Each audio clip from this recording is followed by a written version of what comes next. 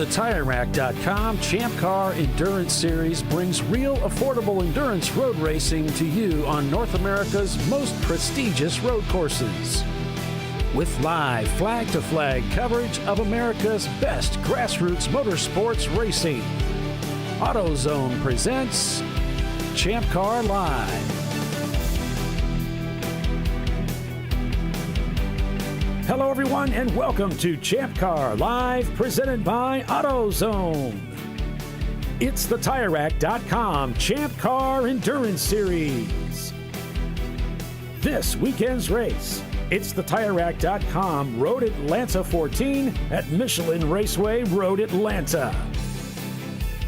I'm Paul Veltum, along with Tiffany Alexander and special guest commentator Bob Varsha, bringing you full-length race coverage again this weekend.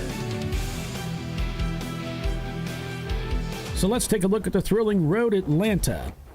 As we head out onto the front straightaway, exiting off of turn 12, we're really hauling the mail as we cross that start-finish line and barrel into turn 1 with a lot of speed. But that's good because turn 1 is a very fast, sweeping corner. Climbing the hill, it's so easy to get lost with the continuing crest that never seems to end, and then suddenly turn 2 appears. Drivers have to be ready to whistle through the 2, 3, 4 complex, and car position is so critical here as they'll then dive down the sweeping S's, the car barely hanging on as they accelerate to the hard left-hander turn 5. A quick gear change and you're headed downhill to brake hard for turn 6. With a quick squirt of the power, it's time for the all-important turn 7. We're always seeing a lot of action in this corner as drivers fight for the driving line. And then it's time to see who has the real power under the bonnet. It's a drag race around Kinks turns 8 and 9 as teams row up through the gears, racing towards turn 10. But wait, now we have to slow this car down and we're braking downhill, super steep and slow into the 10A, 10B complex. Again, a lot of argy-bargy to get the line off of 10B because it takes us up the steep hill under the bridge for turn 11. But wait, it's not over yet. Turn 12 is very fast and can be tricky over the bumps, upsetting the car. Then it's back onto the front straightaway, and that is a lap around the famed Road Atlanta. 2.54 miles is the distance, 12 corners, and that's what our teams will be facing this weekend. And good morning, everyone. Welcome to Michelin Raceway Road Atlanta. That's right, it is the first race of the 2024 racing season here. It's TireRack.com Champ Car Endurance Series opener at Michelin Raceway. It's actually the TireRack.com Michelin 14 is the official name of our event this weekend. So TireRack.com sponsoring the event and this series again for 2024. Tiffany Alexander and Bob Varsha with us this morning. Good morning, Bob. Good morning, Paulie. Great to be back with you again. It's a gorgeous day out there. Tiffany, how are you today? I'm lovely. Great. How are you guys? Hanging in there? Yep, doing good. I'm going to turn our studio camera on here, Bob, just so you aren't surprised. But thank you. What are you thinking about today's race and about the weather today and just what's your overall outlook on things? Well, I have no criticism whatsoever of the weather. It's absolutely beautiful out here. The temperature is going to get up into the mid-60s. It's going to be a perfect day. The sun is just climbing over the trees at turn 1, so that'll pose an interesting challenge for drivers diving in there. As you said, it's very fast. This is my home track, and people often ask me, well, what brings you out here for Champ Car? The riches that they pay you to do it? And I said, no, that couldn't be it. But it is my home track. Anything that happens at Road Atlanta is of interest to me. And a friend of mine, Tracy Hayes, will be stopping in later today, has driven in this race. And I was introduced to Tracy. Beg your pardon? I love Tracy. He loves you too. He wanted to know if you're going to be here. And I said yes. So when he gets here, I'll just keep telling, well, Tiffany just left the room. She'll be back. And you just kind of play along. But I was introduced to this series and this race by Doc Waldrop, the late, lamented, much-missed Doc. He and I had a lot of fun times together, along with Tracy and some other friends. So, it's all good. Everything about Road Atlanta, where I've been coming for, 40-odd years now, is just great. The track looks great, thanks to Michelin for its investment.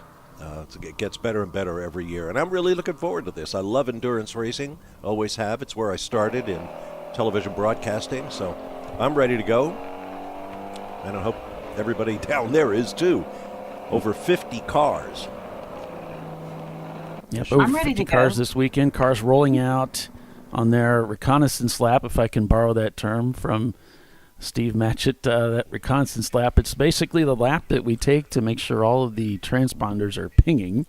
Well, you did use the phrase argy-bargy, so you'll be hearing from Calvin Fish's lawyers. That's his copyrighted expression. Yeah, I kind of cringed when I realized I had that in recording. It's like, I don't know if I should have had that. You said bonnet, too. I don't know if you're some kind of Anglophile, but that's okay.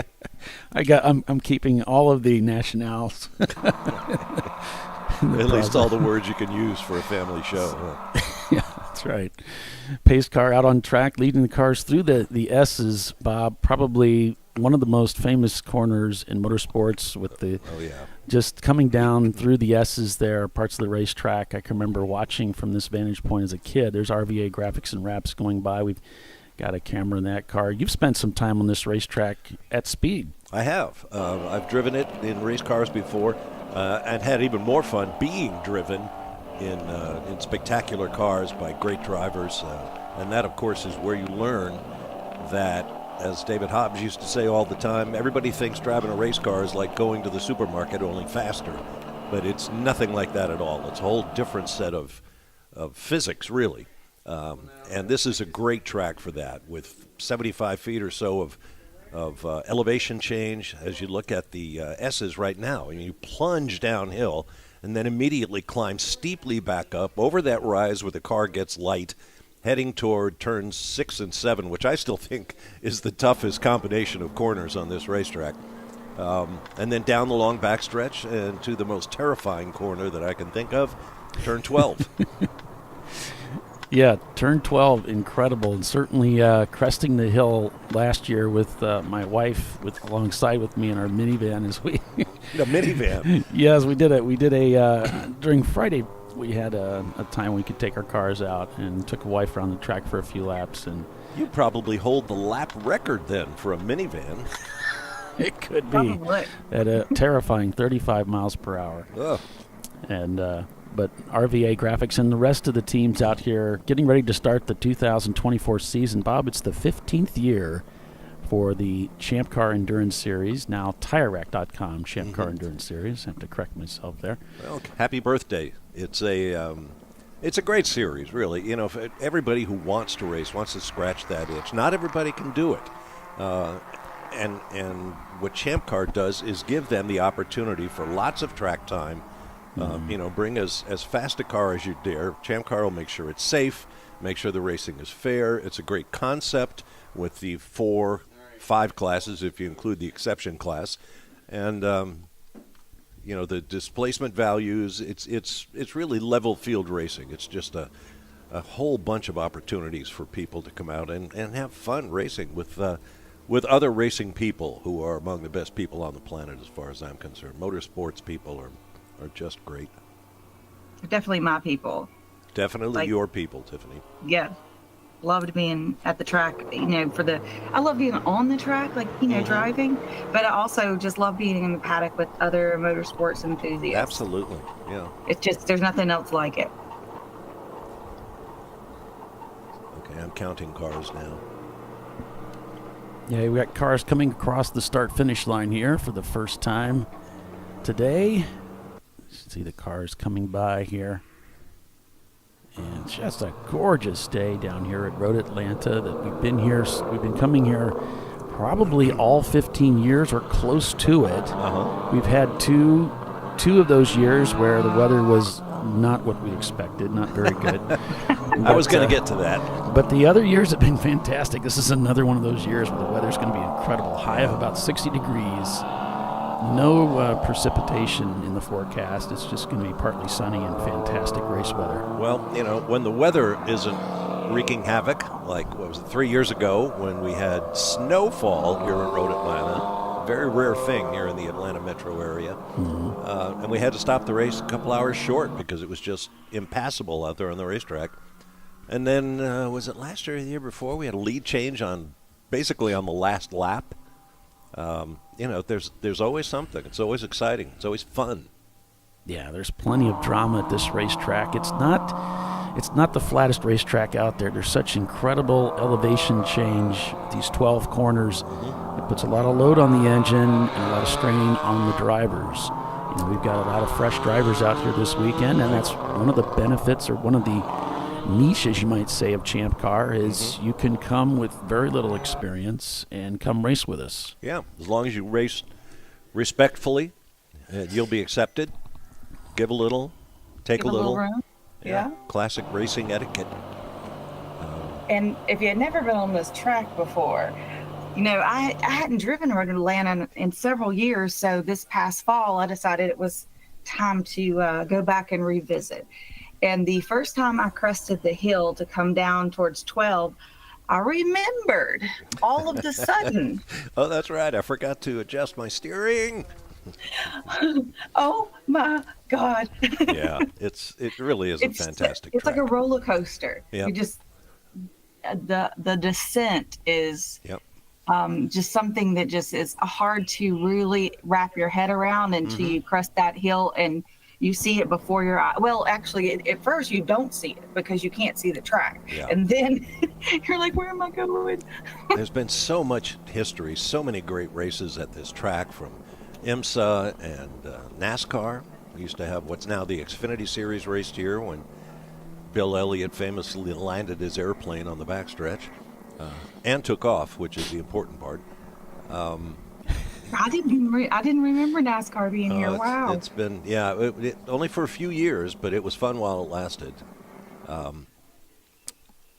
From the time Arthur Montgomery and his cohorts built the track in the mid-'60s, it's just had so many great moments. And as a Cub reporter, beginning my TV career, coming out here and learning the rules of the road, if you will, and meeting great people like the late Jim Fitzgerald, Al Holbert, David Hobbs, I met for the first time here during his Trans Am Championship season in the 80s. And on and on and on. I mean, this is the track where Mark Donohue had his famous crash when the back end came off his Can-Am car. George Fulmer took over and got to be the first Can-Am driver in the Porsche 917-30 and won that championship. I mean, Road Atlanta's been a part of so many great series for so many years. It's just, I'm really proud of it. I have no reason to be, but I am.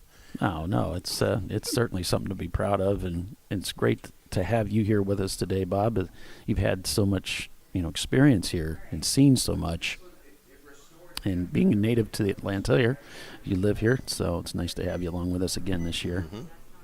Well, if you speak to real Atlantans, I'm not native. I grew up in New York, but it's 50 years now. Beginning my 51st, actually, year here in Atlanta. They should claim me by now. So it looks like pace car staying out. And you may hear that beeping sound in the back. That's because we are in the tower this weekend, and Troy Trulio working here with the timing and scoring system and making sure everything's working. So we'll hear those pings in the background as the cars come across the start-finish line and log another lap here at Road Atlanta. Another thing about the series that really appeals to me is the schedule. I mean, it's packed. You get a choice, as you mentioned earlier, Paulie, of some of the great racing circuits in North America. Places like VIR, Sebring, and the list goes, Mid-Ohio, the list goes on and on. Plus a whole bunch of tracks I've never been to. NCM Motorsports Park, Harris Hill in Texas. NCM is just a fantastic track to drive. I mean, it's a driver's track. It's technical. It's long. It's a little crazy in a place or two. They have a turn called Deception. Great destination, too, at the National Corvette Museum. Oh yeah, it's beautiful. Everything about it. And it's a good midway point between Tiffany and I. With where we Exactly. live, it's a good place for us to Yeah. meet up and switch race cars and different things around. Yeah. I say you're going to Atlanta Motorsports Park, which I had a small hand in the history of that Yeah. very, very young facility. Tell So us about that. Here in Atlanta, we get 2 opportunities. Well, I went out there. Jeremy Porter, who had the vision for the track, invited me out there, and we went around with the track designers. And one of them tried to kill me. He was. We were driving around in a golf cart on all these, forest roads out in the wicked old North Georgia mountains. Watch out for the stills and that kind of thing. The track had to be redesigned a couple of times because there were problems. The Elliott family, Bill, Dan, Ernie, and crew, came to Jeremy's rescue, helping him with some property to put the track in that the local officials would finally allow. And Jeremy has developed it into something spectacular. The karting may be the strongest item on their schedule out there. Spectacular karting course with that elevation change that makes Road Atlanta so interesting. Doing that in a cart is something else. But they also built the condominiums and apartments and so forth, and I better shut up because the pace car is off the track and we're ready to go racing. And we do. Green flag waves here at Road Atlanta. All right. We're underway. TheTireRack.com, Road Atlanta 14, and the 15th year for the TireRack.com Champ Car Endurance Series begins. As the cars barrel into turn number 1 at full song, prepared for 14 hours of endurance road racing. I was talking to Troy Trulio, who's up here working with us this weekend. He said these 14s are some of the hardest races to run because the car, you just can't. In the old days, you could take your time, you could pace yourself. You can't do that in Champ Car anymore. You have to go flat out, and it's so hard on both the cars and the drivers. As they whistle down through the S's already, heading towards turn 6 and 7. Everybody falling in line, checking their systems at speed, as you say. Oh, my gosh. Here's a passing attempt. Woo! Car 901. Yep, over This is prefect. Brett Shanneman in the car. Yeah, I remember They're the running- Shanneman name from my IMSA days. Oh. So they're running 901 Motorsports is running 2 cars this weekend. They have the 901 car here, and then that's Brett Shanneman, and then his son Aaron Shanneman is piloting the 903 car. Yeah, a couple of father-son combinations in this race. Yes, several. Great way for family bonding. A lot of family teams. There was one team that sent me, let's see. Oh, this is a neat one. I love them when they have creative names. The number 274 of Accelerators. That one is started this morning by John Canfield is going to be behind the wheel to start. But then Tim Canfield is coming. Then the next driver is Mike Canfield. I was like, you think they're related? Pretty safe bet. Pretty safe bet. And they're driving a red CRX this weekend. Yeah. So good luck to them. But you're right, But- Tiffany, about some of the names. Car 341, on second thought, racing. That's great. As usual, I guess the BMW is probably the favored car in the series. So for those who aren't familiar with Champ Car, there are 4 classes divided basically on engine displacement. And, you are competing in the entire event, but you're against the other people in your class. And then there's the exception class, which if you want to bring, a rocket ship straight off the Le Mans 24 hours, you can do that, but you will be starting 200 laps down or something like that right at the start of the race, and then you can come through the field and have a great time. So you'll see lots of different types of cars, lots of different capabilities out there in terms of both cars and drivers, and it just adds to the fun. There's a lot of room for creativity, and we have a lot of engineers that race with us in the series. That seems to be a magnet for engineers who have all that creative and intellectual power, but they don't get to use that very much at work, surprisingly. They're very pigeonholed into the work that they do, and so something like this allows them to really expand and explore all of those things in car development. Something I always wanted to try, so okay, come on out. Yeah, it really does allow you to have some fun with the things you've been gifted with there. Lots of Mazdas, some Ford Mustang, Lexus, Dodge Neon, Porsche Boxsters, and one lonely Corvette, a 91 Corvette. That's car 91, surprisingly. Eddie Vedder. Yeah, that car is really Nice. fast, and they were running 2 to 3 seconds a lap faster than the rest of the field yesterday as we're watching some of the really tight racing coming down through 12 here. It's kind of a single lane approach going into that. We got a lot of smoke coming from a Miata, or is it a Porsche Boxster? Yes, it's one of the Boxsters, one of the Rockwell Boxsters smoking heavily as it came down towards turn 12. Then the smoke lifted and again came into play as he bottomed out in 12 there and headed down the front straightaway. Some of these cars, we did have an engine failure on one of the cars yesterday. We had another car, we had a fire. So not sure if one of the Rockwell cars might have been one of those cars that had some issues with smoking, and they still have having some issues there. And we have an early pit visitor as well. Haven't caught the number yet. And we're still waiting for our timing and scoring system. They're working on that right now. So I was talking to Troy Trulio about that a little bit earlier. He said, give me about 45 minutes or so based on the number of cars that we have to kind of get everything sorted out. And then then we should be pretty well caught up on things. There's a lot to do. That's right. 14 hours. We don't really need timing and scoring until the last, 3 or 4 hours. We got time, don't we? Yeah.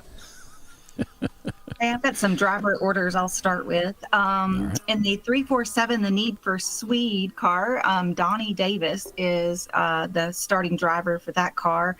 In the 251 of Madwag, that's Brandon Brilliant. I love that name. I mean, if you get to pick your own name, wouldn't you pick Brilliant for your last name? Brett Shanneman and Aaron Shanneman are starting the 901-903. We mentioned that earlier. He's got his fast gloves on, so he should be doing well. Excellent. The 411 of RVA Graphics and Wraps, Tigger Dodge is starting out in that car this morning. The 833 Miata of Dingus, the car owner Adam is starting that one. We mentioned the accelerators. John Canfield is behind the wheel of that car. And that was the 274 CRX. The 742, I didn't write the name down. Anyway, let's see, Tabola. I'm going with that, Tabola, unless they would correct me, is starting that one out. In the Berg Racing number 608, we have Harbor Doss starting that one. And let's see who else I have. The Money Shift car of the number 502, Tony is starting that one out. They don't think they can make 2 hours, so I think they're on an hour 40 kind of stints today, so that'll add them one more stint. So we'll see how that shakes out for them. It's a long race, though. In the number 569 of Angry Bee Racing, Richard Porter is our starting driver this morning. And we do have some cars coming in the pits here, and one of them might have been the Porsche that was smoking. I think it definitely was. It's a distinctive livery. I saw him coming down the hill in the pit lane. So, One of the Rockwell cars? I believe so, Tiffany. I've got my computer glasses, not my long distance glasses on, but Bob spotted him coming down pit road. The pit road's pretty visible from our vantage point.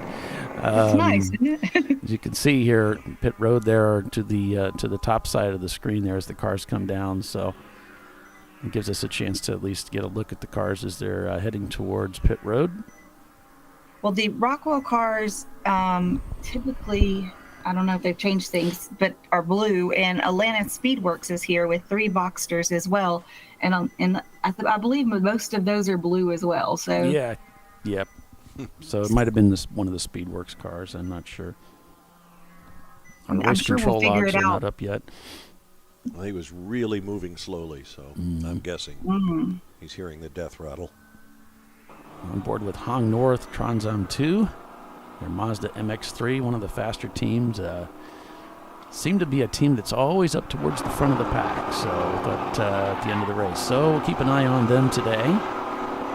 Here's what we have to look forward to. We mentioned the 91 Eddie Vedder, the 91 Corvette. Last lap, 140.918. The next fastest lap I can see is like 144. So, yeah, it looks like he's leading. That Vet's going to truck. Leading the race, scored in first place now, Eddie Vedder, followed by Madwag Motorsports, Hera Flight Racing, RBA Graphics and Wraps, and Hong North Transam 2 in fifth. On board with them now. So in the Eddie Vedder number 91 car, that is Dan Tilley behind the wheel. Apparently out there killing it, right? Yep.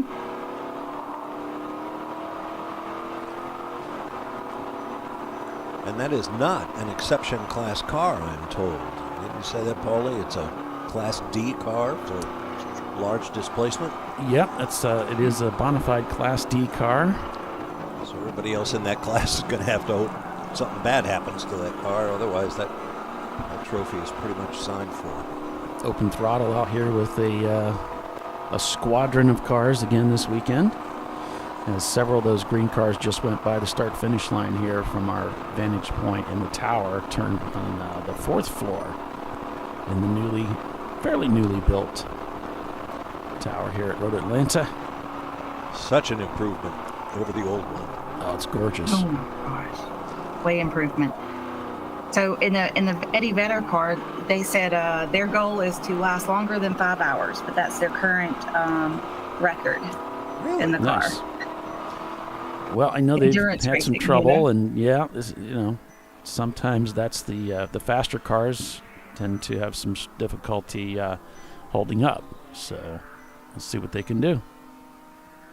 People think it's all about being fast, and yes, being fast is definitely helpful in a race, but you have to make it to the end to actually win the race. That's right.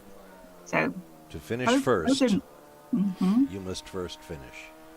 Definitely one of the big challenges when it comes to endurance road racing, and certainly a victory for teams that are just getting that car vetted. They just counted a victory to get the race finished. Mm-hmm. Wow, that's such an accomplishment just to finish one of these long races like this. I mean, I remember when I first started, piloting my own car, and that was our goal. Like, let's just get the car right so it'll make it all the way to the end. Mm-hmm. That was, and that can be very difficult. Yeah. Depending upon your platform, you can make it more difficult upon yourself. So I dropped a link in the chat there for the race control logs for today's race. We're showing car 606 maybe dropping some fluid. That's one of the Section 8 cars, which we happen to have a camera in their car. So it's a nice clean setup. Yeah, it's beautiful, isn't it? Really? There's some artistry there in making a dashboard look that good. Sure. Oh, so it was the 718 of Atlanta Speedworks that was smoking. And somebody blocked the pit lane earlier, but see who that was, but I'm not exactly sure. But anyway, they got it cleared now. It looks like I got my labels wrong, so someone helping us out from the chat. Thank you for that.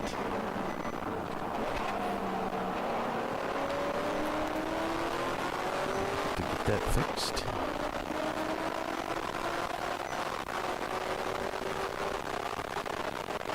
There's only like 97,000 things to do, Well, it'll give me something to do in my spare time. Right. Of which you have such an abundance. Yeah. Speedway Creations. Watching action on the backstretch coming down to the turn 10 complex here. Our 606 07 Ford Mustang is doing some serious passing on the horsepower parts of this track. Up and under the bridge. Downhill with the sun in your eyes, right at the apex of the corner. That's just helpful. Challenging. Oh my goodness. And then to my favorite corner, turn 1. As Paulie mentioned in his track tour, it's Excuse me. I'll be back when I'm not choking. Okay. There you go. I got you muted there. Turn 1 is quite an exceptional turn. It is much more difficult to get right than you would think. It's so hard to get your turn-in point because the left of the track is not consistent, meaning that that's where oncoming traffic is coming into the course. So that's your pit out. So there's just not a lot of markers or things to use as a reference point for your braking and turn in for turn 1. And it's a really fast turn. So if you brake a little bit too early, it can quickly, you can quickly be passed because it's such a fast turn.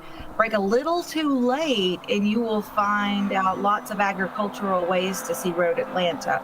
They've just put all new sod from turn 1 all the way to turn 5. They would probably appreciate it if we did not tear that up. They've got lots of these blue and white, you can see in the screen there,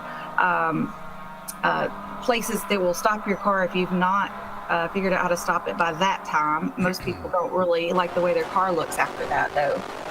Yeah, turn 1 is as I said, my favorite. It's deceiving because there's a little dip in there. It has a little banking. And as Tiffany mentioned, you're going uphill as soon as you get through there. So the tendency is to brake for the corner and then not go back to the throttle as much as you really can if you're aggressive, because you're going to need that power and momentum going up the hill to turn 2. So it's a tricky little corner.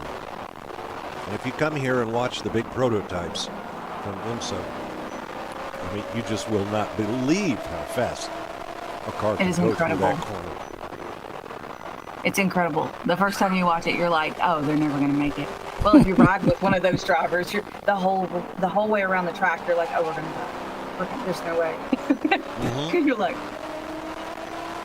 And, of course, the secret, as any driving instructor worth his or her salt will tell you, is do not look at that blue and white tire barrier that Tiffany described. Look where you want to go, and your hands will take you there.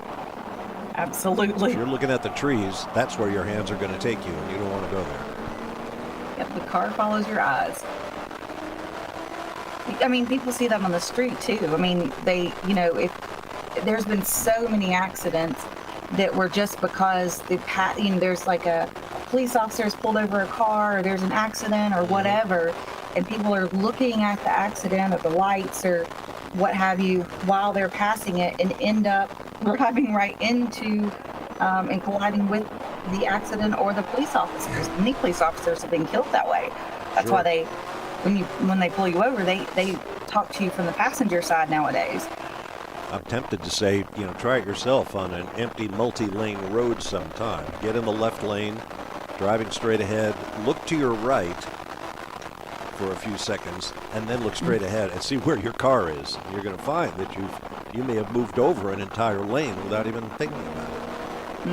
Which is why I always bark at my wife whenever we're watching a movie and the scene is taking place in the front seat of a moving car, and the driver looks over at the passenger in a moment of dramatic pause, and I keep thinking, look ahead, you're driving a car, look ahead. It drives me crazy. I'm like, you can't be driving and looking over there. That doesn't work. A nice longing gaze for about 10 or 15 seconds where you're supposed to be flying down the road. That ain't happening. Right. There's no longing gaze. We can't have eye contact and drive the car at speed. That's just not going to work. That's funny. That bugs me when I'm watching a movie. I'm like, what are you doing? What are you doing? Yep.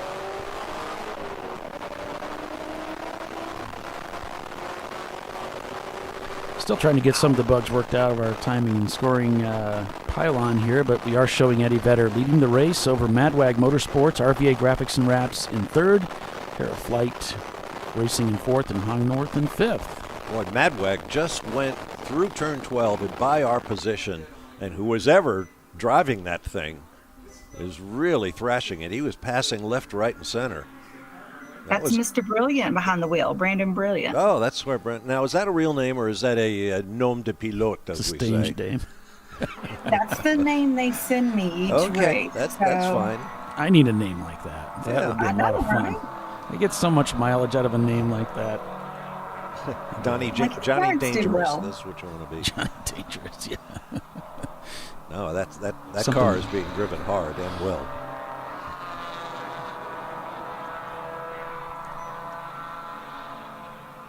So 20 minutes into the race here so far. Nothing new to report from race control logs. We did have a car coming down the hill here that showed some signs of smoke coming from the back of the car, and they ducked into the pits apparently on that next lap. But the car's jockeying for position. We've got some drivers out here. We got some changes. All the teams are always going through changes. We know 901 Motorsports has had some personnel change. We believe RVA has as well in their driver lineup. So it always mixes things up. You never quite know what you're going to get. Like a box of chocolates, somebody once said. You never quite know what you're going to get from weekend to weekend. Yeah, it's interesting watching the different class cars settle into their 14-hour pace, maybe we can call it.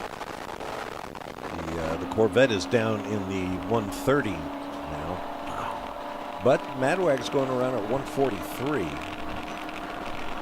I'm not sure what that Mazda Miata, what its class is, but they're Let's see, I hustling. can tell you. That's an A-class Miata. Is it? Oh. Interesting. I would have thought it would have been motor swapped, hauling the mail such as it is. Yeah. Maybe it's just Mr. Brilliant's driving. That's right. Giving new meaning to the phrase "a brilliant job." Right. Brilliant driver. I can almost put myself in the driver's seat, which I hesitate to do, being the third best driver in my family. Whoops, we have somebody off at the top of the hill, just on the exit to 12, Oh, near the infield pit lane entrance. Went sideways, can't tell from here if there's any damage. I think it may have been a simple flat spin over the top when the car got light, but the car is also not moving, which is more of a problem. We go full course? So, yeah, it looks like they are going to go full course caution, of course, according to the race logs and code 35. So all the cars will be brought down Yeah, it's a red flag. to 35 miles per hour. Oh, they're going to red? Well, I'm sorry. It's probably the I forgot purple. the code 35 rule for Champ Car, which I don't see elsewhere in the world. So it's reported to be car 718, which is one of the Atlanta Speedworks Porsche Boxsters. oh, that was the That's- one that was smoking earlier. Yeah, well, they have multiple cars here, so it might have been a different one that Well- was smoking. But I see They all smoke. have a different number, though. Oh, I do see in the race logs that it was reported, Tiffany, smoking at 8:04. So you're on point there. That would probably be that's the same car reported smoking earlier this morning. Yeah. So maybe they had some kind of a mechanical issue. I don't know. I kind of like Bob's analogy there. That is a part of the track where your car's going to get a little light, and you got that Porsche Boxster. If you lift it, then that would probably do it. Tiffany, what do you think? Or if oil dumped on his tire or something like that, it makes it kind of slippery too. Well, yeah. If they were having oil leakage problems, that won't mix well with the tire adhesion. And I was just thinking with the smoking earlier, the Boxers have a thing with their air roll separators. And so if that was what was causing them to blow out those puffs of smoke, maybe that finally gave up the ghost. Yeah. Well, they're out there with the rollback truck, so I guess that car's not going anywhere under its own power. So they must think it's some kind of dropping fluid or something like that they don't feel comfortable flat towing the car in. Mm-hmm. Or broken something that doesn't roll anymore. So since we're under caution here, probably be wise to go ahead and we'll take that first commercial break so that we can get that taken care of, and then we'll be back here shortly. We're under caution here at Road Atlanta. It's the TireRack.com. Road Atlanta 14. The 15th year for Champ Car kicks off here at Road Atlanta Michelin Raceway. Stay with us. We'll be right back.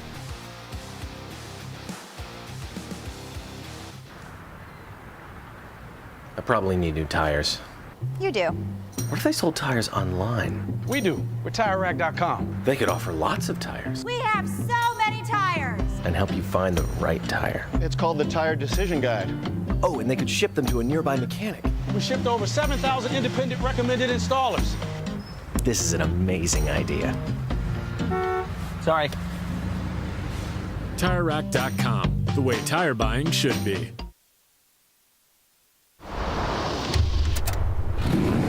Bring on the frozen tundra, the grinding gravel, the cratered concrete, the rain-soaked streets. Come on, road. Do your worst. We'll be at our best. Reliable performance in unreliable conditions. Designed to meet or exceed original equipment performance. That's why more auto technicians choose Duralast parts. Exclusively at AutoZone.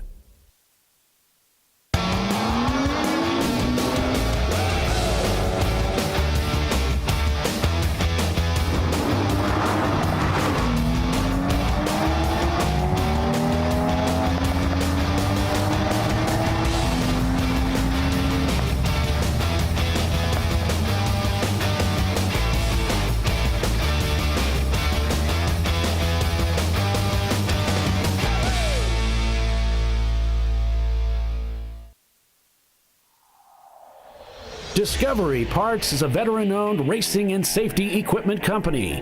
While we're located inside Atlanta Motorsports Park in Dawsonville, Georgia, Discovery Parts can also be found at the tracks, supporting a number of Champ Car Series events. We take pride in being a reseller of the best of the industry to Champ Car teams and drivers. We know racing, love racing, and look forward to tomorrow to even more racing. Visit us at discoveryparts.com.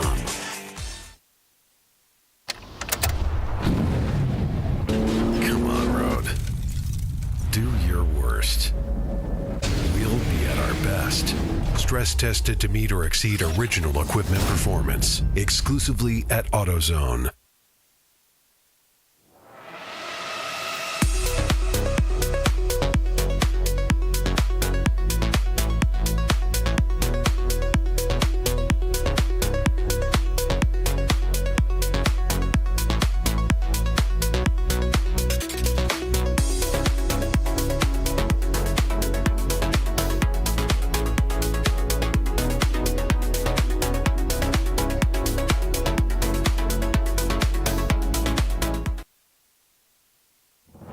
Lifeline's continuous commitment to research and development ensures that we supply the most innovative and cutting-edge products available, used by the majority of the world's motorsport championship-winning drivers, teams, and constructors. Lifeline has a stringent and proven history of success. Lifeline's continuous commitment to research and development ensures that we supply the most innovative and cutting-edge products available.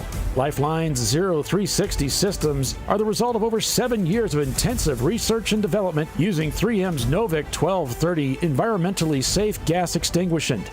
Lifeline uses only the finest quality components. For more information regarding our fire safety equipment and fire safety systems, please contact us at info@lifeline-fire.com. Located in Northeast Ohio with 40 years of combined experience, Money Shift Racing knows how to deliver performance and safety, offering everything you need to get your vehicle and drivers ready for race day. From safety equipment to full engine assembly and repair, in-house fabrication, 3D design, and rapid prototyping. Money Shift Racing. Performance done right. Frozen rotors from Diversified Cryogenics deliver increased performance and a higher level of safety, while significantly reducing braking system costs. So to tell you a little bit about the durability of this product. So we have seen an incredible extension of the life of our brake rotors using frozen rotors. We've gone from brake rotors every other weekend to 6 weekends on one set of brake rotors, and I think they can go farther. The durability has been amazing. And it's been a fantastic season, and man, a lot of that is due to the way our car can brake on those frozen rotors. For more information, go to frozenrotors.com. Duralast. Duralast, designed to meet or exceed OE performance, with 2-layer shims and OE-style slots and chamfers to eliminate noise. Backed by a noise-free guarantee when professionally installed. That's the Duralast difference, only at AutoZone.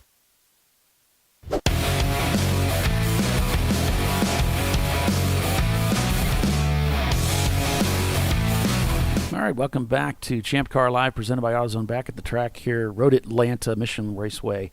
They've picked up the stricken Speedway car, and they're toting it off the track. So looks like we should be getting ready to go back to green here shortly. And I don't see any quick dry material going down on the track up there at turn 12. So apparently there's no fluid on the track, which is a good thing. Yeah, that's good. Temperatures up to about 45 degrees Fahrenheit, expected to go to the mid-60s today. Perfect racing weather. No question. And Fred Wolf asked if I'd please explain the minute contact penalty. I'm not sure I'm the best qualified to explain the minute contact penalty. Was there a penalty?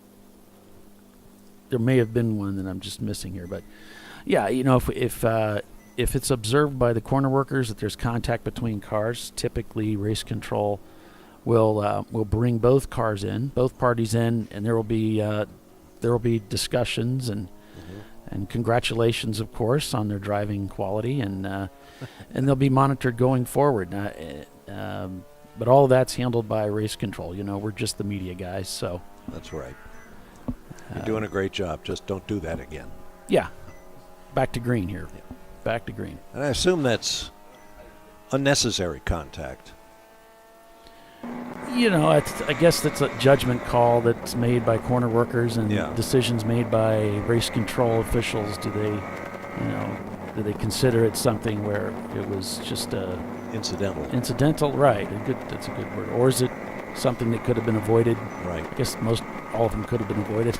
Well, watching practice yesterday, I heard a couple of drivers cautioned about bump drafting. And I was really surprised to hear that anybody is attempting that out here. Not the kind of track where it'll help you a lot, except on the back straightaway. But that also takes some pretty sharp driving skills. And I'm not sure what it says in the rule book about such a thing, but they were told to stop doing it, and presumably they did. Yeah, you always will in Champ Car. We do not permit bump drafting. So. But every racer is a racer, and they'll take advantage of anything they think they can, or they think we might help them. That's right. Until they get in trouble, and that's the forgiveness. Important footnote in racing strategy: know where the observer stands are. Exactly. 100%. Looks like my clock stopped working, so I'll have to fix the little clock too. I've got one working up here. We just went through the first 30 minutes of this race in no time flat, if you ask me. Well, 13 hours and 30 minutes to go-ish. Yeah, that's all. That's all. No big deal. Endurance broadcasting, you know, we're professionals. Through turn 12, downhill. Sun getting higher in the sky, so it's not causing as many problems. We're riding in car 502, the Money Shift Racing 94 Honda Civic. Whoa, passing inside at the apex of turn 1. Nicely done by both drivers, allowing room and taking the initiative. This is the car that Alice is always trying to live up to. This is her. That's mine and Polly's car. It's got a this great, is what we want to be. Great engine note. I love listening to this car. So, Polly probably knows. I think is it K-Series in this one? Yeah, this is a K-Series Honda engine, whereas we'll be running the B-Series, the 18C. But the Honda K motor is the equivalent to Chevrolet's LS. It is a well-combed, well-proven engine, very strong and durable. Nothing's foolproof, of course, but yeah, this is a great engine, great platform, and Money Shift Racing, of course, experts when it comes to putting these things together and getting them on the racetrack. So Money Shift Racing, a great sponsor for Champ Car, always been a really great partner for Champ Car. Of course, sponsors typically the pit race coming up this year as another car ducks into the pits. I see coming down another Porsche. It looks like it's again difficult for me to see from my my depreciated eyeballs, but and your perch. We're looking through probably about 2 inches of glass to an angle, and so there's a lot of distortion between everything. But yeah, Money Shift heading down the hill through 12 here, a very exciting part of the racetrack. I was talking to Troy Trulio earlier. I said, Troy, do you flat-foot it all the way down through 12? He said, well, that all depends on many different things, including how much guts you have to carry it down there. This is a great car. With this engine note, it's great because you can hear all the shifts so clearly and all the RPM changes. You just ride along and listen to them.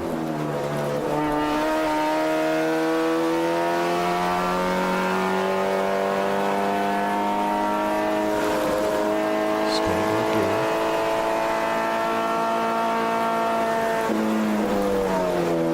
Taking upshift. To the edge of the corner in 5 there. Yep. There's a lot of room there. Here comes 6 and 7. Sounds like he's just He didn't go down a gear. No, Wow. just holding the same gear. He's got to go down there. Yeah, there he goes down. That motor must have a heck of a power rev range. Okay, backstretch now. And listen when he goes under the bridge down through turn 12. You can hear gravity assisting the motor. You can hear it in the RPM.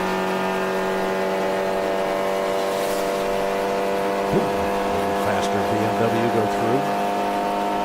Okay, here comes 10. A lot of braking. 1, 2.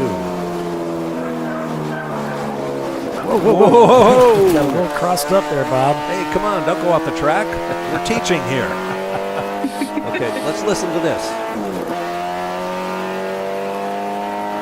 Hear how quickly the motor accelerates? Oh, yeah. That's a great thing about that turn 12 too. The turn is telling you, come on, just a little faster, you'll stick. And that's another thing about Road Atlanta. This is old pavement. And a lot of race drivers really like old pavement. Why? Because it's predictable? Well, yeah, and it holds secrets. So veterans know where to go, especially if it gets wet. New asphalt will give you a lot of grip, and everybody's equal. But on old pavement, you got to know the track even better. Yeah, there's all these little nuances that you won't know until you've got 1,000 miles there, you know? Yeah. Where are the bumps and patches? Where's the grip when you need it? So we'll give you the unofficial rundown as things stand right now.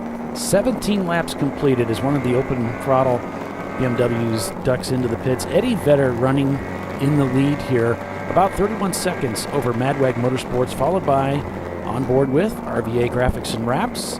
Then it's Heraflight Racing, 901 Motorsport, number 903, and 901 Motorsport, number 901 in 6th.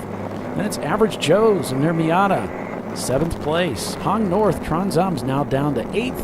Cone Crushers, Leviathan with their combo team effort on that MR2, 9th place. Valerian Steel in 10th place in that A-Class car.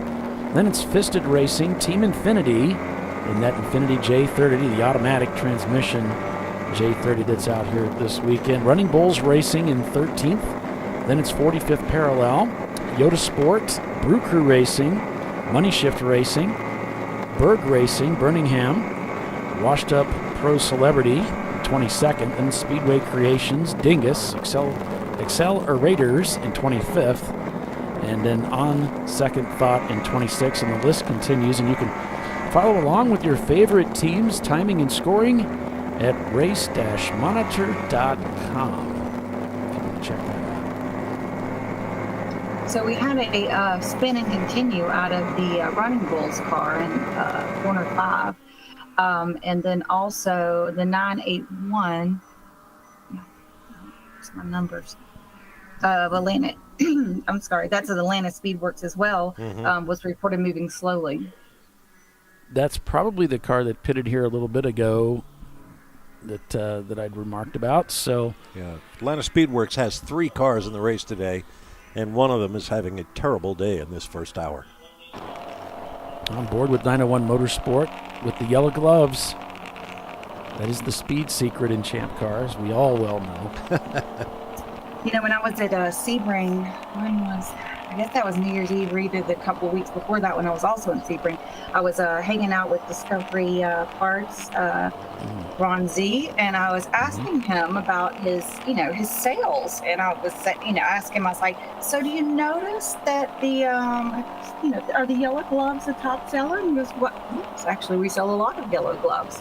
And I'm like more than other colors? And he was like, probably, And so I told him that those were the fast gloves. Oh, okay. Yeah. I don't know if you told him we were helping him out or not. Right. That's great. I kind of told him a little story, but it was fun. That's great. It's always nice to hang out with Ron V at the track. Yeah, Tiffany, if you can boost your audio even more, I don't kind of run into some technology issues there with connection, but if you can get more out of that, that'd be great. How's that sound? It's a little bit better. I think that's all I got. Okay. And that's what we'll take. Get the volume up. This driver is doing a great job. Relaxed, slow hands, just being gentle with the car, and humming right along. Yeah, 901 Motorsport on board with the number 901 car, and they just do so well in our series. Now in 7th place, D class being led by Eddie Vedder, A class by Madwag, B class being led by Hera Flight, C class by RVA Graphics and Wraps.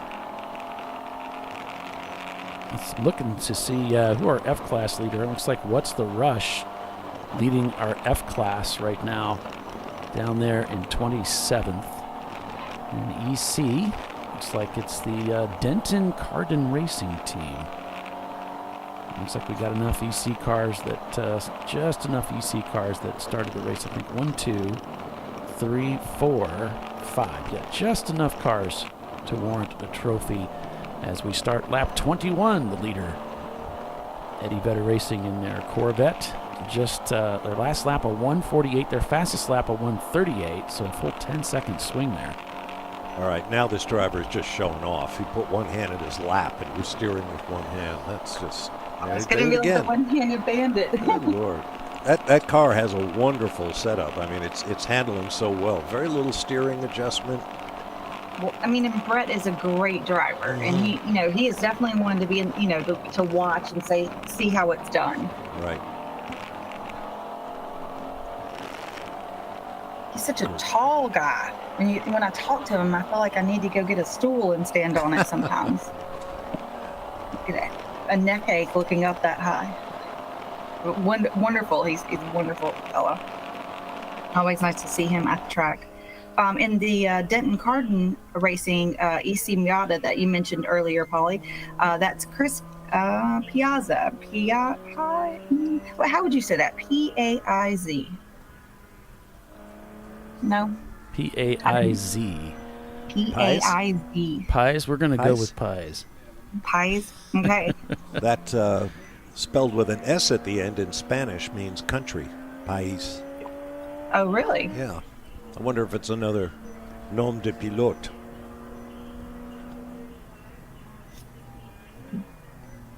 Oh, and did you know that the Eddie Vedder vet is actually the team Freddie Mercury? Oh, okay. No, I didn't know that.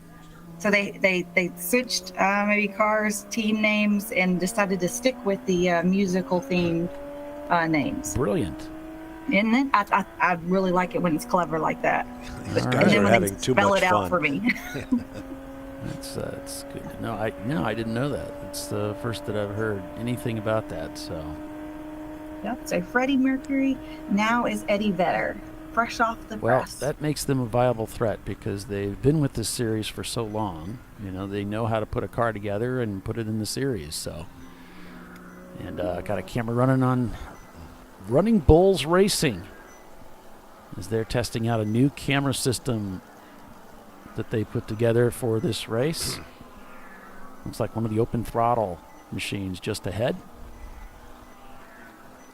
As they head down the backstretch here, this backstretch really incredible. And having toured it, obviously I've done a lot of laps here in iRacing, but having actually driven it was great. Not exactly, Bob, a real straightaway. It's kind of got some turns, and it's a heads-up type of straightaway. Yeah, you got to pay attention. It's very fast, but it does have some elevation change, does have some change of direction. And you've got that heavy braking and a great passing zone coming up at the turn 10 complex, so you got to be aware of your position vis-a-vis other cars.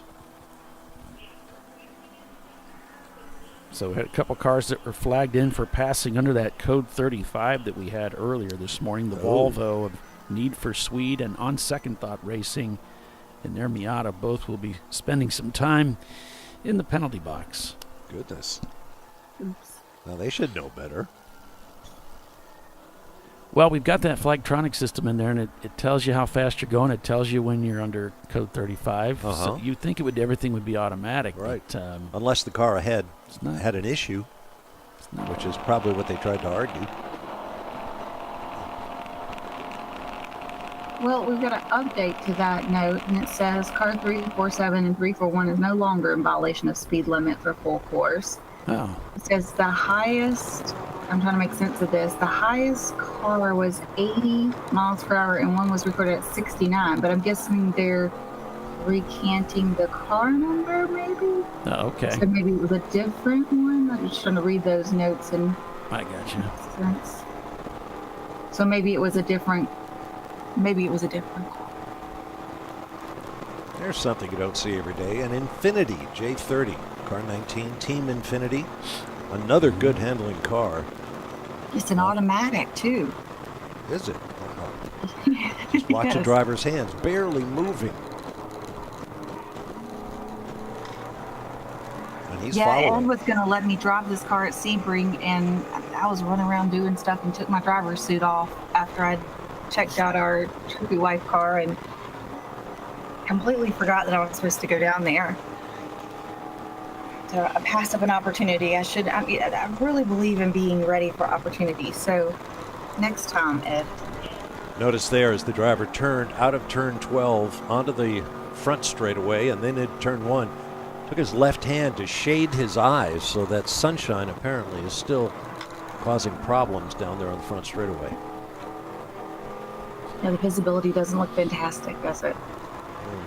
Well, the weather's scheduled to be partly cloudy, so these morning hours, although it is a beautiful sight to have the sun bathing the racetrack, it can put up a bit of a challenge for these drivers, especially with all of the elevation change we have here at Road Atlanta. As RVA Graphics and Wraps comes sweeping by Money Shift Racing and their BMW E35 to start another lap here at Michelin Raceway Road Atlanta.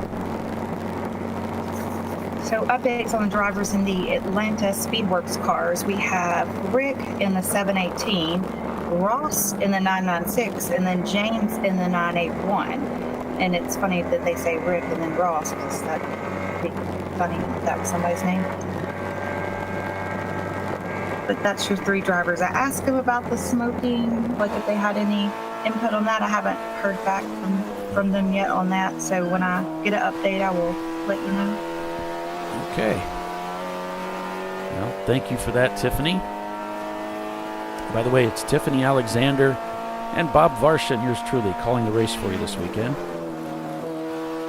I just like having my name said while in the lineup with Bob and you. Oh, it's just such a nice thing. Oh, you're too kind.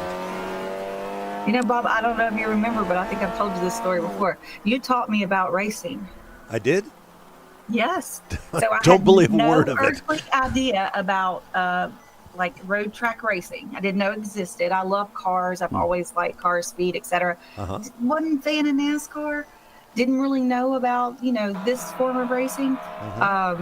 And then the former CEO of where I used to work took me out to Barber because I had to supervise some kids anyway. And they were doing Grand Am, and they were doing the, I think they were just practicing or maybe qualifying or something. Anyway, I was like, this is the coolest thing I've ever seen in my life. Bought tickets for it, ended up going to the race all weekend. Well, then started following Grand Am and watching it on TV.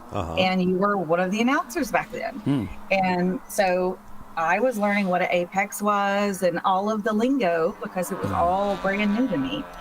So I'm crediting you with teaching me the basics in the beginning. Well, my work here is done then. Yeah. I went from not knowing it existed 15 years ago to sitting here with you. Well, there's a lot more folks like you out there who've at least become fans, whether it's of me or not, certainly of the sport in all its diversity, which is part of its charm. It does have a completely different kind of charm than some other forms of racing. I agree. Absolutely love it.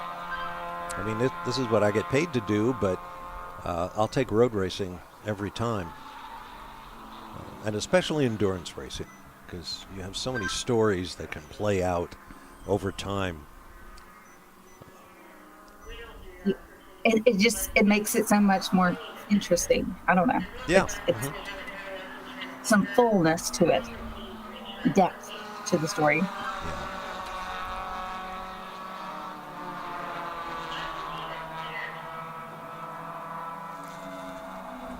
Okay, Angry Bees is saying that their transponder is not working appropriately, so they're not logging laps.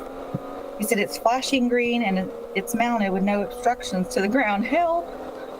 You saw the driver of this Lexus point to the right. He's telling the car coming from behind, pass me on this side. That's good racing etiquette. And now he's telling someone to pass him on the left side. That's a primitive form of a turn signal. Works quite well. This is Chris Preston behind the wheel in the Birmingham Lexus. I can tell by the driver's seat. This is the team my husband normally drives with. But he's home. Early in my commentary career, of course, I came into motorsports knowing nothing about it, which was part of the fun. Very steep learning curve, but jumping between sports cars here in the United States and overseas, I remember once watching, and I mentioned road racing because these cars had turn signals in sports cars, and the driver ahead would flick on his turn signal on the left or the right, and I thought, okay, does that mean he wants them to pass on the left, or is he using it like a normal streetcar turn signal, meaning I'm coming over to the left? All part of the learning process. Well, when you start off in like the DE world, like driver's education, high performance driver's education is what a lot of us do to get into this field. And that's the way I always think of it. Like, there's professional football, like the, F1, and then there's flag football, kind of like what we play when we're learning. And so the point buys are an integral part of how you're on course with a lot of other people at different levels of experience. But how drivers communicate to each other, pass me on the right, pass me on the left, I'm pitting. I don't approve of the way you're driving around me. I think you're number one. There's a couple of different signals. You're number one in my book. That's right. What's the Rush? Another team that sent us their information this weekend. Their Escort ZX2. Don't see a lot of those in a Champ car. Not for long, at least. It is a small car, I could tell you, having watched him buzz by a few times. Tall driver, too. His knees are right up on the firewall. And he's using every room in the cockpit of this car.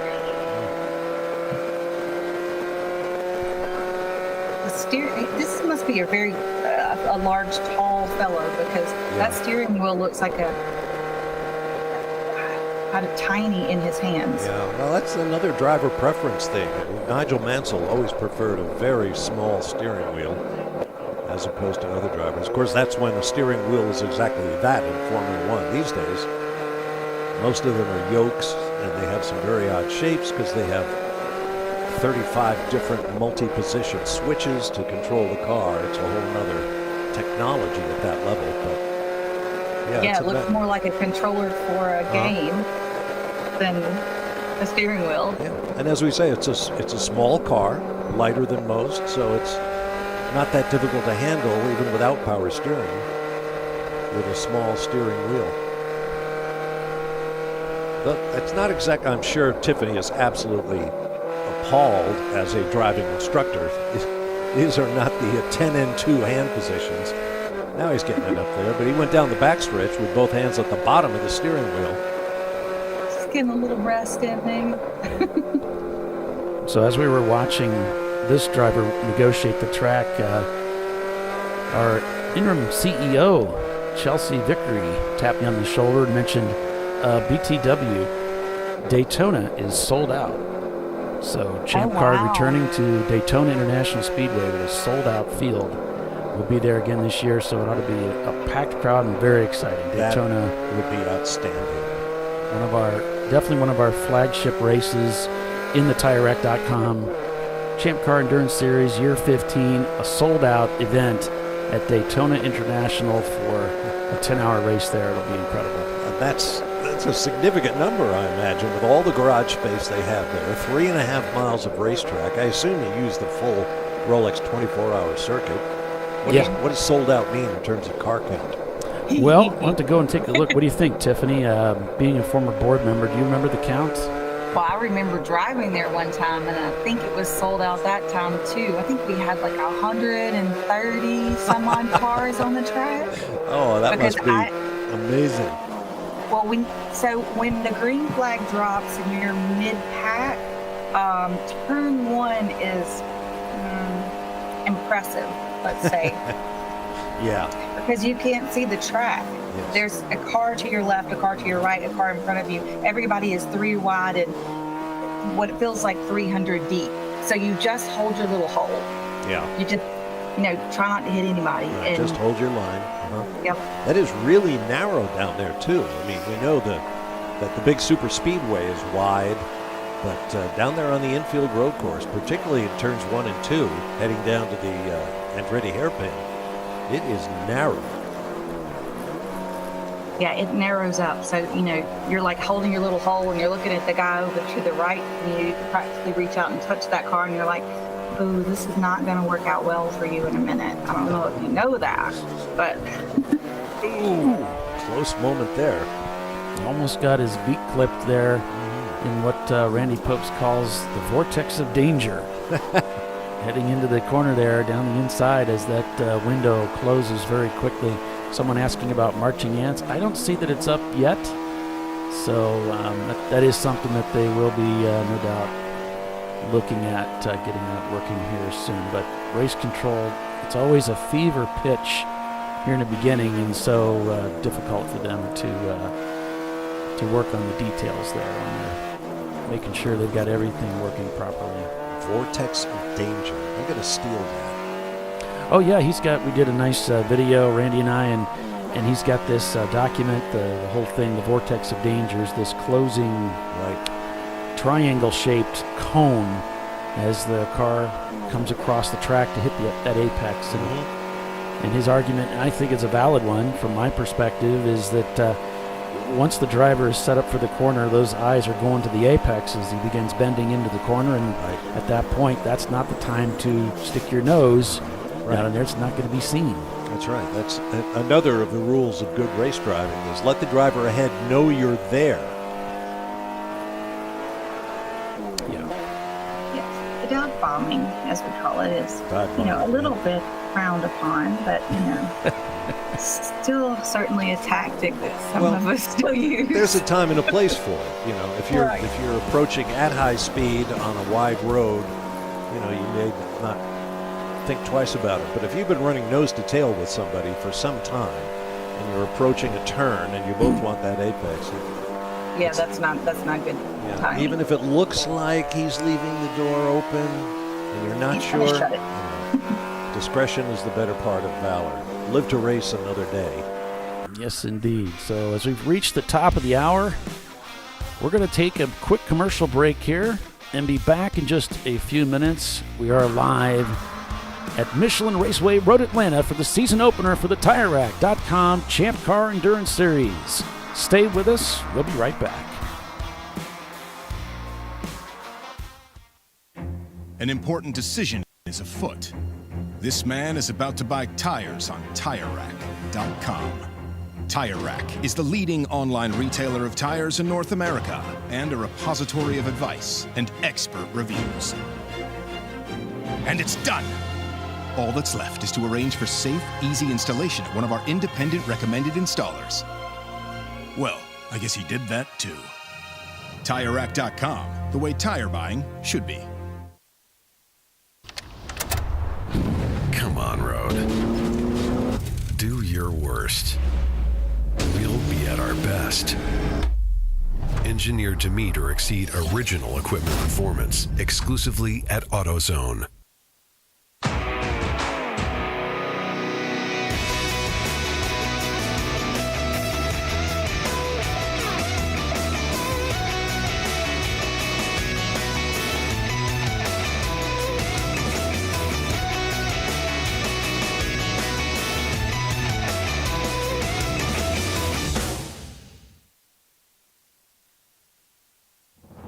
Lifeline's continuous commitment to research and development ensures that we supply the most innovative and cutting-edge products available. Used by the majority of the world's motorsport championship-winning drivers, teams, and constructors, Lifeline has a stringent and proven history of success. Lifeline's continuous commitment to research and development ensures that we supply the most innovative and cutting-edge products available.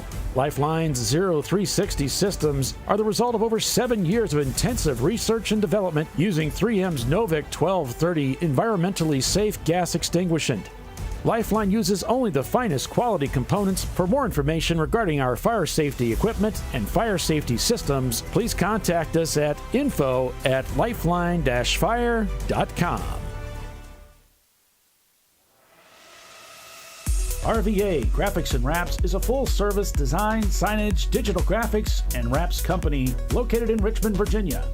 With over 20 years of experience, RVA Graphics and Wraps offers premium signage options for your business. We are dedicated to offering our clients best-in-class service in all aspects of graphic design and application. For more information, visit us on the web at rvagfx.com.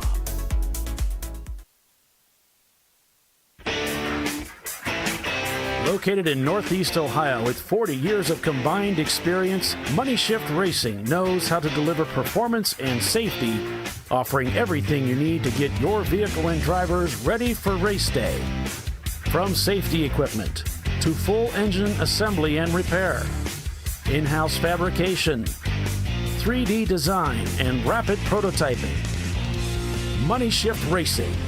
Performance done right.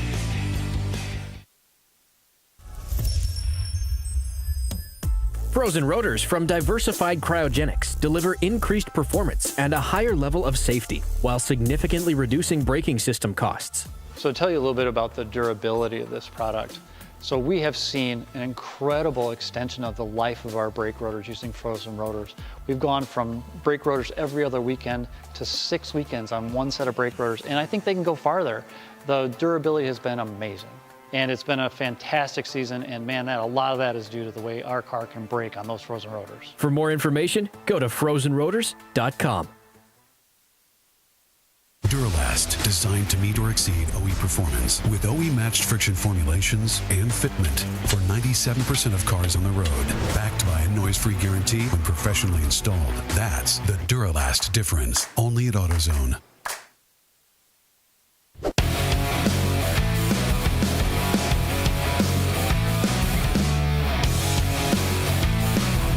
And welcome back, everyone, to ChampCar.Live, presented by AutoZone for the season opener, the Tire Rack Road Atlanta 14. I'm Paul Veltum with Tiffany Alexander and our special guest commentator, Bob Varsha, calling the race for you this weekend. We had a brief code 35 there for a car that was stopped on the racetrack, Unleashed Momentum, their Dodge Neon SRT, but quickly back to green now as we're on board with 901 Motorsport. Eddie Vedder Racing leading the way, 1 minute and 44 seconds now the gap for that D-Class car, working lap 33 over Madwag Motorsports.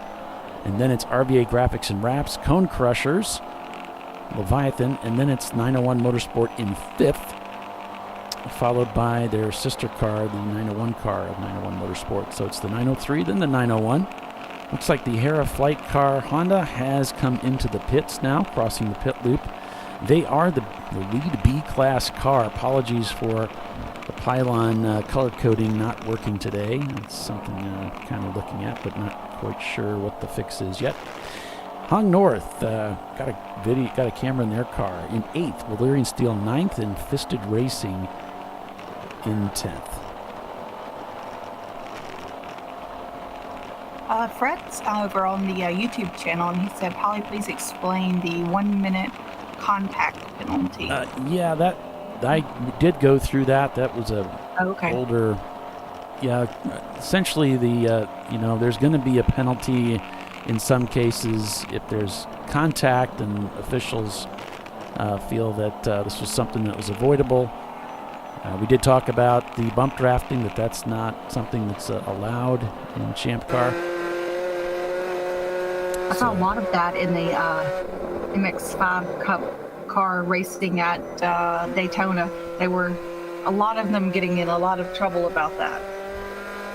Yeah, we just don't allow that in Champ Car. I know that's a popular technique in some other series, like the MX-5 series, but it's not something we do in Champ Car.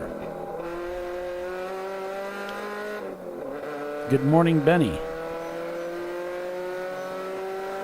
Yeah, it's just great to be back at the racetrack starting out the year. Bob Varsha's with us again this weekend. Thanks, Bob, for joining us. Pleasure, Paulie. And you mentioned starting the new year. You reminded me yesterday that your previous season ended in December, so it's not like you've had a long off season to start getting sentimental.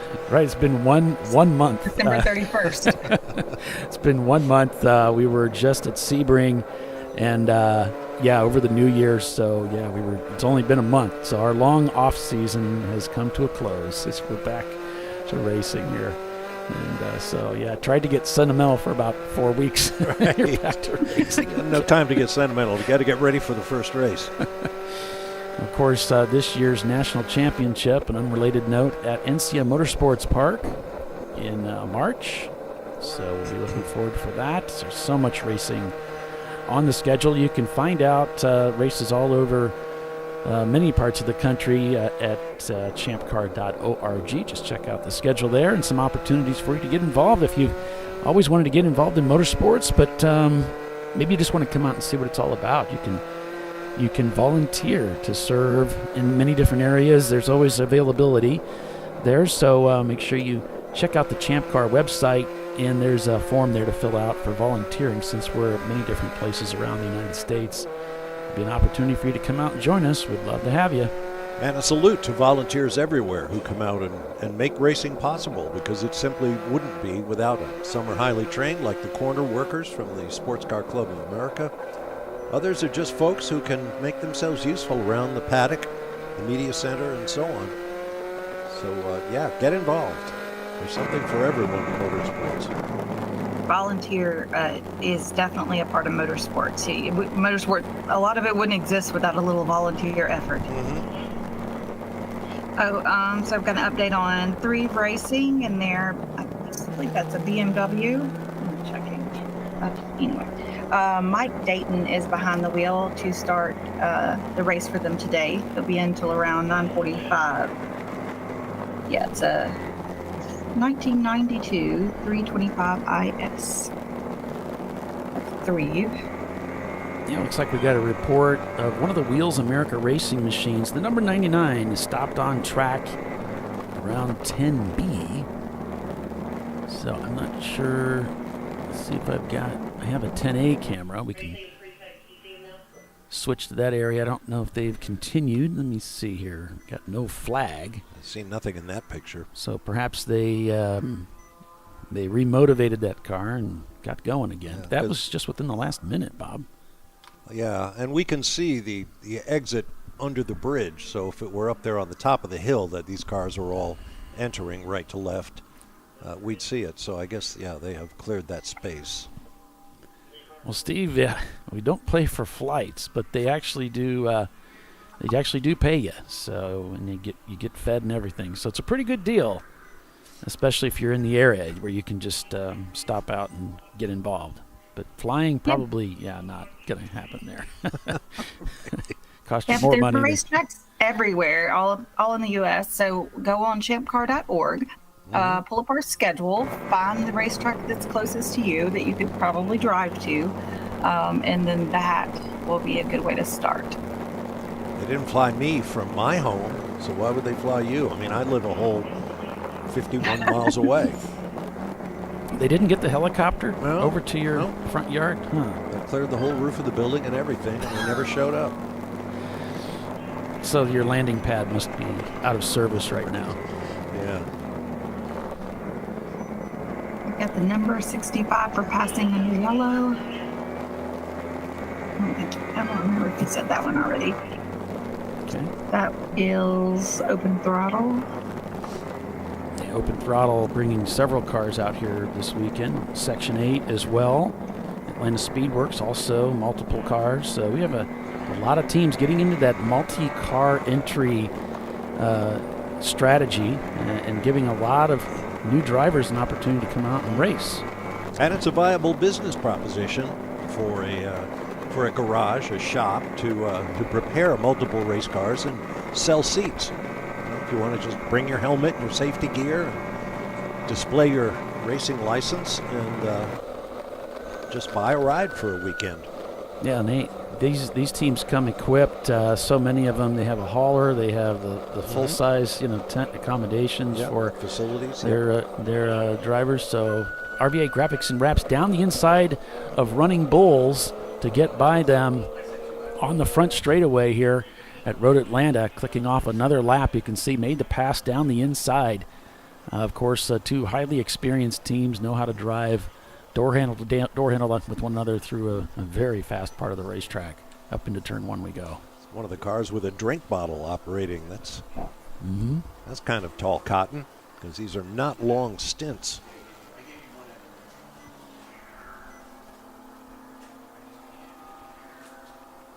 Up to the top of the hill here, looking for the sweep down through the S's. And into turn 5. Great stuff. Maintaining speed through there is harder than it looks.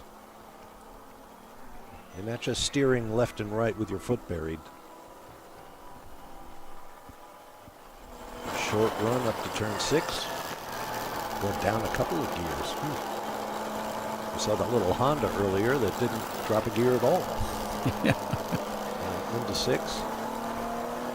I'm sorry, that's 7. Onto the backstretch.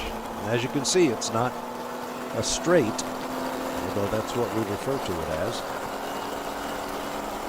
But it is flat out. Kink in it. Speedway Creations, number 84, shown in the pit, across the pit loop there in 25th. Still seeing a lot of cars setting their fastest lap times of the day. Prefect Racing now, having passed 49 cars for position, moves into second place. Tiffany, what do you reckon terminal velocity? I know the cars are all different based on displacement of the engine, but how fast are they going there on the backstretch at top speed? Every single car is triple digits back there, for sure. I was trying to think. I think I saw high 130, maybe low 140s out of my 981, which would be a little faster than most of these cars. Yeah, I'll buy that. Because these you have to consider gearing too, because you've got the elevation change, you've got the tight corners, you want to get off the corner well. but you want to have, a nice tall gear for that bat stretch. So like everything else in motorsports, you've got to make a compromise in your setup. Mm-hmm. There's another wave by. Fisted Racing also shown coming into the pits there. Unless you cheat and have a PDK, so it. But that's what I call it. It's just using the best engineering that's out there. I mean, Porsche knows how to get it done. But these cars are very quick back there, and then when you add some of these cars are 80s models, early 90s model cars. Yeah. I mean, were they ever intended to go 130 miles an hour? So then you start talking aero and stuff. Is aero going to help keep the car settled at those high speeds, because the car gets very, they can get very unstable. Little sketch. I'm scanning the entry to find the oldest car that I read here is a 1987 BMW 325 IS from Yoda Sport. And the newest car, is that 2015 Nissan Micra Cup, another little bitty thing. I don't even know what that looks like. Yeah, I'm not sure they sell them in America. I think it may be that may be an import. That may be why I don't know what it looks like. Yeah, they have I think they have a single make series in Japan for those little cars. Oh, cool. And hence the name Micra Cup. It's a cup car. And micro. Yeah, micro, right. They probably have 70 of them in every race, and they sound like a very angry hive of bees. So it's like, that country's equivalent to a Miata? Well, possibly. Of course, that's the country that gave us the Miata, so there's plenty of those out there, too. Oh, okay.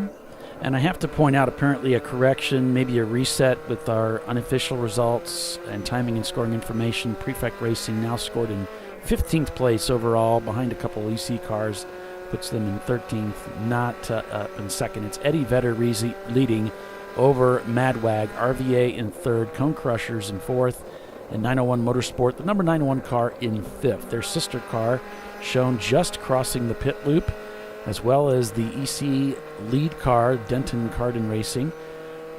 Both of their team cars crossing the pit loop. Fisted Racing, as I mentioned earlier, also shown crossing the pit loop. Yeah, I spoke with, I'm sorry to interrupt. I spoke with, who were you just saying, and my mind went blank. Prefect earlier, okay. And they were having issues with their transponder. Yeah, they were having trouble with it yesterday, too. They and I spoke with Troy. We were just kind of talking about various things. He said they had checked with them yesterday, and they had it on the charger, trying to get it working right. Thought maybe it just needed to be charged up, but looks like they're still having some trouble with it. But maybe now they've got it resolved, since they've got, it's logging laps and got them in the correct spot now. And 888 Rat Hole Racing had a roar off and continue. They had a wild ride somewhere around turn 3.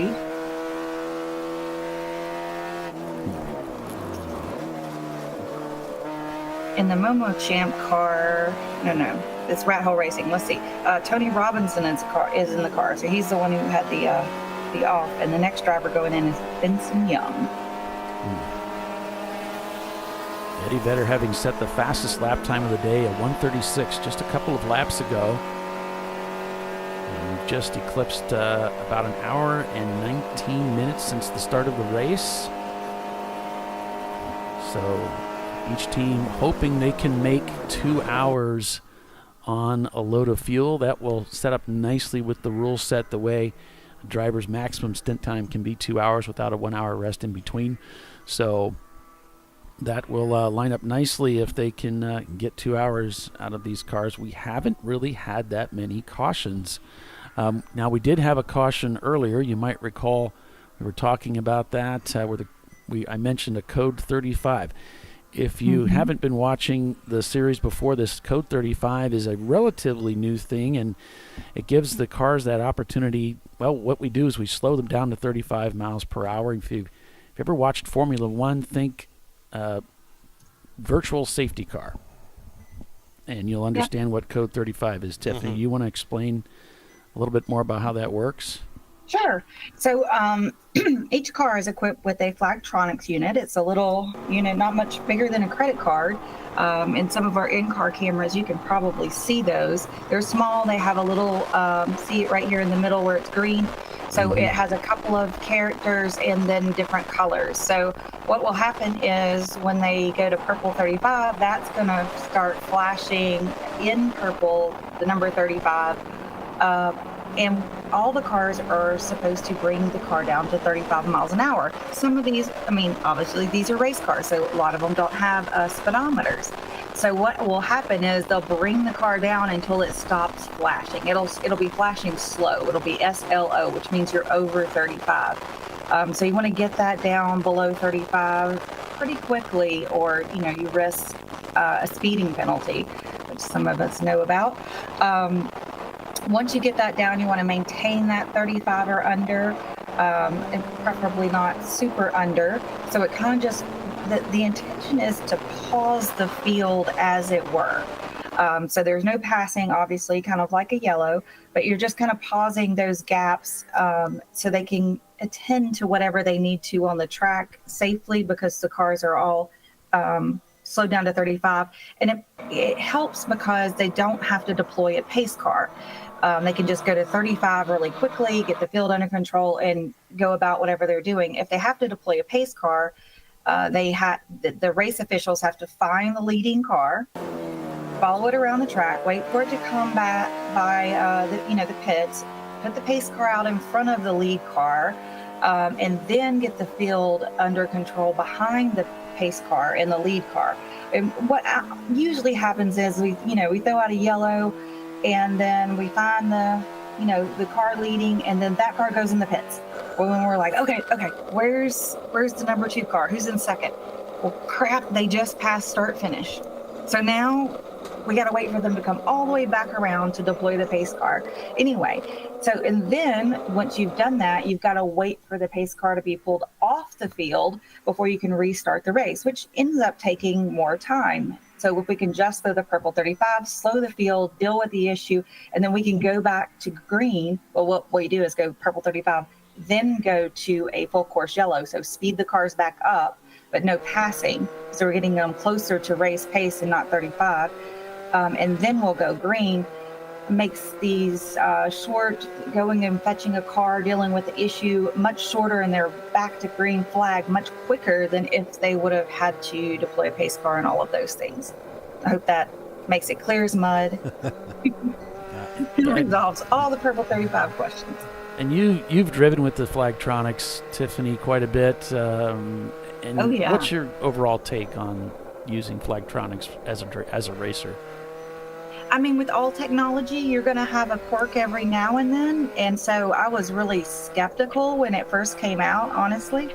But after driving with this thing in the car for probably 2 years almost now, because I wanted to get it in the car and see how it worked. Being a board member at the time and being a driver, I wanted, if this is going to be something that was going to be a mandatory thing that we're going to be using in the future, I wanted to go ahead and know what didn't work right with it so I could fuss about it. Stick with my girl power. But no, the thing works great. And it's really, we realized as a team very early on that we had a Flagtronics unit, because we're kind of early adopters, and mostly because I was nosy. But we had such an advantage over the teams who were not running them at that time, because we knew when it went back green immediately. So the thing works great. I mean, as far as it's set up as zones. So we use line of sight to see your corner stations. But sometimes you might be what is in what is considered line of sight to the next corner station, but you really can't see them really well. Maybe the sun is in your eyes. Maybe you're in a pack of cars. And so the visual is not great. But that Flagtronics unit is going to let you know when you're in that line of sight, because it's set up zone-wise. And it's going to go ahead and tell you there's a local caution there. So it really provides you more information to just aid with seeing those corner stations, even if you can't see them, knowing what the flag is, so you don't end up getting a passing under yellow. Just an additional thing, and you put it right in the driver's line of sight in the car, so they really don't have to look at it to check. It is kind of in the corner of their vision, so when the color changes or it flashes, it really catches your attention. But you don't have to take your field of vision off the course. It's in it, so immediately you can respond to it and kind of prevent you from some penalties and that sort of thing. I really like it. Like I said, it's technology. Every once in a while there's a quirk, but it is so much. The reliability is so great out of these things that it is, 99.9% of the time, it's the best thing in the car. And if it for whatever reason you have a technological issue, you can always go to the right. What is the safest course of action, and what is the corner station telling you? So there's really not a downfall with it, because in worst case scenario, you just revert back to, what's on the course. Do you close the pits during a code 35? Have a what? Do you close the pits during a code 35? Close the pits? The pits. Close the pit lane. I don't think so. Oh, I'm sorry, the pits. That's what I didn't hear. No. Not unless we only close the pits if we're under where we have a blockage where someone can't get in or out, or under sometimes when we do a red flag for like a park for May, we'll close the pits a little early than the actual stopping of the race, usually 15 minutes early. But that's the only time we typically close the pits. Under Purple 35, you can still work on your car. Under a red flag, you have to stop working on your car. Yeah. You can bring the car in, but then it's stuck there until the race goes back to green. So if you had a mechanical while we were under one of these situations, you could still bring the car in as long as the pits are not blocked. Right. But you wouldn't be able to work on the car or return to the race until after we return to a green flag or full yellow condition. I've read the rules a time or two. Yeah, that's good. As you absolutely should. I don't always follow Clearly, I it. haven't. Yeah, and someone asking about something called the Silver Twins. The Silvers Twins. They're racing the Mazdas. Well, we have a lot of Mazdas out here. Oh boy! And there's several that are silver. So I don't know if maybe if you have a team name, we can look up the team name. I don't have one called that I'm aware of. We've got over 50 teams out here, so if you know the team name, let us know. Yep. Fred's asking about race license. So your driver's license is your race license, because this is amateur racing. So no other race license is required to run in Champ Car. You do have to have a valid driver's license. So that's always something important to check before you go into the racetrack, to look at your driver's license and make sure it's not expired, because that would no longer be a valid driver's license. And you may be leaving your state home, and the DMV may be far away once you get to the racetrack. So, always check your driver's license and make sure it's not. We had a guy one time, a long time ago, his driver's license expired 3 days before the race. And the good thing is he got there early on the practice day. And so that Friday he drove home and renewed his license and drove back that night for the race. That's commitment. Yeah, I can't remember where home was. It was a barber race, so I think it was Chicago or something. Oh. I was like, wow. Good Lord. So it's always better to check that before you come to the race,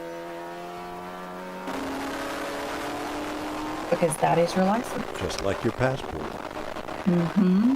Do you know that we're going to Jamaica soon, so I've been doing quite a bit of research about the Caribbean. Some of the countries in the Caribbean require you to have 6 months.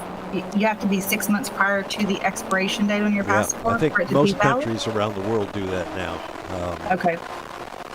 It's you need 6 months of it. I'm not sure why exactly, but it has to be good for 6 months beyond whenever you're leaving.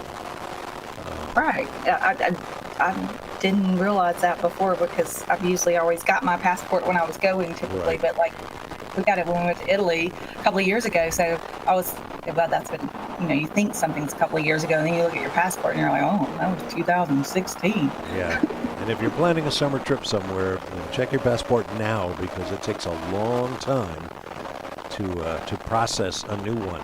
And I didn't find out until I was doing a lot of international travel last year that when your passport is full of stamps, they also want at least one full clean page with no stamps on it. So check that too. Yeah.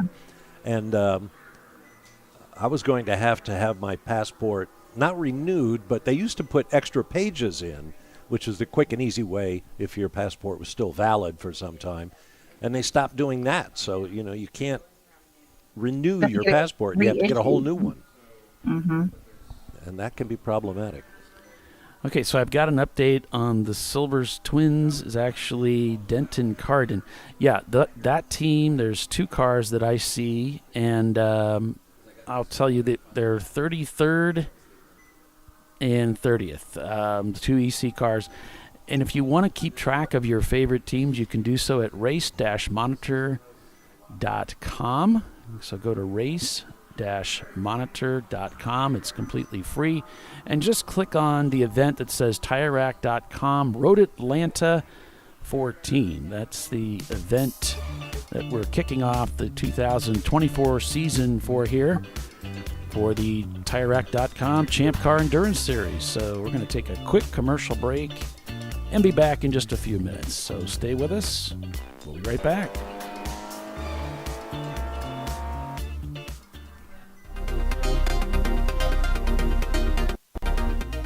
Welcome to TireRack.com, revolutionizing tire buying since 1979. With our unmatched selection of branded products, finding what fits your vehicle and is right for you and how and where you drive has never been easier.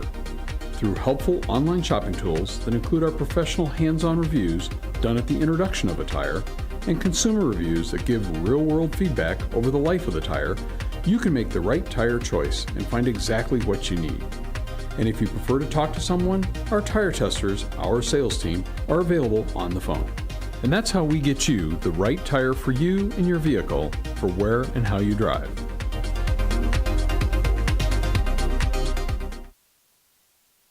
At AutoZone, you get what you need when you need it. Got a today job? Pick it up free same day at your local AutoZone. More of a tomorrow project? Order as late as 10 p.m. with free next day delivery. Getting the job done just got easier.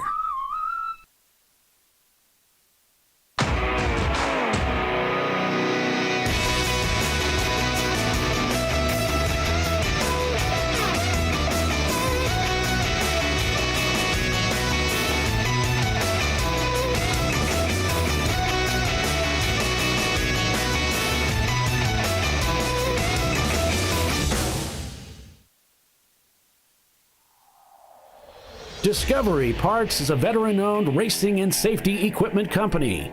While we're located inside Atlanta Motorsports Park in Dawsonville, Georgia, Discovery Parts can also be found at the tracks, supporting a number of Champ Car Series events. We take pride in being a reseller of the best of the industry to Champ Car teams and drivers. We know racing, love racing, and look forward to tomorrow to even more racing. Visit us at discoveryparts.com.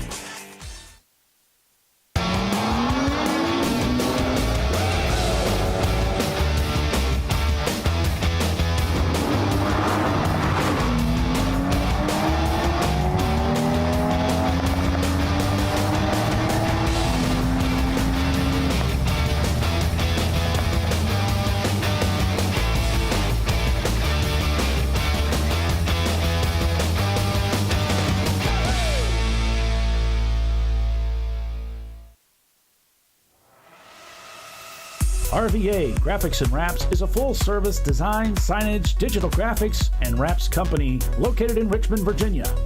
With over 20 years of experience, RVA Graphics and Wraps offers premium signage options for your business. We are dedicated to offering our clients best-in-class service in all aspects of graphic design and application. For more information, visit us on the web at rvagfx.com. Lifeline's continuous commitment to research and development ensures that we supply the most innovative and cutting-edge products available. Used by the majority of the world's motorsport championship-winning drivers, teams, and constructors, Lifeline has a stringent and proven history of success. Lifeline's continuous commitment to research and development ensures that we supply the most innovative and cutting-edge products available. Lifeline's 0360 systems are the result of over 7 years of intensive research and development using 3M's Novik 1230 environmentally safe gas extinguishant. Lifeline uses only the finest quality components. For more information regarding our fire safety equipment and fire safety systems, please contact us at info@lifeline-fire.com. Located in Northeast Ohio, with 40 years of combined experience, Money Shift Racing knows how to deliver performance and safety, offering everything you need to get your vehicle and drivers ready for race day. From safety equipment to full engine assembly and repair, in-house fabrication, 3D design, and rapid prototyping. Money Shift Racing. Performance done right. Frozen rotors from Diversified Cryogenics deliver increased performance and a higher level of safety while significantly reducing braking system costs. So to tell you a little bit about the durability of this product. So we have seen an incredible extension of the life of our brake rotors using frozen rotors.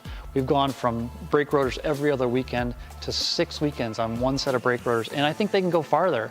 The durability has been amazing. And it's been a fantastic season, and man, a lot of that is due to the way our car can brake on those frozen rotors. For more information, go to frozenrotors.com.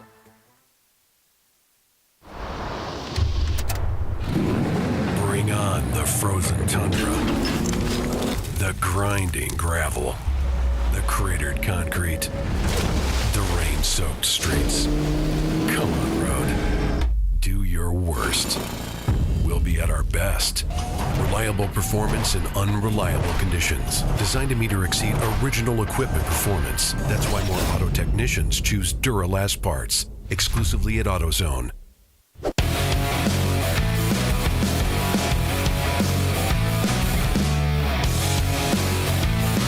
All right, welcome back to Champ Car Live, presented by AutoZone here at the TireRack.com Road Atlanta 14. Working lap 52 is Eddie Vedder and their Chevrolet Corvette, and we're under code 35 here, as we talked about that a little bit earlier. It looks like debris the cause after contact between two cars. Number 65 of Open Throttle Racing and the Wheels America Racing, number 998, their Miata.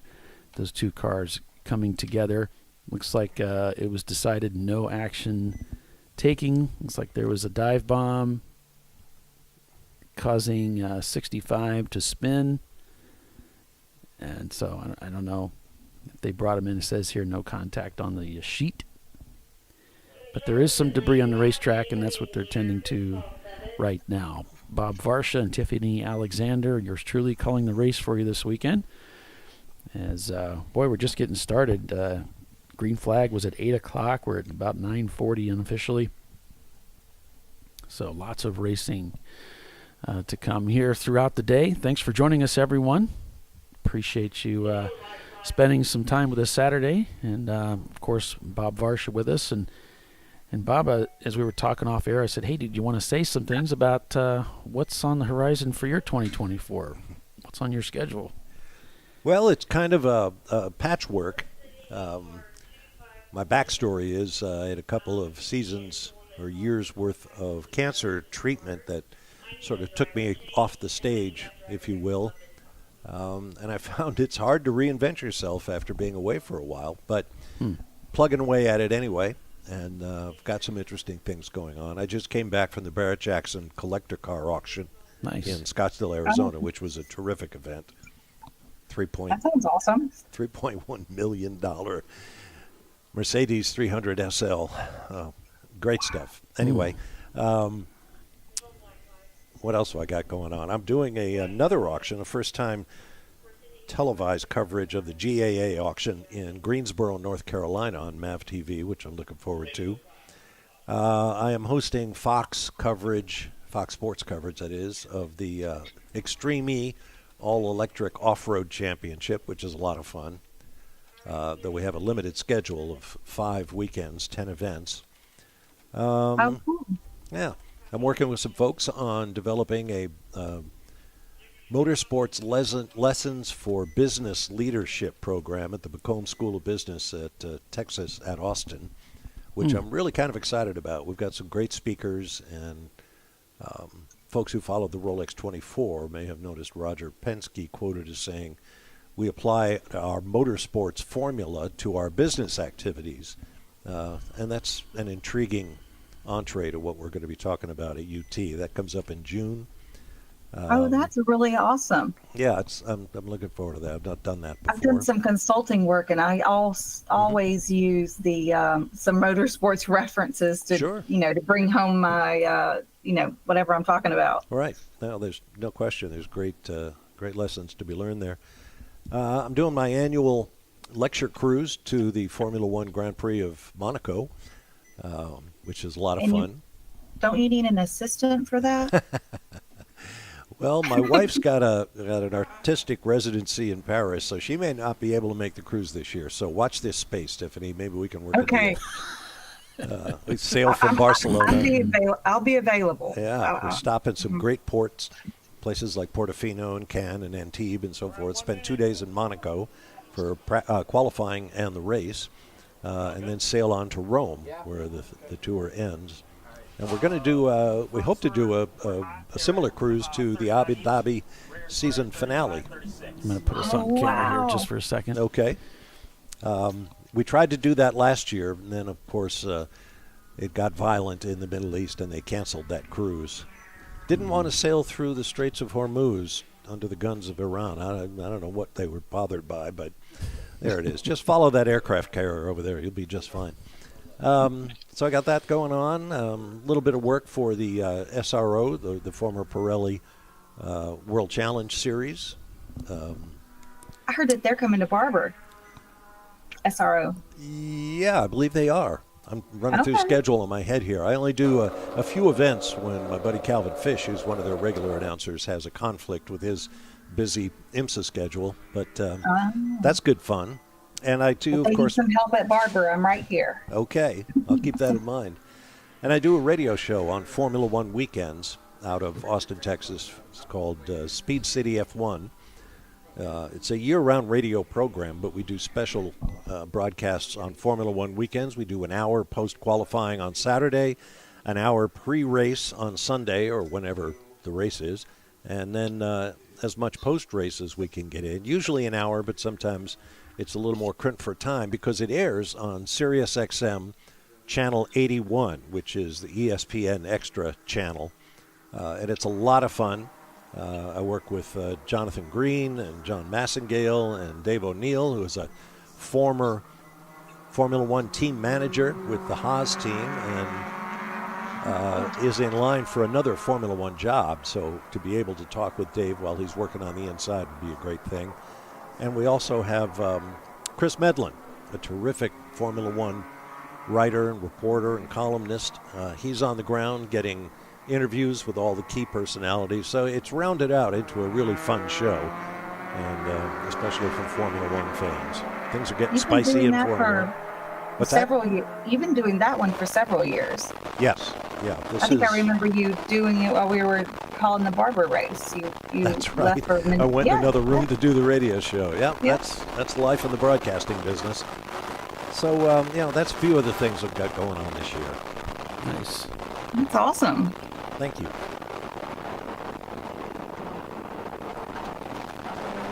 Still under that code 35. No, I don't believe so. We green. Yeah. We're green. We green. I think all our T-shirts printed up. We did have car 605, one of the Section 8 machines, Ford Mustangs, was flagged in. They gave them the meatball for their exhaust falling off and dragging. Ooh. So they got to come in and take care of that, as both Team Infinity and Prefect Racing was sliding by, screaming by the front straightaway here into turn number 1 for another lap at Road Atlanta. It's 2.58, 12-corner road circuit. We say it's 12 corners, but that's just because that's where the corner workers happen to be. Yeah, I've argued with track maps all over the world about the number of actual corners. If the cars have to change direction, it's a corner as far as I'm concerned. Not a lot of racetracks seem to think that way. That's why I kept referring to the bridge as turn 12. It's actually turn 11 on the track map, and 12 is the final corner. But that used to be 13 for me, so whatever. Eddie Yeah, Vedder these leading the racetracks like race. to change the numbers around on us sometimes, you know. Yeah, and I'm showing RVA Graphics and Wraps now in second place, 901 Motorsport in third, Valerian Steel in fourth, Team Infinity in fifth, according to Race Monitor. And so, again, if you want to follow along with your favorite teams, you can hit race-monitor.com and just click on the TireRack.com Road Atlanta 14, and that'll bring up the unofficial timing and scoring results as they are. It's information that's sent directly from us to a third party, and then it's regurgitated into what you see on the screen there. I was going to say scrambled up. No, just kidding. Yeah, for the most part, it's pretty good. Yeah, it's halfway reliable. Yeah, I was trying not to use the word reliable, but announcer's curse. Right. So Roger Cohen has went into the Birmingham car. Steve Denton is now in the 542 of Denton Carden. You'd have to think that that's named for him, right? Mm-hmm. Makes and sense. And then, yeah, Alan Martin just got out of the Frazier, is that the name of the? Oh, I'm looking at the wrong list. I don't know what they probably mistyped, but then is in this. Oh wait, Alan Martin just got out. Frazier is now in the 605. Let me read that correctly. And Russell is now in the 606. I was like, what is that name? So they have that Section 8 racing. They have the 605 and the 606. So Frazier and Russell are in now. Sorry to report that after a careful search for that Nissan Micra 2015 model, they are out of the race. They only completed 3 laps. Oh. Their best lap at a 156. Compare that with the Vetter Corvette at a 136. But they're done after 3 laps. I don't know what happened to them, but they're gone. We had 1, 2, 3, 4, 5 cars, I believe, that are now hors de combat. Maybe 6. It's hard to tell from timing and scoring. I don't see an official list of attrition to this point, but that's kind of the way it goes. 2 cars side by side, Prefect on the outside as they come sweeping through turn 12 here to begin another lap at Road Atlanta. The laps are clicking by quickly, folks. We're coming up on the top of the second hour of racing here at Road Atlanta. And that means many of these teams are going to have to pit. Pit road is about to get very busy as they get closer and closer to that window of pitting and getting that pit stop done, getting fuel, and heading back out onto the racetrack. We saw Money Shift Racing was in the pits, getting their service done earlier. Smart move, I think. Yeah, avoid the traffic. Go ahead and get your pit work done before.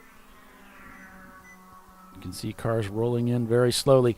20 miles per hour is the speed limit on pit lane. Looks like they're going a little slower than that. But yes, coming up to the top of that second hour, that'll mean it'll be time for driver change and taking on fuels. We're on board with Atlanta Speedworks in one of their Porsche Boxsters here, car number 981. Thought better of it. Probably a smart move. Wasn't sure the driver ahead saw him coming, so he backed out of it. Yeah. A wise maneuver. It's a long race. Up through 5. Now he finally gets by. He knew he had a speed advantage, so wait for a straightaway. I mean, it's rather than risk it all, just wait a little bit. He's going to do the same thing here. Oh, he's going to get him before 7. And I think this is James behind the wheel of the 981. Thanks, Tiffany. Appreciate that. My friend Steve on the channel asking when I'm going to be back on the Traders channel. One of my other channels, I'm a day trader, and so in the mornings, 3 days a week, we trade securities, and Steve is one of the guys that hangs out in the room and trades with us, and it'll be Tuesday. So that's when I'll be back doing that. But you do a play-by-play on your day trading? Yeah, I trade live, and we educate, and we kind of encourage one another, kind of developing a small community. It's a brand new channel. It's only been doing it for a couple months. Steve is actually in Spain, so he's watching from abroad. It's only a 6-hour time difference. Well, maybe 7 for you. You on Central Time? I'm on Eastern. Oh, okay. Yeah. Just 6 hours. Poor Tiffany. She's on Central and loves getting up early in the morning to do the show. Such a morning person. Yeah. Been there, done that. You have my sympathy. Working lap 58 here at Road Atlanta. Eddie Vedder in their Chevrolet Corvette still leading this race handily. They've been leading nearly since the first lap as RVA Graphics and Wraps comes down to complete another lap here at Road Atlanta. Coming down the hill, that compression as the car digs into the asphalt at the base of the hill. And believe me, there is compression. This swoop down the hill is terrifying the first time you come over that crest of that hill. Of course, these guys, once you get used to it, they're just having a blast out there. And I just remember, even as a small boy, seeing my dad come down the hill, rushing into turn 12 in his 1972 Datsun 510, and then down into turn number 1 and disappear over the hill. Yeah, there's a couple of those points. On the up track, if you will, side of the bridge at turn 11 is what used to be called the gravity cavity. And what is now the turn 10A and B complex actually used to be basically one corner up to the bridge. So when we get around, watching car 411 here go through 7. Now we'll follow them down the back straightaway, and I'll tell you where the track used to go. So this is not the time to switch cameras on you. No, please stay with this one. Okay. Okay, let's. Because that's what I would always do to Doc. He loved it. Right, yeah. Driving nuts. I can't tell you the number of times we argued. Finally took my case to the public, telling people on the air, okay, here we come down the hill. Now the track used to go straight on here with a gentle left and then right. So you were turning when you got up to what is now 11, this point right here. And many, many years ago, when Rick Hendrick had a thundering Chevy Corvette program. Remember the old Goodwrench Corvette? It was a program Rick Hendrick ran for GM, a sort of a moving laboratory. They tried a big V8, they tried a V6 turbo in the car. David Hobbs drove it at one time, but Elliott Forbes Robinson was one of the regulars in the car, and he offered press rides. And a friend of mine, Jonathan Ingram, terrific writer, has lots of books about lots of great racing subjects. He got in the car, and the story goes that Elliott went thundering through the gravity cavity, down and then up, and Jonathan passed out. Oh, wow. Hobbs also had one of the all-time almighty spins down there. He said he spun in crazy fashion and was fortunate not to hit anything. So he dropped it in gear, took the corner, pitted. The team gathered to ask how the car was handling. He said, charming. That doesn't surprise me coming from him. That was a Can-Am car, by the way, so that was a monster. Just an 800 horsepower car that weighs yeah. what a Volkswagen does. Yeah. Those guys, it was like the Apollo program pilots, astronauts, just a different breed. Yes, completely. Incredible. I just still enjoy listening to and watching. There's a video I watch over and over again of, I believe it's a Chaparral that going around Road America from one of the vintage series, and it's just absolutely wonderful hearing those engines roar. Oh boy. There was a gentleman out in California whose vision it was to recreate those cars and even have a series for them. It was a noble effort. He built several of these cars. I'll put you on camera, Bob. And he had one out here at Road Atlanta once as sort of a demonstration. And when he fired up this, whatever it was, 7-liter, trumpeted monster engine, he was also building his own engines. It wasn't a Chevy block. It was something else. It was just a religious experience listening to this car rumble. Sadly, I don't think the series actually built several cars, sold several of them. I haven't seen one since, though. I don't know what became of them. It was a noble effort, though, and really, really inspiring to see this car. Never got to drive it, which is a good thing.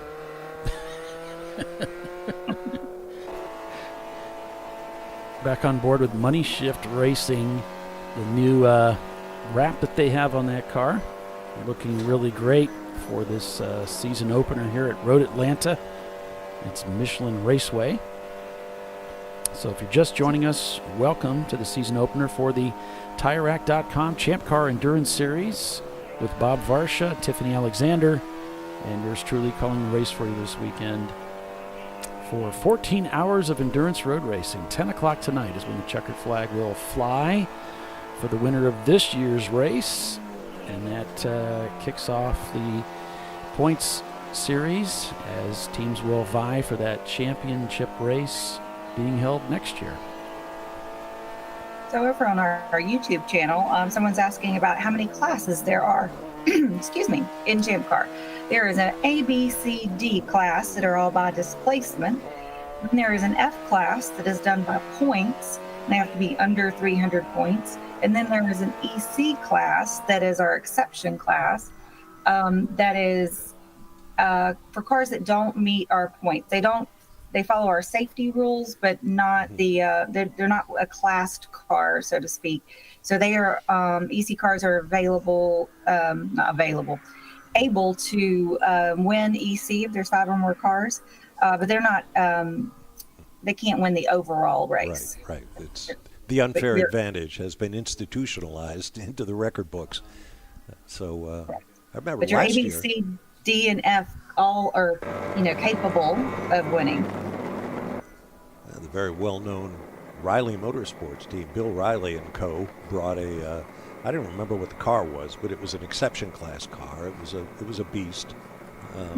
Didn't see the finish, as I recall, but it was an interesting endurance test for them. You mentioned the points class. That may bear some explaining. The car that you bring, based on whatever you decide to build it, given the rules of a specific class, you start from a central car concept, or a tentpole car, you might call it.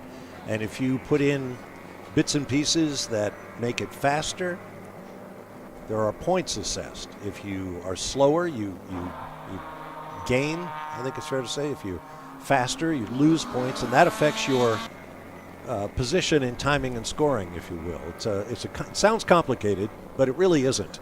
And if you go to the technical rules for the Champ Car Series, you can read through how the whole system works. There's a big table there showing what you can do to cars, or what kind of cars qualify for what class, and what points you pay for go-fast parts over and above the central car concept.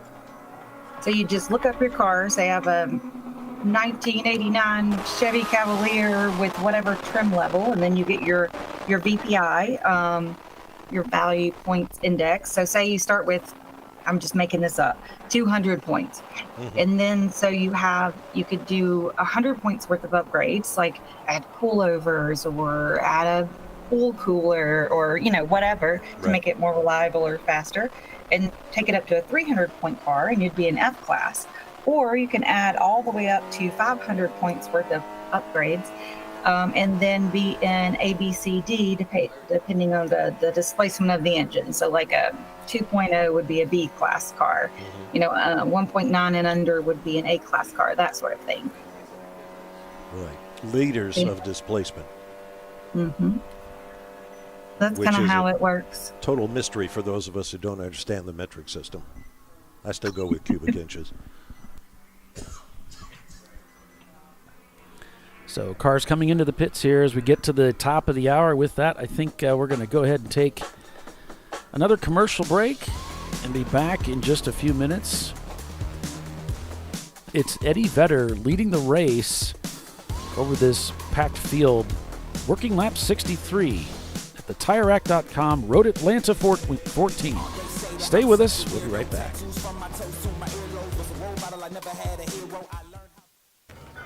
You know, I'd buy tires online, but then what? We've thought about it. We're TireRack.com. They should let you ship directly to a mechanic. Actually, we call them independent recommended installers. They should have like 1,000 mechanics. Try over 7,000 installers. Then you just make an appointment. At a time that's convenient for you. This could change tire buying forever. TireRack.com, the way tire buying should be. Come on, Road. Do your worst. We'll be at our best.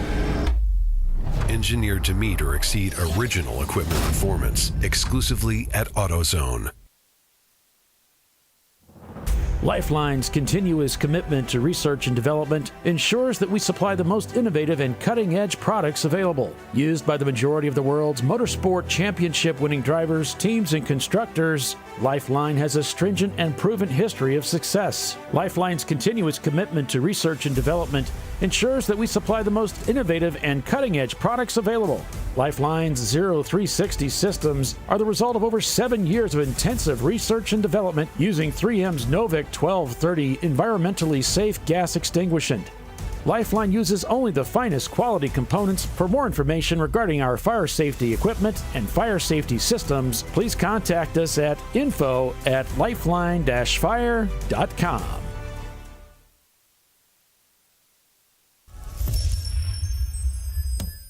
Frozen rotors from Diversified Cryogenics deliver increased performance and a higher level of safety while significantly reducing braking system costs. So to tell you a little bit about the durability of this product. So we have seen an incredible extension of the life of our brake rotors using frozen rotors. We've gone from brake rotors every other weekend to 6 weekends on one set of brake rotors, and I think they can go farther. The durability has been amazing. And it's been a fantastic season, and man, a lot of that is due to the way our car can brake on those frozen rotors. For more information, go to frozenrotors.com. Located in Northeast Ohio with 40 years of combined experience, Money Shift Racing knows how to deliver performance and safety, offering everything you need to get your vehicle and drivers ready for race day. From safety equipment to full engine assembly and repair, in-house fabrication, 3D design, and rapid prototyping. Money Shift Racing. Performance done right. Discovery Parts is a veteran-owned racing and safety equipment company. While we're located inside Atlanta Motorsports Park in Dawsonville, Georgia, Discovery Parts can also be found at the tracks, supporting a number of Champ Car Series events. We take pride in being a reseller of the best of the industry to Champ Car teams and drivers. We know racing, love racing, and look forward to tomorrow to even more racing. Visit us at discoveryparts.com.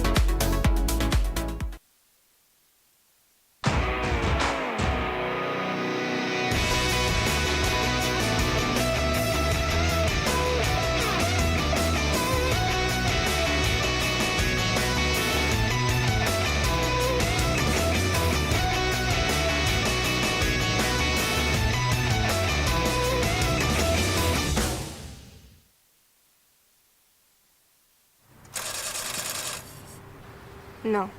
Seriously?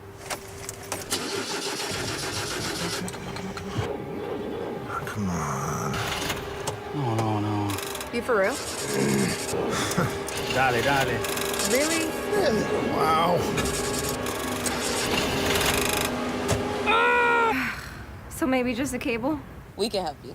Welcome to America's #1 battery destination, AutoZone, your battery solution. All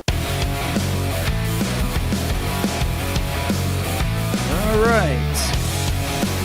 Welcome back to the TireRack.com Road America, Road Atlanta, I should say, 14. Please. Did it again. It's early in the year and I'm already blowing it, Bob. Hey, been there, done that. I've gotten some of my on-air colleagues' names wrong. I once forgot my own name on the air.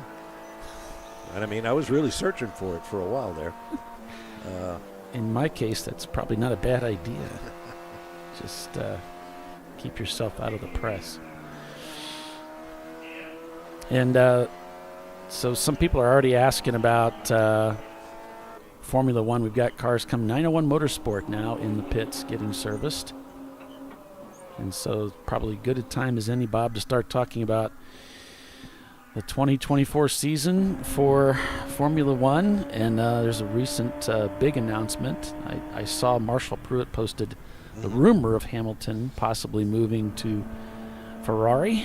And then yesterday you and I were talking. You said that actually has been inked. Yes, yeah, signed some months ago, apparently. And real Formula One fans who are into the details will remember that Lewis signed a new 2-year deal with Mercedes just last fall. But it did apparently contain an opt-out clause that Lewis could trigger, which he did, much to the amazement of a lot of us in the Formula One community. And it's an interesting decision. We all recall back in 2012 where Lewis announced he was leaving his career-long home at that point at McLaren to go to Mercedes at the beginning of the hybrid era. To that point, Mercedes had been a lost cause. Even with Michael Schumacher driving their car, they could not have an impact. But Lewis made the switch at the behest of Niki Lauda, among other things. And we all know what happened after that. It was an incredible change. 5 world championships, lots and lots of race wins. So it all worked out. So does Lewis know something about next year's, or the 2005 Ferrari? He sure seemed to have the Swami technique going for. Who would have thought Mercedes would be so dominant for so long? Yep. Or Red Bull this past season. It's just the way the cookie crumbles, which is an oversimplification for sure, but it's the nature of the sport. It is we got a car slowing. He made the pit lane, so yeah, it looks like he made the pit lane. Good. Thank goodness, because that would be a very dangerous place on the blind side of 11. Yeah, Formula One is a technical competition as much as it is an athletic competition. So, it's not a surprise that certain teams, certain organizations get it right and come up with a killer car. In the case of Red Bull, you had a killer car and a killer driver, the perfect storm. And so Max Verstappen romped to the World Championship. But, whoops, down in 1. Oh, I see. That person looks like they slowed for and then no apparent continued. reason. Yeah. I've seen wild rumors about what Lewis's salary is going to be, and I don't believe them. $100 million a year was put forward. It can't be right. No, I don't believe it. More interesting, though, is going to be the team chemistry at Ferrari.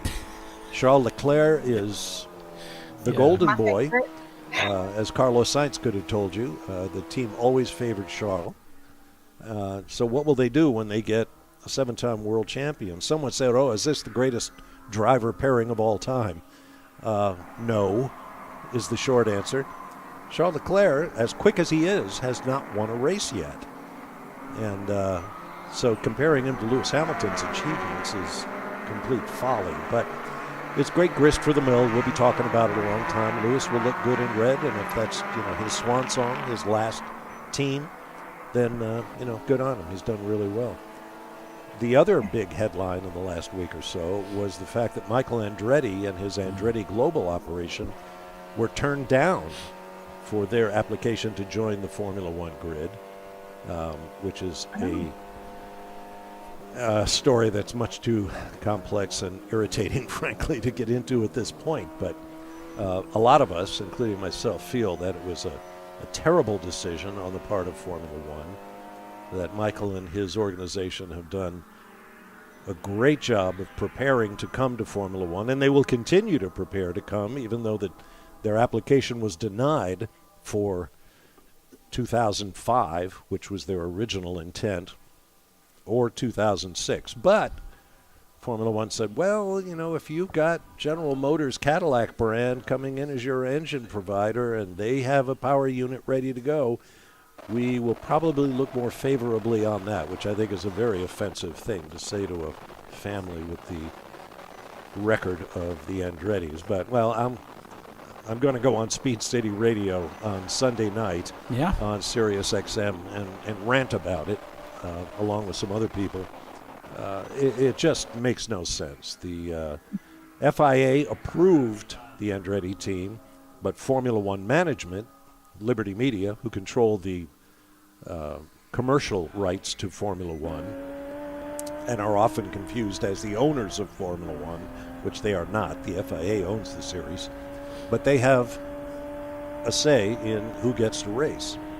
And they issued a very detailed analysis of why they declined Andretti's invitation, and the whole thing to me is completely bogus. So we'll go through it point by point on Sunday night at 8 o'clock Eastern and get agitated.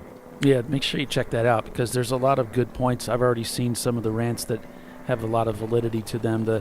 The whole competitive thing is one of the arguments, and it's hard to see Formula One when you have the same guy that's won 14 races or something. Right. Michael's not going to be How competitive. is that Well, who's competitive in Formula series? One? It's not necessarily a parade lap, but it's pretty close.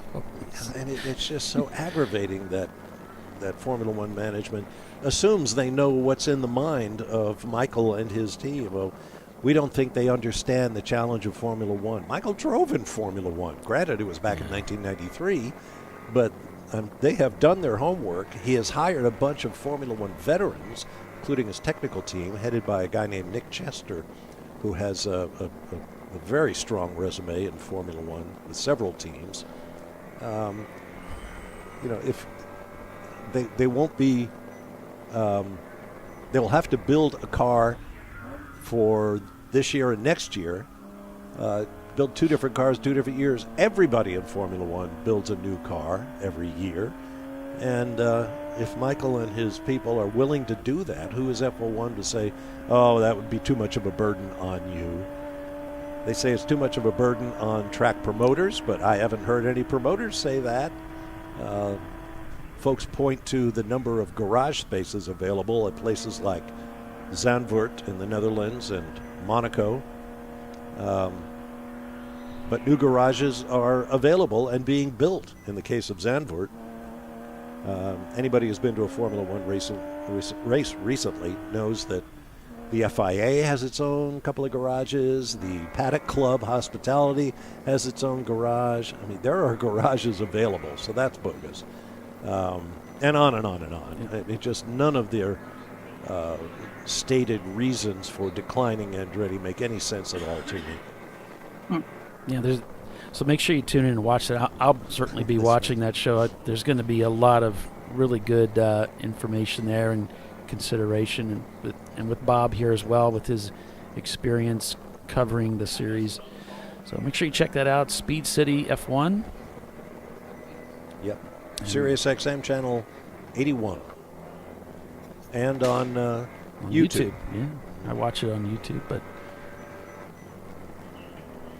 YouTube may be the preferable way to listen because you can hear us chatter during commercial breaks. With all the good stuff. With all the good stuff that's not supposed to be on the air. Right. Much like this show. Uh-huh. Yeah. So this looks like it's Fair and Davis behind the wheel in the RVA car. Okay. Through the RPM team, and Rick took the wheel early this morning and got a little crossed up there at the exit of 7, I believe that is. Yep. Birmingham Racing to the right as they head down the back stretch. It's a Mustang out ahead of him. Yeah.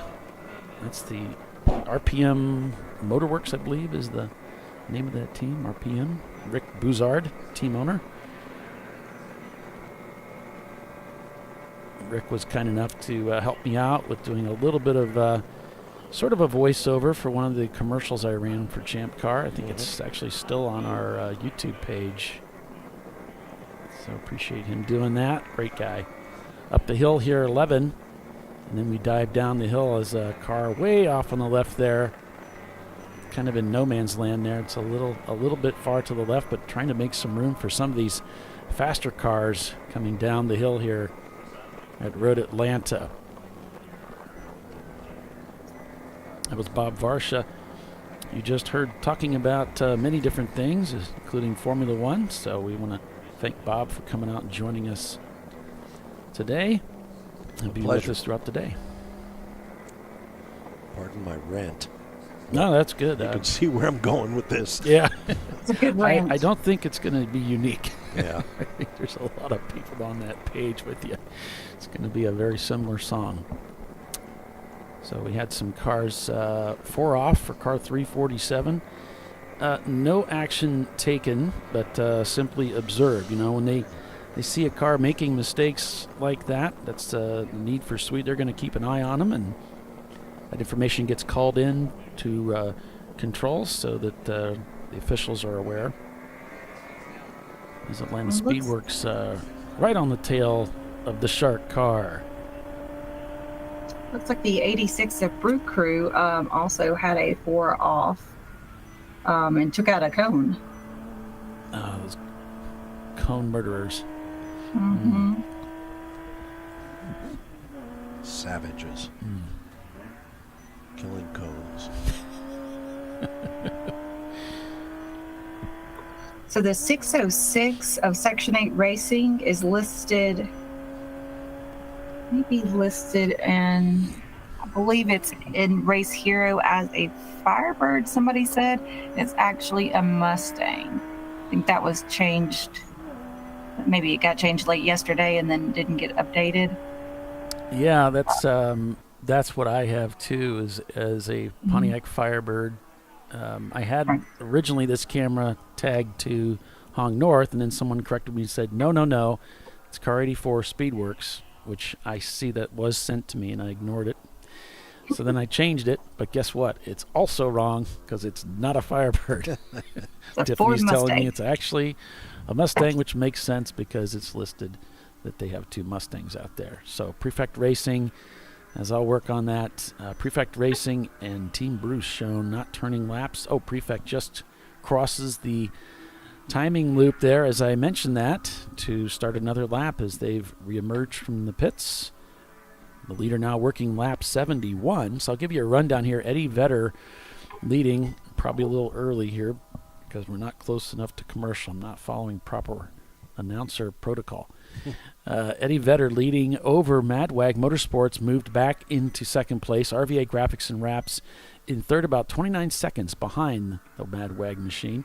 Then it's Running Bulls back about 6 seconds from them. Cone Crushers 26 seconds in their rears. Then it's Hong North Trans Am. And then it's Team Bruce shown not turning laps, but with the fastest lap time of the day in that EC machine. Then it's Birmingham, Valerian Steel, 901 Motorsport, rounding out the top 10. D-Class being led by Eddie Vedder, A-Class by Madwag, C-Class by RVA Graphics and Wraps, B-Class by Money Shift Racing, and EC by Team Bruce. F-Class being led by what I can see as unofficially What's the Rush in their Ford. All right, so there's a quick rundown there.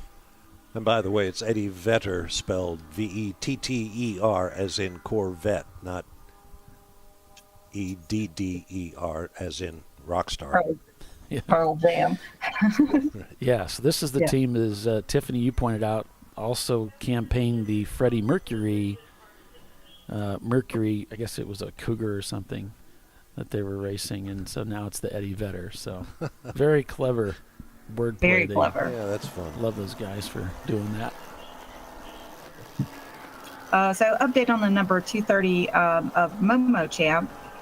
They have rebuilt that car after that incident where they were kind of the meat and the sandwich between the Boxster and the Mustang.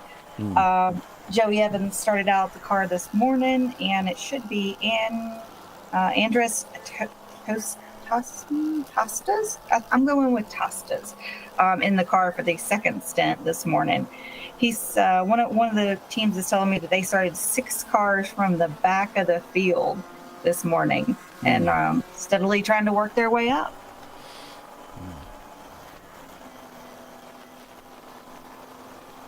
And Hera Flights, one of our newer teams, I guess they've been with us a year or two, they actually won the drawing this morning to start the race. So that was their first time ever doing that. So they were, a little excited, a little nervous, all the things.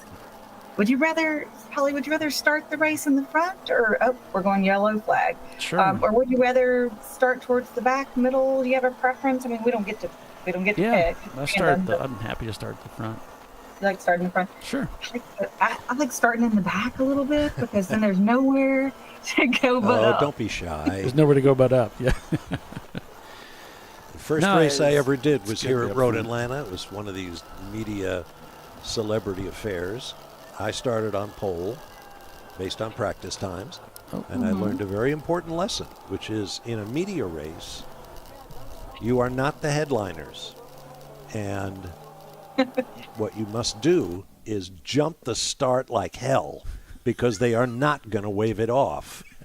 And so I came down the hill from the bridge, leading from pole, and 4 cars passed me, and they waved the green flag, and away we went. I wound up finishing third. Nice. Car off in 10A, so we're full course caution, code 35 now in play. So all the cars will slow to 35 mile per hour and keep their gaps. And it looks like it's car number 16, which is from the Ground Up Motorsports, a 91 Honda Prelude. They've come to the stop at the exit of, looks like 10B perhaps, and right there on the rumble strips. And heading up for the bridge. Emergency vehicle on scene. I love a Honda Prelude. That was my college car. I saw somebody earlier said all the 80s cars. I've drove half of these, Oh yeah, right. It's like that was my a Firebird was what I drove in high school, and then I had a Prelude in college. You get a certain affection for certain cars, right? That you had as a kid. Sure. High school, I drove a 61 Ford Falcon, and in college, I drove a 67 Plymouth Valiant. I loved those cars. See, we have an affection for our cars we drove in at those times in our life. I started out with my first car was a 71 Datsun 510, and then I went from that to the next logical choice, a Pontiac GTO. Awesome. Well selected. Well selected. What year? Well, Endura front bumper or the previous generation? The 65, 6, 7? It was around 1970, I think. It was the older body model. Yeah. I love those old GTOs. Yeah. And Doc had a GTO. He probably had one of the earlier GTOs. His cars are just gradually rotating around the racetrack, 35 miles per hour, and so we're waiting for the emergency vehicle to pick up the Honda Prelude here. That must feel incredibly slow for a driver who's been bumping around over 100 miles an hour most of the way around this track. Yeah. It's like all of a sudden going in slow-mo. Yeah. And something that does kind of stand out to me this morning's race, that first stint, I'm going to call it, the first 2 hours, we really didn't have that many cautions. I'm only seeing 2, maybe 3. We had a local, and we had 2 full course cautions. So not a lot of cautions for the beginning of a race that we typically see with cars breaking down and so on.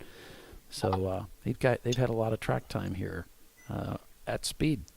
Are you including code 35s or just all-out yellows? Yeah, because when we go to full course, they typically go right to code 35. Okay. It's so the order that we do things is we'll throw a full course caution to slow the cars down a little bit. Then we'll go to 35. We never go from 35 to green. So we always go from 35 to a full course caution and then progress to the green. So everything's a little more gradual that way. No big surprises. Right. Hopefully, yeah. Yeah, as long as everybody's paying attention. Right. And it is easy to get a little too relaxed in the car, especially when you've been under caution for quite a while. And it's really important to keep your eyes on what's going on and stay in touch with your crew chief if you can. If your radio's not, there's a lot of elevation change here, so I don't know if everyone has full communication capability at the back of the track. But the Flagtronics is really the key, I think, to keeping everybody in sync. But the Flagtronics does not make you aware of when they're going to go from, say, code 35 to yellow to green, does it? It doesn't say. It does cycle you up to yellow. Yeah. And then to so green. You know it's coming, but you don't know exactly when. Right. They don't say like yellow for 1 minute before green or something like that. Right. There's no countdown or anything like that. That's probably just as well because people would abuse it. No. Of course. No.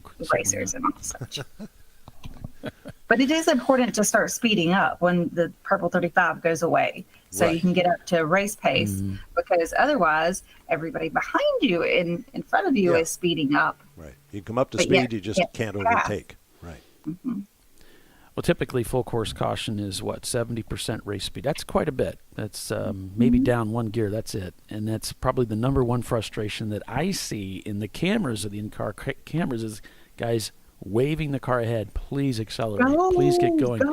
Because especially if I'm a highly competitive car, my competitors are catching me because you're driving too slow under this caution. And I can't legally pass you yet. I can't pass you, so you're killing me.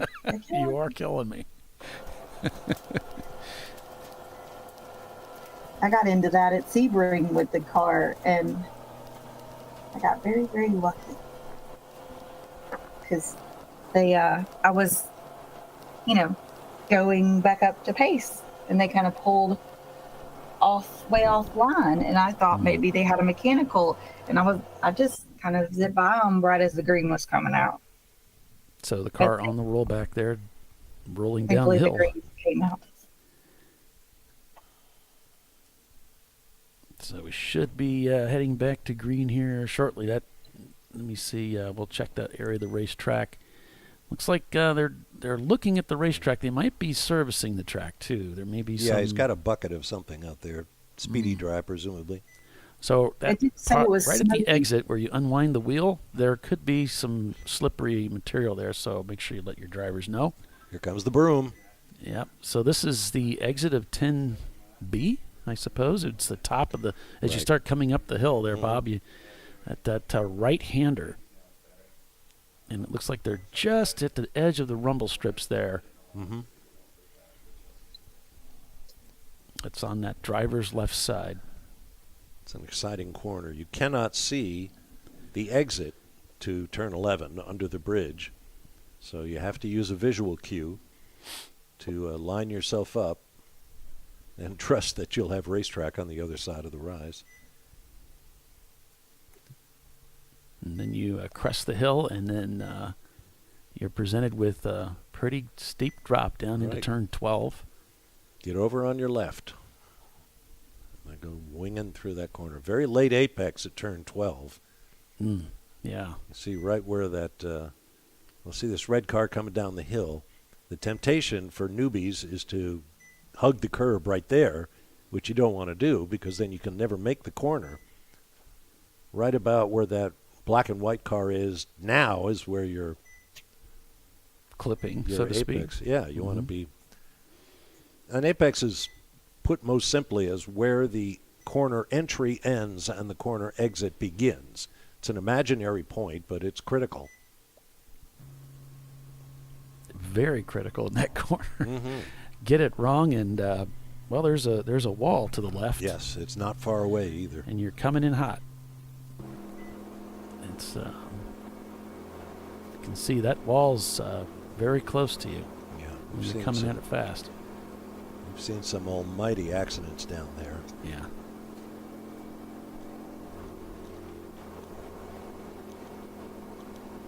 Of course, Road Atlanta, home to so many great races that's taken place over the years. The SCCA having done their runoffs here. I remember being here watching Paul Newman and Jim Fitzgerald race around this track back in the 1980s. Just a very storied history. A lot of history to the track.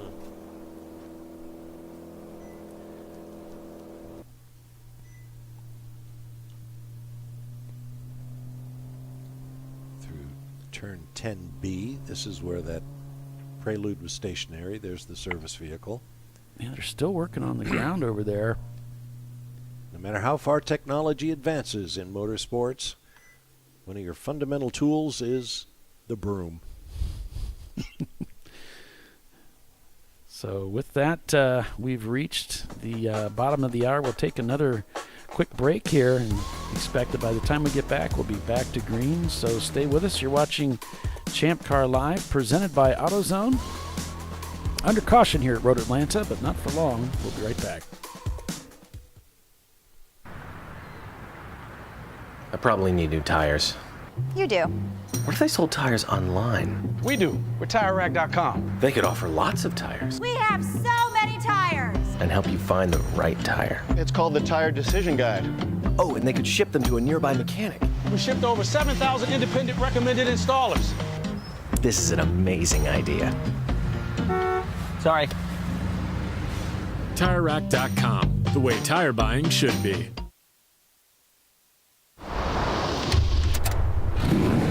Bring on the frozen tundra, the grinding gravel, the cratered concrete, the rain-soaked streets. Come on, road. Do your worst. We'll be at our best.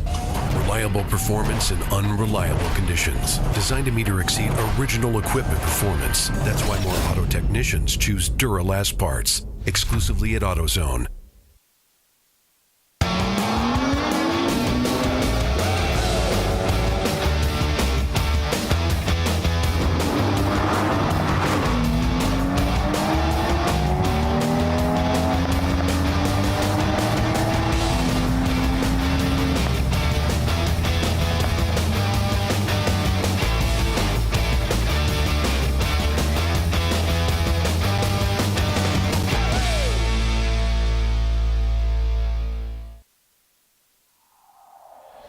Discovery Parts is a veteran-owned racing and safety equipment company. While we're located inside Atlanta Motorsports Park in Dawsonville, Georgia, Discovery Parts can also be found at the tracks, supporting a number of Champ Car Series events. We take pride in being a reseller of the best of the industry to Champ Car teams and drivers. We know racing, love racing, and look forward to tomorrow to even more racing. Visit us at discoveryparts.com.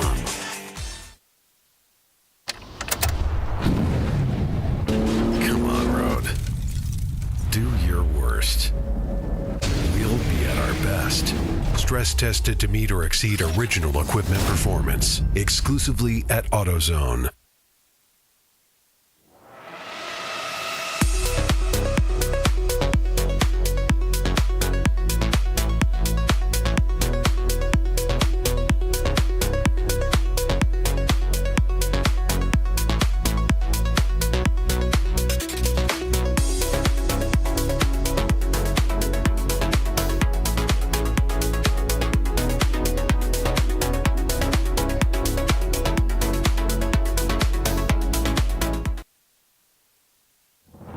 Lifeline's continuous commitment to research and development ensures that we supply the most innovative and cutting-edge products available. Used by the majority of the world's motorsport championship-winning drivers, teams, and constructors, Lifeline has a stringent and proven history of success. Lifeline's continuous commitment to research and development ensures that we supply the most innovative and cutting-edge products available.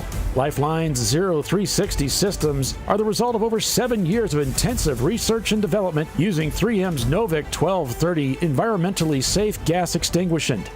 Lifeline uses only the finest quality components. For more information regarding our fire safety equipment and fire safety systems, please contact us at info@lifeline-fire.com. Located in Northeast Ohio, with 40 years of combined experience, Money Shift Racing knows how to deliver performance and safety, offering everything you need to get your vehicle and drivers ready for race day. From safety equipment to full engine assembly and repair, in-house fabrication, 3D design, and rapid prototyping. Money Shift Racing. Performance done right. Frozen rotors from Diversified Cryogenics deliver increased performance and a higher level of safety while significantly reducing braking system costs. So to tell you a little bit about the durability of this product. So we have seen an incredible extension of the life of our brake rotors using frozen rotors. We've gone from brake rotors every other weekend to 6 weekends on one set of brake rotors, and I think they can go farther. The durability has been amazing. And it's been a fantastic season, and man, a lot of that is due to the way our car can brake on those frozen rotors. For more information, go to frozenrotors.com. Duralast, designed to meet or exceed OE performance, with 2-layer shims and OE-style slots and chamfers to eliminate noise, backed by a noise-free guarantee when professionally installed. That's the Duralast difference, only at AutoZone.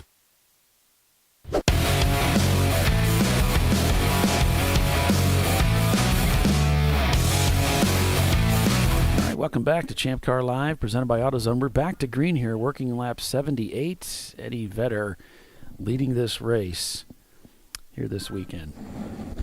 And they've been leading since the beginning of the race. So now I'm seeing the cars have slowed. So full course yellow. Looks like we have a report of impact in the wall for car 347. Another code 35. And that's the Need for Speed team in their Volvo. Impact with the wall at 7. There's a good bit of runoff there, depending on where he went off. So there you can see the waving flags. We actually do not have a camera in 7. We've got it looking at 6. How about an onboard when they go through there? See what we can see from... Yeah, we can see if somebody's rolling through that part of the racetrack here. Let's see. So, I mean, it looks like that car has rolled the dice many times. They've had a 4 off and continue in the Need for Speed car multiple times during the race. I think at least 3. So it looks like it. Here we go. No, one more, and then 10. It didn't work out.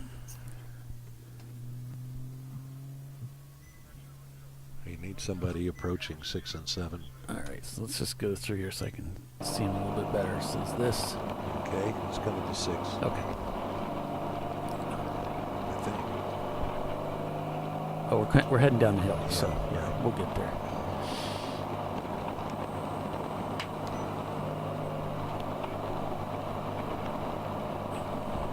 Yeah, I don't mean to jinx anything, but time is really flying by.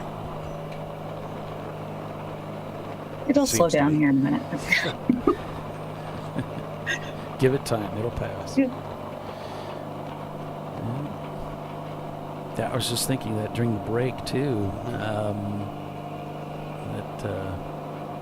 my clock has stopped again, so I must be having some problems with our timing clock. But, yeah, we're over 2 hours. We're 2.5 hours into this race. Right. 2 hours, 37 minutes.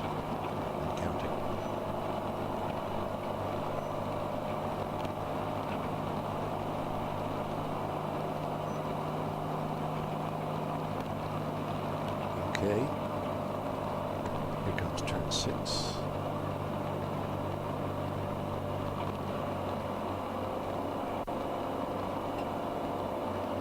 Which typically is a really fast turn, followed by one of the slowest turns on the track. It's always rather challenging to get the car load. Oh, you see the car there on the right? That's off to the right. Between 6 and 7. I don't see anything in turn 7. I think it's...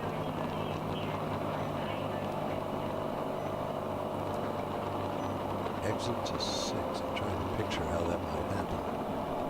Unless they got an assist from another car. Or lost it and spun.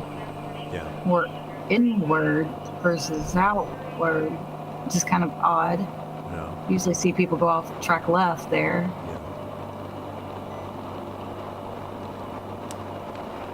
Unless they were on the inside and someone turned in and... Yeah, might have had oversteer and just hit the wall.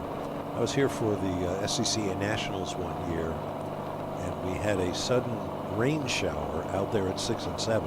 Dry as a bone here on the start-finish straightaway, but it got wet out there, and the big GT1 cars were out there, the real ground pounders.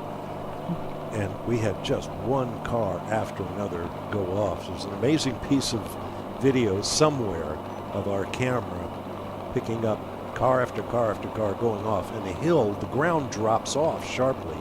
So you go off the track, you're going to pick up speed.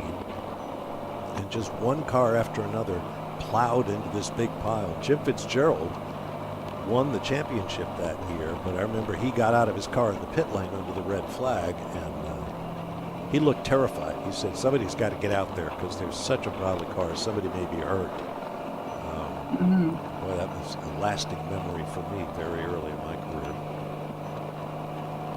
That sounds kind of terrifying. Well, it turns out nobody was hurt that I recall. And in retrospect, seeing that video as one car after another doesn't, not at full speed, but just sliding down the hill helplessly. It's almost comical watching, thump, thump. Here comes another one, thump. I remember watching a Grand Am race debate. That was the case. I'm trying to think of when that was. That would have been quite some time ago. I've got an update on the Valerian Steel car. They've recently done a pit stop. Maybe like 45 minutes ago now, and Chris Marsh in the car. Their first driver out this morning was Miha Costa. I hope that's how you say it. But Chris Marsh is their second driver for today, and that Valerian Steel 988 Miata. And Running Bulls out here this weekend. Next driver in the car now.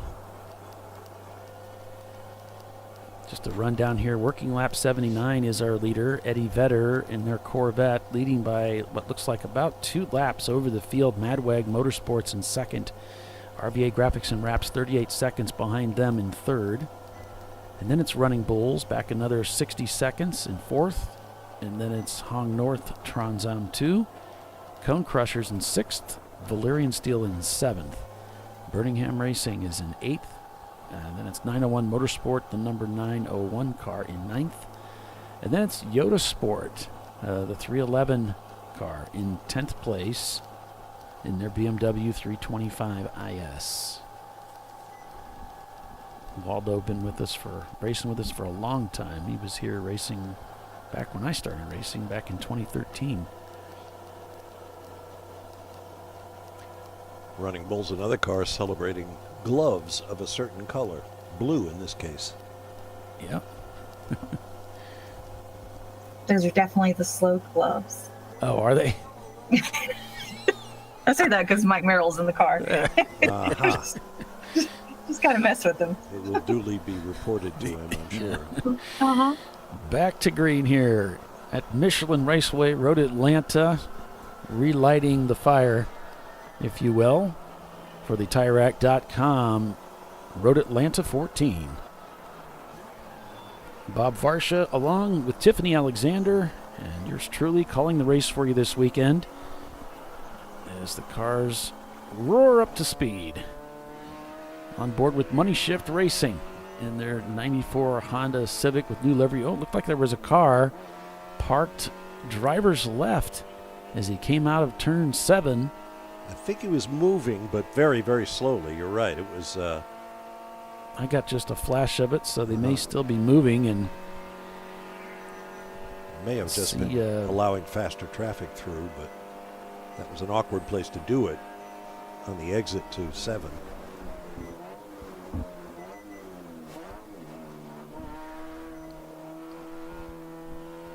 I'm looking at the race control logs and don't see anything entered. So, 2 cars again. Money Shift whistling by there.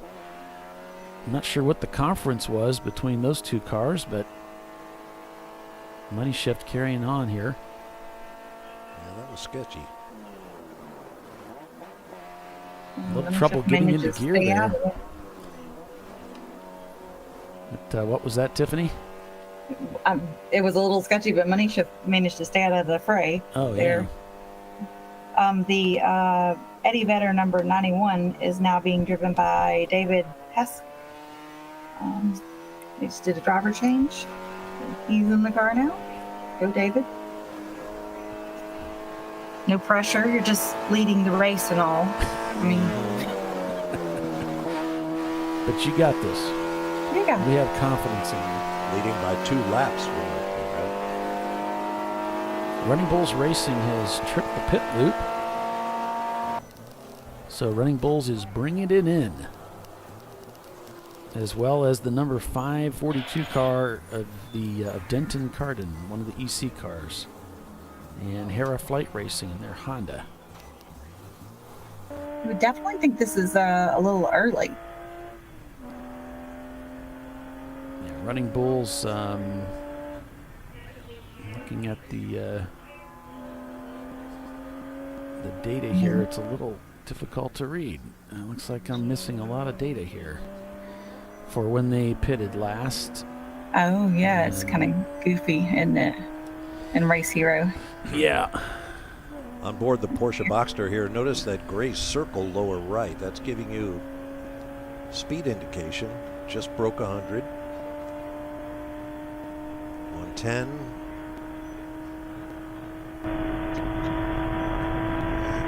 Got up to about 113 miles an hour before he heads down to 10. Jumps on the brakes, downshifts.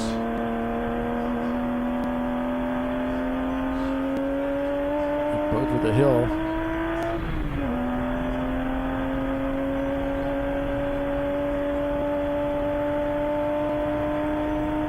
It's gone haywire. Yeah. Not sure if the bridge throws things off a little bit. They had a problem at the top of the hill, and then again when you cross the start-finish line. Still 75 miles an hour through turn 1 there. Gives you some idea of how fast it is, even in a little car like this Boxster.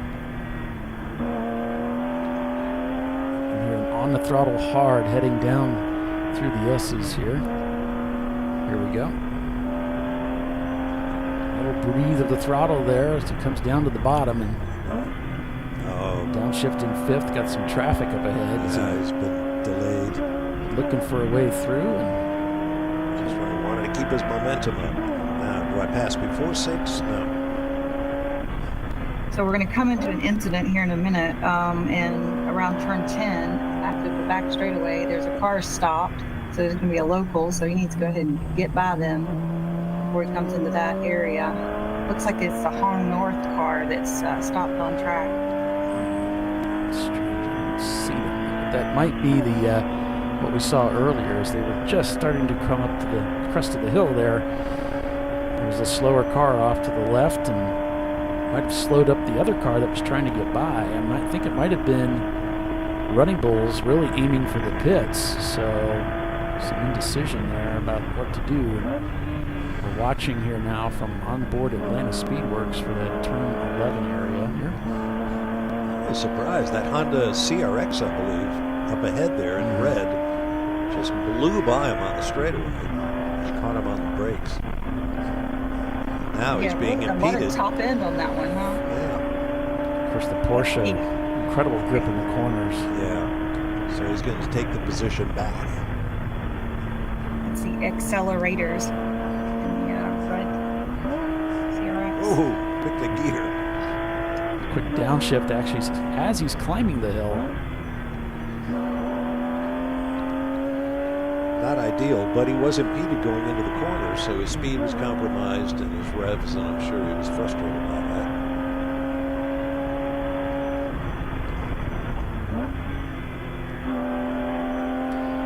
And Running Bulls still in the pits. Looks like they're under the hood working on in the engine compartment. So the hood is off. What we just saw is a good example of something that I'm sure Tiffany, in her role as a driving instructor, has to emphasize all the time. It's one thing to be out there on the track alone or have your nice big open space on track so you can follow the classic line, the racing line, the best line to follow. The ideal, yeah. As you're going for the ultimate lap time. And that's great. Learning to handle that, find the ultimate line and drive it well. That's in your toolbox. And then when you get in competition, it all goes out the window because you're not always going to have access to that ideal racing line. So what do? You saw a clutch of 4 cars going up to turn 2 together. Here they are. Everybody had to make compromises and very quick decisions about what they were going to do. Remembering, of course, to keep their speed up. Am I in the right gear? Am I where I want to be? Dropping offline. You know, what's my car capable of through here versus the other cars, you know, Right. quickly trying to size each other up. Where's the safe place for me to go? And then, of course, when it rains, you've got a whole new set of variables because you don't want to be on the classic racing line because that's all worn smooth and the grip is not going to be there, even on rain tires. So you go where the track is relatively virginal, where it still has the abrasive asphalt that you want to make good mechanical contact between the tire and the road. So when you see cars way offline in the wet, that's what they're doing, is looking for grip. They need to be where the cars normally aren't. Right. So the nature of what you're doing changes from qualifying to racing to changing racing conditions. All part of the fun. Multiple variables. So in the 901 Motorsports cars, we've got Todd Fox going into the 901 and Grant McGee is in the 903. I'm getting reports that both cars were running fine, but the 903 had a puncture in the tire during the earlier stint. So they lost a lap getting that fixed. Punctures. How annoying. I know, right? Nothing like a flat tire where you're trying to race. I mean, Watching the driver of car 411 here. He stuck his left hand out the window. That's usually to get air into the car. It's BMW, so the engine's up front. That'll make the cabin hotter, quicker. I can't imagine it's that hot out there that he needed that airflow. He's driving, I'm not. yeah, that's fair and behind the wheel. So unless he's getting some kind of fumes in the car or something like that. Could be that, yeah. Exhaust running under his feet. Of course, it does get you, even when you wouldn't think, you know, it's quite cool outside. You know, being in a race car is a hot business, and you're moving and you're thinking and you get sweaty even when it's cold outside.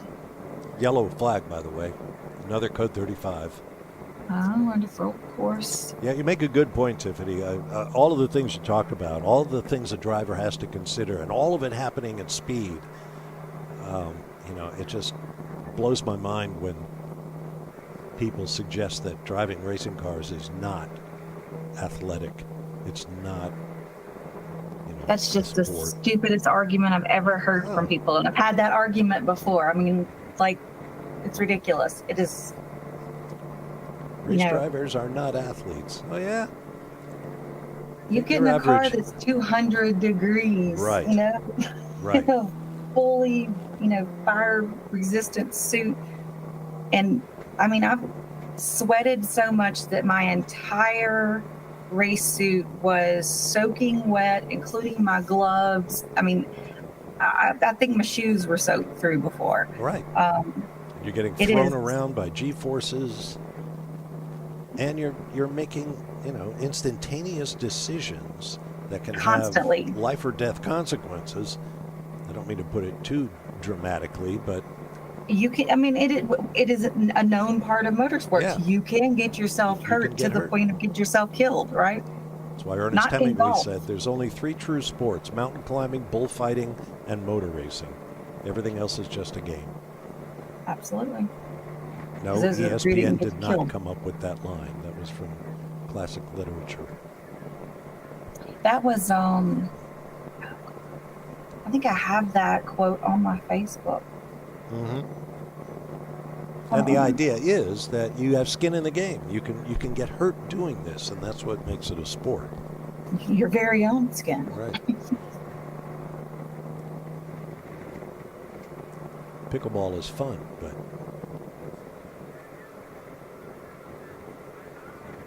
doesn't qualify as risky. Yeah. You might, skin up your knee, but something weird. A safety vehicle was paused at the pit lane entrance. I guess the driver wasn't sure if he or she was supposed to take the pit lane entrance or stay on the racetrack. They opted for the track. Oh. So I don't know if there's something else that needs attending to out there. I mean, speaking of like just the danger. I mean, we put all this, safety equipment in the car, and when it does its job, it's a great thing. But even, as safe as we can make the cars, I mean, motorsports is still a dangerous hobby. My good buddy, Roger Cohen, he should be in the car right now, in the Birmingham car. A couple of years ago was driving a friend of ours' car, and got crossed up in some traffic and another person's accident and what have you. Had a very strong impact. I think maybe over there in turn 1. He hit so hard. Now all his safety equipment did what it's supposed to do, but he went forward in the seat and just a micro, millimeter, whatever. But his tailbone hit on the bottom of the seat because he didn't have a seat cushion in there, and he ended up cracking his tailbone. Ouch. Mm-hmm. So I mean, it happens. So he drives with a cushion now. Mm-hmm. I was like, that's one of my orthopedic doctor was like, what, you're sitting on a hard seat? And I'm like, well, sometimes we take the cushions out to sit a little lower in the car. And he's like, no, no. Yeah, especially if you're a bigger driver physically and you're paired with smaller drivers, they'll use the seat bolster and then they pull it out for you. Right. I drove one of the Formula E electric open-wheeled cars years ago. And being a tall guy, they just took the seat out of it. I was basically sitting on the floor of the car. Oh, nice. And I wasn't going 200 miles an hour or anything, but I was moving right along. And that, I can see, would get downright uncomfortable after a while. And, of course, offers no protection if you high center the car or get involved in someone else's accident, as you said. Right. Tush is important, Absolutely. So, number 25, the Hera Flight Honda S2000 went 4 off and got stuck. Ew. So he is around turn 5. Well, it's right here. Yeah, we've seen some emergency vehicles crossing camera there, but I think it's off camera, unfortunately. Yeah. And you see the gravel in the foreground. He lost a wheel. There's a big gravel trap there, and that's what you get stuck in. The ground is dry, but the the sandbox, as we say, is it can bury you. So it says he lost a wheel, then they went to go pull him out of the sand trap, and then the tow hook failed. So that's taken an Aside from that, Mrs. extended Lincoln, how'd you time. like to play? Good morning, Brian.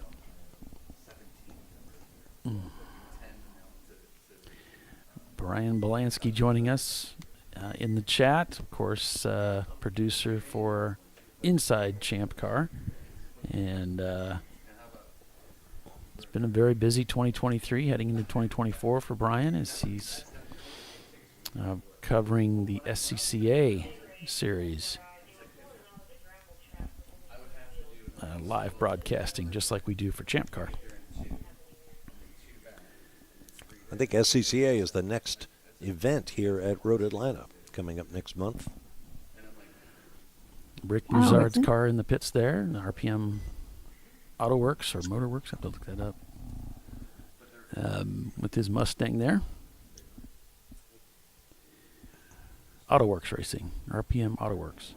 It's a 2005 Ford Mustang with that light blue and black livery.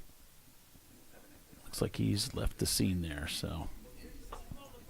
Running Bulls working on that car. Looks like they've brought it behind the wall, although the driver's still in there. So they're working on that machine. Team Infinity here. Still out on track as we're under this code 35.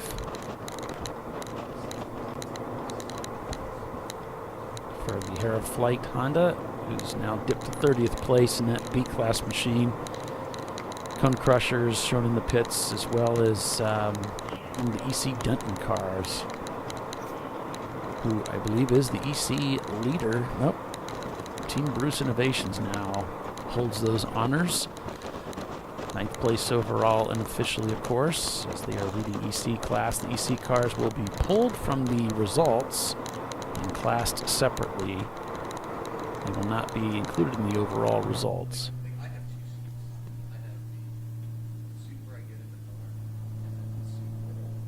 So if you're just joining us, welcome. It is the TireRack.com Road Atlanta 14 with Bob Varsha and Tiffany Alexander, and yours truly calling the race for you this weekend. So I was talking to Brett Shanaman after he got out. He started the race this morning in the 901 of 901 Motorsports, but his son was starting in the 903 car. So a little father-son action going on out there. Fun. And the student passed the teacher. Yeah. So Brett could keep his son close behind traffic with all of his years of experience. But the student has, gotten quicker and quicker. And so he was able to pass Dad and maintain that lead. Nice. I was like, well, kind of a gut check, but he had a great teacher. Yeah. And back to green, as Polly was trying to say. Yep, on board with 901 Motorsport heading up the hill here. Top of 11 down the hill with open throttle racing. BMW is up ahead as they come through that turn 11, as Bob was talking about earlier, that late apex of turn 12 down the front straightaway. Looks like he's going to go the downshift into 4th gear and then work his way up turn 1 here very fast. And this setup for turn 2 is so interesting, Tiffany. That's kind of a blind. I found racing here in iRacing, it's just this gigantic pad of asphalt, and you have to try to figure out where you are as you crest that hill and hope that you lined it up properly. Yeah, it's like you're going up. It's kind of the opposite of the turn 12, where you're coming down the hill and trying to line up for that one. Well, that, Bob, is the exit for the pro pits. They exit right there, so there's a very wide, like most of your typical road circuits, it's pretty clear where you're supposed to be on the track, and And up there, it's pretty easy to get lost. There's a lot of room. And of course, we're not running the pro pits this weekend. We're on the club side.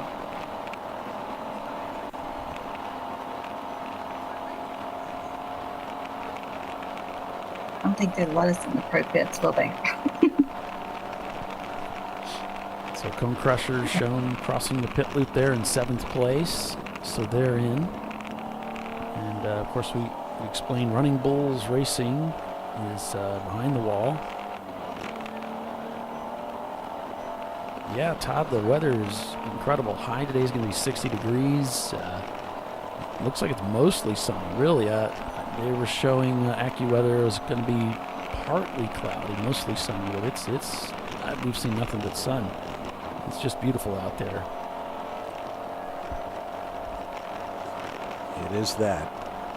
Accelerators there in 24th. Looks like they're tumbling down the standings as they're not turning laps. Eddie Vedder now shown leading by almost 3 laps now over the field in that D-Class machine. So A-Class being led by Mad Wag. B-Class being led by Money Shift Racing. C-Class by RVA Graphics and Wraps. And D-Class by the Eddie Vedder team. So with that, we'll take a quick commercial break and be back in just a few minutes. You're watching Champ Car Live, presented by AutoZone. Eddie Vedder, your leader. We'll be right back.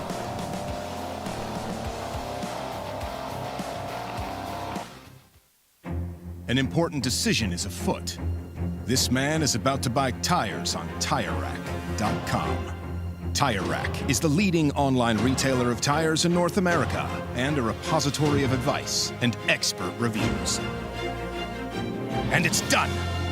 All that's left is to arrange for safe, easy installation at one of our independent recommended installers. Well, I guess he did that too. TireRack.com, the way tire buying should be. Come on, Road. Do your worst. We'll be at our best. Engineered to meet or exceed original equipment performance, exclusively at AutoZone.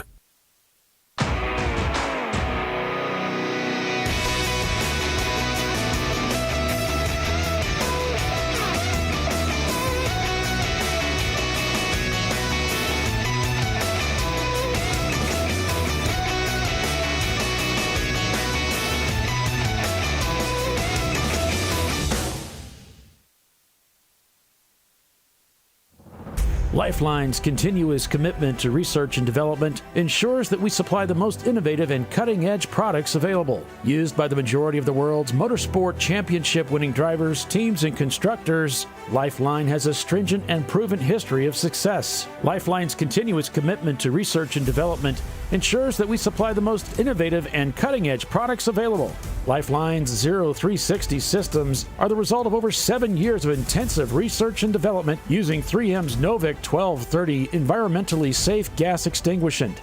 Lifeline uses only the finest quality components. For more information regarding our fire safety equipment and fire safety systems, please contact us at info@lifeline-fire.com. RVA Graphics and Wraps is a full-service design, signage, digital graphics, and wraps company located in Richmond, Virginia. With over 20 years of experience, RVA Graphics and Wraps offers premium signage options for your business.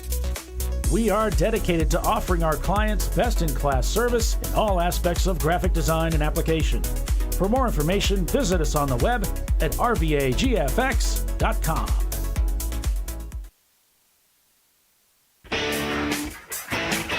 Located in Northeast Ohio with 40 years of combined experience, Money Shift Racing knows how to deliver performance and safety, offering everything you need to get your vehicle and drivers ready for race day.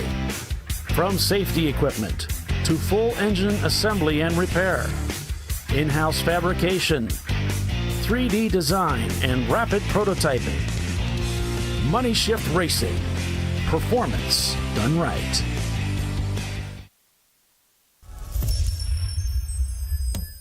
Frozen rotors from Diversified Cryogenics deliver increased performance and a higher level of safety while significantly reducing braking system costs. So to tell you a little bit about the durability of this product. So we have seen an incredible extension of the life of our brake rotors using frozen rotors. We've gone from brake rotors every other weekend to 6 weekends on one set of brake rotors, and I think they can go farther. The durability has been amazing. And it's been a fantastic season, and man, a lot of that is due to the way our car can brake on those frozen rotors. For more information, go to frozenrotors.com. Duralast, designed to meet or exceed OE performance with OE-matched friction formulations and fitment for 97% of cars on the road. Backed by a noise-free guarantee when professionally installed. That's the Duralast difference. Only at AutoZone.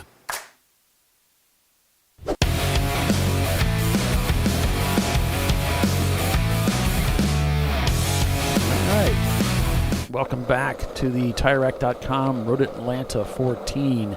Working lap 91 is the Eddie Vedder team and their Corvette still leading this race over RVA Graphics and Wraps, followed by Madwag Motorsports, Hung North, and Valerian Steel.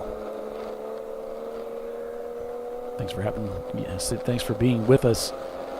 Bob Varsha, Tiffany Alexander, and Paul Veltum calling the race for you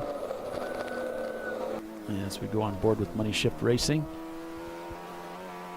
I've been scanning through the chats on YouTube, and thank you to the correspondent who pointed out that Charles Leclerc of Ferrari's Formula One team has won 5 Grand Prix. He hasn't won a championship, though. No, and his future teammate Lewis Hamilton, as of 2025, has won 103. So that's my point. It's quite a difference there. Yeah. So Ferrari has an interesting decision to make when it comes to who gets the team behind him when it comes to team orders. I wish Charles all the best, and this is it's time to step up. He's had time to get acclimated, and so hopefully, is this his 3rd year, 4th? Hopefully he can maybe turn up the wick a little bit and keep the car on the track and see some better performance. Bernie's Rods and Customs says that Hamilton's contract with Ferrari could be worth as much as $446 million. For Maybe they can keep the car from breaking for a couple of years. Charles. Sorry, Need to be a lot of years. I'm going to have to see that in black and white with Ferrari signatures on it. Yeah, that's anyway, a lot of money. Back to the battle at hand on the Indeed. backstretch at Road Atlanta. Yep, we started the race here with some 52 cars. Took the green flag this morning. There's a few other cars in the wings that may still get back out there. Well, on a Formula One note, a couple of years ago, the Ferrari Cliente, Ferrari car owners, had their Ferrari Days gathering here at Road Atlanta, a highlight of which for me was Marc Genet, a Ferrari development driver, taking one of their recent Formula One cars around Road Atlanta at an absolutely staggering pace. If you can find the video on the internet, check it out. I mean, you want to see a 1-minute lap of Road Atlanta. Yeah, it's crazy. Oh my gosh. He really knew how to pilot that Ferrari around this track. He does. He's made a few of those appearances, shattering lap records at various tracks.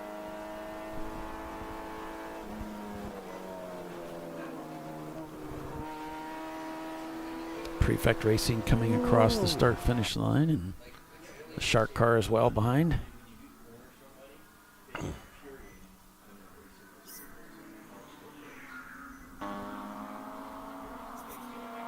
Current drivers in the 901 Sports. Hold on, let me try again. I'm gonna get some new lips, as Doc would say.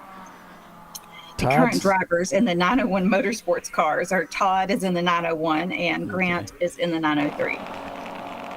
Well, Todd Covey said that they did make an offer to Hamilton in case the Ferrari deal falls through, but he hasn't heard anything back yet.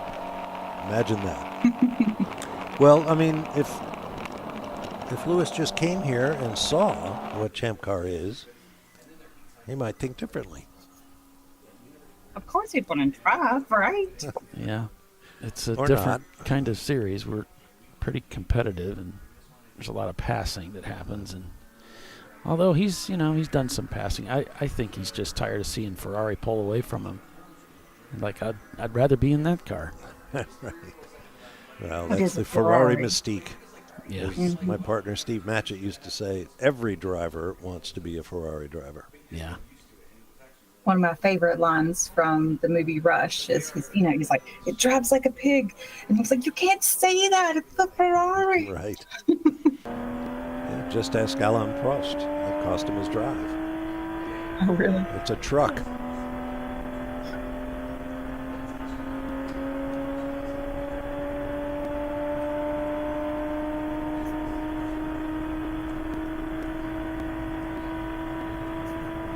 So the 998 of Wills America looks like they had a 4 off and continue.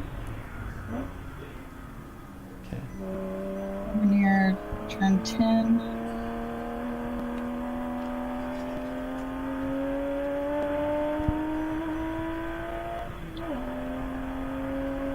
And in the Denton Carden racing car, that's the 542. Kevin Rogers is now in the car, piloting that machine.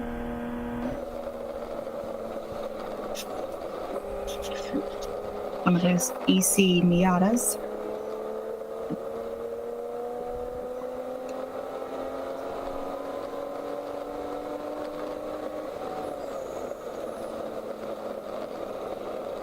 Oh, Birmingham's up to 7th place. Get them. Yep. And it's actually, he's got an EC car up ahead, so he's 6th. 6th place. Yeah, Valerian Steel, he's got some work to do to catch up with them.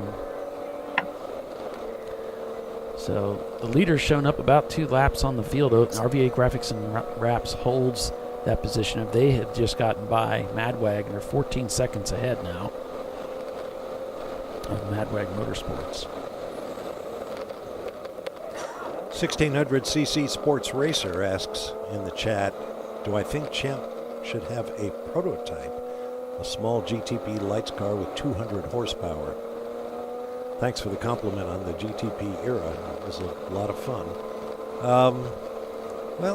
Is it a viable proposition? Is there interest? I mean, Champ Car is about the opportunity to race at reasonable cost. I mean, if that's something that can be done at reasonable cost and people want to drive a prototype car with all the enhanced aerodynamic grip factors, sure, why not? But I'm not sure quite what that would look like. Well, our cars are supposed to be production-built cars, no tube chassis. Well, there you go. We're supposed to be entry-level. If you want to race more thoroughbred-type race cars, it's going to be in a different series. So you can step up a notch and look at perhaps the WRL. But even them, I don't believe are running tube chassis. I could be mistaken. So there's a lot of racing series out there to consider if you want to race a platform like that. It's true. And some are totally dedicated to one particular type of chassis. So there's a lot of opportunities out there. And there's your answer. Valerian Steel just set their fastest time of the day with a 141.4. Currently sitting in 5th place. Nice. Yep. They are trying to get it done. That's quick. That is pretty stout. 142, the fastest lap time for Madwag, who's just ahead of them a few spots. So those 2 A-class cars are running some really stout lap times. Madwag number 251. I mean, yeah, that's fastest and the best time of everybody else except the first place car. Yeah. That's highly competitive.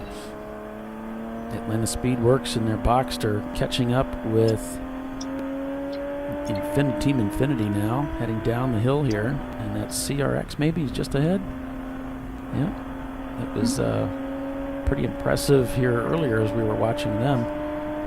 Accelerators. Spelled like Excel. Yeah, and then Orators. Yeah, it's quite clever. It is a bit difficult to read and pronounce when you're looking at it for the first time. All right, let's set up for the downhill run here.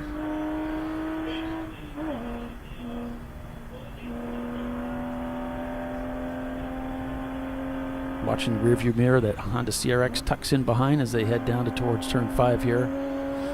Now on the power is the Boxster. Crest of the hill and then downhill here towards turn 6. Heavy braking right here. Quick downshift. Back on the power early. Now we'll brake here for turn 7. Using all the racetrack plus some of the curb.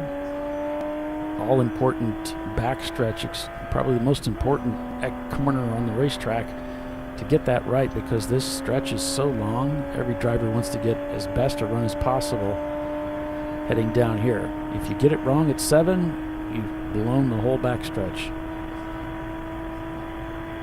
Braking downhill as fast as the car can possibly go. Nice crisp downshift there towards 10A. On the curbs nicely, hitting all their marks over 11 here. Nice and wide for that turn in for a late apex clip. Across the start-finish line to start another lap here at Road Atlanta.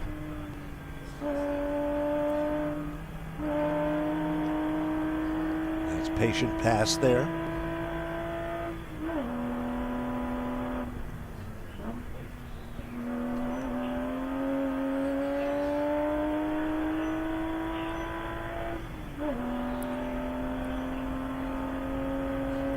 So over on the YouTube chat, Bernie has sent a link to the article about Hamilton's move to Ferrari. I saw that. Thank you, Bernie. And just so you folks keep in mind too that with each stint that goes forward here, it's always a fresh driver getting in. We did have a time of practice yesterday. Not all of the teams will take advantage of that because it puts wear and tear on the car. There's always the possibility of damaging the car, which is some of the team owners don't like practice for that reason. The drivers love it because they get some track time to knock off ring rust, but not all of the owners really enjoy having the car out there, risking it, and wear and tear on the engine and other components. So some of these drivers are very new to racing and have very little time on this highly technical, challenging racetrack here in Atlanta. So we know there's often changes in the driver lineup. That's certainly the case for 901 Motorsport. Bill and I were talking about that yesterday, and you can bet that's the case for other teams here as well. And then there's, of course, the challenge of the car itself. No car seems to roll out on the racetrack perfect. There's always little challenges and things, niggling things that they're working on. And so every team and every driver has a story, and conditions are always changing a little bit with every driver change. And that's one of the things I think that makes Champ Car so interesting, because there's always change taking place throughout the whole time the race car is there that weekend with different drivers. And of course, there's durability. With a 14-hour race with no brakes, there's no opportunity to change the brakes on the car and do any other service work that needs to be done, or you're going to be losing laps as a result of it. So you have to come out here with all of those considerations as you put the car into competition. And manage your resources in that fact. You don't want to use up your brakes, before the 14 hours and have to, in essence, almost take a penalty to to do brakes if you've got, especially if you have to do them under a green flag condition.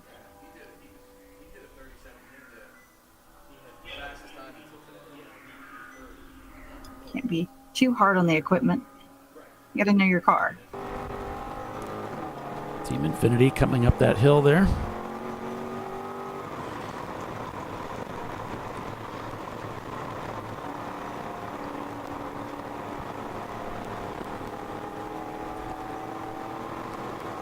So if you love what you're seeing, you love the idea of racing at Road Atlanta, well, you might consider coming back with us next year. We're out here every year. This is one of our regular visits. The season opener is always at Road Atlanta, so planning on being here next year again, so you might plan on joining us. You can be out here racing with us. Looking into this car, you see that red tape on presumably the interior of the windshield. That's to assist the driver in avoiding the early morning or late afternoon sun. I think this is the car and the driver we saw early in the race using his hand to shield his eyes from the low sun. Yeah. Not needed right now, but it will be later today, because there's no chance of cloud cover as far as we can tell. Right, right.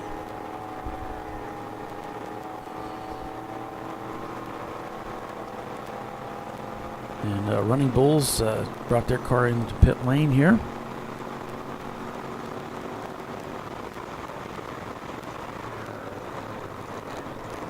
So they might be getting ready to put a driver in and head back out. A little bit of tire squeal there. Yeah, I heard that. That was that's often followed by a crunch. Never a sound you want to hear. The crunch part. A singing tire is a happy tire most of the time. Make them sing. RVA graphics and wraps down the inside.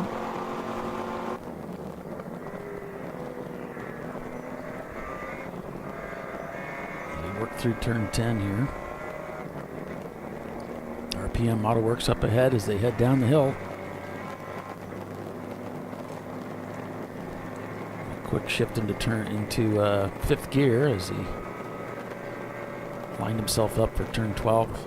Now looking at turn 1, back down to fourth gear. And down the inside of the RPM AutoWorks, and a friendly thank you there. Yeah. That's right. Well done. Thanks for letting me by. If I can help you later on, I will.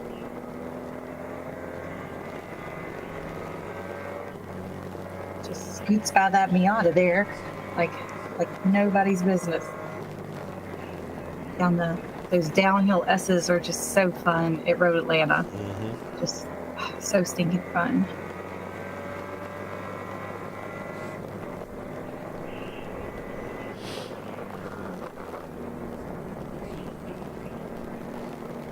I haven't been in the car for a while, so I was just doing my Central to Eastern math.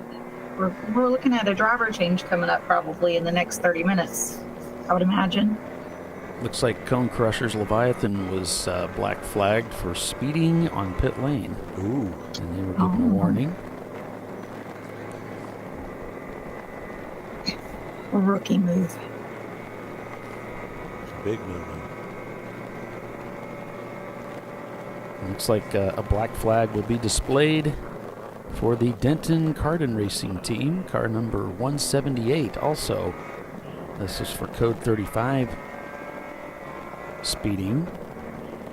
Team, and it says team pit lane warning, so I assume maybe it's not pit lane that they were speeding on. Maybe it was just under the 35 and they're going to the team on pit lane and giving them a warning. I'm not sure on the, what the language, how that equates. But it says team, then pit lane, then warning. So what does it all mean? Read between the lines as you wish there.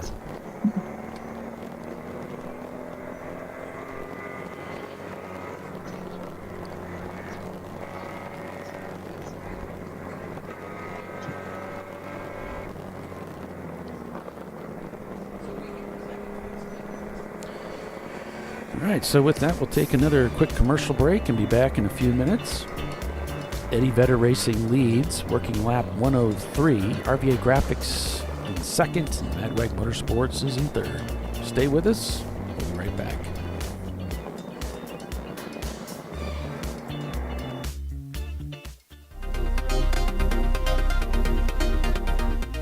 Welcome to TireRack.com, revolutionizing tire buying since 1979.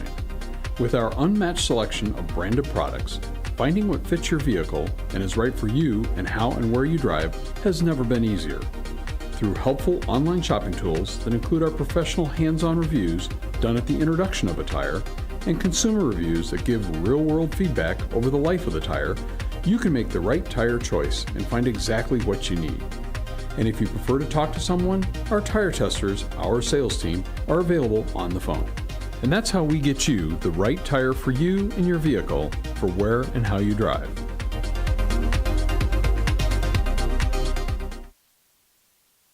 At AutoZone, you get what you need when you need it. Got a today job? Pick it up free same day at your local AutoZone. More of a tomorrow project? Order as late as 10 p.m. with free next day delivery. Getting the job done just got easier.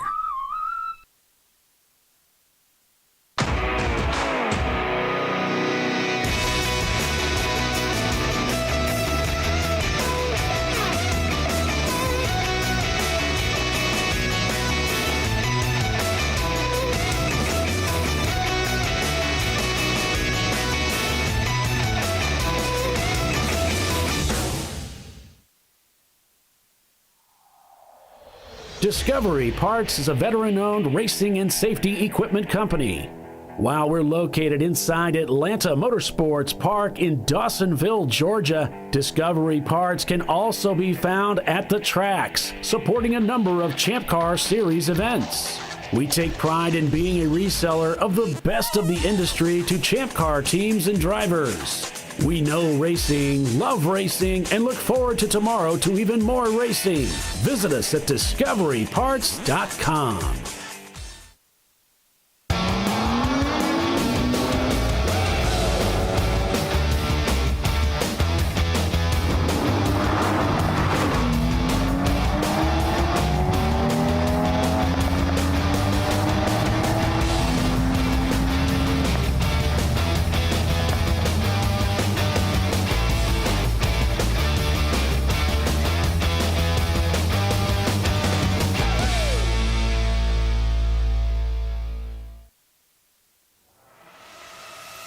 RVA Graphics and Wraps is a full-service design, signage, digital graphics, and wraps company located in Richmond, Virginia.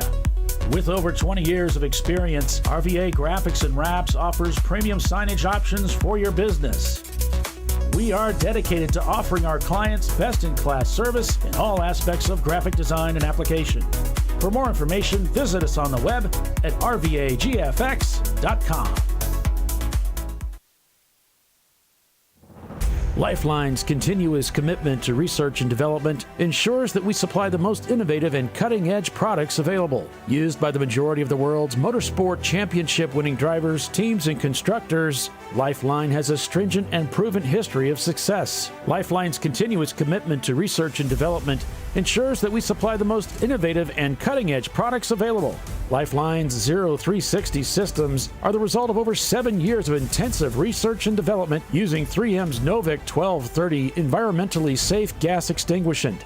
Lifeline uses only the finest quality components. For more information regarding our fire safety equipment and fire safety systems, please contact us at info@lifeline-fire.com. Located in Northeast Ohio, with 40 years of combined experience, Money Shift Racing knows how to deliver performance and safety, offering everything you need to get your vehicle and drivers ready for race day.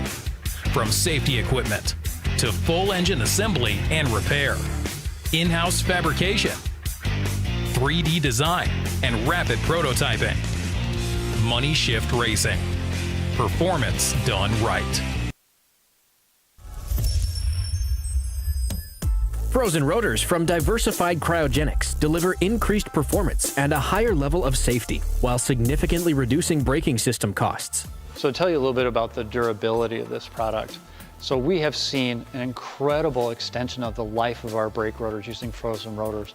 We've gone from brake rotors every other weekend to 6 weekends on one set of brake rotors, and I think they can go farther. The durability has been amazing, and it's been a fantastic season, and man, a lot of that is due to the way our car can brake on those frozen rotors. For more information, go to frozenrotors.com.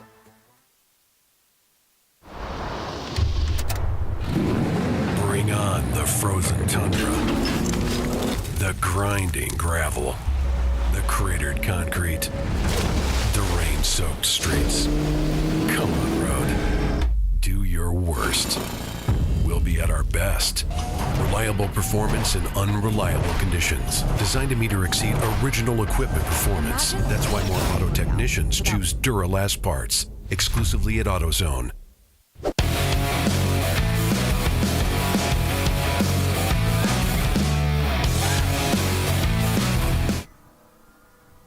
Working lap 106 now, 107 for Eddie Vedder, as that Chevrolet Corvette continues to gap the field, now up about 3 laps over RVA Graphics and Wraps.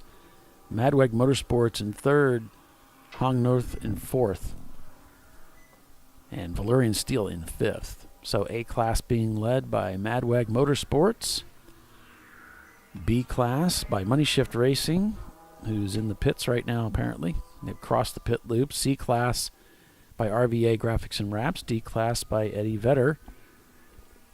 EC being led by Team Bruce. And I'm looking down the field. F-Class looks like being led by What's the Rush again. Unless I'm missing him somewhere. It looks, nope, that's what I'm seeing unofficially there. Hong North looks like they've just come into the pits, as well as Yoda Sport, who's beginning to fall through the standings as a result of Momo Champ coming across the start-finish line. 3 Racing also in the pits.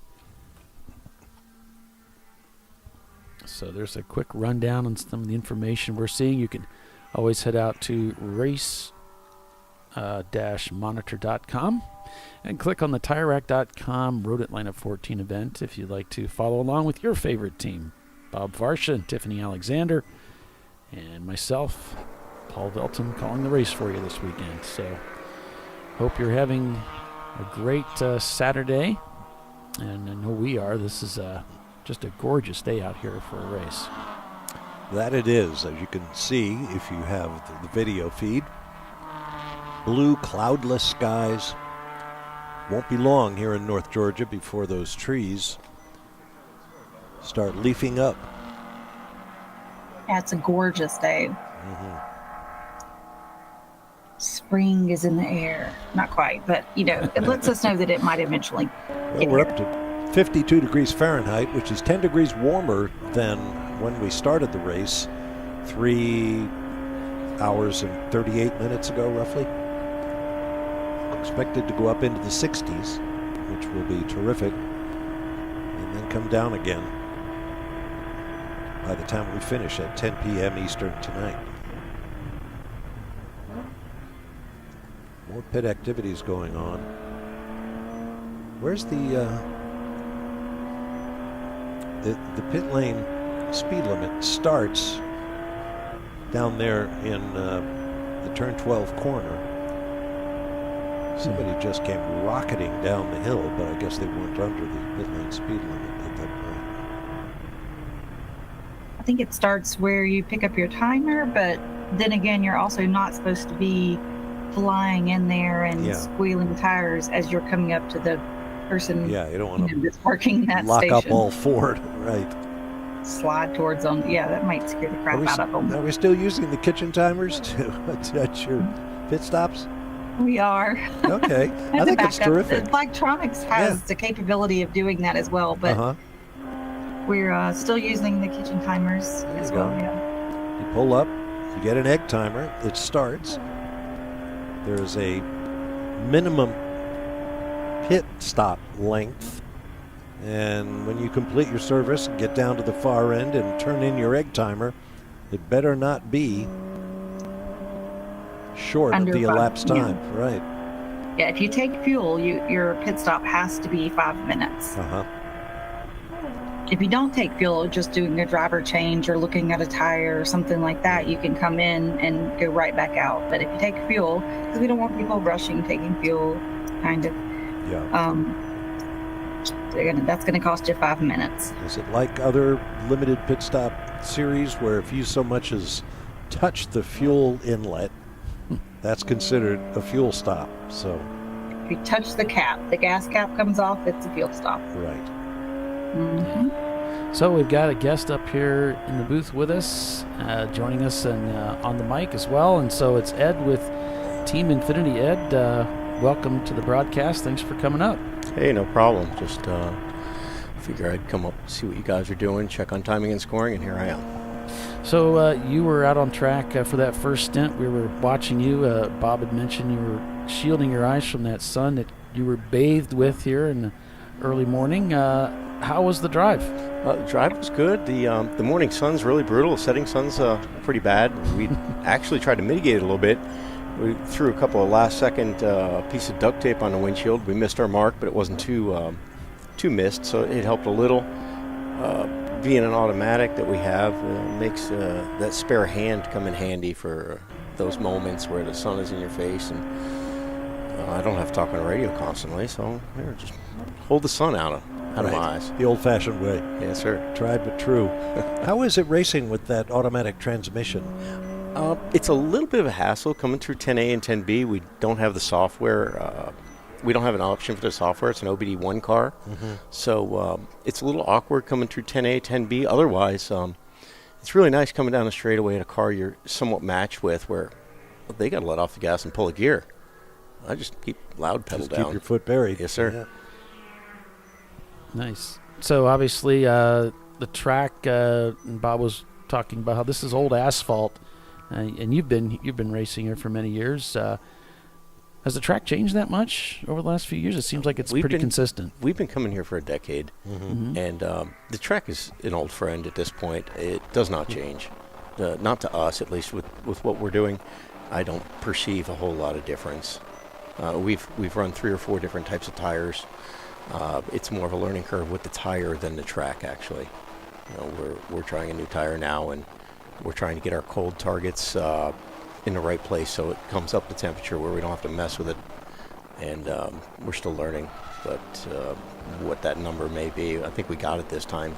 We're more doing monitoring on pit stops than changes. How did you develop your car? What did it start out as? Did you go right from showroom floor to what we see today, or? I purchased that car from a wrecking yard, a tow truck. It had been towed. It was an impound, and the owner failed to pick up his car. Right. And I purchased it at auction for very little, and I knew nothing about it. Actually, it was not something I ever worked on. My day job's a mechanic. I'd never worked on that model car before, and I worked on it a little bit, and it frustrated me. It's an Infinity. It's complicated when the first time you look at it. It needed an alt-air belt. It needed a strut. It had a little dent in it.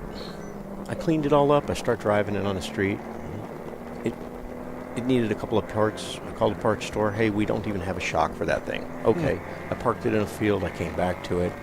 I was trying to sell the car. Nobody would give me $1,500 for it. Then one day, ChampCar was invented. And I'm a Chevy guy. My other primary is a Chevy guy, and I got a Ford guy. Hey, let's build a Camaro, let's build a Firebird, let's build a Mustang. Like, look, guys, we've been racing those things for years on dirt, and we know the limitations for the stock stuff. What about this Japanese thing? We got a couple hundred horsepower, it's independent suspension all the way around, it's got 4-wheel disc, it's even a posi. Why don't we give this thing a try? All right. He's like, are you really? What do you have to lose? Exactly. Actually, I had the car to lose because I collected a couple $100 from each guy, and they said, listen, you know that we're going to saw this thing in 2 if it doesn't do very well after the first event. Well, that was 2000. That was 2009. So it's got factory gearing in it. Factory gearing. This thing is built out of a non-turbo automatic 300Z when it was new. I mean, it was the pedestrian version of a 300Z. So we stumbled upon something, and it had a large gas tank from the factory. And we really didn't understand how that played into things until years later, when this got really competitive. And it's like, wow, look at this gas tank, and we're driving a 4-door 300ZX. It's an intriguing idea to start a whole new class of racing, automatic transmissions, and we didn't have a stick, and this car ran and drove fine. It was literally, let's do this. And nobody told us, well, actually we were told, no, you can't do that. We'd already built the car, and we were doing it. I'm standing next to a gentleman with the clutch on the ground of a Miata, and I'm like, he's like, well, what position are you in? I don't know, let me check. We're still going out there, and he's in the garage, with a money shifted clutch. And it's like, actually, how can we not be doing this? So you, and then fast forward to 2021, and you pick up the win at Daytona. Yeah, we've been going at it, and we got our groove, and it was our turn. We had a great run. The star alignment was in place, and the car was really hooked up that day. And a couple heavy hitters, Cobra Mustang hit the wall. The previous year winner, the 2020 winner, had a fueling fire, not a fuel rail fire. And those cars were substantially faster, and they were very robust and well put together cars.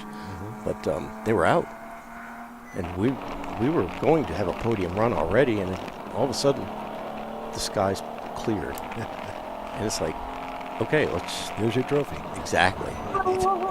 Surreal it was. And as Chelsea came to me earlier, and I was talking to you off mic, Ed, that Daytona this year sold out. And you're going to be one of the teams in the field. We made it, just barely made the cut. And Bill announced something like 20 spots left or something a week ago. And I contacted Bill. I said, I haven't signed up yet, and I'm about to. And is there any spots left? He said, I'll check. And I jumped on it and registered up, and here we are. We're going to be in that race again. So exciting. How many cars are going to be in a full field at Daytona? Full field. The 2021 race was at least, I think it was 123, I think. That's what Tiffany guessed earlier. It's immense, and this, we do have classes, but I mean, the overall was a tremendous thing where you can race 100 cars and get that top spot. It was, it was very, it's not unexpected, but it wasn't like something we came there to do. We just put our best foot forward, and it was the best foot of the day. Yeah. The biggest right pedal, I guess. So I'm showing 121 cars entered so far for Daytona. 121? Yeah. There's a few that aren't going to make it. I'm sure they've already got the wait list going. So I'm sure that's going to stay in the 120 range. Right. You see, 2022's winner is entered. I saw Floridians. Scroll down. Floridians, they always make that race, it seems like, those Florida races. And they make it tough on us. I mean, we've been racing against them for years, and we very commonly finish right in front or behind one another. And sure enough, right after we win Daytona, they did. So I guess it was just our turn. We put in our dues, and we know this series inside out, and it was what happened. So exciting race coming up here in April. We'll be at Daytona. There's a full event schedule online. Just click on the event calendar and scroll down. And of course, we're at Michelin Raceway Road Atlanta this week. Then it's Virginia International Raceway March 2nd.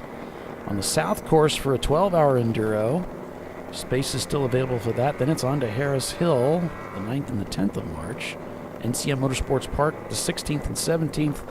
For the national championship race there in Bowling Green, Kentucky. That one's probably going to be a sellout as well.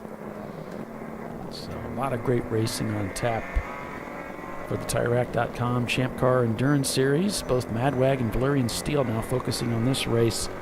Shown crossing the pit loop, 2 A-Class cars. One's the lead A-Class car. Both in the top 6. Prefect Racing behind them in 7th. Past 44 cars for position so far. And Wow, of the it group up started in the there, back of the pack. yeah, they've passed more cars than anyone to get up there into 6th place. And they're always a strong competitor in the field, so we'll see how they do today. No, Jason, I show the Floridians are in the field for Daytona, not on the wait list.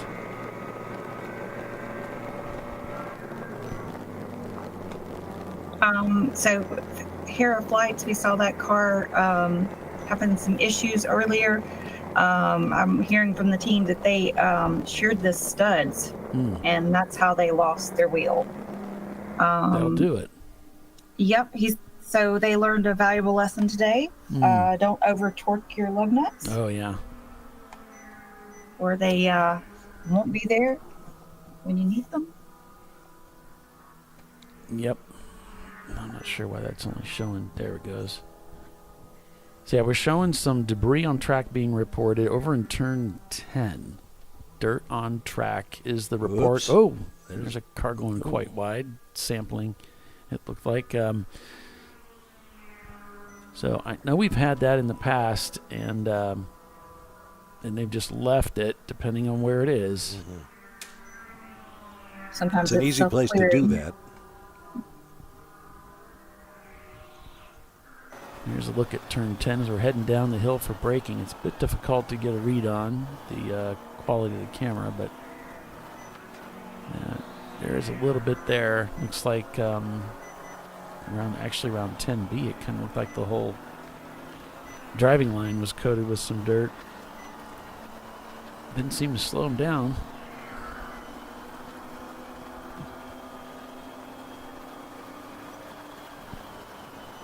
So Running Bulls Racing was in the pits earlier, got that car back out there and turning laps again. So, yeah, Ed, thanks for joining us. Appreciate you coming up. Oh, thanks for having me. It's always fun. Yeah. Thanks for letting us know how your race went, and good When luck. do you go back in the car? I'm the cleanup crew. Oh, okay. Cleanup crew. I was here last year with the cleaning up, and you guys had our in-car camera running, and the alternator had gone bad. Unbeknownst to me, the Flagtronics blocked the alternator light, and we ran out of electricity before the engine sputtered. Didn't detect it, and the ABS faulted going into 6 at 100 miles an hour, and the car turned around into the gravel pit. Oh. It was I couldn't be happier stopping and getting taken out of contention in that fashion without contact. Mm-hmm. I actually didn't know what was wrong with it. It took us quite some time to figure it out. We did a pit stop or two, and no, there's nothing wrong with the car. Go back out. You're just being a wuss or something. And finally, I figured it out, and I came back to the trailer and pulled it on the trailer, and the headlights went out, and the engine cut off. I'm like, oh, well, if we would have turned the car off, we would have noticed. Yeah, there's a clue. So it wasn't me, and I was redeemed at that moment. That's racing. Thanks, Ed. Appreciate you coming up, brother. And take care. So that was Ed with Team Infinity. Got his stint in today. He'll be at the Daytona racing with us again, and we wish him and his team all the best. Just looking at this cockpit, I think Running Bulls Racing needs more rear view mirrors. It's offline. They've only got 3 in this picture, including a couple of fish eyes.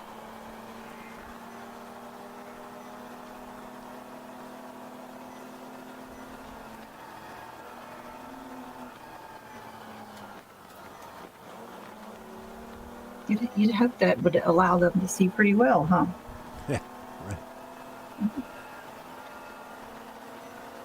Come on, don't worry about what's behind you. It's what's in front of you that matters.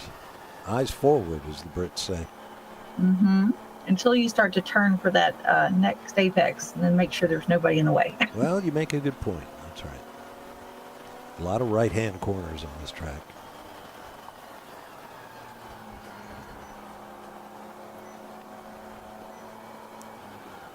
As usual, TV cameras don't do the track and the elevation changes in particular justice. That's a steeper hill between 6 and 7 than it looks on this onboard camera. As is this straightaway, where there have been a couple of big backflips.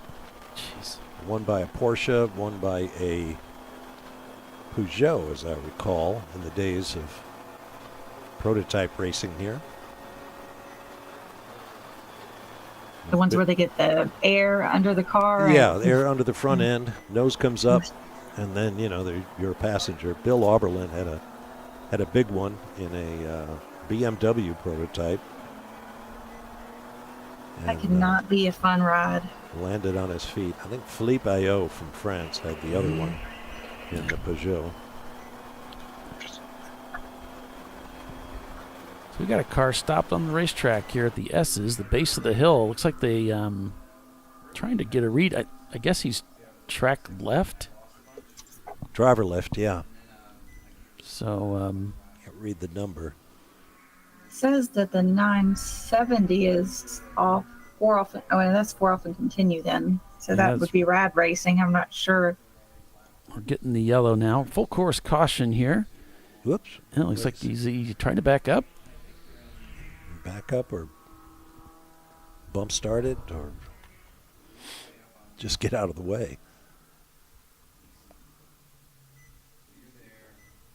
Green and black. Looks like a Miata. Open throttle racing.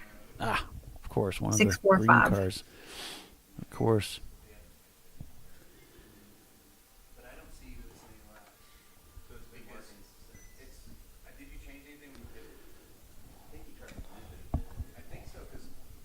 So now we're down to purple 35. Everybody's slowing down. Yep. Guess I'll have to go retrieve that Miata. It's our 5th or 6th unofficially, code 35. But this one, for the teams who haven't done their second pit stop, this falls beautifully for them. Mm-hmm. I mean, we're right at that second 2 hour or 4 hour mark, right? 11, 12, it's 12 there, right?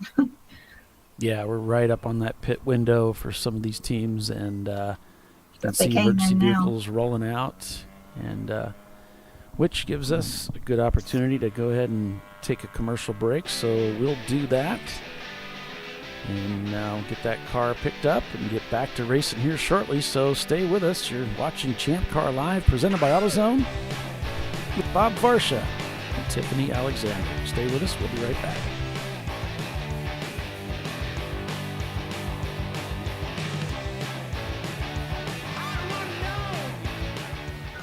You know, I'd buy tires online, but then what? We've thought about it. We're TireRack.com. They should let you ship directly to a mechanic. Actually, we call them independent recommended installers. They should have like 1,000 mechanics. Try over 7,000 installers. Then you just make an appointment. At a time that's convenient for you. This could change tire buying forever. TireRack.com, the way tire buying should be. Come on, road. Do your worst. We'll be at our best. Engineered to meet or exceed original equipment performance, exclusively at AutoZone. Lifeline's continuous commitment to research and development ensures that we supply the most innovative and cutting-edge products available. Used by the majority of the world's motorsport championship-winning drivers, teams, and constructors, Lifeline has a stringent and proven history of success. Lifeline's continuous commitment to research and development ensures that we supply the most innovative and cutting-edge products available. Lifeline's 0360 systems are the result of over 7 years of intensive research and development using 3M's Novik 1230 environmentally safe gas extinguishant. Lifeline uses only the finest quality components. For more information regarding our fire safety equipment and fire safety systems, please contact us at info@lifeline-fire.com.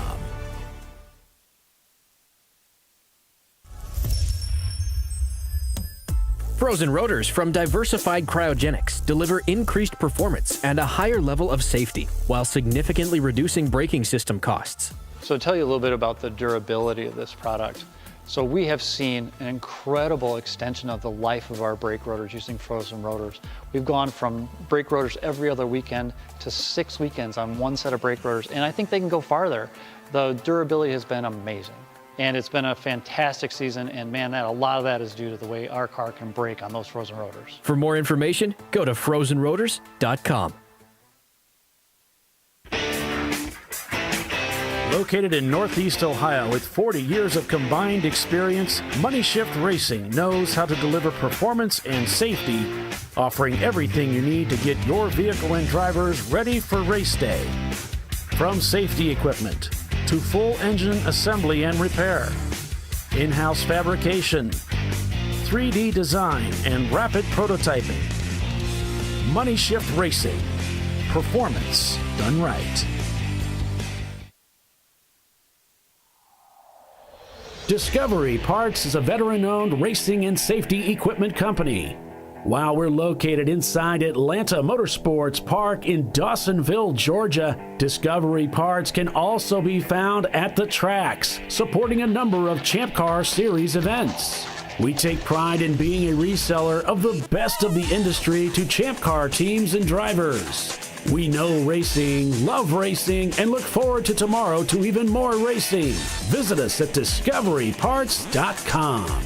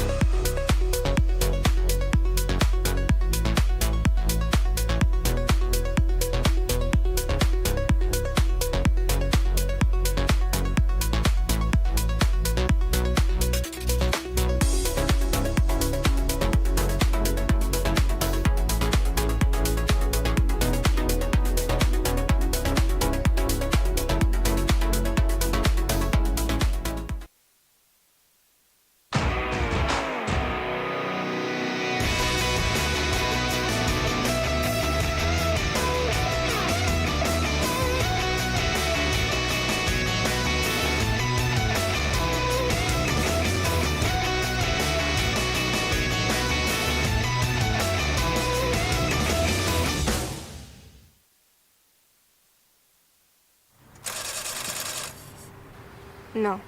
Seriously? Oh, come on. No. You for real? Dale. Really? Wow. So maybe just a cable? We can help you.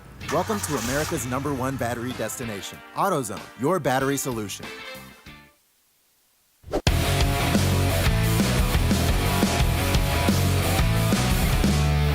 All right, we're back to green flag racing here at Michelin Raceway Road, Atlanta.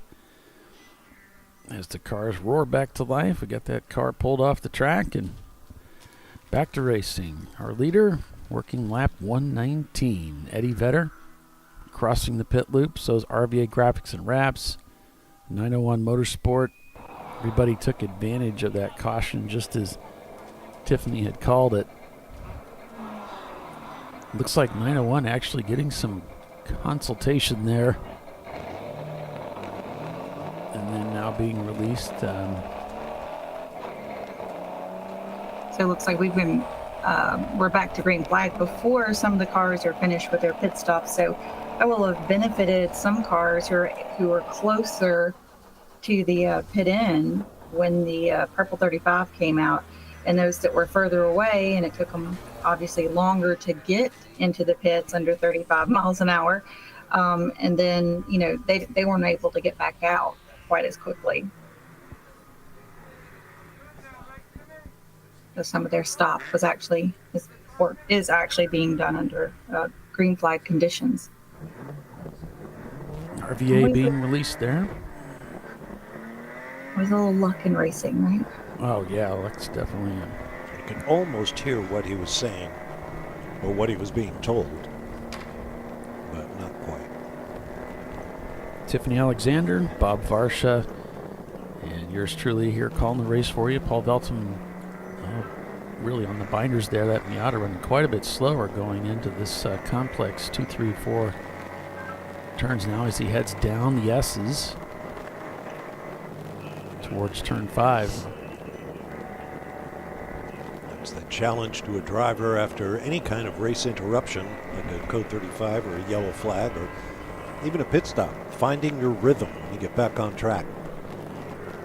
Right, you got to be able to get back up to attack speed pretty quickly.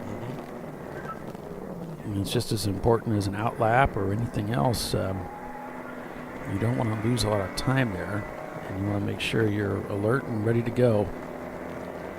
And that's Which one of can the be challenging. It's challenging, and it's challenging even just coming out of the pits. You know, you haven't been racing, and when you come out of the pits, everybody else is up to speed, and you know you're cold, so you have to get yourself up to speed pretty quickly. Tires are usually under temperature, and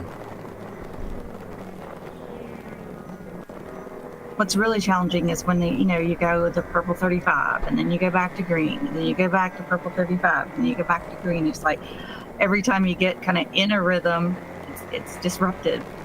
It's like, oh yeah, I know. Right. We got a car up on the jacks. They're in the pits. Yeah, that car's been there a while. I think it's one of the quicker BMWs out there, white and black. If there's some green in that livery, they're losing valuable time. They've got a good car. It's got the kidney-shaped grille of the BMWs. As the shark car comes down the pits, Team Infinity, that J30 we were talking to Ed earlier here before the break. What they're working on could be as simple as a tire change, or if they're maybe a hub problem or brake. If it was anything extensive, you'd think they'd go behind the wall. Right. Now, we do have a 30-minute limit on how long you can be in the pits. Anything more than 30 minutes we ask that you take it behind the wall. So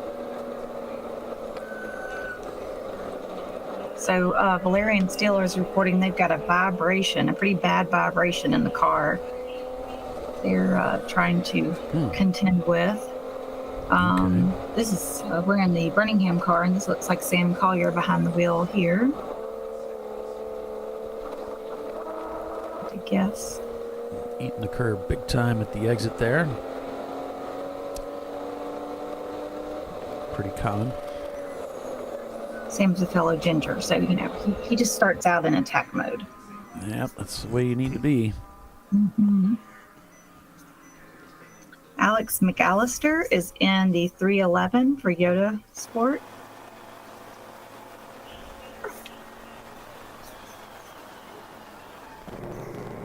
'87 BMW.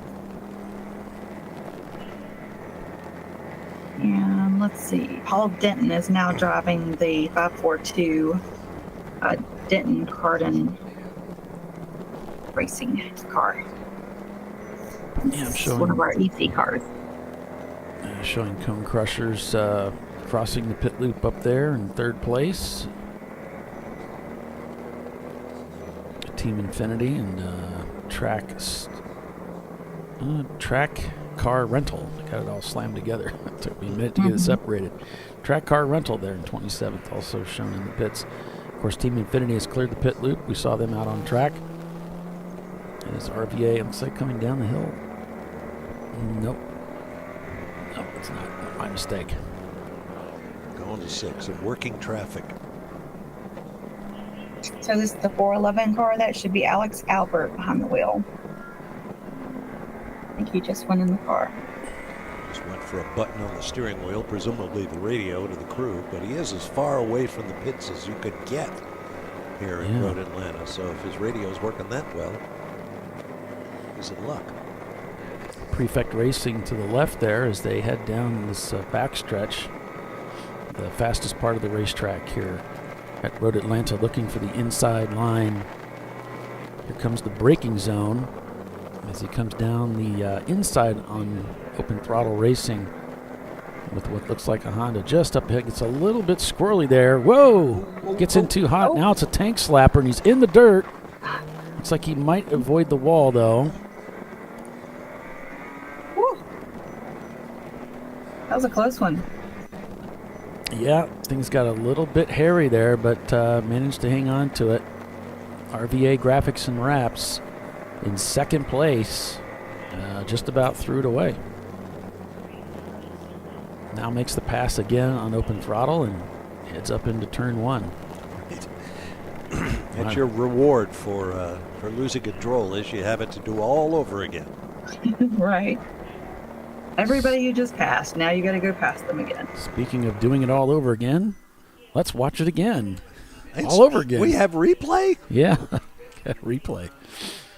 Who knew? We're stepping into things up here, Bob. It just got a little crossed up right there, and I don't know. Did he get tapped? I was thinking, the way it turned so suddenly from the back, I was thinking he had contact. But yeah, it looked like reaction to the steering wheel as he was in between A and B, and the car was kind of straightened out. I wonder if he got tapped here.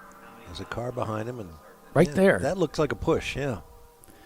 And that just set that, as you were talking about getting your momentum and your everything, that just kind of threw everything off for him there.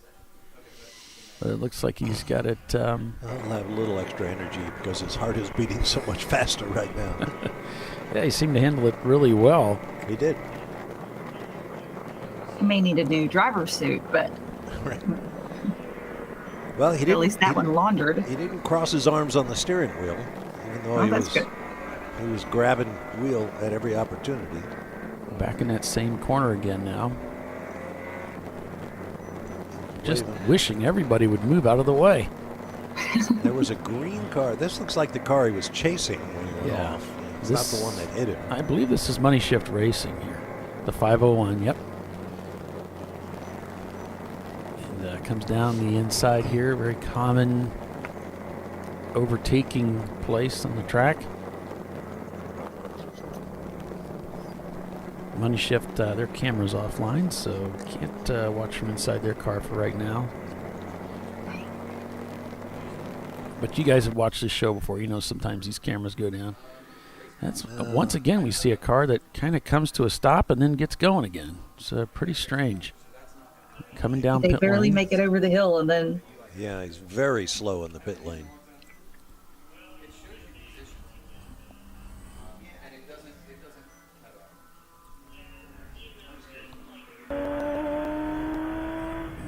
Atlanta Speedworks continuing on as that car continues to slowly roll in pit lane. Car number 981. That's Atlanta Speedworks. Mm-hmm. Yeah, they're scored in 19th. They've got a couple EC cars up ahead, so that puts them in 17th right now. Eddie Vedder still leading this race, shown now about 4 laps up on the field. Over RVA Graphics and Wraps, followed by 901 Motorsport in the number 901 car. Madwag Motorsports in 4th, Hong North in 5th. Then it's Prefect Racing. Again, with that amazing climb through the field, there are 45 cars for position. Birmingham Racing in 7th, Cone Crushers in 8th, Yoda Sport 9th, and On Second Thought Racing in 10th, with A-Class being led by Madwag, B-Class being led by Money Shift Racing. For C-Class, it's RVA Graphics and Wraps. For D-Class, Eddie Vedder. For EC, it's the Denton Carden team. And for F-Class, it's What's the Rush and their Escort.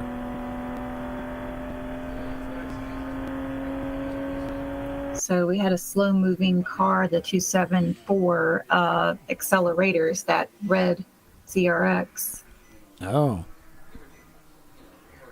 Yeah, that was the car that was working, so it was kind of a burgundy car that came over the hill there, I thought, but I wonder if that was the same car. Yeah, I think so. Looked like a Honda, didn't it? Yeah.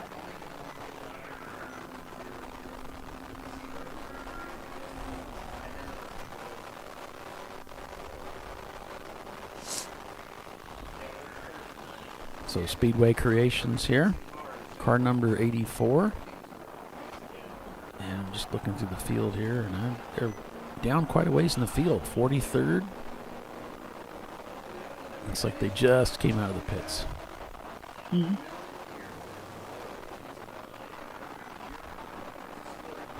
One of their Ford Mustangs here this weekend. Team Bruce Innovations holding the fastest lap time of the day with that 136.6. Eddie Vedder with the 136.7 there, leading the race. So today, the race being dominated by a D-Class car, as looks like Running Bulls is coming into the pits.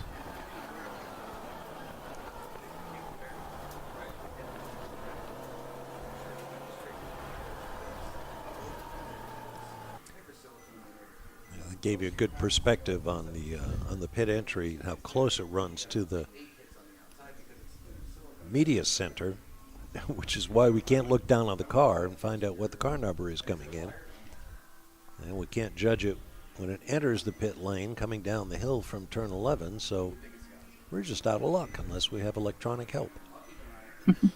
Well, that one was Running Bulls. I could see that one, but right, only by recognition.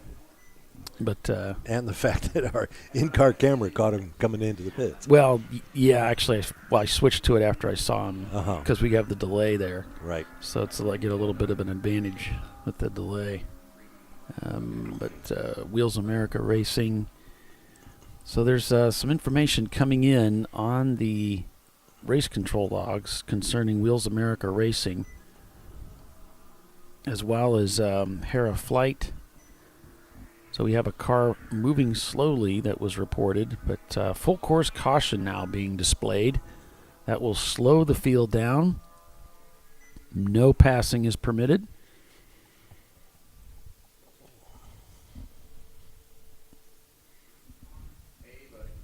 And really, RVA and a competitor just behind them really had to jump on the binders as a car ahead of them slowed dramatically coming down the hill here for that caution. Now we're on code 35.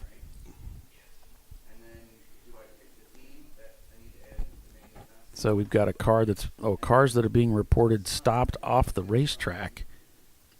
One of them is the Section 8 Racing car number 606 Ford Mustang. The graphic at the bottom of the screen indicates turn 10A. Well, that's 10A off to the left of the distance there at the end of the downhill straight. The car's coming at you from this vantage point is turn 10B, but probably splitting hairs there, not to mention turns.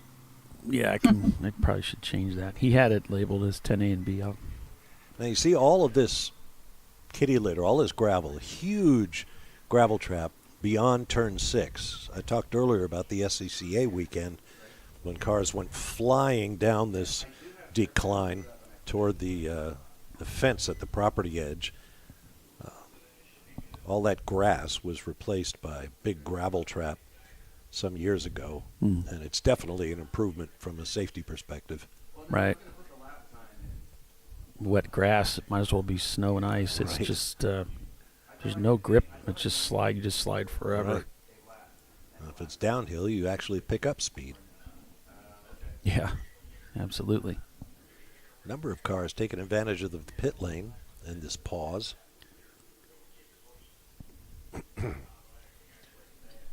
About 4 hours and 18 minutes into the race.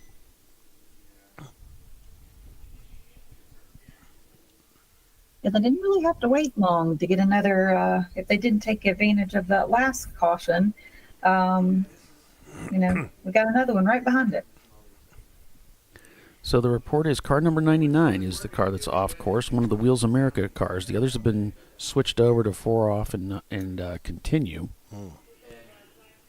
So the number 99 of Wheels America Racing and their Miata, and it's reported over in turn 8, which 8, that must be just along the backstretch, I think. Yeah, it's just a little kink in the backstretch. That's the kind of place where you just roll to a stop for some reason. You don't have a loss of control. This is interesting. As Tiffany mentioned, it's another opportunity for a convenient pit stop while everybody is moving slowly, preventing you from losing much track position. And I got to believe it's become a part of strategy up and down the pit lane. that of course, they yeah. should expect more and more of these race neutralizations, if you will. Don't plan on long stretches of green flag racing. But also with the Purple 35, it throws a different kink into the strategy for say, because now that you're going so much slower, if it comes out Purple 35 when you're not close to the pit, say you've recently passed pit in, a lot of times it becomes not advantageous to take the pit stop because it'll go back to green right after you get in. Right. Whereas when you deploy the pace car, we know that car is going to stay out there for a little while.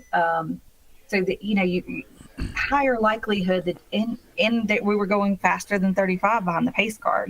So the advantages and disadvantages are kind of a little different now. So I think you see the teams adapting to their strategies to that. Fix your fuel mileage. Looks like Section 8, one of their cars will be black flagged. Car 605, the window net was not up. So they'll be bringing that car in. And they have it labeled as driver counseling, but they'll obviously need to put the window net up. Shake a finger at them, put the window net up. Something happened. Well, they wouldn't have left the pits that way. The pit marshal would not have allowed it. So something happened while the car was out there. Yeah, probably just didn't get secured well, and then vibrations and G-force, and it came undone. Came across a couple of cars on the nearby Interstate 85 that could use a little driver counseling. Oh, that's one of my most hated stretches of highway is 85. Oh. That 85 Atlanta to what is it? Like towards Charlotte that way. Golly. Yeah, it gets pretty boring that way. And then in all of South Carolina, I believe, is under construction for several years now. Right. It makes the journey to VIR that much more annoying. Yeah, and the 901 motors. I'm sorry? It's pretty when you get there, though. It is. It's worth it when you get there. Thank goodness. In the 901 Motorsports cars, the Mark is behind the wheel of the 901, and Halston is behind the wheel of the 903. Yellow has been withdrawn, and we are green once again. That was quick. Yeah, the safety trucks came in, nobody on the roll bed, and nobody being towed. So I guess they either pulled them out of a gravel trap or somehow got them started. Oh. Oh, no. Crossed up again. RVA, hang on here. I'll tell you, I wasn't crossed up. That's my line. I always do that. I meant it. My brain, when you're driving and that's what's going on, it's like, I got it. And then sometimes it's like, no, I guess I didn't. Yep, I don't got it. Usually it's I got it, though.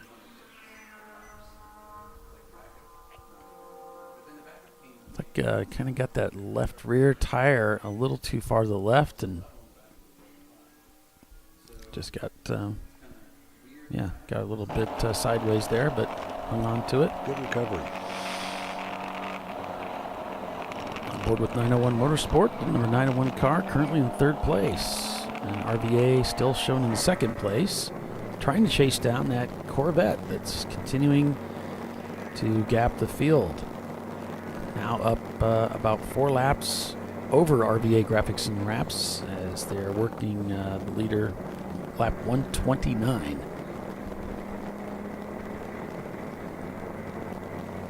And that should be Mark behind the wheel. Top 15 cars all out on the racetrack. The EC car of Denton Cardin shown crossing the pit loop there in 17th, and track car rental as well down in 30th. Everybody else ahead is on the racetrack.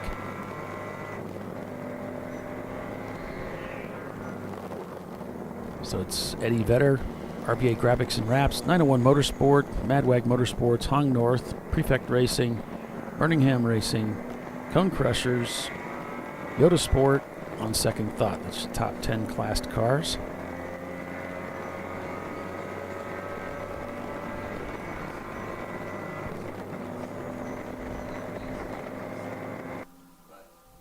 As the cars come down through the S's there. Follow the leader.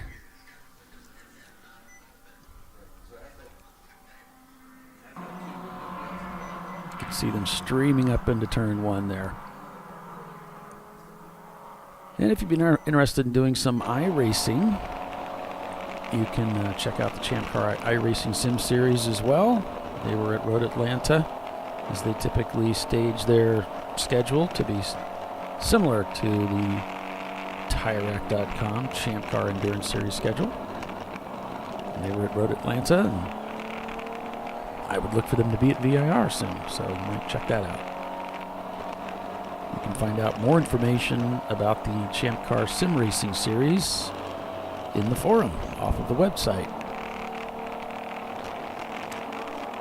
Our class and race leading Corvette is now 4 laps clear of the field. Yowzers. Wow. How many cars are in Class D? Well, I can switch us over to Class D, but we won't see the color coding. But I was just thinking of got numbers. 7. 7? 7.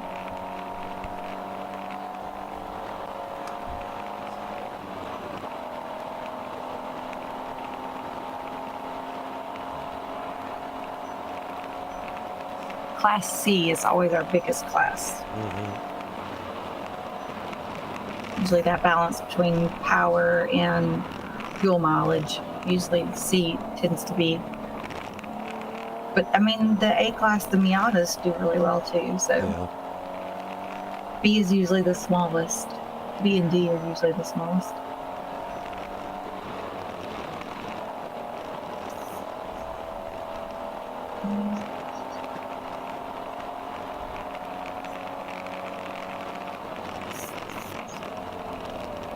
Okay, the Momo Champ has done their last well, not their last pit stop, but the most recent pit stop.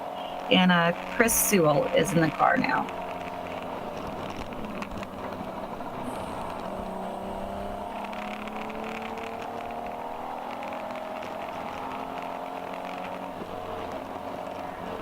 Wait, no, I think I looked at that wrong. That's the Rat Hole Racing, sorry. I think I saved. He must have used to drive for Momo. That's why I had it saved in there. No, he was a. I got it confused. Just ignore me for a second. Carry on. Carry on. Nothing to see here. Nothing to see here. I have like my notes, and some of them are overlapping with Sebring notes. So some of the, a lot of the drivers don't always drive the same cars. So they'll be with a different team. Sometimes I'll have their name saved as, a different team than the one that they're in currently. Anyway, not that big a deal. I believe it's the Rat Hole Racing number 888 that now has Chris Sewell in the car.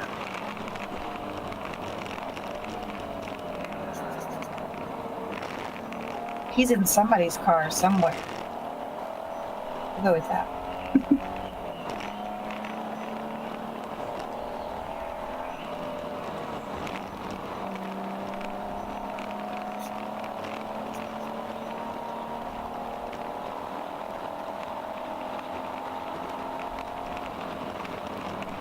So I guess that Eddie Vedder Chevrolet Corvette, they are able to go 2 hours, I guess. That would be the only way I would think that there'd be that many laps up on the field. Obviously, the car is faster than most everything else, but I mean, usually you see the balance in that with the smaller fuel mileage, so that they have to pit more frequently.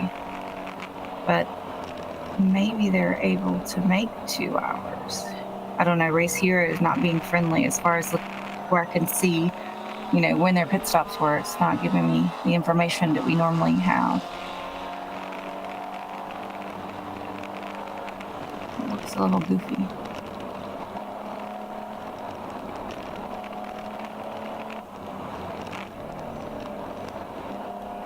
Of course, it may not come out until towards the end of the race when, certain teams who couldn't make 2 hours have to take an additional pit stop, and then maybe some others didn't. And then that'll depend really how that shakes out is if some of those extra stops, one of them was under, purple 35 or not. So kind of whether it costs them or not for real. Right. Birmingham is up in 6th place. This car just got pulled out of a trailer the other day, and it hasn't been on track in a year and a half, I think. Wow. At least. And they said the motor was hurt. It wasn't quite making optimal power by any shot. The trans was toast, so they swapped the trans. Kind of worked on it for like 1 day and said they were just going to send it. And so they sent it all the way up to 6th place right now. That's crazy. Isn't it?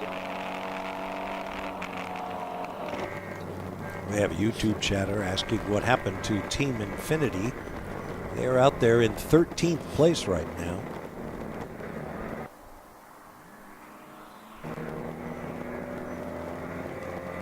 Yep, so it's business as usual for Team Infinity. Can't tell where they are in class. I know they're in the same class as the Corvette, which has a 10-lap lead on them. So looks like they'd be in 2nd place according to Race Hero. Oh, good. So we're going to take another break for commercial. Be back in a few. Champ Car Live, presented by AutoZone. Eddie Vedder's your leader. We'll be right back.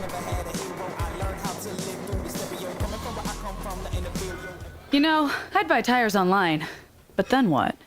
We've thought about it. We're TireRack.com. They should let you ship directly to a mechanic. Actually, we call them independent recommended installers. They should have 1,000 mechanics. Try over 7,000 installers. Then you just make an appointment. At a time that's convenient for you. This could change tire buying forever. TireRack.com, the way tire buying should be. Come on, Road. Do your worst. We'll be at our best. Engineered to meet or exceed original equipment performance, exclusively at AutoZone. Lifeline's continuous commitment to research and development ensures that we supply the most innovative and cutting-edge products available. Used by the majority of the world's motorsport championship-winning drivers, teams, and constructors, Lifeline has a stringent and proven history of success. Lifeline's continuous commitment to research and development ensures that we supply the most innovative and cutting-edge products available.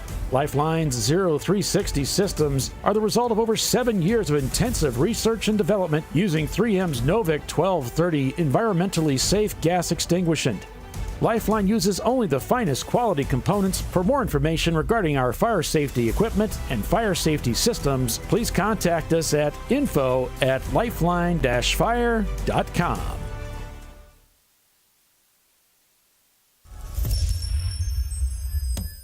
Frozen rotors from Diversified Cryogenics deliver increased performance and a higher level of safety while significantly reducing braking system costs. So to tell you a little bit about the durability of this product. So we have seen an incredible extension of the life of our brake rotors using frozen rotors. We've gone from brake rotors every other weekend to 6 weekends on one set of brake rotors, and I think they can go farther. The durability has been amazing. And it's been a fantastic season, and man, a lot of that is due to the way our car can brake on those frozen rotors. For more information, go to frozenrotors.com. Located in Northeast Ohio with 40 years of combined experience, Money Shift Racing knows how to deliver performance and safety, offering everything you need to get your vehicle and drivers ready for race day. From safety equipment to full engine assembly and repair, in-house fabrication, 3D design, and rapid prototyping. Money Shift Racing. Performance done right. Discovery Parts is a veteran-owned racing and safety equipment company. While we're located inside Atlanta Motorsports Park in Dawsonville, Georgia, Discovery Parts can also be found at the tracks, supporting a number of Champ Car Series events. We take pride in being a reseller of the best of the industry to Champ Car teams and drivers. We know racing, love racing, and look forward to tomorrow to even more racing. Visit us at discoveryparts.com.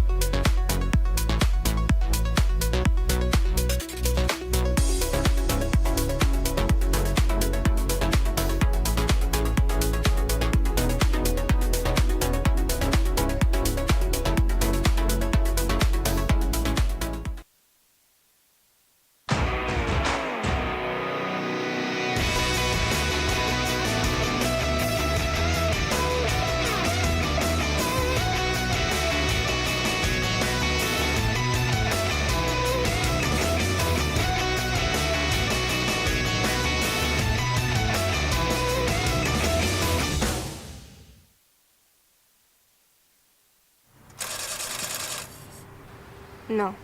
Seriously?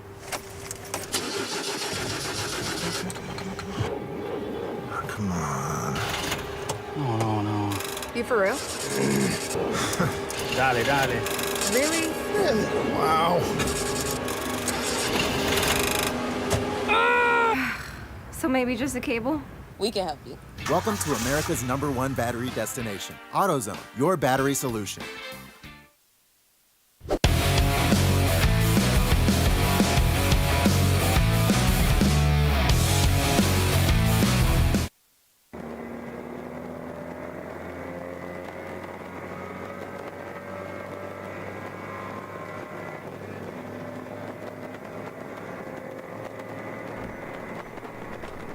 Welcome back to continual coverage of the TireRack.com Road Atlanta 14. As we're watching the Eddie Vedder team continue to dominate the field. Again, this is a team that was formerly Freddie Mercury. And they've got their Corvette out there doing really well. Can't wait to see what they come up with next year when they need another rock star with a car name that is reminiscent. Well, I think Tiffany had said their goal was to just get 5 hours. And I think they're getting pretty close to that here at 12:37 in the afternoon. Of course, we went green at 8 a.m. this morning. So things seem to be holding up very well for them.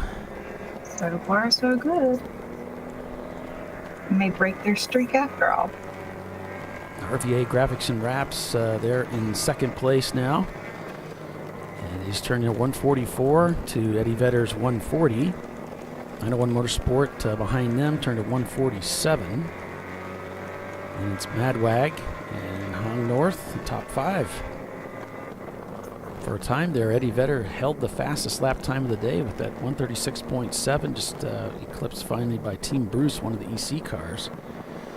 As RPM Autoworks beginning to tumble through the standings now, down to 26th as they have crossed the pit loop. So apparently the Mustang team now in the pits. I got a camera that does pick up a fair amount of pit lane, but can't really tell from that image if they happen to be in the pits or not.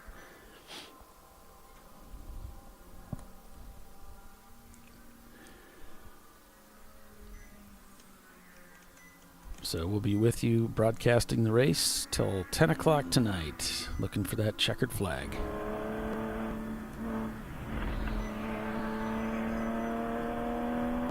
Here with Atlanta Speedworks in their 99 Boxster, car number 981. Looks like they've got those rear defroster things on the front windshield there. Yeah. Several cars do that. Well, part of the strategy with the Porsche is you can drive it in reverse and it looks the same as though when you're going forward, going down the road. So, well, this field is really spreading out as we watch timing and scoring. Only a couple of cars on each lap and some lengthy gaps, particularly up front. yeah, I'm seeing, a 3-second gap from Team Infinity to Valerian Steel, and then a 9-second gap from Valerian up to On Second Thought. But everyone else, as you said, Bob, is just really spread out right now.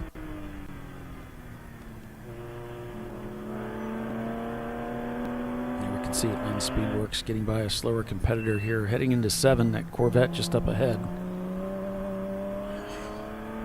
As the Corvette rockets down the backstretch here.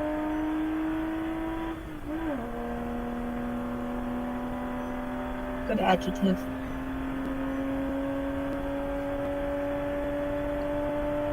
It's wicked fast. Now, my introduction to racing was, I was about 7 years old when my dad started racing in the SCCA, and he found his way into it by through autocross. And someone had brought some film reel, and they were playing that in the tent of this road racing that was going on, and he thought, that's something I want to do. I'm going to do that. That looks like a good time.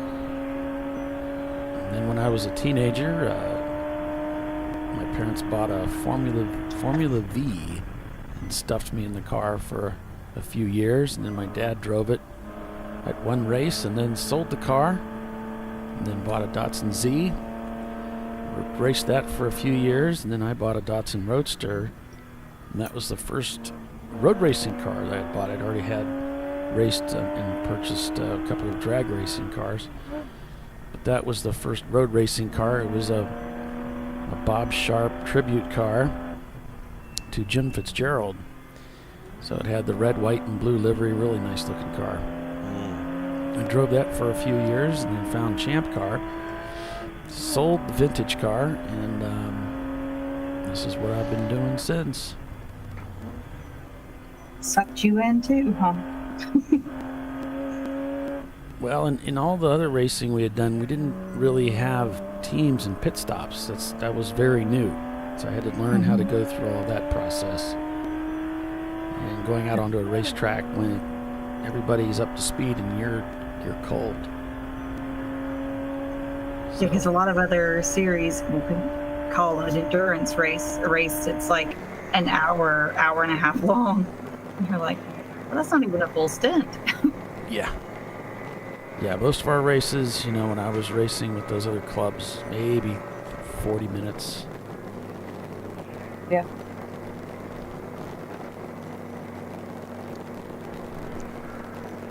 RVA Graphics and Wraps on board with them in second place. Just turned a 143 to the leader's 140. They've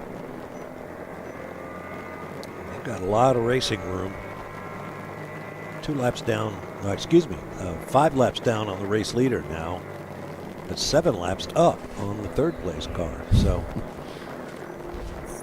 quite a bit of distance. Leisurely drive here for them.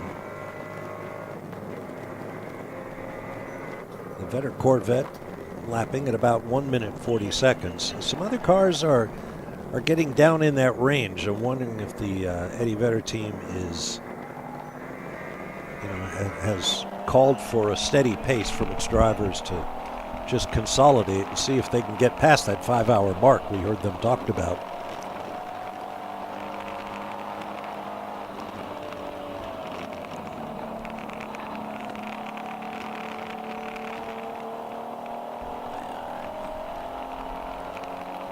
The Team Bruce Innovations BMW M3 in the exception class turned a lap at 1:36.605, which is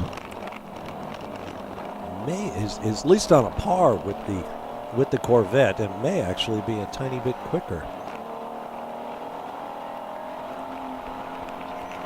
Yeah, I thought they had the FTD so far.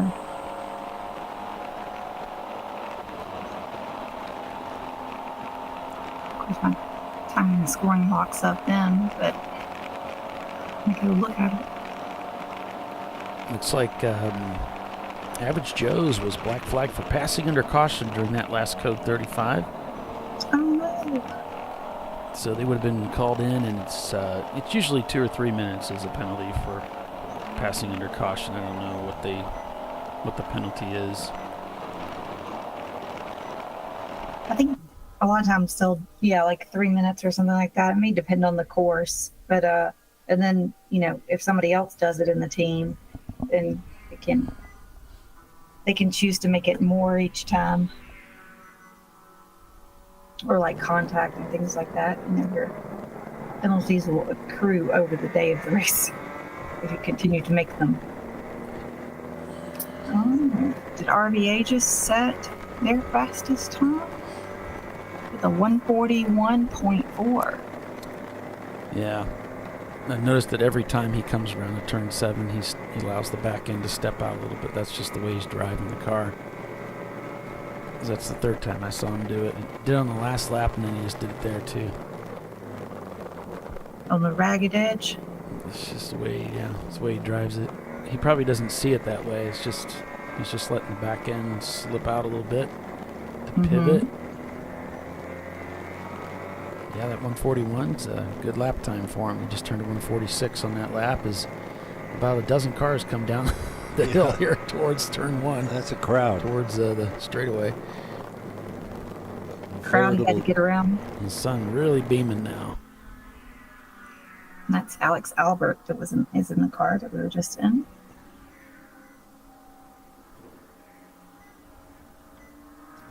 Beautiful day.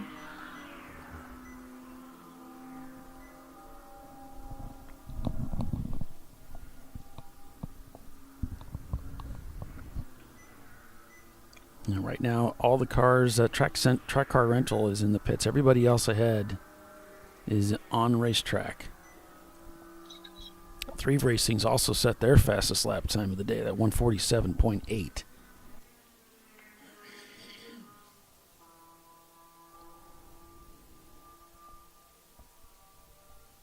So working lap 143 is the leader. Eddie Vedder, RVA Graphics and Wraps, 901 Motorsport, Madwag, Hong North, Prefect Racing, Cone Crushers, Birmingham, Yoda Sport, 901 Motorsport car number 903 in 10th place.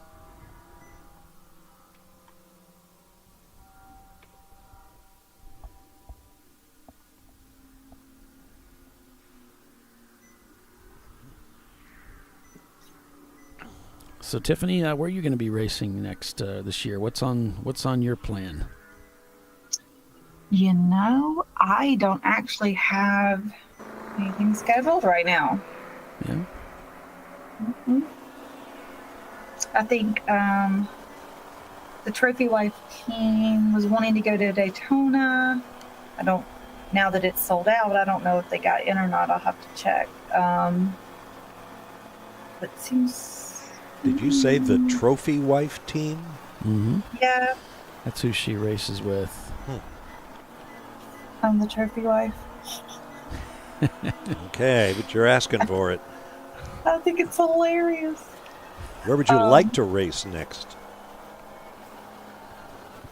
NCM would be great. That's coming up soon. If only you had a race car. I know. But Ohio would be cool. They've paved it.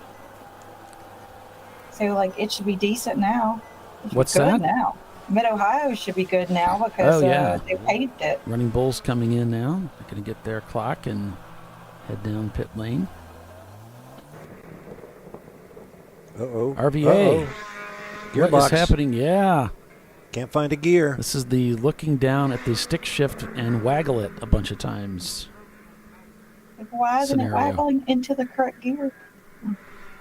She broke. He's got a box of neutrals right now, I think, talking to the crew. Oh, man. Oh, boy. I think you're, yeah. He has no forward drive. Is he trying to get the attention of the That's Marshals? Is that the backstretch there? Yeah, looks like that's that weird spot between 7 and 8 where you feel like you're kind of lost. So there he gets the full course caution. So now he knows he's been seen, and probably because they were still under green. He's like, why are these guys doing 130 mile an hour around me? You guys should see I'm just sitting here. I have an orange car. Please see me. So the car's been the field has been brought down to that purple 35.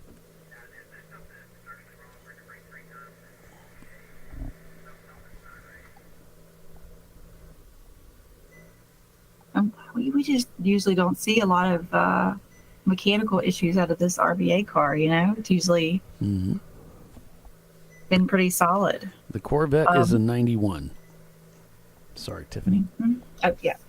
And I was talking to the guys over at Running Bulls, and they said they're having some kind of fueling issue, and they haven't quite figured it out. We were wondering why they were coming in during a green flag when there was just a yellow and that sort of thing. They were said earlier. Had behind the wall and for a while, and now they're back out, but now they're back in. Looks like they got the laptop out. He's talking about pressure.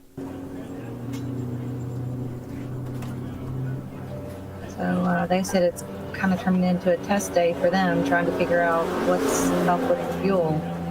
So that's obviously not what they were looking to do today. Switch it on. He's got the fuel pump.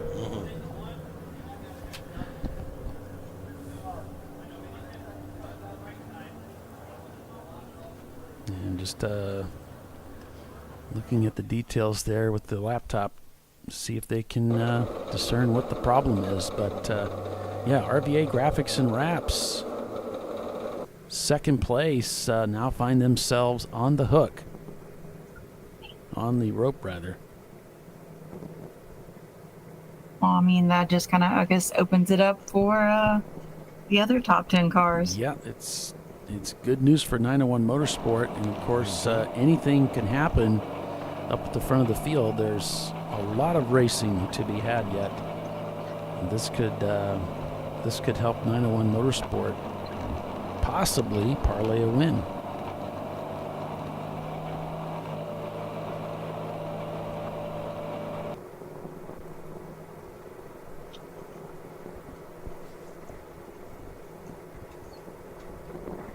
You really can't, afford to have a major failure like this and expect to finish, in the top 10 or top 5 in this kind of an environment, even with all the hours on the clock.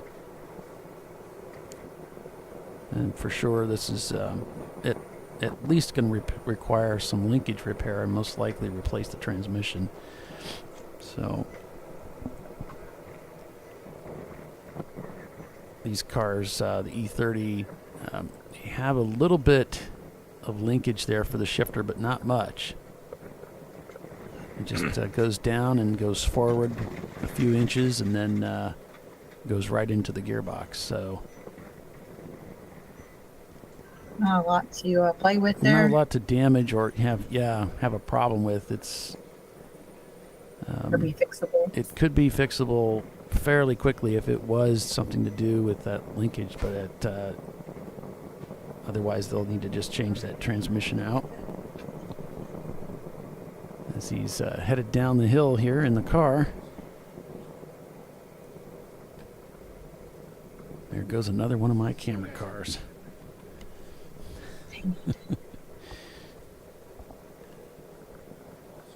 Past the medical center. Yep, which my mom used to call the Quack Shack. They had a really? Yeah, I think they actually used to have a little chicken or a little duck on the side of it. I don't know, call it the Quack Shack. He's giving the thumbs down. Yeah, it's not good. They're actually going to take it behind the wall. Go behind. Oh, from second place to the paddock is not ideal. It's bad. There's probably a saying behind that, from glory to, I don't know. Gory. Yeah. if Doc were here, I'm sure he would have some phrase to throw at that. Yeah, some Glory to expression garbage. from his day of the Navy. Right. Looks like we're back to green here at Road Atlanta.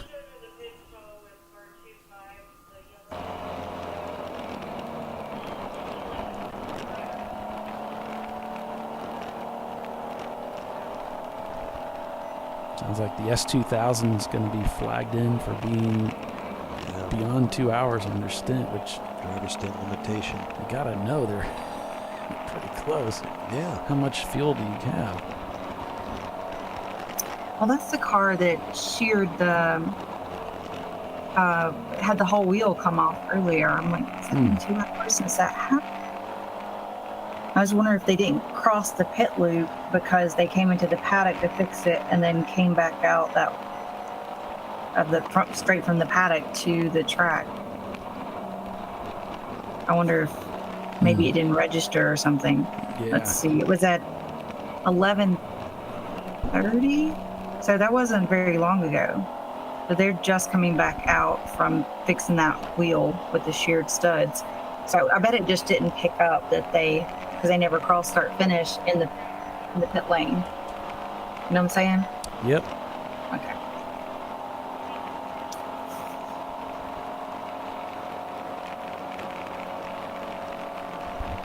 They're actually communicating all that.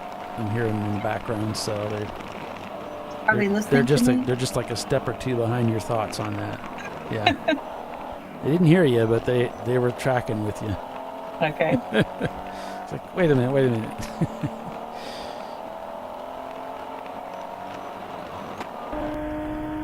Not my first rodeo. So RVA, the big news of the race so far, with major mechanical failure, just set their fastest lap time of the day. Isn't that the way it happens? Fastest time of the day and then... Yes, indeed.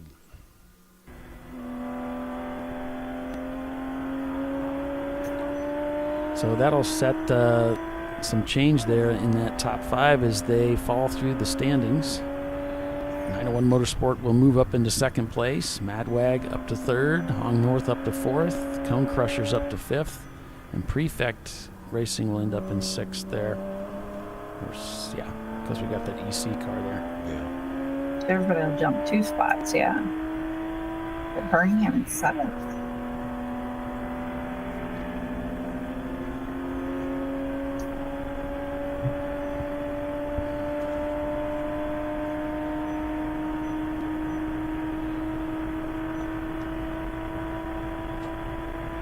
We got a lot of racing still yet to go.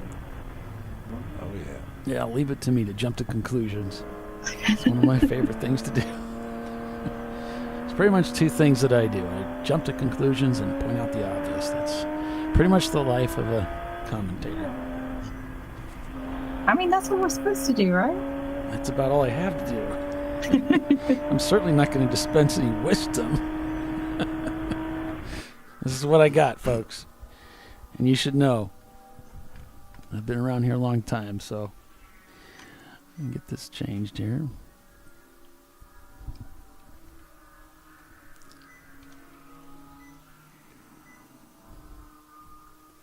There we go. All right. So we'll head back to break here and return in a few minutes, so stay with us. You're watching Champ Car Live, presented by AutoZone. We'll be right back.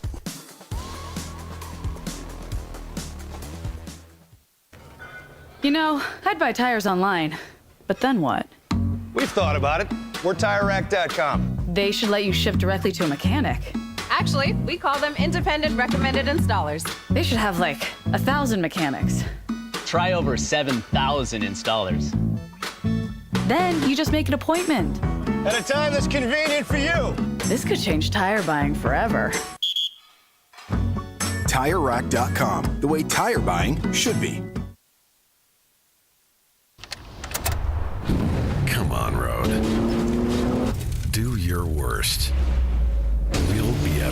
fast. Engineered to meet or exceed original equipment performance, exclusively at AutoZone. Lifeline's continuous commitment to research and development ensures that we supply the most innovative and cutting-edge products available. Used by the majority of the world's motorsport championship-winning drivers, teams, and constructors, Lifeline has a stringent and proven history of success. Lifeline's continuous commitment to research and development ensures that we supply the most innovative and cutting-edge products available.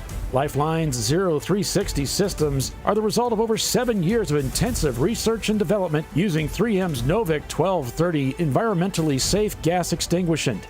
Lifeline uses only the finest quality components. For more information regarding our fire safety equipment and fire safety systems, please contact us at info@lifeline-fire.com.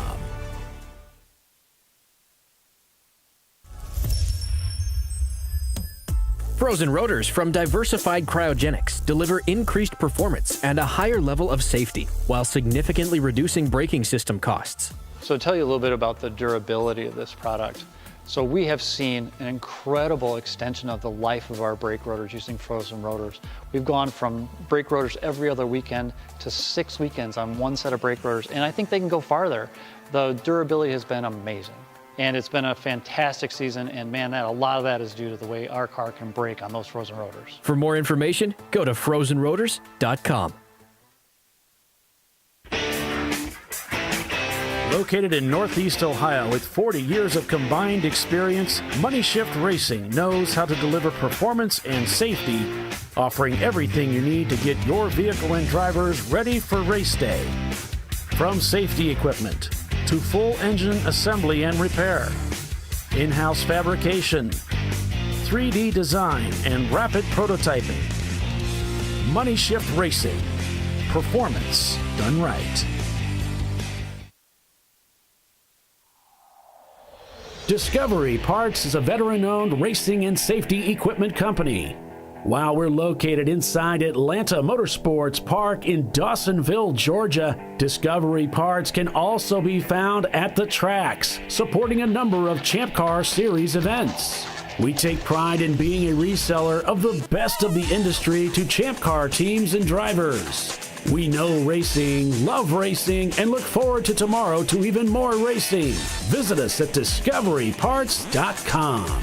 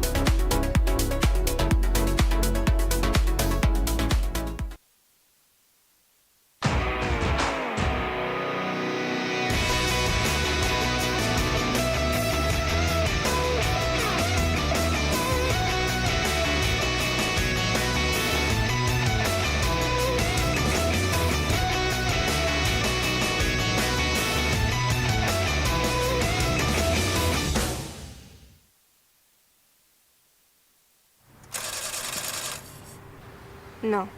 Seriously?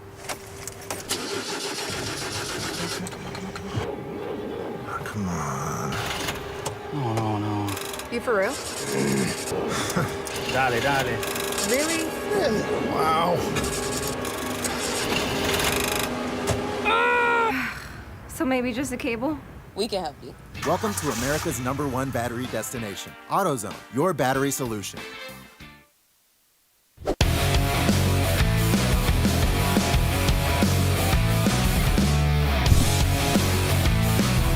All right, we're back at Road Atlanta for the TireRack.com Road Atlanta 14.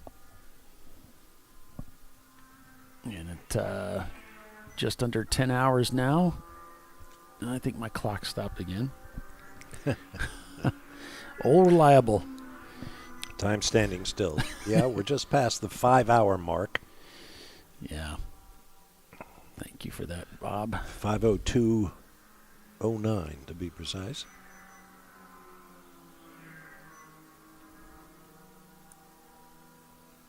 I don't mean to keep harping on it, but I'm really amazed at how quickly this race is going along.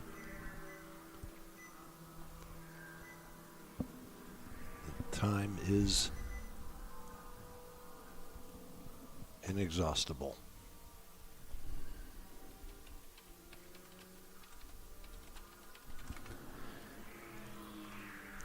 That's one of the reasons I really enjoy time certain races as opposed to lap races. Because they go by quicker, it's more exciting. Yeah, I think they can be more exciting because there's more mystery to it. You know, how far are they going to get? I'm trying desperately to avoid talking about the finish of the Rolex 24 at Daytona, which everybody refers to as the Rolex 23 hours, 59 minutes, and 58 seconds. Yeah, that's come under quite a bit of scrutiny. Yeah. Well, they're certainly not alone. I mean, it happens. Yeah. Was Chelsea there when it happened? She was there for the Roar before the 24. I don't know. We've had inappropriate checkered flags, we'll call them, in Formula One. We had one in Brazil one year because Pelé, the great soccer champion, threw it too soon. Oh, no. Well, okay, so he was a guest flag waver. We actually had in Portland in an IMSA race back in the 90s, we had the official flagman threw it a lap too soon. Well, Bryce Cobb and Jeff Brabham were battling for the lead in a Jag and a Nissan, respectively. No, not a Jag, sorry, in a Porsche. Rob Dyson's Porsche for Bryce Cobb. He slowed down. Brabham kept going. And a big argument subsequently unfolded. But since that came up, everybody's posting a lot of different things. And it says, whether it's the time or not, when the checker flies, it's the checker. That's it. Right? That was the eventual rationale was the checkered flag ends the race, and whether it's at the advertised time or not. Right. Or lap. Right.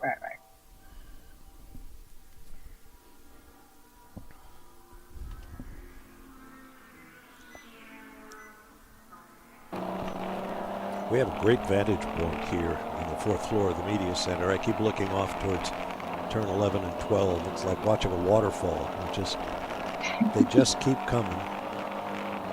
Different order practically every time. It's like you fall off the face of the earth over there. It's so steep. It's really cool at night, too.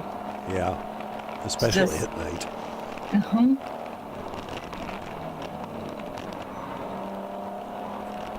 Until somebody comes down there, spins, and loses power in the car. That's when it gets a little less cool.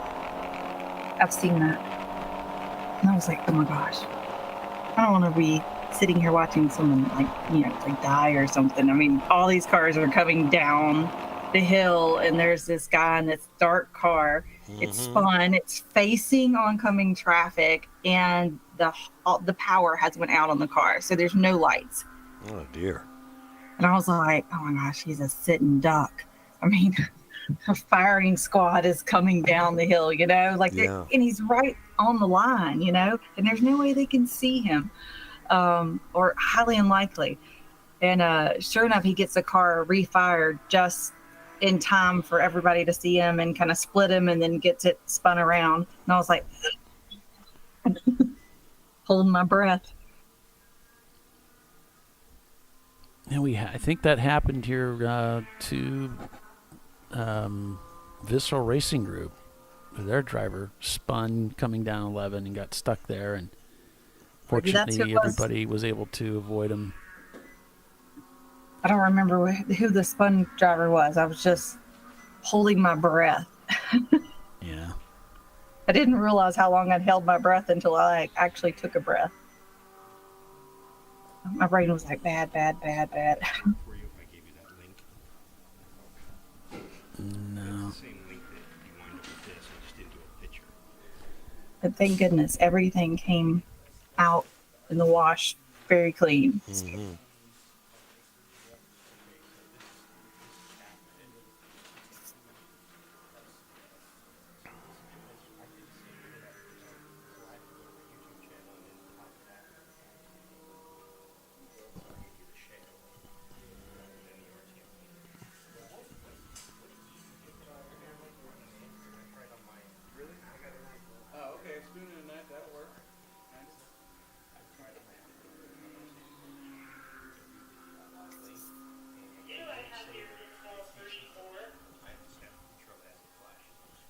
So, Polly, did you get that piece of whatever for the oil cooler adapter bit?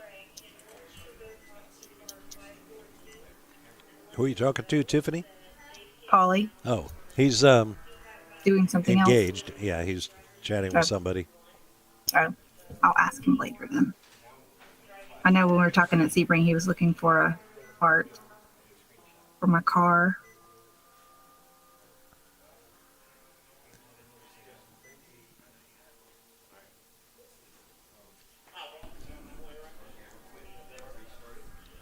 So still keeping an eye here on the standings. RVA Graphics and Wraps, unfortunately, that for that team anyway,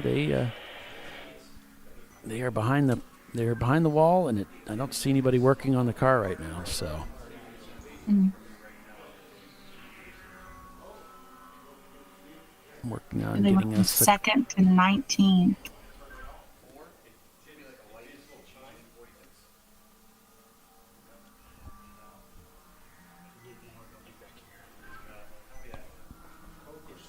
So trying to get us a clock here working. As our lunches just showed up. Right after the break? I gotta get this timing down. Apologies for the lack of commentary, but lunch has arrived. Yeah, we've been kind of. We've been Go ahead and mute yourself. We've been without, wondering, is lunch going to happen? Right. They had to go and grab it. So. Tracy, why don't you take the next hour, and Paulie and I will be back. You mean Tiffany? Tiffany, I'm sorry. Yeah. Oh, I thought you were talking about Tracy, your friend. Has he made it there yet? Actually, I was. No, I don't expect him until later in the day. He had something else going on. Oh, gotcha.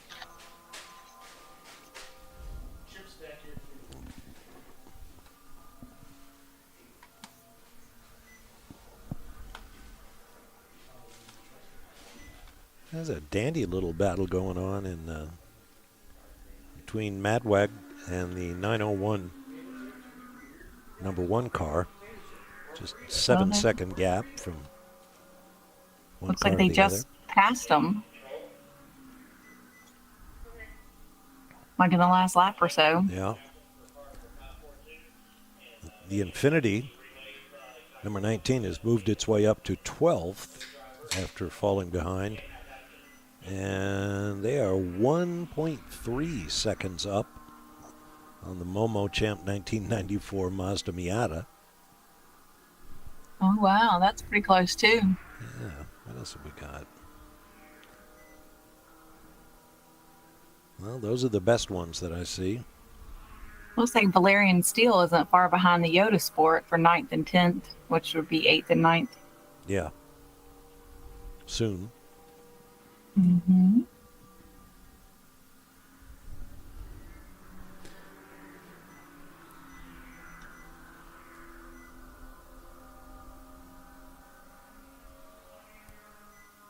I wonder what's going on with our lovely Race Hero that we usually use. It's the way it's laying out the laps. It's not pretty like it normally is.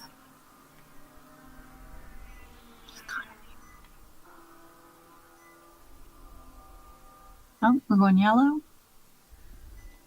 Yep, looks like we're going to caution here. Information coming in somewhere around turn 10. So we can flip over to that camera and see what we've got there. Oh. So, not sure what the story is there, Tiffany. I see a stopped car, between 10A and 10B. It is moving, but very, very slowly. And we'll see what pops up here. Car 255, I believe that would be, is that Leviathan. Cone Crushers. Cone Crushers Leviathan combo. Oh, okay. And then 542 is the Denton Cardin.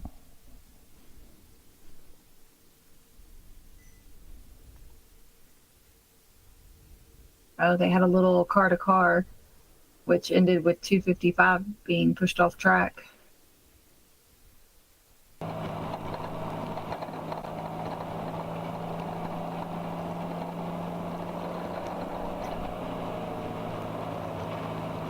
Keep it on the course, fellas.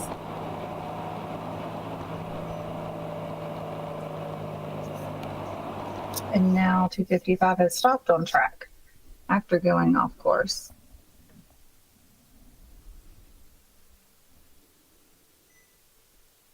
I wonder if there was some damage from that situation that took place.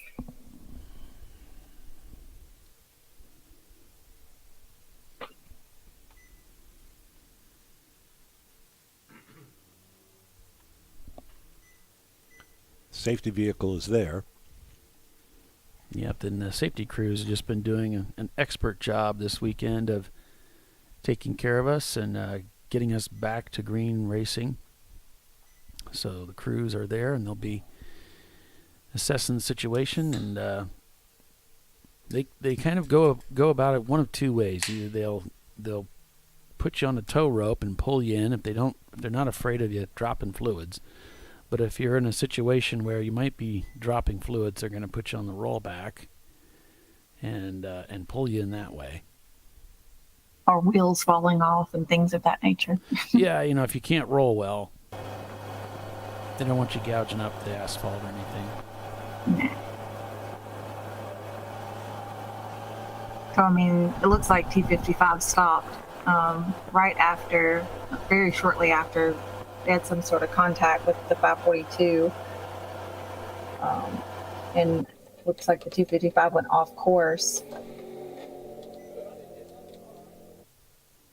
Now it's saying that the 255 ran out of fuel. Oh, okay. Interesting. That's embarrassing. Now they've loaded up and they're driving them away. Oh no, the flatbed's not. They're towing them in. They're towing. Mm-hmm. Flat tow. Coming down the hill here. Which may be further evidence of what you were saying about fuel.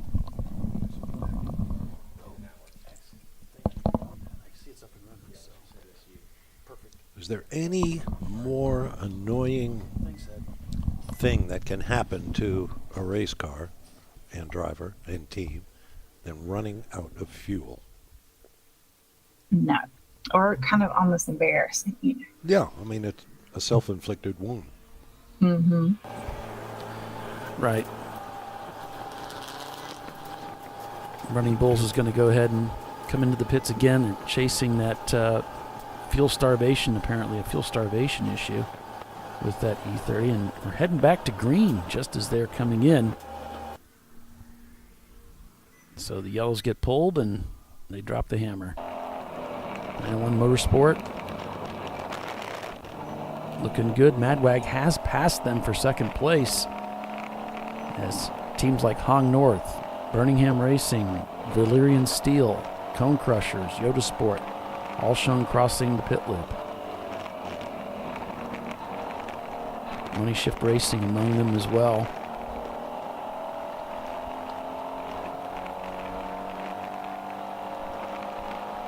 RVA Graphics and Wraps behind the wall, steering wheel on the hook. Nobody's around.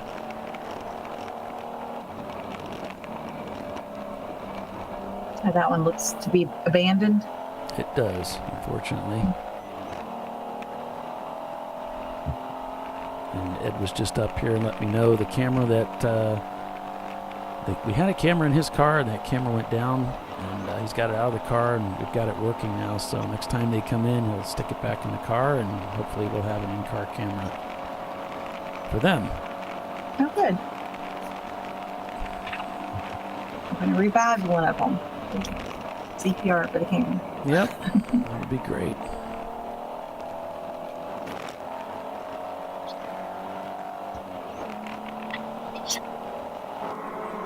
Here's a look at that camera as we can see just another new vantage point. Is that pit out? This is actually pit in. Oh, okay. Yeah. You see a little bit of the Michelin Man there to the right. That's Bob and I are up in that building right now, up on the 4th floor, which they have multiple media centers here in the tower, and the one on the 2nd floor is incredible. It's almost the whole floor. The building is is gorgeous. Gorgeous. Yeah. Yeah. I mean, in comparison to what used to be there, night and day. Yeah, we're up on the 4th floor, so we're up nice and high. We can see the cars coming over the hill. We're not quite as high as the top of the hill, but we're up quite a ways.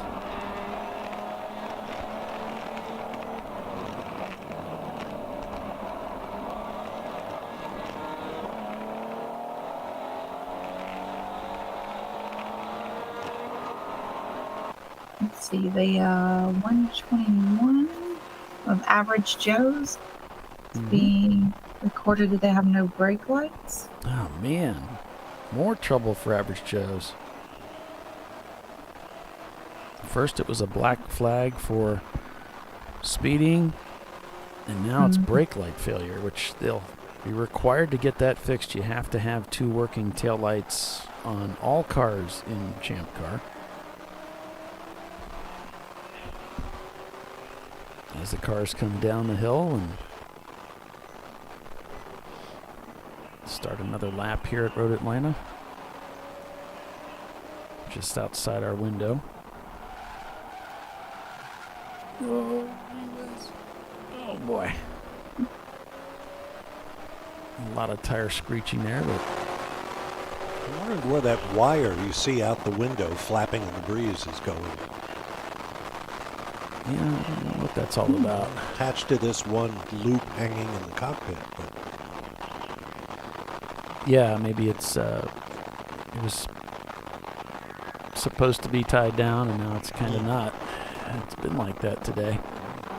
it's actually inside the window, so there's clearly no window glass there. Yeah. Yeah, we don't typically have that.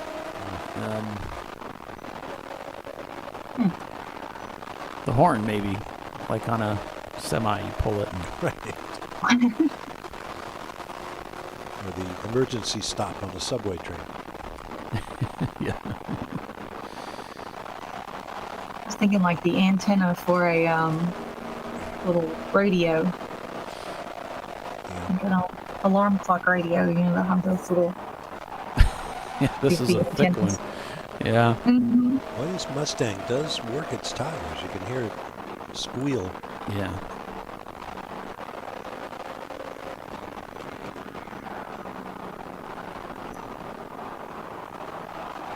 Looks like he's coming through the S's there, maybe, and up on that curbing, a very wide curbing there. As he heads towards turn 6, head downhill and brake pretty hard here. Carrying a lot of speed into that corner. Down to 3rd gear for turn 7. Yeah, you can really hear the tires protesting as he heads to the exit. Sounds like a police chase. Yep. Flicks it into 4th gear.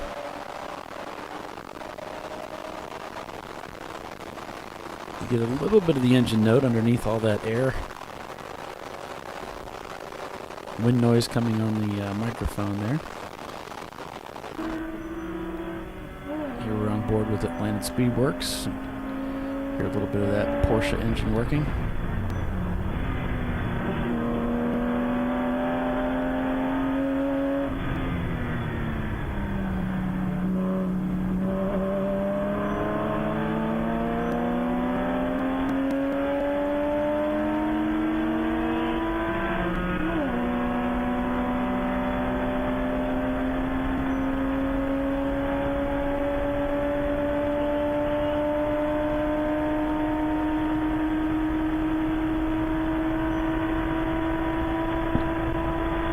That's about all she's got. Yeah, I was going to say it. It is not geared for the straightaway.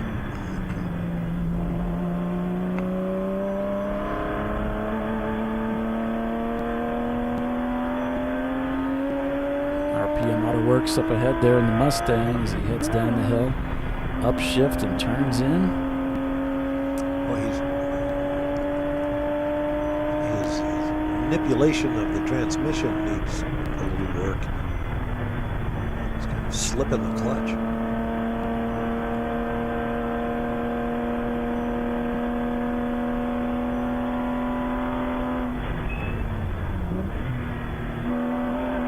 I'm getting a report that the 888 of Rat Hole Racing has a small hole in their radiator, so they're having to top that off each, fuel stop. And they've got a spare radiator on standby. They're hoping not to have to do that, of course, but there are no small holes in radiators.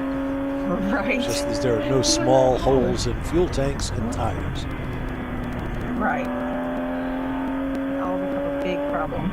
Usually the spare radiator is an old one, which is no guarantee that that's really any good either. Right.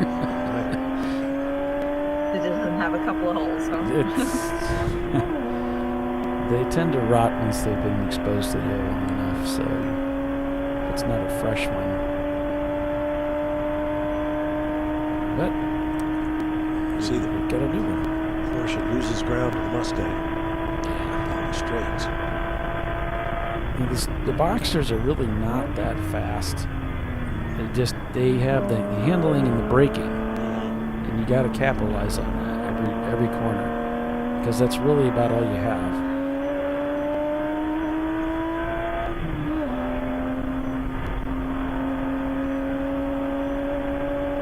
Just a little bit of a fade of the throttle there, going into 12.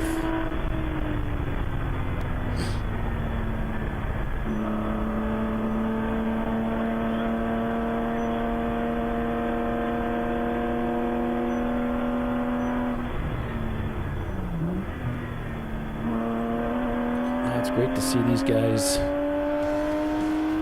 having a good time out here at Road Atlanta with the TireRack.com Champ Car Endurance Series season opener for season 15 of Champ Car. We're going to take a quick commercial break, try to grab some lunch, be back in a few. Stay with us. We'll be right back.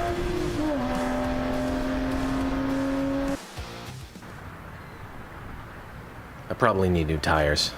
You do. What if they sold tires online? We do. We're TireRack.com. They could offer lots of tires We have so many tires. and help you find the right tire. It's called the Tire Decision Guide. Oh, and they could ship them to a nearby mechanic. We shipped over 7,000 independent recommended installers. This is an amazing idea. Sorry. TireRack.com, the way tire buying should be.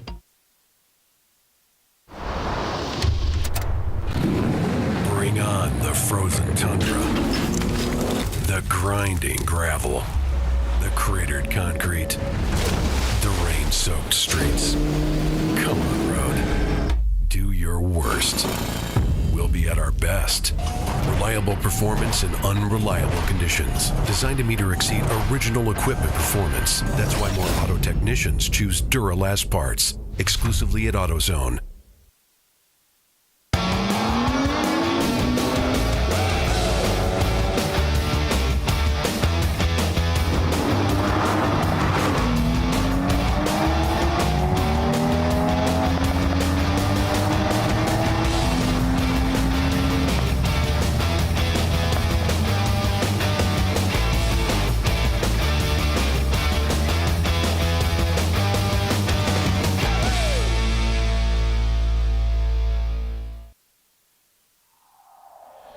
Discovery Parts is a veteran-owned racing and safety equipment company.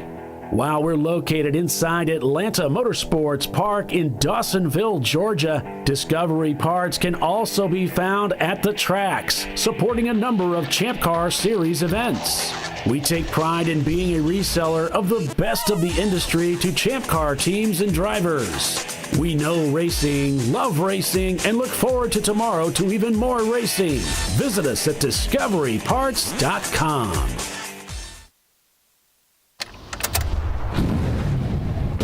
Come on, Road. Do your worst.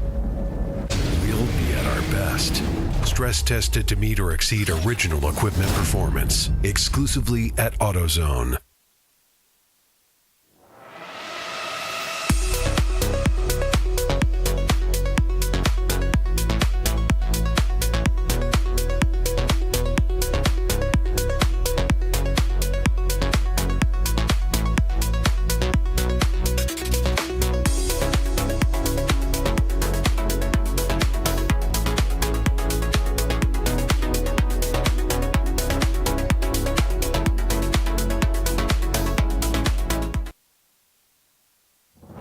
Lifeline's continuous commitment to research and development ensures that we supply the most innovative and cutting-edge products available. Used by the majority of the world's motorsport championship-winning drivers, teams, and constructors, Lifeline has a stringent and proven history of success. Lifeline's continuous commitment to research and development ensures that we supply the most innovative and cutting-edge products available. Lifeline's 0360 systems are the result of over 7 years of intensive research and development using 3M's Novik 1230 environmentally safe gas extinguishant. Lifeline uses only the finest quality components. For more information regarding our fire safety equipment and fire safety systems, please contact us at info@lifeline-fire.com. Located in Northeast Ohio, with 40 years of combined experience, Money Shift Racing knows how to deliver performance and safety, offering everything you need to get your vehicle and drivers ready for race day. From safety equipment to full engine assembly and repair, in-house fabrication, 3D design, and rapid prototyping. Money Shift Racing. Performance done right. Frozen rotors from Diversified Cryogenics deliver increased performance and a higher level of safety while significantly reducing braking system costs. So to tell you a little bit about the durability of this product. So we have seen an incredible extension of the life of our brake rotors using frozen rotors. We've gone from brake rotors every other weekend to 6 weekends on one set of brake rotors, and I think they can go farther. The durability has been amazing. And it's been a fantastic season, and man, a lot of that is due to the way our car can brake on those frozen rotors. For more information, go to frozenrotors.com. Duralast, designed to meet or exceed OE performance, with 2-layer shims and OE-style slots and chamfers to eliminate noise. Backed by a noise-free guarantee when professionally installed. That's the Duralast difference, only at AutoZone.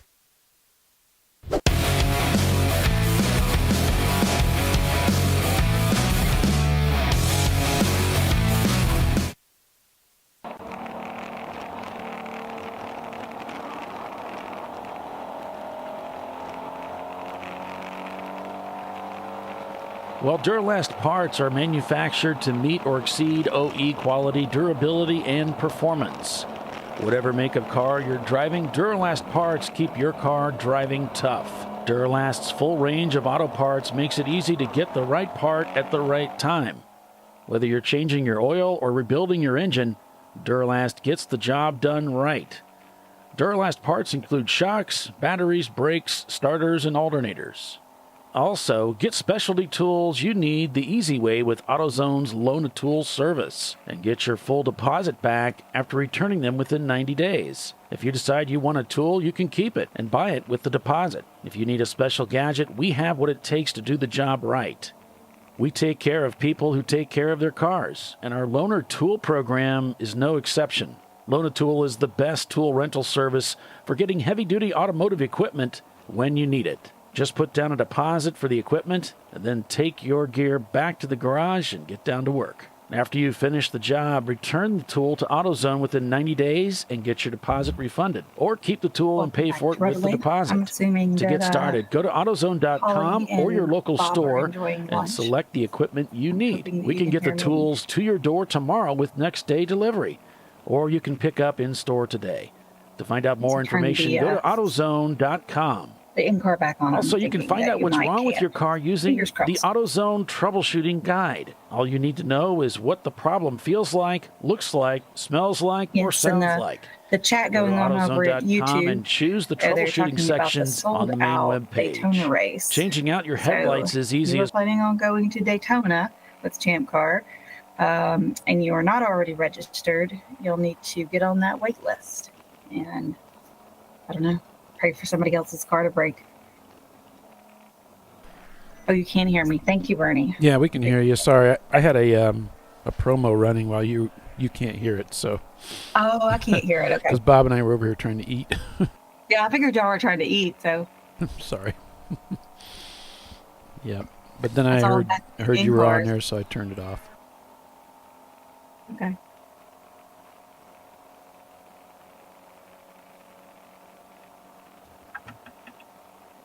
Usually when you run one of those, I can see it. So that I know. Yeah, it was an audio version. You always have like new tricks.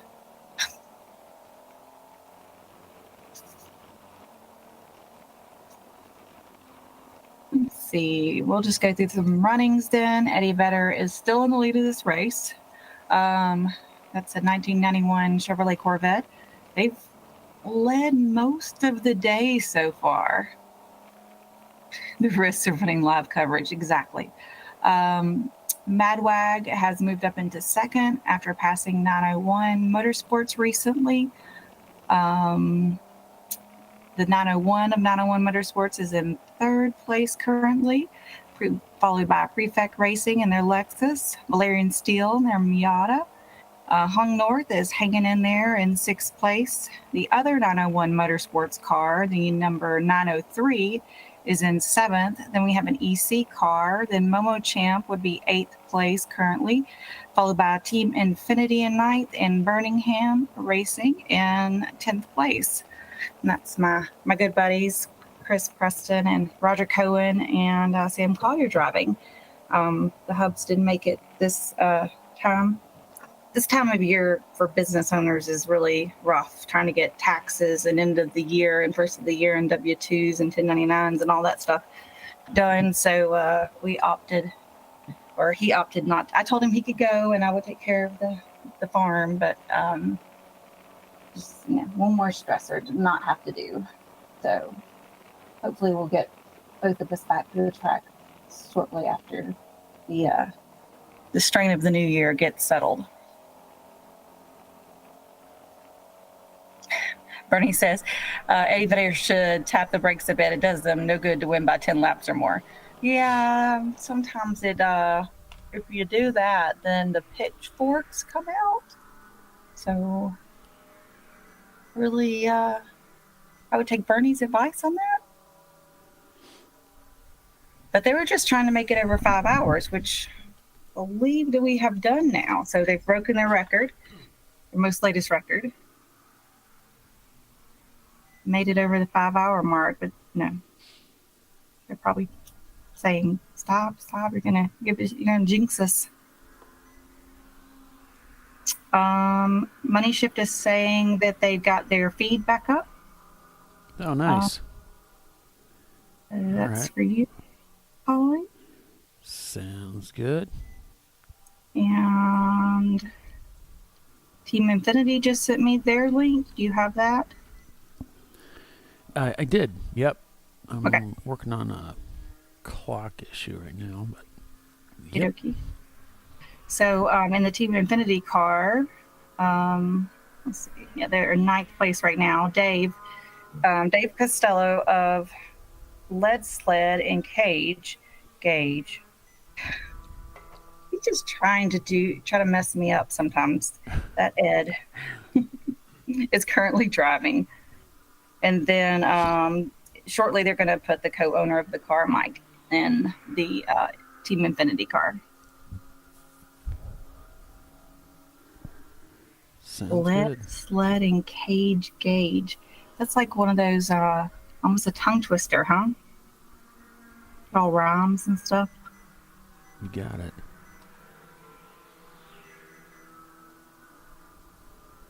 David with the Eddie Vedder group is saying, yes, we made it 5 hours. It's still a long way to go. Yes, a long way. But they've definitely started it out the right way. See if they can hold on to it. They definitely got a quick car.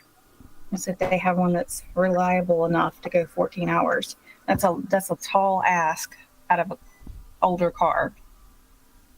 Theirs is definitely not the oldest by any stretch. There's a lot of 80s model cars here, and theirs is just a 91. But still a tall ask out of any of these.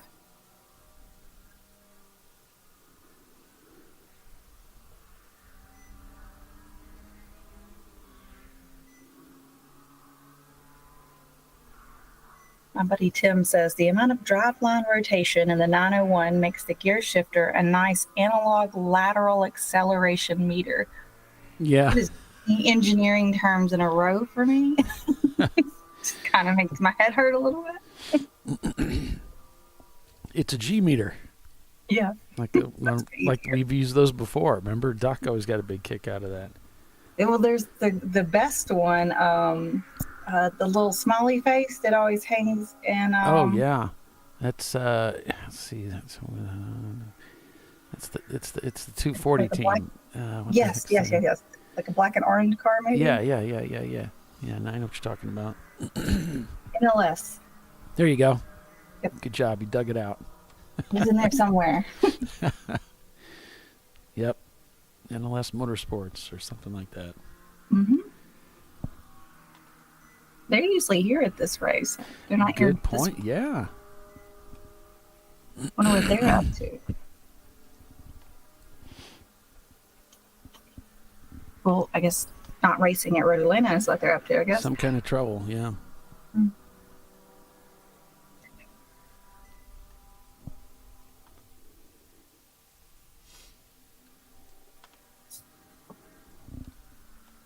What'd y'all get for lunch?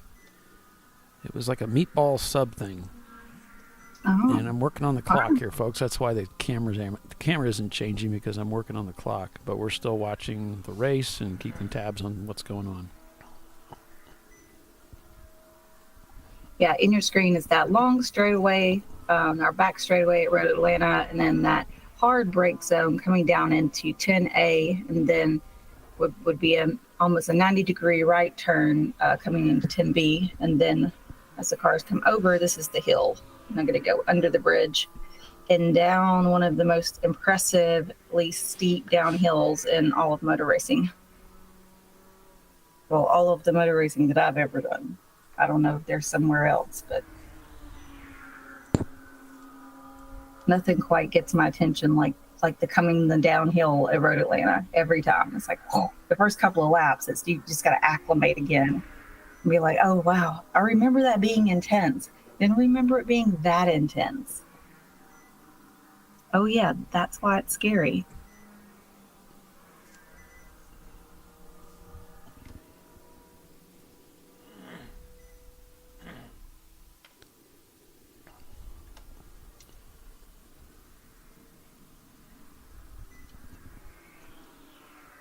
Now these teams took the green flag at 8 o'clock this morning, and we've had some cautions as expected. Open Throttle coming into the pits with one of their cars as another one of their sister cars comes across the start-finish line. They came into the race today with, I believe, 3 or 4 cars that started the race. Which ones? The Open Throttle team. They have Open 2 Throttle in this Racing. one. They have 2? 2? Yep. I think they okay. have like 4 at Sebring, but I think they just brought 2 this weekend. Yeah, this is Space Theater. Yeah, they've got several.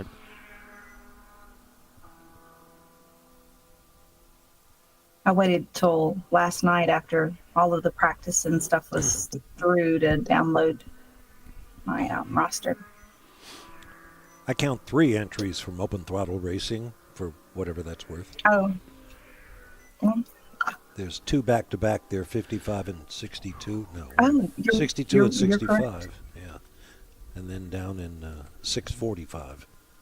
Somehow one of them got deleted off my list here. It's on the other list, though. And one of my sorts, it got unsorted. Oh, because the number is so different. Okay. That's it. It got unsorted. So 3, yes. 2 BMWs and a Miata.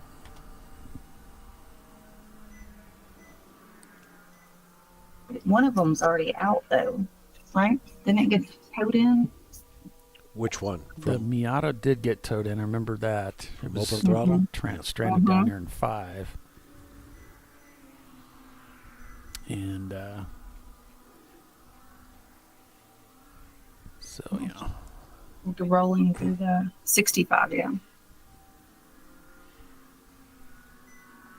A few wispy clouds forming overhead, which I guess makes sense since it's supposed to rain here tomorrow, I believe.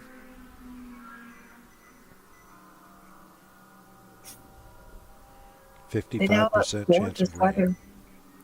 Today, though, they got lucky today. Oh, yeah. 57 degrees now. About 15 up from the temperature when we started.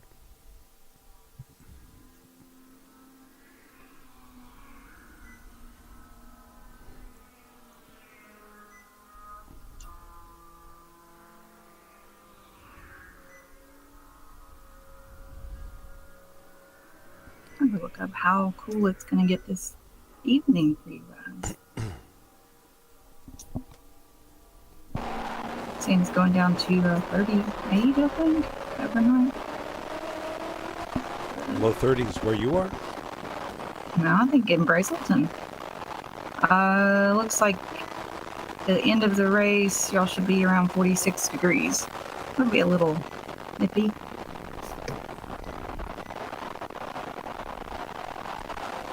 I noticed this morning when we walked out to head to the track, it was about 45.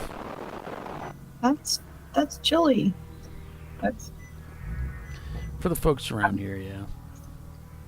Not for you guys. That's like what, shorts weather? No, not shorts weather, but it'd be pretty nice. I think I'm actually going to go back to northern Indiana where I live. It's going to be in those kinds of temperatures for that whole week. We're actually going to hit 50 at one point, which is pretty good, being that it's 10 hours away to the north.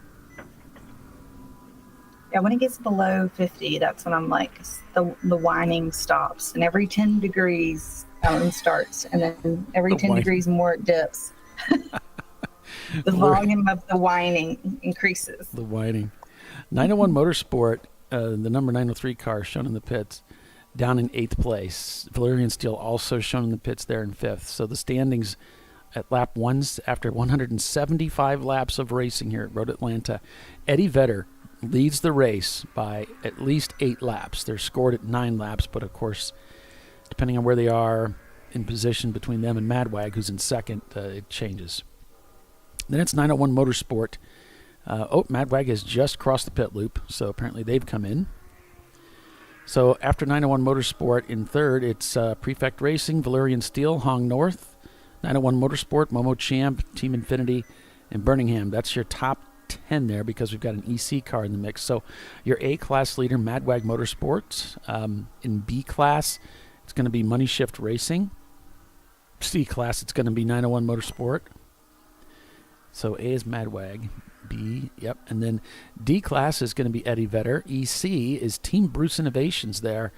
Shown in 6th place right now, but of course all the EC cars will be pulled from the standings and scored separately. So everyone behind an EC car will be moved up respectively to the number of EC cars that are ahead of them. And then looking at F-Class, What's the Rush and their Ford Escort appears to still be leading F-Class. So Open Throttle Racing, number 62, shown not turning laps now, as that was one of the cars that I spied had come in. And I'm showing a number of cars here as we're reaching close to 2 o'clock have started coming into the pits. 3, 6, 9, 10, 11 cars in the top 32 now shown crossing the pit loop. But Eddie Vedder still leading the way. Their fastest lap time of the day, 1:46. They just turned in a 1:41. And as I look through something's happened to the logging that it typically does. We've lost some information here, so I can't look back at all the different all the lap times and all the information we would typically get as to when they were coming in the pits and all that fun stuff.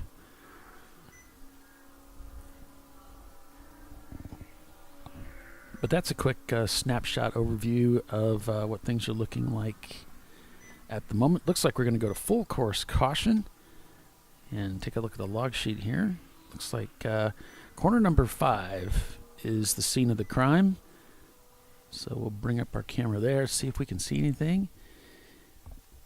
And at first glance, I don't see anything in turn 5, but could be off camera just a little bit.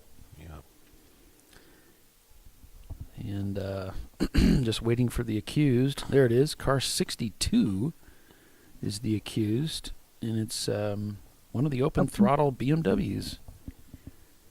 Just stealing they're getting all the airtime. Hogging the airtime. Oh, it looks like they've actually hit the wall. They have impact with the wall is the cause right now. They went from impact to contact. So they're flipping through the different menus here. Probably calling it a little too soon. Imagine that. Yeah. Never. Okay, so it looks like there was some contact with the wall, but the message is that they continued. So we'll see what we decide to do with that. They might send us right back to green here.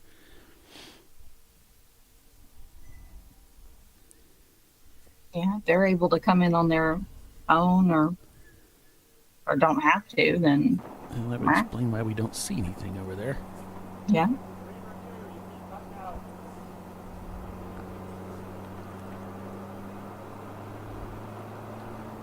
Okay, we've got a couple of cars entering the pit lane. Here we have 901 Motorsport in second place.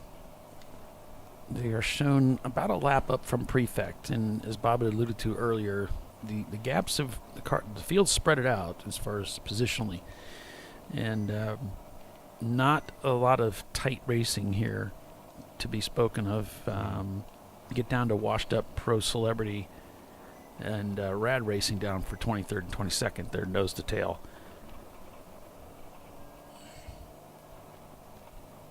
But the rest of the teams that are north of them, they're all pretty well gapped out right now.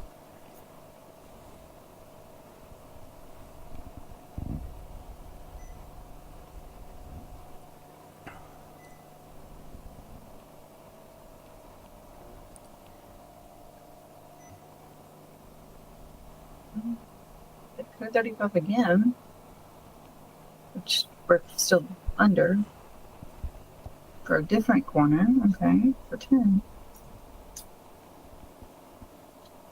And here comes the open throttle BMW down pit lane entrance here. So they'll be bringing that car in.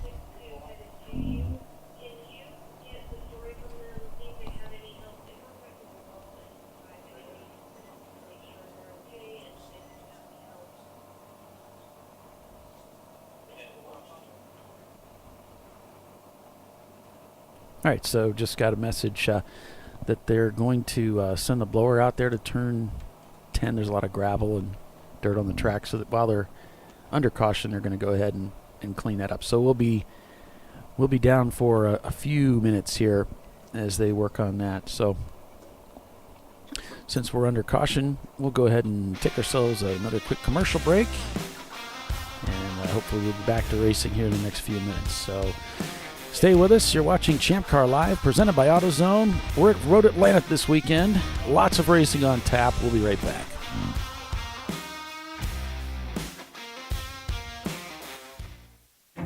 An important decision is afoot.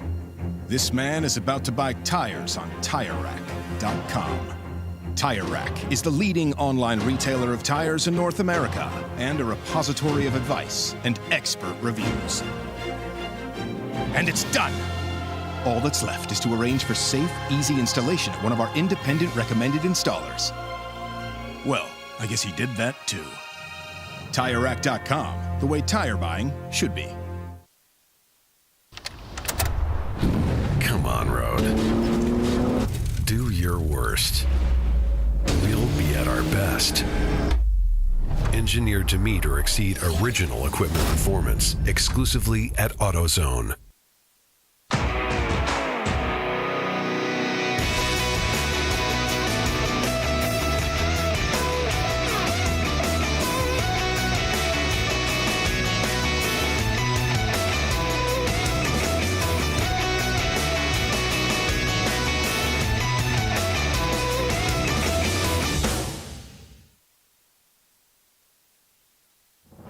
Lifeline's continuous commitment to research and development ensures that we supply the most innovative and cutting-edge products available. Used by the majority of the world's motorsport championship-winning drivers, teams, and constructors, Lifeline has a stringent and proven history of success. Lifeline's continuous commitment to research and development ensures that we supply the most innovative and cutting-edge products available.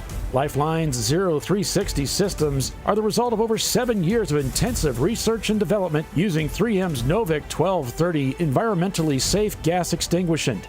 Lifeline uses only the finest quality components. For more information regarding our fire safety equipment and fire safety systems, please contact us at info@lifeline-fire.com. RVA Graphics and Wraps is a full-service design, signage, digital graphics, and wraps company located in Richmond, Virginia. With over 20 years of experience, RVA Graphics and Wraps offers premium signage options for your business. We are dedicated to offering our clients best-in-class service in all aspects of graphic design and application. For more information, visit us on the web at rvagfx.com.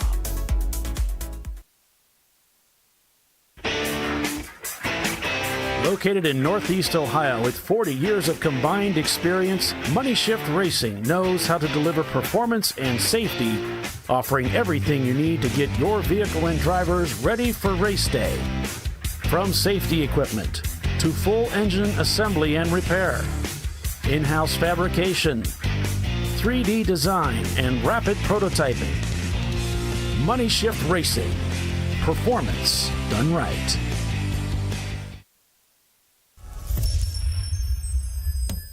Frozen rotors from Diversified Cryogenics deliver increased performance and a higher level of safety, while significantly reducing braking system costs. So to tell you a little bit about the durability of this product. So we have seen an incredible extension of the life of our brake rotors using frozen rotors. We've gone from brake rotors every other weekend to 6 weekends on one set of brake rotors, and I think they can go farther. The durability has been amazing. And it's been a fantastic season, and man, a lot of that is due to the way our car can brake on those frozen rotors. For more information, go to frozenrotors.com. Duralast, designed to meet or exceed OE performance with OE-matched friction formulations and fitment for 97% of cars on the road. Backed by a noise-free guarantee when professionally installed. That's the Duralast difference, only at AutoZone.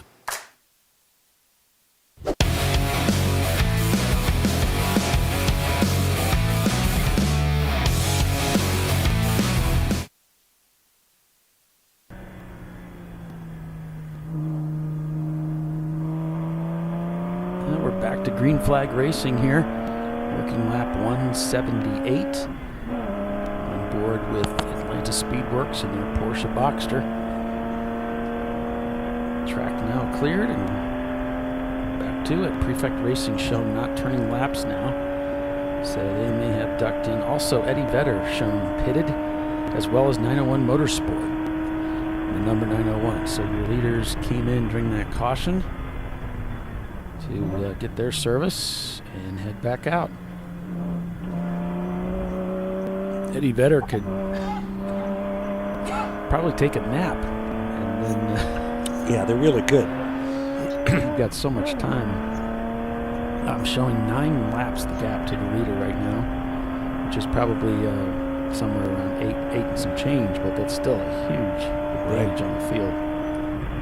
Then 1 lap to the 3rd place car, another lap to the 4th place car, and so on. So that many of the cars in the field are basically running on their own lap.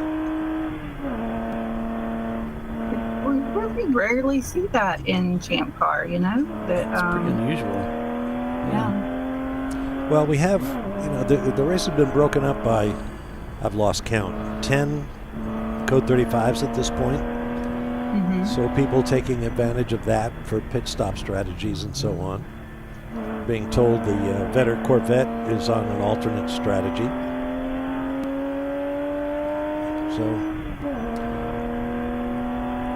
I guess we'll see how it all shakes out. yeah, you got a 1 minute 40, low 40s seconds lap. It doesn't take long to get away from somebody or get left behind by somebody. Yeah, their fastest time was 1:36.7 compared to the other, most of the top 10 is in the low 140s. So that's considerably quicker than anybody else is even capable of pulling off, so far at least. Is the Vetter car still being shown in the pits? I can't see the monitor. No, it showed that it cleared that pit loop, so... And 901 is the only one in the top 10, I think, that's shown in the pits. Well, since Tiffany said the Corvette boys were hoping to make it to 5 hours, they now become a ticking time bomb. How much further will they go before something lets loose? Or they decide to put it on the trailer? I don't think they're going to put it on the trailer while they're sitting in first place. Well, I'm just saying. Yeah, we don't know what the condition of the car is. There may be some issues that. Yeah. I was just kind of chatting by message with Paul Cruz. Then we'll go to caution again.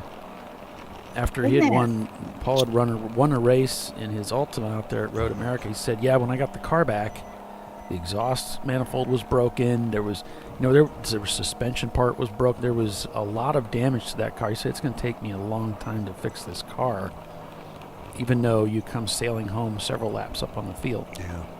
I mean, it can be in really rough shape and still win the race, or be leading at least. So code 35, and this time it comes down to the Hera Flight Racing team, which I noticed had fallen well down the field a little bit earlier when I was looking at the standings. Yeah, they had that wheel come off. Okay. The lug nuts were ever tight. And that's the same car. Okay. Mm-hmm. The Honda S2000. Looks like it's over in corner 7, which again, just beyond range of the.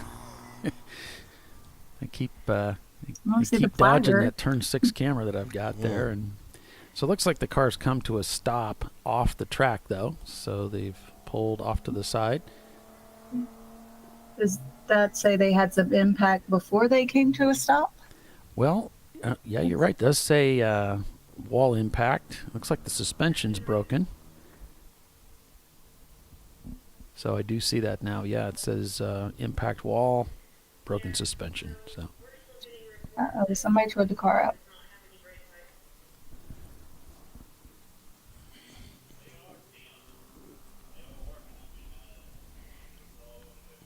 I'm like, we just fixed it. Oh, those brake lights? You could hear that? Mm-hmm. Yeah. Now they're talking to Ray. It's just this is one of those cases when it's a really sunny day out. When you're running those old incandescent bulbs, sometimes it can be dim. Open throttle coming back into the pits again.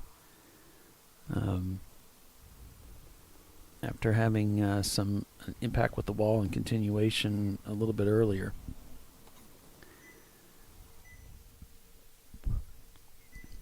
So we'll see if we can get on board with one of these cars where we can see what's going on here. It's awfully white. This is so bright out there, it's kind of hard to see. much anything. But yeah, Money Shift Racing, they've got their camera back up and running. Yay! Yeah. Looks like they're on the back straightaway. Yep. From Team Infinity, they've got their camera working, so we should be on board with them when they come in for their pit stop. Things are looking up for the show. At least for that camera. At least we got that much going, yeah.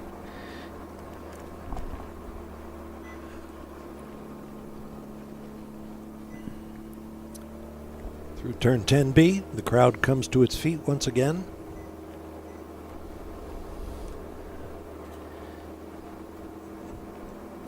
And another car coming down pit road there. Can't make it out, but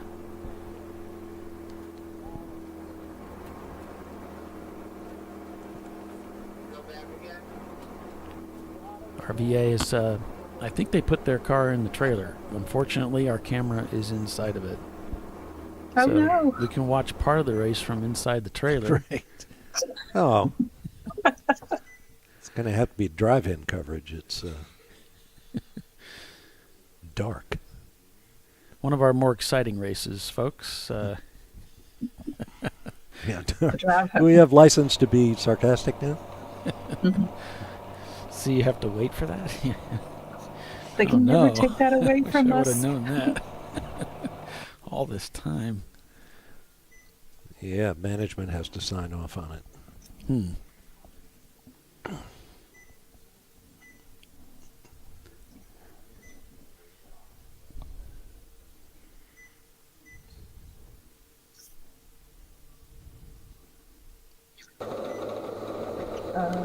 Old saying, cautions breed cautions, we always say. So had such a clean race this morning, and then now it's just been one after the other.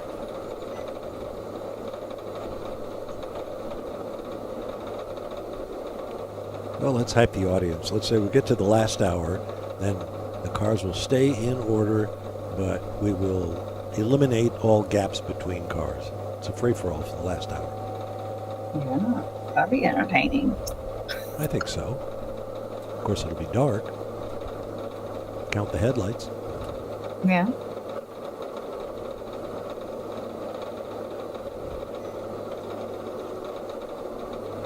See if you can talk Jackie into that. I did talk to Ray Frank yesterday over in Timing and Scoring, and he's promised to stop up and give us a visit and talk about his race perspective as the race wears on here a little bit. Got a car coming down pit road.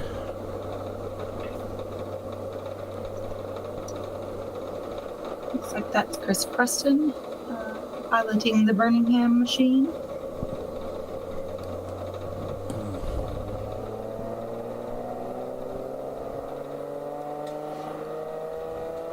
First time this car's ran in about a year and a half. Going to green here.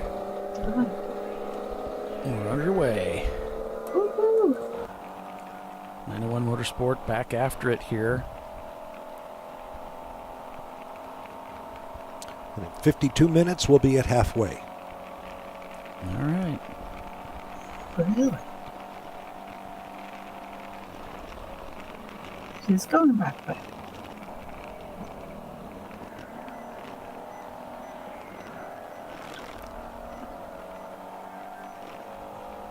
So if it was a 7-hour race, we would be in the last hour.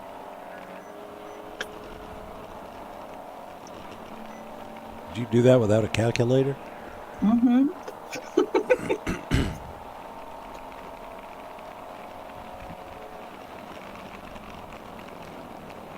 Then we're going to start a whole nother 7-hour race.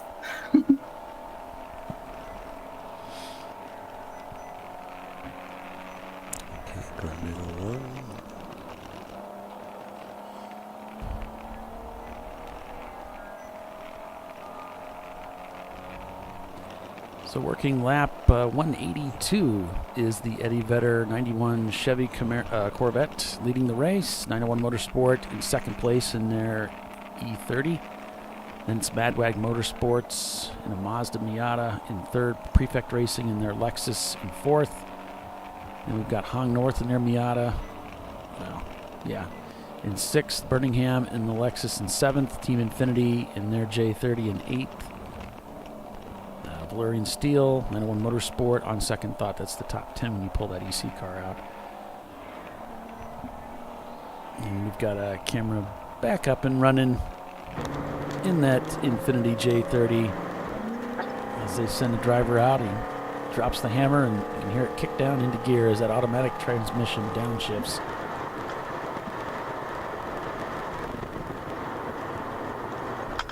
We had Ed up here in the tower talking to us. He said, yeah, we stuck a piece of tape on the window and didn't quite get it where we wanted it, but you gotta take a guess and see how it goes. Trying to use it to block out some of the sun. Yeah.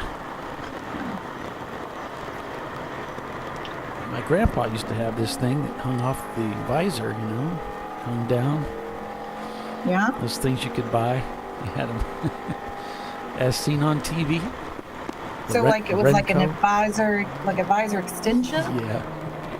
Wow. It was a visor extension. It was a shaded piece of plastic. You attach it to your visor. Okay, Yeah. so now I have to Google that. They probably still sell them too. Probably so. Oh, let's see. Was plastic? Yeah. It kind of came up as like, that's kind of neat. I have one I had one in my old Cayenne that was like, right, how do you describe it? Between the, not really between the visors. So like when the sun would come in above the rearview mirror. Oh, yeah. So it had a little plastic thing you could flip down to block out the sun that would come up above the rearview mirror and below the, top of the car there. Nice. I was like, I never really thought of that, but like, it Yeah, whenever you go to Mid-Ohio, you've got the sun in your face on the way there because it's early in the morning. And then at night, when you're coming home from the race, it's in your face again because it's setting. You're coming home.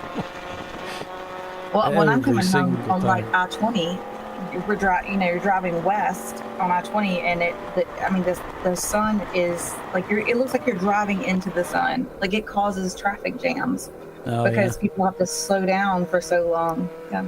Just to see. Mm-hmm. Yeah, it makes quite a difference if you've got a car that's got a lot of miles on it. The windshield is peppered with the stone chips from over the years of driving all those miles. You get much more glare. Glare City.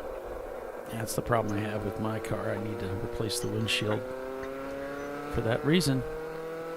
Helps reduce the glare. They need to come out with some product that like fixes that. I'd be happy with a pit reporter. I'm giving up on that. Just go straight to the teams these days. Technologically wise. I'm trying to work something out with Troy Trulio. He'd like to have one down there too. He wants cameras down there to see who's coming in and out of the pits for when he's doing his timing and scoring. Be helpful. So both of us are motivated to come up with some solution. That doesn't involve Bill Strong? No, I wouldn't involve him. I was talking to our co-host here, Bob Varsha, about potential professionals and trying to find out where's Brian Till when you need him. I think he has a life though.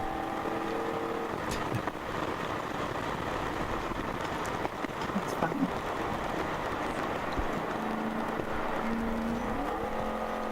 Jamie Howe and her husband Brian Sellers live just a few miles from this racetrack. Jamie's got vast experience as a pit reporter.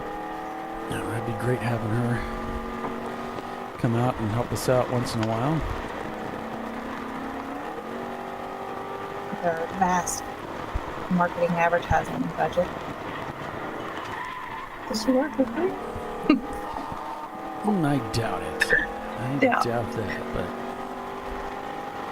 what's a few dollars between friends? I'm sure we. Right. change. The vast portfolio that we have here with Champ Car. So Money Shift Racing back after it here. Money Shift in 16th. They've got a couple EC cars, so that puts them up into 14th. And they are leading B class. And quite handily, too, I might add. Their next competitor is Average Joe's in 30th place. They were flagged in, perhaps mistakenly, for taillight infraction, lack thereof brake lights, but it'd be a lot to overcome to catch up with Money Shift at this point. Their fastest lap time is 1:47. And what they have up ahead of them, the cars are all turning quicker lap times, so it'd be difficult for them to make up much ground at this point. But with endurance racing, I guess with all racing really, it's just if you can be there at the end, you never know how the attrition's going to go and who's going to drop out. One of these visor extenders is called the Advisor. The Advisor? Why would they call it that? Strange. It's just it's two D's instead of advisor. It's advisor, like an additional visor. Oh, got it. Okay. No, it took me a minute. I got it. Funny. If it takes you a minute, it's not a good idea. It should immediately. Okay, get it. You're adding. Yeah, it's like having to explain the joke. Yeah, right. Or what I always end up doing, I'm like, what? That was funny. Why is nobody laughing? Rude.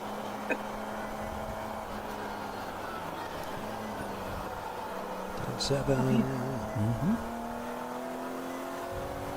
Running Bulls, it sounds or looks like they're up to full song. They're having issues with the fuel system in that BMW.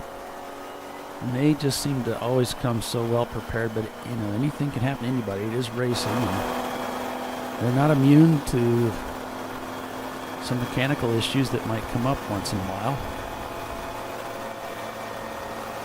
It's happened to everybody. Yeah. Sooner or later. Or maybe they've got, we saw them in this car, excuse me, earlier with the laptop hooked up. So maybe they were able to resolve something.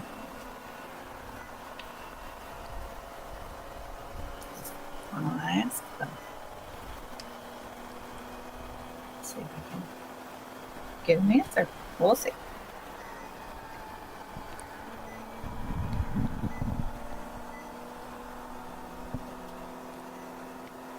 Looks like it's working good for him right now.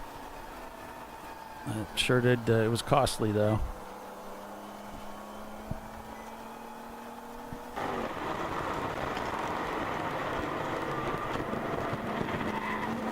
I mean, it definitely cost him a lot of time on track.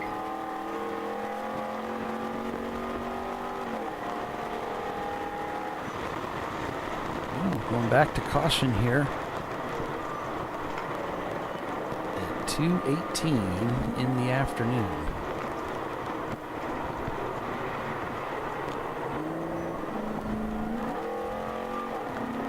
Team Bruce Innovations, I notice, is not turning laps there. The lead EC car, number 11. Let's see if this has anything to do with that machine. Section 8 also shown not turning laps now, down in 25th in the number 606 car. It is indeed the 606 car. How much you want to guess it's going to be turn 7? Or 10A and B. It's got to be someplace that my camera can't reach. 10A and B might... you could see that. Yeah. I can't see much from my screen, but we'll see what they give us here.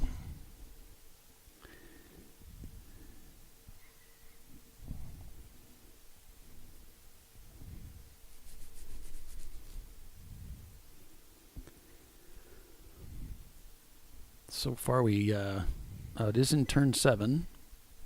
So once again, just going to be outside of our camera view there. Car stopped off the racetrack. And so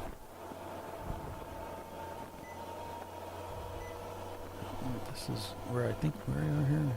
Not sure where we are here. Oh, we're at 10.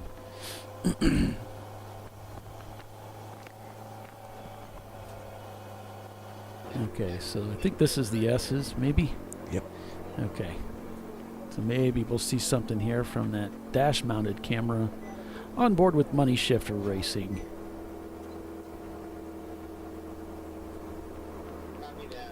Looks like they have been reported as having a mechanical problem, and they're stopped driver's right. But it is off the racetrack according to the report.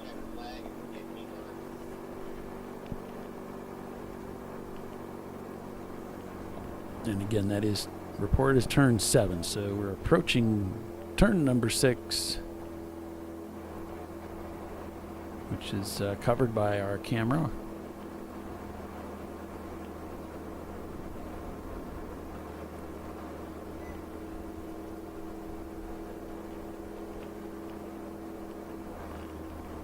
So if they are on the right, they would be to the inside, and they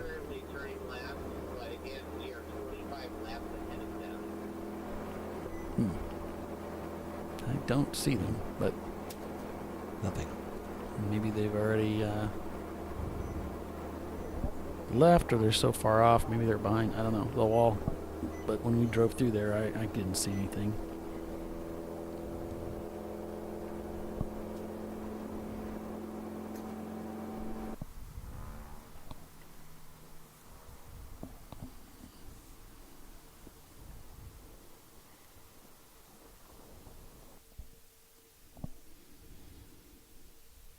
So Eddie Vedder shown leading the field over 901, followed by Madwag, Prefect Racing, and Hog North.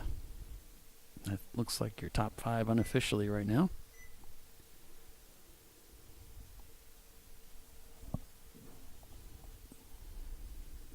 And again, this caution due to a car stopped off track mechanical failure.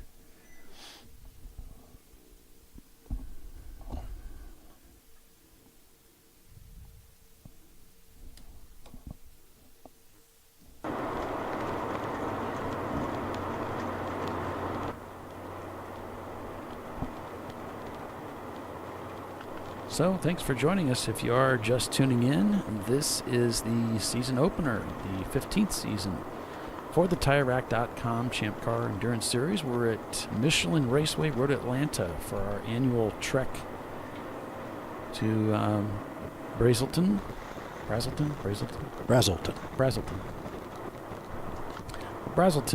Georgia.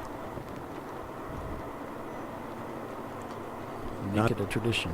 Not to be confused with Hushton and Chestnut Mountain, which is also, or are also addresses that the track goes by.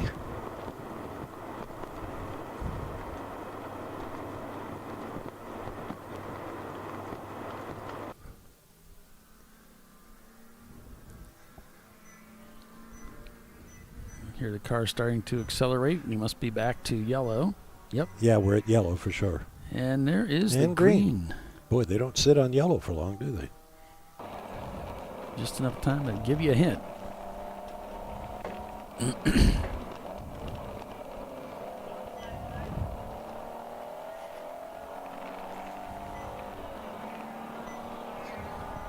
So, Birmingham Racing crosses the pit loop there in 6th place.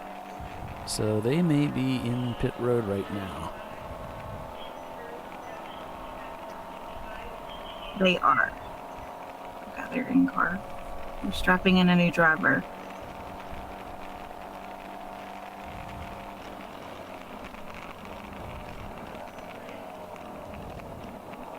Looks like Roger's going in the car. Yeah, I saw they were running an in-car camera. I tried to pull that in. It wasn't working real well, so... Oh, was it not? Yeah, it was not working very well, so just ditched that idea. Well, maybe not. Needs to be good. Well, we saw Chris driving earlier. Before he got out of the car. Yeah, I saw him on the when I rolled in to you know how you sign at the booth there to get your wristband, and when you first arrived at track, I saw his name was on the waiver list. Oh, right above yours? Yeah. When you were signing in? Yep. There weren't that many on the list when I showed up. And his was above mine. And there's just, you know how you meet some people in life and you're just like, man, they are good people. I met Chris it seems like when we all first started doing road track stuff like 15 years ago. And I think we were at the driver's meeting, or we were standing outside the driver's meeting waiting for it to start. And he, you know, I'd never met him, seen him. He's a big guy, you know, tall. And he looks at me kind of strangely, you know, and I'm kind of like, what's this dude looking at, you know what I mean? I know you from somewhere. Isn't that Boxster? You know, and I was like, depends on who's asking.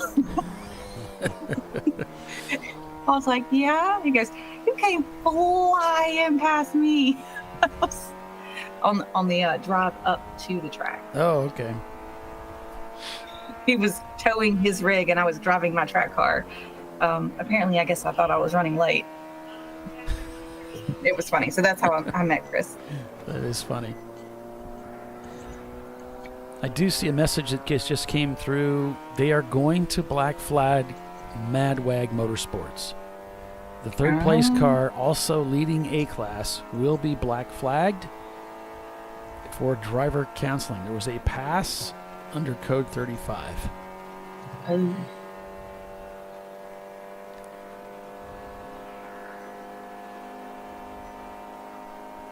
So that's going to affect their race. They are the lead A-Class car there, third overall. And that's going to affect a lot of people's race. I mean, and there's been some shakeup. I don't know exactly what happened during that last round of stops, but Hong North is now 0.2 seconds behind Prefect Racing. They are right together. In fact, Hong North just turned a faster lap time than Prefect. They're in fourth place. So the Lexus and the Miata are facing off.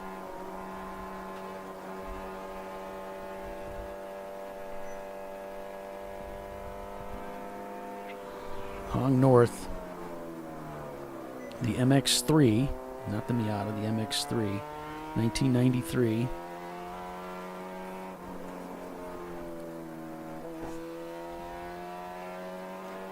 I'm looking for a way past Prefect Racing. 0.3 of a second behind.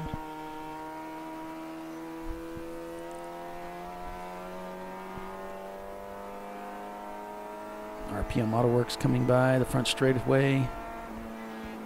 There's 901 Motorsport coming through, it looks like. Yep, they just turned a 145 on that last lap. 4 cars come over the hill all together, and Prefect slides to the back. As Hong North makes the pass, coming down out of turn 11 for fourth place on the Lexus. They head down into turn 1.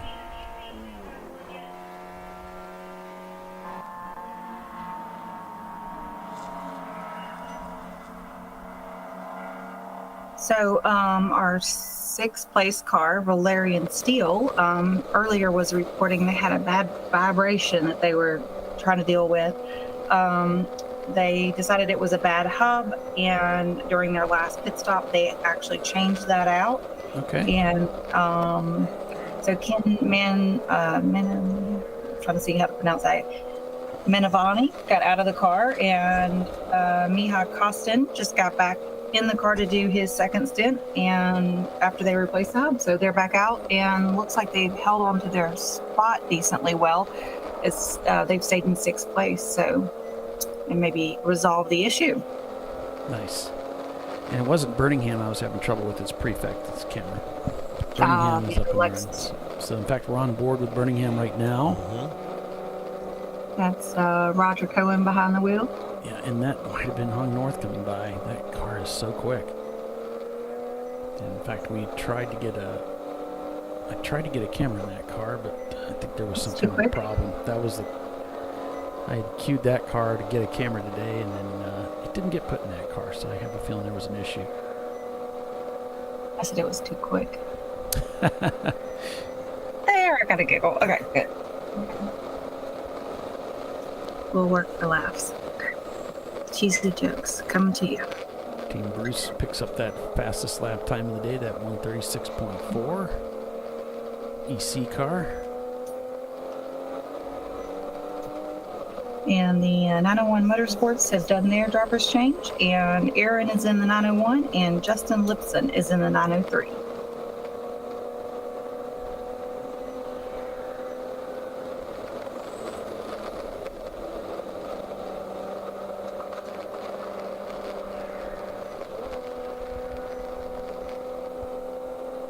All right. Well, with that, we'll take another break here. Be back for more racing as we are green here at Road Atlanta. The TireRack.com Champ Car Endurance Series back for 14 hours to start off the season. Stay with us. We'll be right back.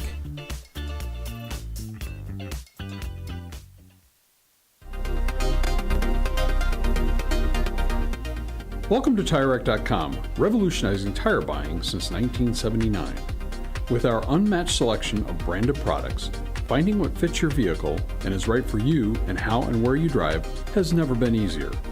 Through helpful online shopping tools that include our professional hands-on reviews done at the introduction of a tire and consumer reviews that give real-world feedback over the life of the tire, you can make the right tire choice and find exactly what you need. And if you prefer to talk to someone, our tire testers, our sales team, are available on the phone. And that's how we get you the right tire for you and your vehicle for where and how you drive.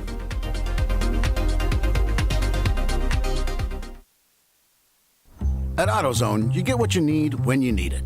Got a today job? Pick it up free same day at your local AutoZone. More of a tomorrow project? Order as late as 10 p.m. with free next day delivery. Getting the job done just got easier.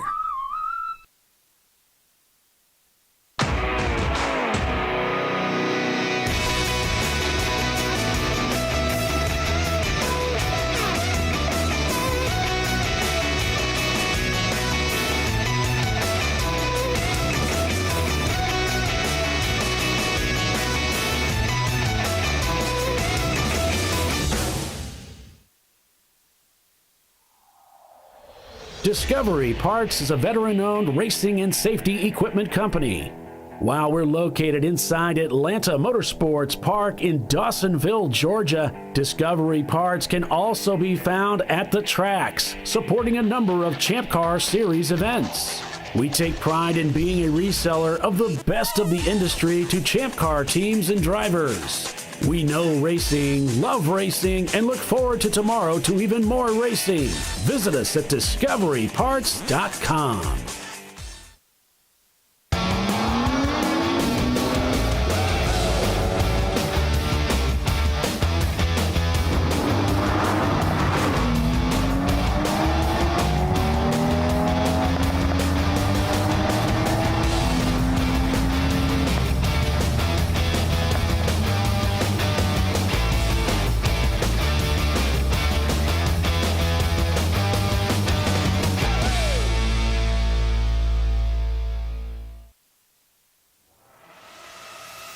RVA Graphics and Wraps is a full-service design, signage, digital graphics, and wraps company located in Richmond, Virginia.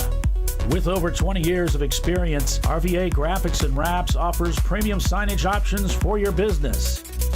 We are dedicated to offering our clients best-in-class service in all aspects of graphic design and application. For more information, visit us on the web at rvagfx.com.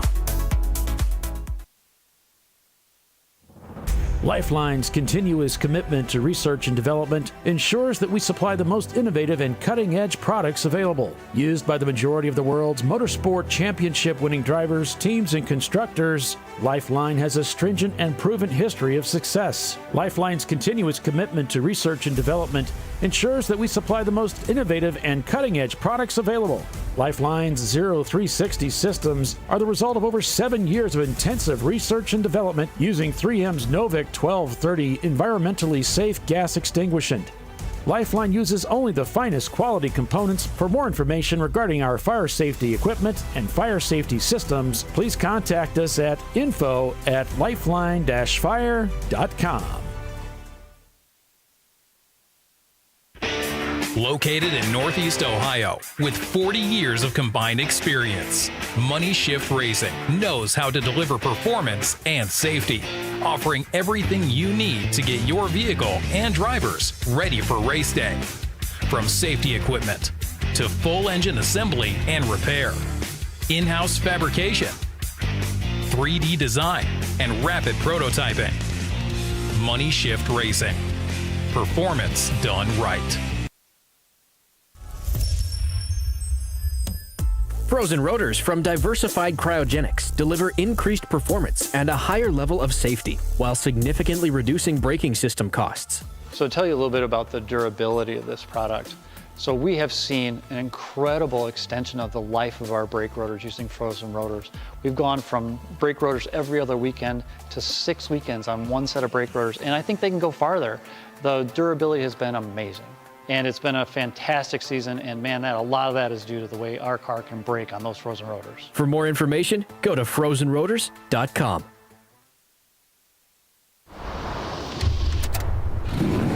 Bring on the frozen tundra, the grinding gravel, the cratered concrete, the rain-soaked streets. Come on, road. Do your worst. We'll be at our best. Reliable performance in unreliable conditions. Designed to meet or exceed original equipment performance. That's why more auto technicians choose Duralast parts. Exclusively at AutoZone.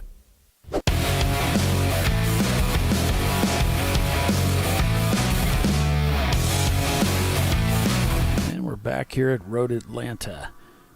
Working lap 196. Ray Frank in the building. He'll be joining us shortly here on the show. Get some words from Ray. Wouldn't be the same without him at the racetrack. Running Bulls, yeah, it looks like they got that E30 working good now.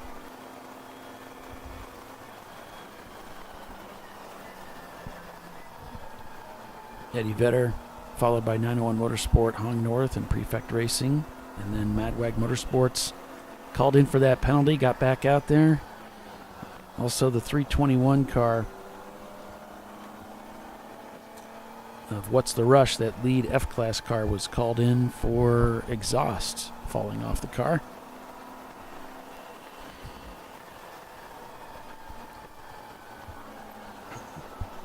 So they'll be looking at that.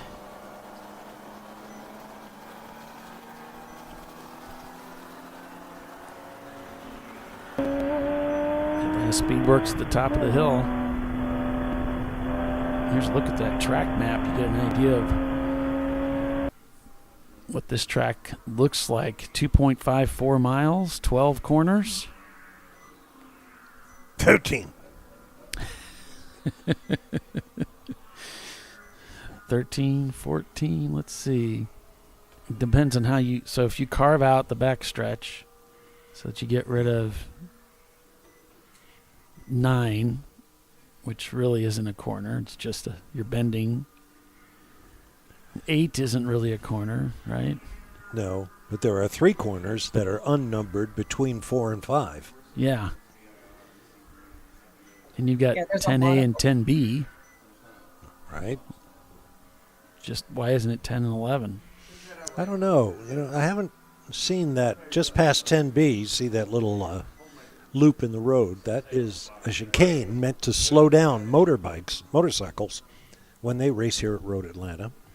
And I don't know what they number those.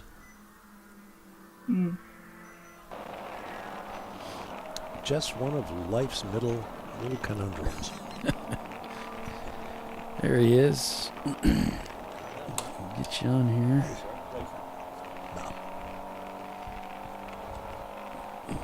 Get you all mic'd up here. And so Ray Frank in the building. Hello, Polly. Great. Hello. And Bob Varsha. Great. Hello. Thank y'all for having me up here for a minute or two. Yeah, well, it wouldn't be the same without you. There's Tiffany. Hear Tiffany weighing in there? Well, hello, Tiffany. Hi. Long time no see. I know. Tiffany, if you could move maybe your microphone in a little closer, that might... Yeah, very faint. Maybe that'll help. Okay. I don't know. All right, y'all got any questions about what's been going on here? Yeah, let us know a little bit. What you're thinking and what you're seeing, and how's this weekend going? It's going well for some, and for others, it's been pure torture. It's racing, isn't it? Yes, I mean, we have had some teams, some winning teams that have just come, and I mean, their cars have they've just had problem on top of problem. I mean, Wheels America, I mean, they're one of the top teams in our series. They're from, Texas way, and they travel all over the country. Wherever they go, they're very competitive, and they had one of their cars was doing real well, and there was a guy that got spun in front of him, and he ended up collecting into him a little bit. I think it's fixed him back out there. But their other car, I know, lost a rear wheel bearing. And, it's just, they just are not exhaust. It's just one thing after the other. It's kind of, I don't want to say comical, because it's torture for them. Sure. It's just stuff like that. We have other top teams, RVA Graphics. They broke a throttle body. And that's something that's pretty, you don't really hear of. It's just they must have had a misalignment between their gas pedal and the throttle body and put too much pressure on the arm of it and broke the housing. And it's just stuff that just doesn't happen very often. There's the view from inside their trailer where the car rests now. What do you make of the Eddie Vedder Corvette just whopping things? America. Yes. I don't want to say Ray Frank had a Corvette shop for a few years, and that might be my steed of choice on the highways of the United States. But yeah, and we've had several of those cars come into the series, and none of them have ever done much of anything. I mean, we got a couple of them that do all right. We had one team that was working on it, but he decided he wanted to spend more money, so he went Trans Am racing. And I just knew that the guy that owns that car and builds it, he's kind of a phenom. He's a very intelligent and probably one of the best craftsmen I've ever witnessed doing things. He's built a winning Mustang, the Broken 60 Seconds, which turned into the MK Motorsports box body Mustang, won overall at Sebring and VIR. So V8 cars winning overall, it doesn't happen all the time, but they did it. They might have won more than two with it, but that, and he still has that car. He kind of sold it, and the team went another way, and the car's back up for sale, and he started racing with a friend of his, just in a much cheaper car, and they did pretty good in it. They podiumed several times with it was called the Freddie Mercury, and it was a little Mercury Capri, which is actually a Fox body Mustang. So. Right. Yeah. Anyway, they sold that, and he kind of built this thing and didn't tell me he was building it. Oh. And when he showed up, I went, oh, here we go, because it is taken to the max of the rules. Yeah. Like I say, he is just a craftsman. I don't want to say that maybe I saw a picture of him and Ryan Blaney on the stage at the, at the Cup banquet. And, some of these people that race with us are some pretty phenomenal individuals. And, yeah, he's all that. I mean, he is just, and he's just got a phenomenal car. Yes, he does. He built it right to the rules. It's very light, and the drivetrain is amazingly stock, but light makes it work. And he has whittled on that thing immensely. But it's a beautiful car, and they're good racers. He also came from the Spec Miata world, where he was, learned to drive and everything, and he was quite successful in that also. And like I say, he is in the racing world 24/7. Yeah. And this is what he does for fun. Who are the guys he's got in the car with him? Were they picked? No, it's just him and his teammate. That's really? it. There's only two drivers. Yep. Oh, wow. Two drivers. They do have some support crew and all with them, and Yeah. some guys helping them pour gas. But I believe it's only two of them driving it today. Okay. He does have some other guys that run with him. Yeah. Some other championship Spec Miata guys come in and run with him from time to time. But I believe it's only two of them driving here today. And that kind of eliminates a weak link. Yeah, that's the reason I asked the question. Was do you Yes. pick guys specifically to follow the profile that you've developed along with the car. Here's what the car will do. Here's the way I want you to drive it. Well, yes, and that's the big thing. Here's how I want you to drive it. I watch a lot of video from in cars, and I mean, some of these drivers are their own worst enemy. I mean, they beat on the cars, and I mean, yeah, these are race cars. They have cages in them, and we race them. But they're actually street cars with cages in them. No, they don't have Jericho transmissions. They don't have, beefy spindles. They don't have, I mean, you can swap and do these things and do them up, but it's more points. In some cars, you can't do it. But it's a street car. You run it, but you can't abuse it. And a lot of these guys, they think they're going to do this heel toe and rev matching and engine braking, and they're doing all this driver stuff. Right. And then they break the car. The fast guys, you see these guys jumping these curbings and stuff. It kind of wears on your suspension parts and stuff like that. And I drive, and I'm a little slower than some of my teammates, but I stay in the track. I don't abuse the car over the curbs. And I was actually at NCM running and got passed for the lead, and the guy was just doing things with his car that I just was not going to do. I just was not going to punish our car to that point, because I knew jumping them curbings and doing it to the extreme he was doing it. I couldn't believe the car lasted as long as it did, but he broke toward the end of the race, and we ended up winning the class and everything. Because, like I say, you just can't abuse these cars so much. And they're a lot tougher than I ever dreamed, because I came from the stock car world where, you got your truck spindles, your big bearings and everything. It's so beefy, and the big A-frames and everything. You can kind of rub and beat and get up against stuff. And I was amazed at how much kind of abuse these little street cars will take. But still, you have to be mindful and not over-rev them. Put them in the right gear. And drive them accordingly. But, all right, well, anybody got any question? Has anybody emailed in anything? No, I haven't seen anything there. They might now that they know you're here. Well, trust me, I'm not that much of a draw. Oh, I don't think it'd be the same without you. I don't think it'd be the same without you. Yeah, well, I appreciate that, but you could be thinking it'd be a whole lot better. No. I thoroughly enjoy it, and I've been racing my whole life in one form or another. Took a little time off and did some baseball coaching and basketball coaching and stuff with the kids, but got back into the racing thing again about 2010. And then started working with ChampCar. I drove my first one in 2012. And I get out of the car, I'm a round guy, and I'm like, man, this left-right thing is, I can do it. This is okay, yeah. So I get out at VIR after my first stint in the 24-hour, and I'm going, man, this is the coolest thing. This is just awesome. And I turn around, and Bobby Labonte, Cup champion, is climbing out the car behind me. And I'm like, what just happened here? What in the world? I was on the, what? And I've been amazed at some of the people I've come across, met, conversed with, and actually become friends with, that are just way up in the racing world. And they come to Champ Car and have a good time. That's what this club is about, with good competitive racing. Like I say, we do have this Corvette right now. It seems to be wearing these boys out, but some of their stiffer competition has had problems. Like I say, RVA broke that throttle body that put them out.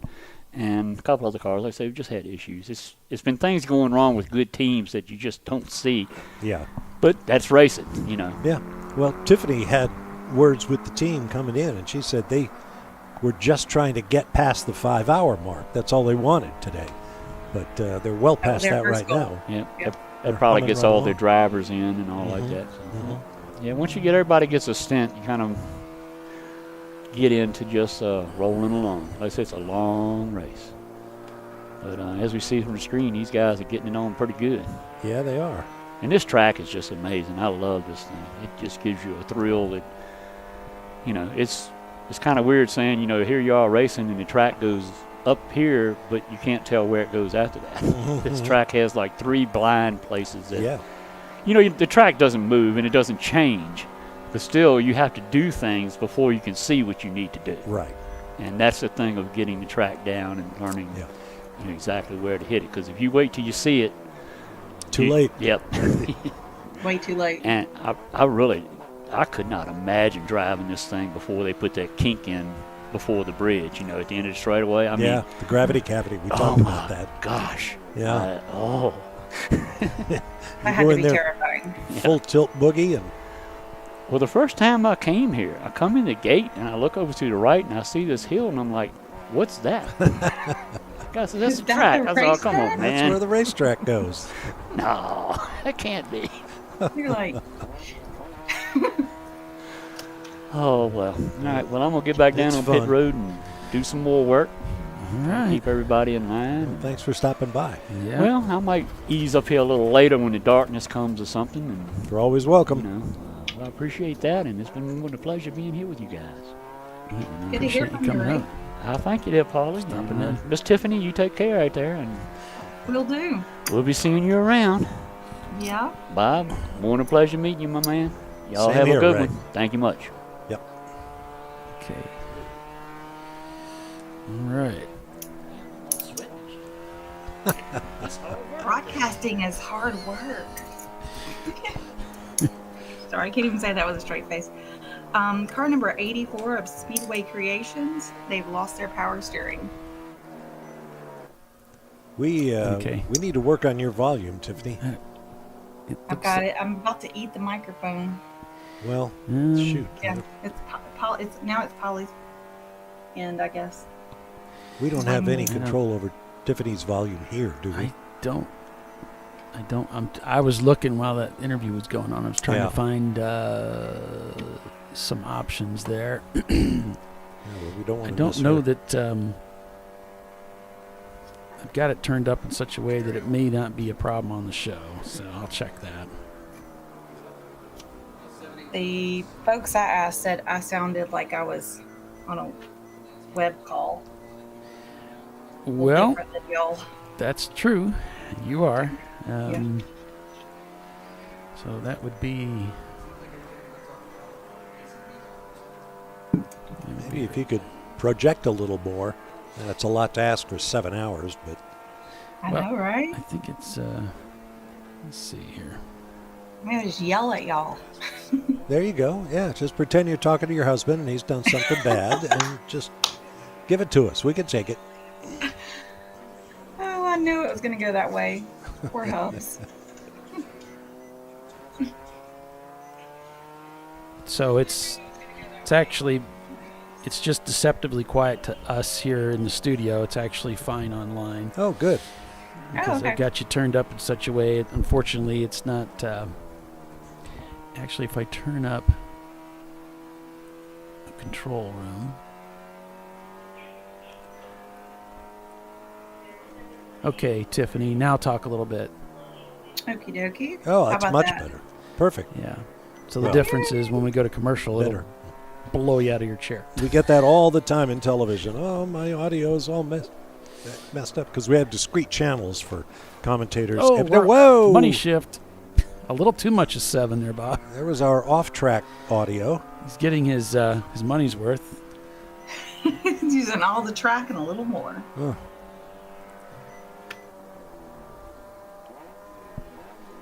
Uh-oh. Not trying to grab a gear there and maybe just a little mentally shaken up a little bit. A little crunch.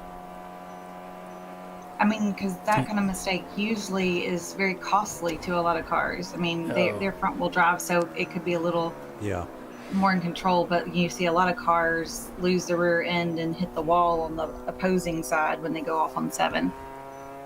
So He took it real easy going in there. We're going to caution here. It's like he's going to stay on the track, but he didn't go full throttle down into that corner. Yeah, he's probably still filling it out. Interesting to hear Ray say these are not race cars as such. They're not purpose-built, so you can't drive them like you might drive a... Uh-oh. Oh, he was just... Is he pulling off? He was just revving down.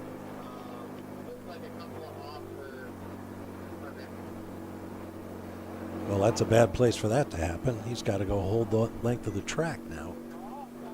Well, he's still going. He's just... maybe he's just obeying the 35 and everything's okay. We have a... we do. I didn't realize. And we have the 35. We have another one for sure. Okay, so he's looking all right there. Here's the instant replay. So he kind of missed the apex, and it just came in there too hot. Yeah. And he rode the curbing, the Yeah. rumble strips, as we used to call them. And that may have done some damage underneath to the tranny. They're a little rough out there. Yeah. And there's also, even here in red clay country, you get a drop-off of as much as a few inches behind that concrete rumble strip, and you hook a wheel over that, you can do some real damage. Because so many people have went off there Right. that it's dug a hole. It digs a hole, a trench right behind right there. He's pretty almost completely all four over that rumble strip and into the dirt there. So might have been better off if he had been all four over. The Georgia clay. Believe it or not, there used to be a motocross course in here inside the run from turns 10 to 11 on a very steep hillside. That was pretty breathtaking stuff. I've never seen anybody take the cut there at turn 5 and just cut off 6, 7, and 8. Yeah, part of the driving school track, or is that what it is? The discrete track. You can do it in iRacing, but I've never seen anybody actually drive it that way. Mm-hmm. Like that be the course that they're using. I think there's an emergency cutout though in there somewhere, so you can just pull off the course if that's where you are. Seems like I remember seeing somebody do that at some point. So I'm hearing back from Running Bulls. They say, that we saw them with the laptop earlier, and they were having some fuel issues, and that sort of thing was plaguing them. They think that something had gone wrong with the tune. So they've made some changes, and they're back out, and they're trying to kind of dial it in, but it seems to be working so far. So fingers crossed for them. Yeah, that we were talking about that. They seem to be up to full speed, so whatever they did seems to have done the trick. So it maybe came out of tune, huh? Yeah. It's interesting. Mm-hmm. It doesn't make any sense. I have this whole production studio, all this gear. I have it, I run it, and it's perfectly fine. And then I unplug everything, take it to another location, plug it in, and the audio's way off. I have to go through all this adjustment, and I still don't know why. So how has things changed? I just unplugged it, plugged it back in. Now there's a couple things that are different here, but not much. And it's just one of those things like tune, you just, I don't know. I've heard of cars just like losing their tune, like losing your, that's kind of funny. You've lost your tune. Yeah. But, boy, Eddie Vedder is definitely the talk of the race right now. They are crushing it out there. 1:36 is their fastest lap time. Second place, their best lap time, a 1:43. 43. So, incredible performance out of that Corvette. That's huge. It really is.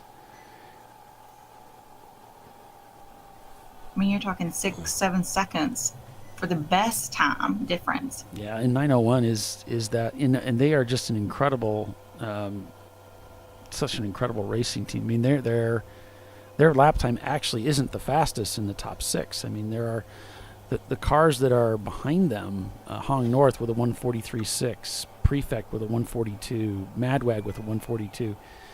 901 actually isn't the fastest car of the bunch, but they're just so clean, and they just put those laps together one after another, and they're not making mistakes. Madwag black flagged for passing under caution. They're not making those silly mistakes that cost that's teams. such a seasoned team of drivers too. You see that experience really helping out too. And then, they can go 2 hours. They've done this before. They know how to win races. You can kind of tell. I mean, they've got both their cars in the top 10. Yeah. The 903 is in 7th place. Well, actually, that's 6th place. Yeah, they are definitely hitting on all cylinders, as they say. Absolutely. Well, we are 1 minute away from the crossed flags. The crossed flags. Halfway point. Halfway point. Oh. Haven't heard it put that way. Was that an oval track reference?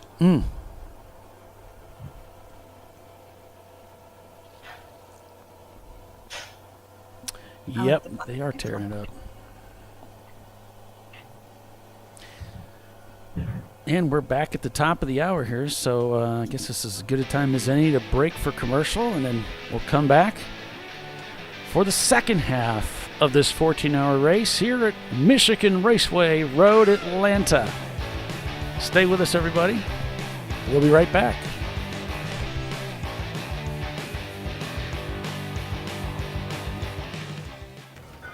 You know, I'd buy tires online, but then what? We've thought about it. We're TireRack.com. They should let you ship directly to a mechanic. Actually, we call them independent recommended installers. They should have like 1,000 mechanics. Try over 7,000 installers. Then you just make an appointment. At a time that's convenient for you. This could change tire buying forever. TireRack.com, the way tire buying should be. Come on, Road. Do your worst. We'll be at our best. Engineered to meet or exceed original equipment performance exclusively at AutoZone. Lifeline's continuous commitment to research and development ensures that we supply the most innovative and cutting-edge products available. Used by the majority of the world's motorsport championship-winning drivers, teams, and constructors, Lifeline has a stringent and proven history of success. Lifeline's continuous commitment to research and development ensures that we supply the most innovative and cutting-edge products available. Lifeline's 0360 systems are the result of over 7 years of intensive research and development using 3M's Novik 1230 environmentally safe gas extinguishant. Lifeline uses only the finest quality components. For more information regarding our fire safety equipment and fire safety systems, please contact us at info@lifeline-fire.com.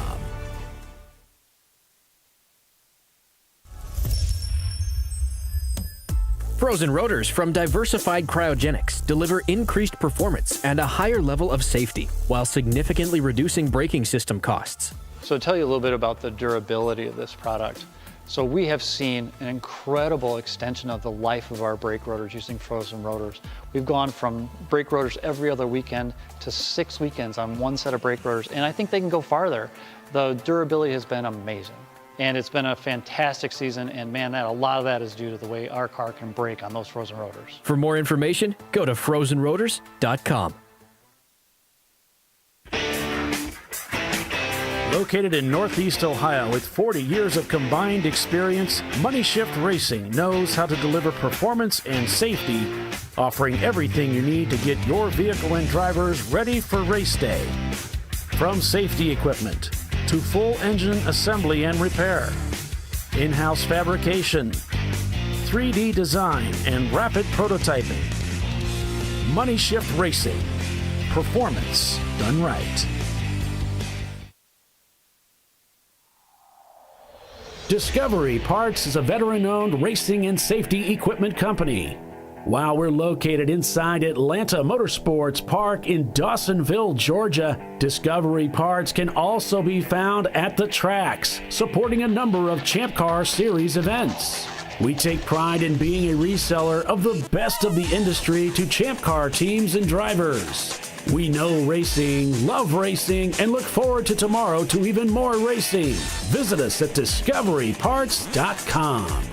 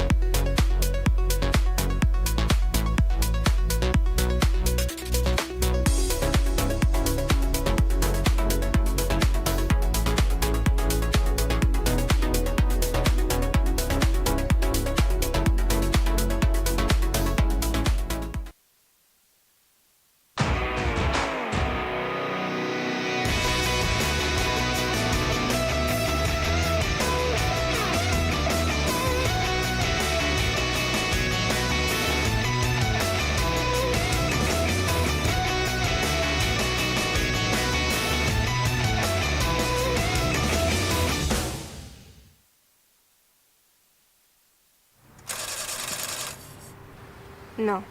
Seriously?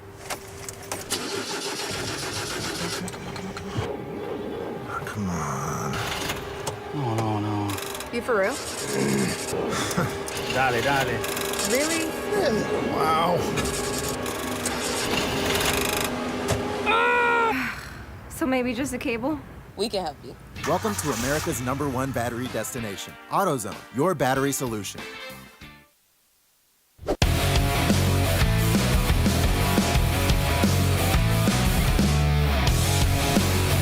And welcome back. And it is not Michigan Raceway, it's Michelin Raceway, Road Atlanta here. The TireRack.com Champ Car Endurance Series. Things like that happen. I was at the Barrett Jackson auction in Scottsdale, Arizona last week, and we had we were on the A&E networks, and we had a star of one of their other shows who was there to auction off 3 hot rods that he owned, and I introduced him. What was his name? Rick Hendrick or something like that, who was the star of the show called Pawn Stars. Oh, okay. I mispronounced pawn. Right. And everybody said, "Oh, you said this." No, I said Pawn Stars. That's my story, and I'm sticking to it. I did not say porn stars, but I may have. I know what my mind meant. What came out of my mouth. I know it was may on have my been mind, different. yeah. There goes the Corvette. Yep, around 901 Motorsport again. And now their lead is... Oh, our camera came loose. That's just our camera spinning around. That happens occasionally. I thought he'd gone off track when I heard all that static. I thought it was dirt. Yeah. 11-lap lead for Eddie Vedder. Yep, at 901 Motorsport in pursuit here. With our new 360-degree camera. Our pivot camera, yeah. Not so remotely controlled. It's robotic. It's just, out of control. It's fun. Sure. I mean, it's see, like having a live recorder in the car. It really looks like, we're switching. We're making it move. See what his hands are doing? And now we'll show you what it does out the back. Come on. We got to wait for some turn or something. Yeah. I think it was last year or the year before. One of the cars had a... There we go. Oh, the car you just passed. One of the cars had some kind of tassel thing hanging down. And it was great because when he hit, high G loads through the corners, the tassel would swing sideways. Yeah. I have a little Hawaiian girl that sits on the on the dash of one of my cars, so it dances around and little G meter. Grass skirt flies every which way. Yes, that's it. We call her Desdemona. So Desdemona, I like that. Yeah, like the Jimmy Buffett. That was a character in one of his books, one of his early books, and also a character in one of his songs. Desdemona's building a rocket ship. He references the name in several of his songs over the years. So we named the car and the little Hawaiian girl Desdemona. Called her Desi for short. Nice. And so you qualify. Always have to name my car. You're a parrot head. Yes, very much so. Raised in the parrot head tradition. There's a very funny video on the internet of Riccardo Patrese taking his wife for a drive. Oh, yeah. He's driving a Honda something or other. I think it was at Jerez in Spain. And his wife is a very pretty woman with long hair. So, of course, he's flying around this track, making her crazy. And her hair would kind of stick out sideways as they're going around the corners, and she's screaming, and she's promising to clobber him when he gets out of the car. It's good fun.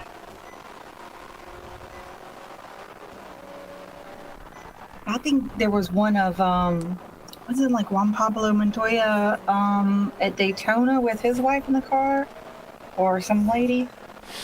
sounds right. I don't remember it, but That one was pretty funny. yeah. I mean, probably not for her, but Well, it goes back to what I was saying about how lots of people tend to think that this is not an athletic exercise, that you're just kind of driving fast, just like you would going to school. But it's not. It's nowhere near it. Oh, no. Car control is an amazing thing if you have it. Deadly if you don't. Right. I mean, the next day after a race, I'll be sore. Like my Sure. upper body is sore. My lower body is sore. All of my body is sore. It's just exhausted. Yeah. That's why drivers talk about straightaways are good because you can relax. You can flex your hands and rotate your neck a little bit. Yeah, stretch a little bit, and from that, well, you don't want to grip the steering wheel too hard, but you do have to hold on to the dang thing. Sure. Yeah. Especially if the power steering is not working so well. Right. There's a lot that goes into it. Or the power brake assist and stuff, or brake boosters, or whatever those things are. I don't know. I'm not a mechanic, but when you have to really smash that thing, yeah, you get quite the workout. 300 pounds of brake pressure takes a heck of a leg muscle. 2 hours of doing squats. Right. Nigel Mansell once told me he had 2 sets of clothes, one for the off season and then one for the racing season, because, among other things, his neck size would grow by an inch. Really? Yeah. So he had to have a whole different set of shirts to wear as the season went on, and his neck muscled up. Yeah, I mean, your neck muscles get a lot of workout holding your head up, and your head's so much heavier with the helmet and, on. Right. I was covering a race in Lime Rock, Connecticut. Lime Rock Park. Oh, yeah. An IMSA race. I was calling the race, and Marty Reed was one of our pit reporters from Indianapolis. And Marty was standing there as Price Cobb brought in his race car. And Price said, Marty said, "What are you doing?" Price says, "I got to get out of the car. I can't hold my head up." And Marty said, "How'd you hurt your neck?" He said, "I didn't hurt my neck. I just can't hold my head up." It wasn't like he banged his head or his neck. His neck muscles just wore out. They just couldn't support all that weight of the head and the helmet and so on. Yeah. Yeah, I used to run into some problems with that at Gingerman. That was the only track. It's just, you just don't get enough time to rest. And I would get really, my neck would get really fatigued. It would be really sore the next day. I learned just to let my head kind of roll to the sides and rest up against the net or something during some of the corners later in the race, because I just so freaking tired. Yep. Another racer skill or driver's skill is knowing how to relax in the race car at peak performance. Yeah, I'm terrible at relaxing. I just bought a really lightweight helmet. Hard to do. That's when I started realizing I need to buy a better helmet. Buy something lighter weight, and that really does help. That's just less weight to have to hold up, right? And battle gravity with. I never was very good at relaxing in the car. And so because of that, I suffer a lot of muscle fatigue, and that I shouldn't. It's not necessary to tense up like that. Good action there through 12. Yeah. You can do the progressive muscle relaxation while you're in the car, like maybe under a caution or something, and then that should help. Yeah, under caution I think I'm okay. It's the braking and maybe some of the turning. I just tense up. Yeah. Physically tense. It's pretty tense worthy. I mean, some of the things we do in the car is pretty tense worthy. Sure. Yeah, but the pro drivers, there's so many of them that get out of the car and they're not even sweating. You see these guys get out of an F1 car. They do it they're constantly racing all the time. Yeah, because they do it all the time. They're constantly racing. They're professionals, and so they feel comfortable. I've seen them get out of the F1 cars sweating. Yeah, that too. But I've seen other times, and Vettel gets out, and it's like, geez, aren't you like sweaty or anything? Belgian Terry Boutsen used to be that same way, which I remember because he had sort of a Beetle haircut, sort of a soup bowl kind of haircut with bangs. Yeah. And he would always be just dry as a bone when he got out of the car because he drove a lot. But I think of the Qatar Formula One race last year, even though it was at night, the temperatures were up over 100 degrees, and several drivers had to be helped out of the car, had to go in for IVs right away. Jeez. Max Verstappen got out of the car, and he tried to put on a show, be a man about it, and he finally he took about 5 steps and sat down because they were all just so diminished in that heat. The heat inside of a race car on a hot day, it will just zap you. It's kind of crazy how hot your body gets. Hera Flight's the S2000, they are in search of an inner tie rod for a Honda S2000. There's a 2001. If anybody's got the inner tie rod for that, please let us know. We'll hook you up with them. And Rad Racing has been notified in their pits that their car is smoking, and so they've been told about it. And so has Brew Crew been told that their car is making a loud ticking noise. Like a time bomb? So the corner workers at Turn 7 were concerned. So we told them about it. We have a car coming into the pits very slowly. What's a ticking noise? Loose. Not good. Something or other? Just that, Here comes another car into the pits. Your car is smoking has to be a classic communication to a driver. I know it's smoking. I'm driving the darn thing. RPM Auto Works coming into the pits, as well as a Miata coming in behind them. So several cars coming into the pits here at 3:16 in the afternoon. As Prefect comes down the hill, clipping the apex beautifully at turn 12 to begin another lap here at Road Atlanta.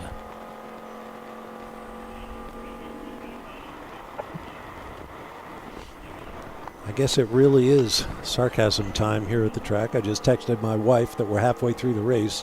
She wrote back, "Yay."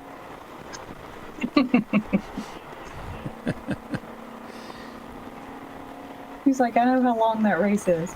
Right. I can almost guarantee you of that. Does she like racing or cars or anything? Is she into the sport? She doesn't care for racing as much as she enjoys going to certain places where racing takes place. Gotcha. Okay. I mean, so some of the Monaco tracks is lovely, whether there's a racetrack there or not, right? Right. I mean, we can all think of racetracks where maybe it's not the most fun you could ever have. But if you go to a place like WeatherTech Laguna Seca in Monterey or Sonoma, Monaco is nice. Spa Francorchamps. We went to Sebring's not too shabby either. Yeah, I love Sebring. We once is Heartland Park's Topeka still open? I think they closed it. But I remember one year to Monza. during the Monza's wonderful. You actually stay in Milan. R.J. Reynolds Tobacco, who's sponsoring the Camel GT series in IMSA, announced that with next year's schedule we were going to go to Heartland Park Topeka in Kansas, which was a new track at that time. And Earl Fannin, who was the R.J. Reynolds Tobacco rep, who actually used to be the general manager of this racetrack, Road Atlanta, was asked, I don't know anything about Kansas. What's it like? And he thought about it a second. He said, it's like Sebring without the glamour. It's a great line. I've always remembered that. Sebring without the glamour. It's funny. Yeah, I took my wife around the Sebring track over New Year's here, and As we're going around it, I get about 3/4 of the way around track, and she said, I'm telling her about the history and, Mark Donahue and Mario Andretti and all these, the most famous, prestigious drivers have been on this racetrack, and we're driving around, and she's like, in a moment of honesty, she says, why do they really want to come here? Alec Ullman. That's why you go to Sebring? I don't know how to explain it. It's just a thing. Well, exactly. Sebring. When I thought my cancer was going to bring an end to my career, I told somebody, I really would like to go back and see Sebring one more time. And they kind of looked at me sideways like, Sebring? You want to go to Sebring?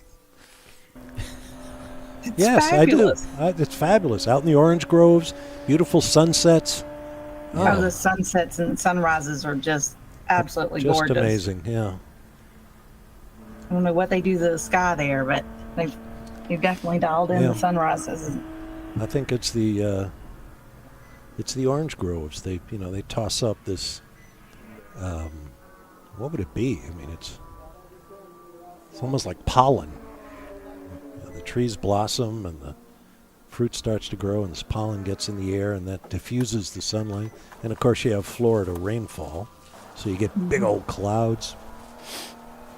The clouds are great. Rain, not so much at Sebring. Yeah, that's not fun, but But the you're right sky about. will be gorgeous with the pinks and blues and purples and stuff. Yeah.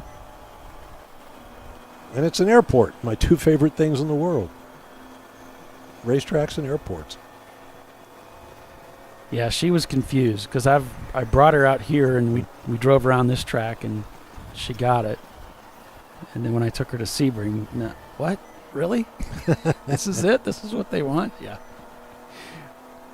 Yeah. It's like this old beat up thing. What? Yeah.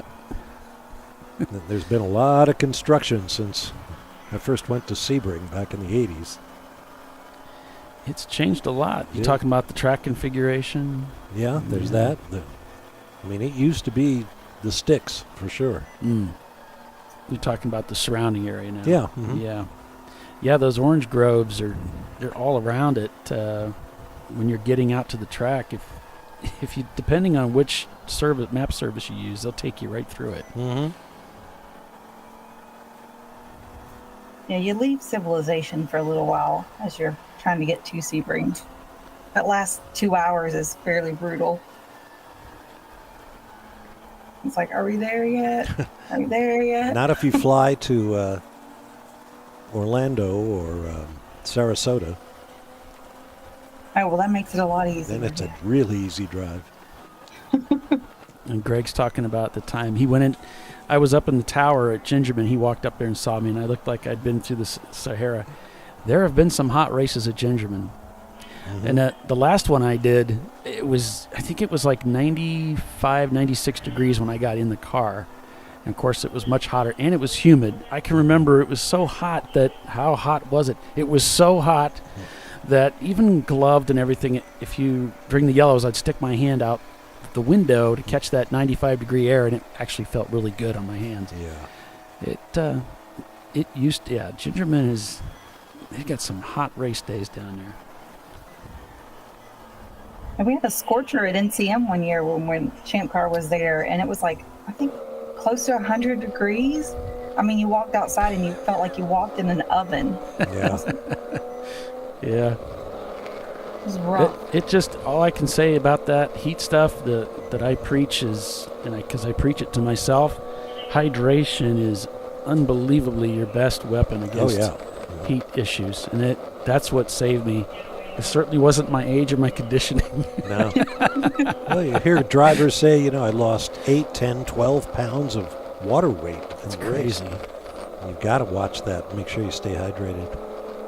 First Formula One race, my second Formula One race ever was at Rio de Janeiro, Acarapagua, on Easter Sunday in Rio with Hobbs. And my ESPN producer decided it would be really cool if we did our opening on camera from the top of the timing tower in the full blast of the Brazilian sun.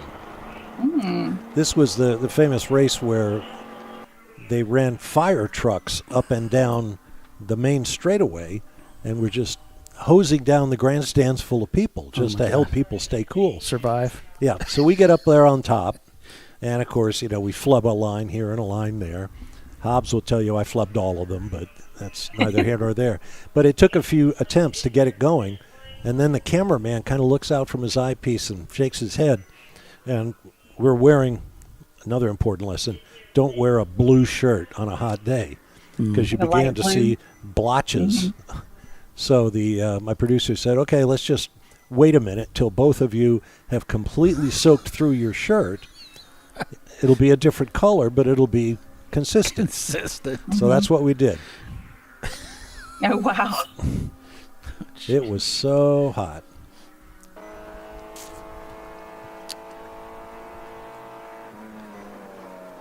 That doesn't sound pleasant. Running Bulls catching up with some of the slower competition behind them. RPM there, who just visited the pits here moments ago, back out on the racetrack.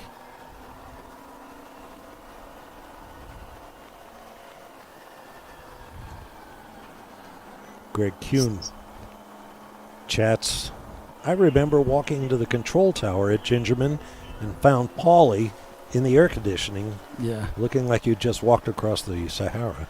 Yeah, that's what I was commenting on. That run we just went down through the S's there, it looks nothing like that in person. Nothing like that. When you crest the hill and you look down the S's, it looks like you're just kind of looking almost straight down at the ground, like it's flat down there. And so as you head down there, like there's just incredible compression that you're going to pick up at that left-hander. But every time you see it on camera, or even iRacing, it just looks like you're kind of going down a hill. This drop is the same way. It just looks like a downhill. But when you're actually there, the depth perception is very different. So we see Valerian still falling through the ranking here. Apparently their motor dropped a valve. Oh. They are done. That's a shame. We saw them, up in about 6th place, I think. So that sucks for them. Yeah. I mean, I'm sure the rest of the top 10 is happy, but it happens.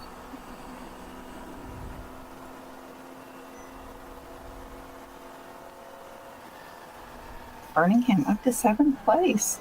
Wow. Let me check on my other friends. Where are they? Oh, they'd gotten up there before, but I don't see them now.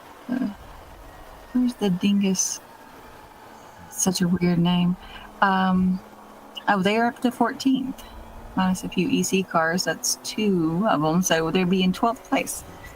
That's my good buddy Paul Wharton and my friend Doug. He's brand new to racing, first Champ Car race ever.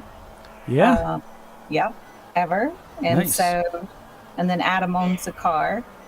So they'd offered me the seat, and it's just too busy right now in my life. And so Doug was able to do it, and we've all been in the car with Doug. He's a great driver.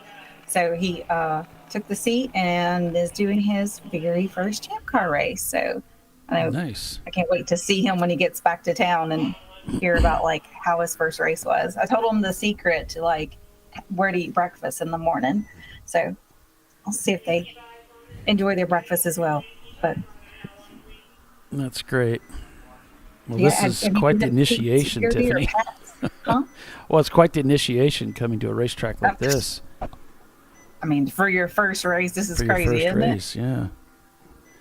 So 901 Motorsport coming into the pits here.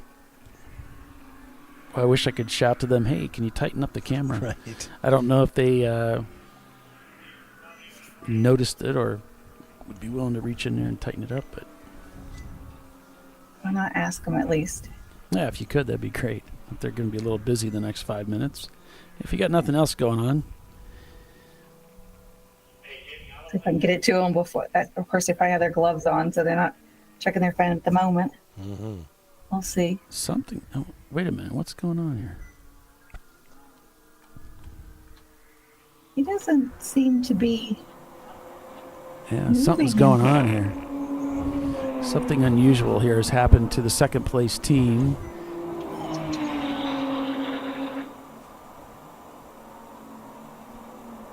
Not sure what's going on.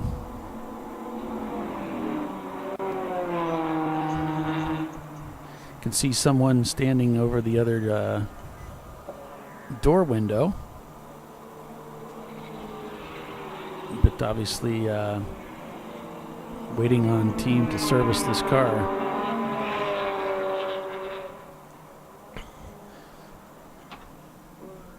Gosh, this game of attrition, you know. Yeah. When you work so hard and you do so well, and just things can change so quickly for you. Prefect Racing now takes over second place. Oh, it says the 901 was smoking before it came in. Wait. Sorry, Tiffany, hang on here. I called someone over and said it felt like, and they didn't catch it. Something on the back straight. Now checking his watch.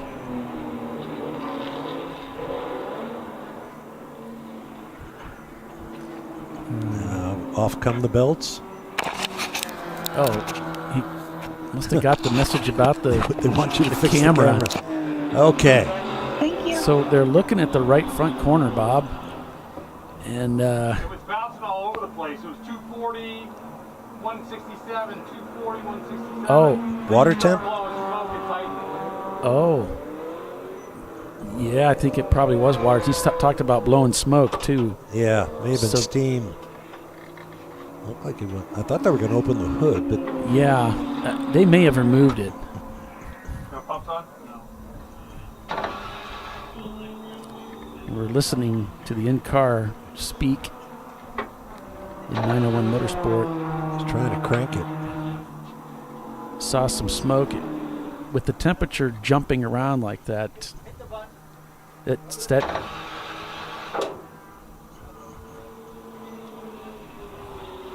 Suggests that it's low on coolant. Did he just say it's done? The steering wheel, I don't know. Push me up the hill? Pushing him up a hill. Oh, this is not good. Up the hill would be back to the paddock area. Yeah. Further investigation. Doesn't seem that he's going to be able to start the car. It looks like it's game over for 901 Motorsport, the number 901. The car that rose to second place. They were in second place. Taking over for RVA after their car broke. Right. From second place. Going to lose two more places on this lap. The commentator's curse strikes again. You jinxed him. I did. So if you need any other jinxing, folks, send all checks payable to Paul Veltum. Right. Just don't tell me there's no chance it's going to rain today. Right here in the back for now so we can take care of 903. Okay, so they're going to focus on the 903 car, they're saying. Which is in fifth place right now. Yeah, 903 is still a viable competitor right now, but it looks like it's game over for 901 Motorsport with the 901 car. So we leave that scene to take a look at Money Shift Racing as Prefect, as I said, moves into second place with Madwag Motorsports back in third, Hong North, and then it's 901 Motorsport car number 903 in fifth. So with that, we're going to take a quick commercial break and be back in just a few minutes. Stay with us. You're watching Champ Car Live, presented by AutoZone. We'll be right back.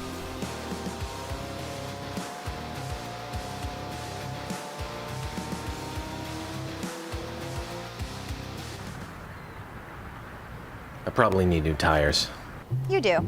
What if they sold tires online? We do. We're TireRack.com. They could offer lots of tires We have so many tires. and help you find the right tire. It's called the Tire Decision Guide. Oh, and they could ship them to a nearby mechanic. We shipped over 7,000 independent recommended installers. This is an amazing idea. Sorry. TireRack.com, the way tire buying should be.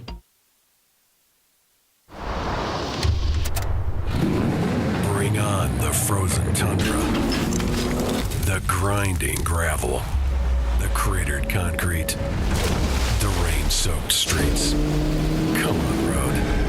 Do your worst. We'll be at our best. Reliable performance in unreliable conditions. Designed to meet or exceed original equipment performance. That's why more auto technicians choose Duralast parts. Exclusively at AutoZone.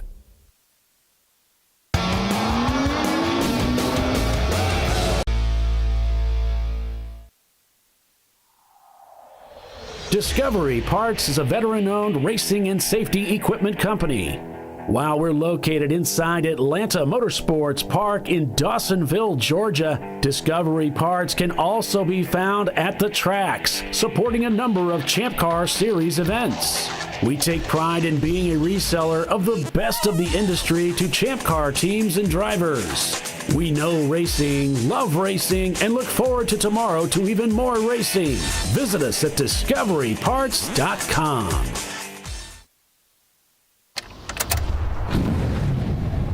Come on, road. Do your worst. We'll be at our best. Stress tested to meet or exceed original equipment performance. Exclusively at AutoZone.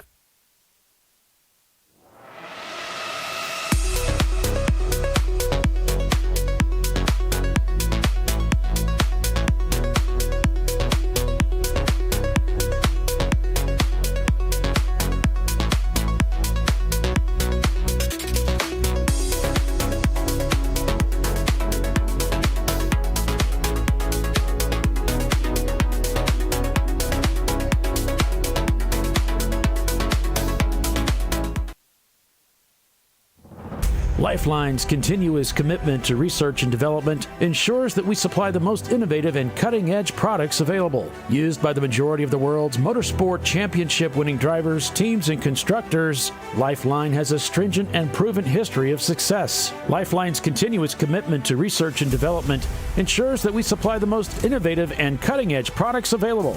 Lifeline's 0360 systems are the result of over 7 years of intensive research and development using 3M's Novik 1230 environmentally safe gas extinguishant. Lifeline uses only the finest quality components. For more information regarding our fire safety equipment and fire safety systems, please contact us at info@lifeline-fire.com. Located in Northeast Ohio with 40 years of combined experience, Money Shift Racing knows how to deliver performance and safety, offering everything you need to get your vehicle and drivers ready for race day. From safety equipment to full engine assembly and repair, in-house fabrication, 3D design, and rapid prototyping. Money Shift Racing. Performance done right. Frozen rotors from Diversified Cryogenics deliver increased performance and a higher level of safety while significantly reducing braking system costs. So to tell you a little bit about the durability of this product. So we have seen an incredible extension of the life of our brake rotors using frozen rotors. We've gone from brake rotors every other weekend to 6 weekends on one set of brake rotors, and I think they can go farther. The durability has been amazing. And it's been a fantastic season, and man, a lot of that is due to the way our car can brake on those frozen rotors. For more information, go to frozenrotors.com. Duralast, designed to meet or exceed OE performance, with 2-layer shims and OE-style slots and chamfers to eliminate noise. Backed by a noise-free guarantee when professionally installed. That's the Duralast difference, only at AutoZone.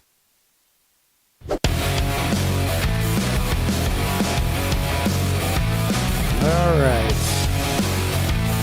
We're suspecting a black flag. Meatball is going to come out for one of the Atlantic Speedworks cars that's still fogging the racetrack, coming down 11 into 12 there. Not sure what the major malfunction is, but they just can't seem to beat it. Yeah, oil's going where it shouldn't be. Good afternoon, Dylan. Thanks for tuning in. It is the TireRack.com Champ Car Endurance Series race. The TireRack.com Road Atlanta 14.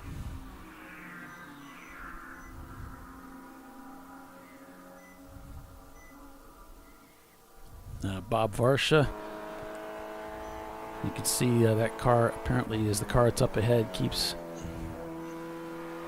belching puffs of smoke, oil smoke.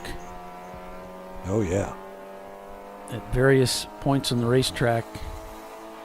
And they will be brought in because we really don't want oil on our racetrack.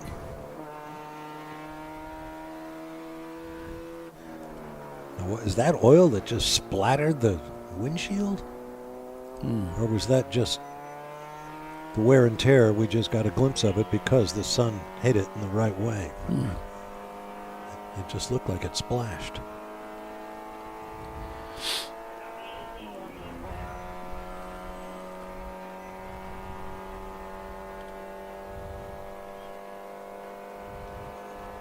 So I'm watching the top of the hill to see if that car emerges and heads into the pits. And here we do have a car coming in. Make that two. One of them's open throttle racing. And then another car coming in, and I believe that may be, no, not sure.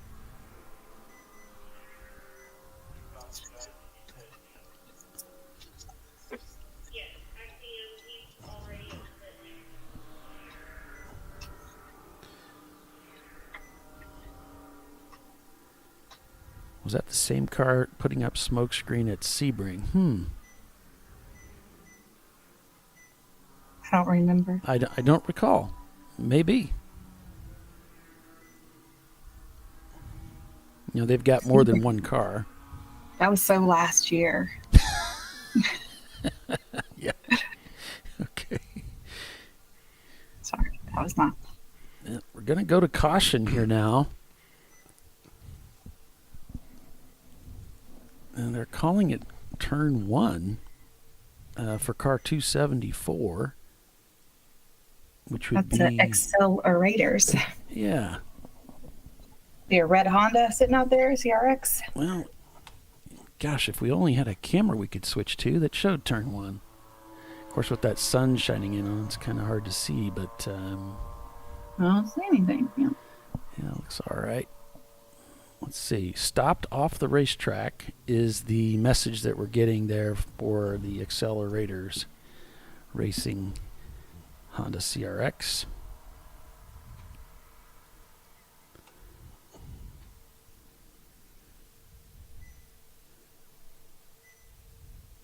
Yep, it's at pit out actually.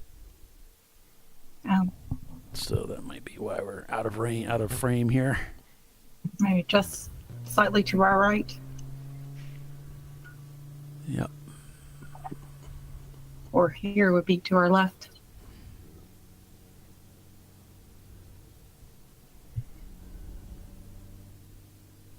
So car 718 will be black flagged for smoking a lot. Yep, there it is.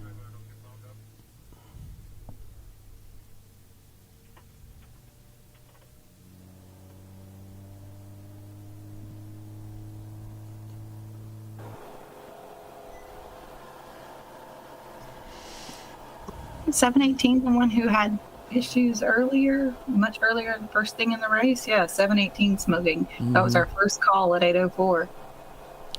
Yeah, and so it's been an ongoing problem. Thing with that one. Yeah.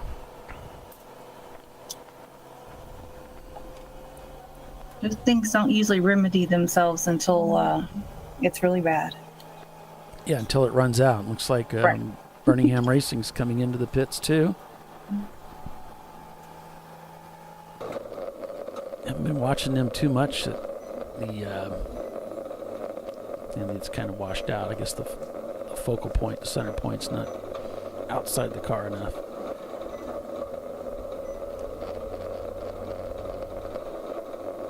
How can a team be 430 laps down if the lead car has only run 230? We assess penalty laps depending upon performance of the car. So if they don't choose to run EC, they can just take the penalty laps, and so they can be down quite a few laps from the rest of the field. So most of the time you'll just take it as an EC car, and you won't take the laps. But I guess in this case it's recorded that they took the laps.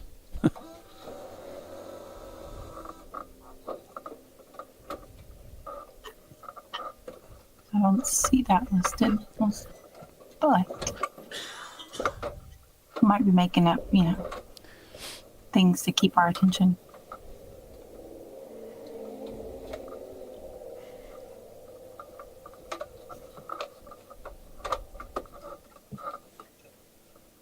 Looks like Roger's gonna get out of the car. I think that should be Sam next if they continue the same rotation. And I have a word from a fairly reliable source that Randy Popes is on the way to the track, or maybe at the track now. Mm-hmm. It could be potentially getting in the Leviathan car. Right.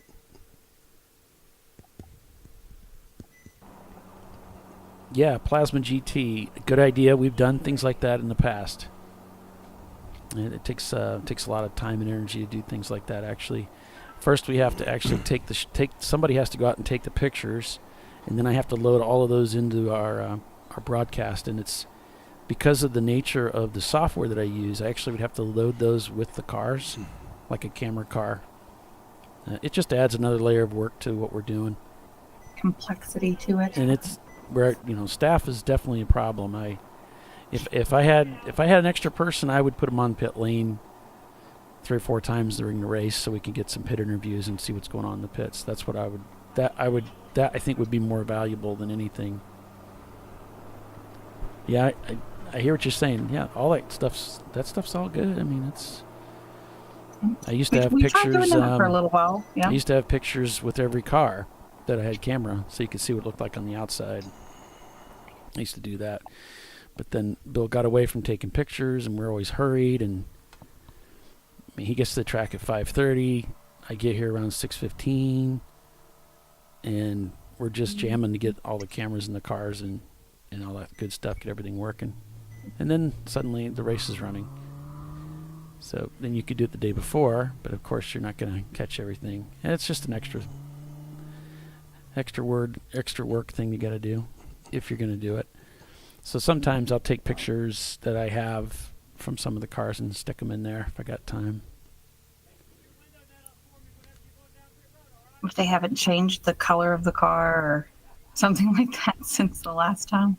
Yeah. I'm trying to mess this up.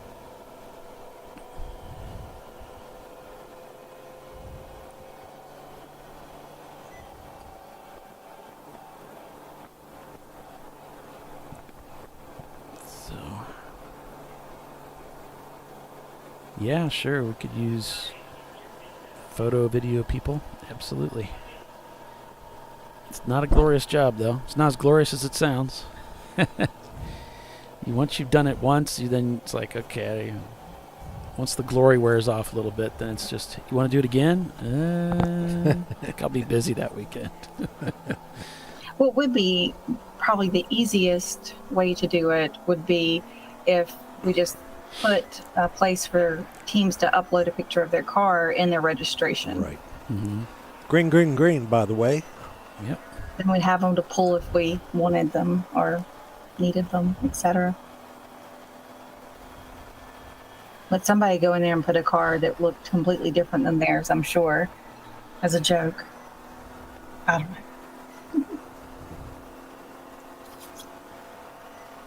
Yeah, Jacob, I don't know which car you're referring to. I mean, if you tell me which car you're referring to, I can pass along the timing and scoring. I'm sure they're on top of it, but I'll be happy to rattle his cage on that. Just let me know what you're seeing. I don't see anything like that in Race Hero. Mm-mm. Anybody just down a bunch of laps, but the number 726 is in 54th place, and they're 208 laps off the leader, but that's the only. Yeah. maybe he's only got 17 laps though, so I don't know. Right. I mean, So that would make sense. kind of make sense because if he took C-Class instead of EC, he's going to be down a ton of laps if he's got like an M3 engine that he dropped in it. Track car rental. Yeah, I know they used to be EC. Pretty sure, but yeah, I'll look here. It just says they're 53 laps off the leader. That's what mine's showing. Yeah. But yeah, no, I'll ask him about it. When we get to the next commercial, I'll just ask him about it real quick. Well, unofficially, from a field of 57 entries, I think we've lost about 15 cars, maybe a couple more. It's hard to tell because some of them make extensive repairs, fall a lot of laps behind, and then come out again. Mm-hmm. Valerian's done. The 901 car is done. They said engine failure. Mm-hmm. Hera Flights, they're trying to find a inner tie rod. Inner tie rod, and then they could come back out. I don't know about accelerators or Need for Speed. I don't remember what's going on. I don't think they told me what's going on with their cars. The Atlanta Speedworks car, the 718, was smoking earlier, then smoking again, smoking a lot. I think it just came back out too, and then was smoking more. The Angry Bees, I remember them saying something. I'll find it. Let's see if it's any bits of interesting information. Need some like Jeopardy music when I'm searching for a team.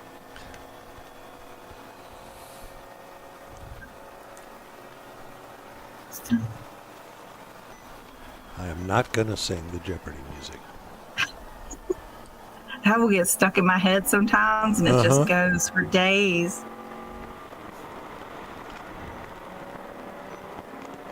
That and if you really want to watch something interesting but also be cruel to your brain, watch the new Netflix special. I guess it's new. I just saw it for the first time on We Are the World.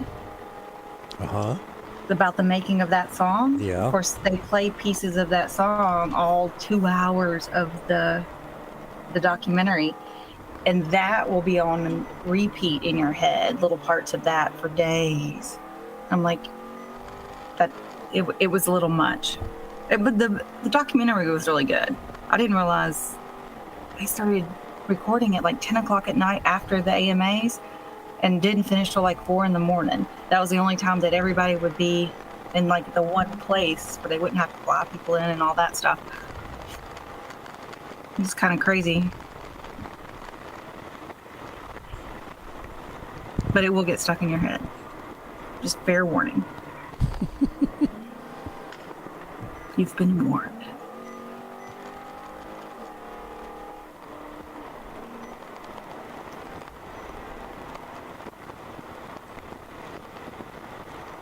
So, yeah, Jacob, I don't know where you're seeing over 200 laps. If you refresh your browser, if you're looking at Race Monitor, I'm showing them down 53. And there's a lot of cars. I mean, they're down in the field with everybody else. I looked at the timing and scoring sheet. They don't have any penalty laps, so I mean, if you think they've turned more than 181 laps, then they need to come up to the tower and talk to the timing and scoring people. But I'm not showing what you're seeing, I guess. I'm not seeing it in Race Hero or Race Monitor, so I'm not sure where you're getting that count. Oh, Tiffany. You're going to get us flagged. What did I do? Where's that Bob doing that? That was me. Bob was piping in the Jeopardy music, but just a couple seconds of it. I think any more than that, we'd have to pay a rights fee. Yeah, they'll get us. Darrell Waltrip used to get Fox Sports in trouble all the time on NASCAR shows. He'd start singing some song. Oh, really? Yeah. They'd go too many bars in, and there'd be copyright issues. He must be a pretty good singer. No, not necessarily. Yeah. Contact car to car. Did you report that? I have not. So, contact between Wheels America Racing 998 and the number 981 car of Atlanta Speedworks. I don't see any flags or anything. They just made a note. There may be more to come on that.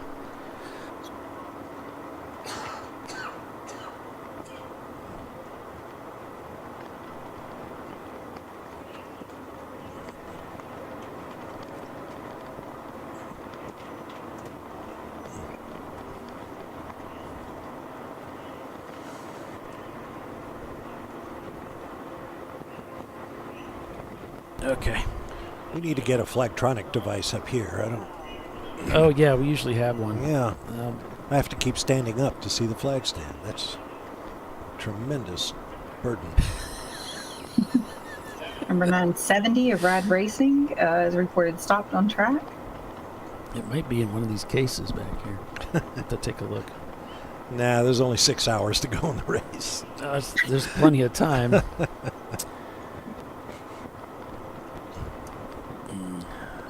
no time like the present. Okay, stopped on track. Code 35, car number 970, Rad Racing. Is that right? Mm-hmm. Okay. And they're going to black flag good old car number 981 for that side-to-side contact. Atlanta Speedworks on the naughty list. Going to get a one-lap penalty as well. To boot.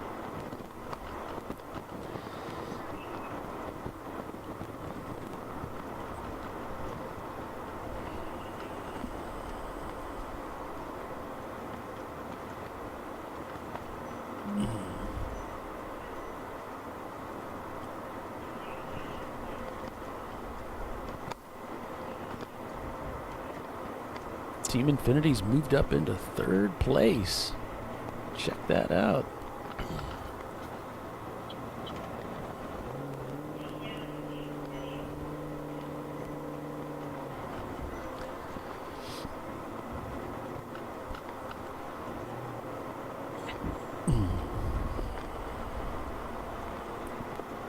You are welcome, Jacob.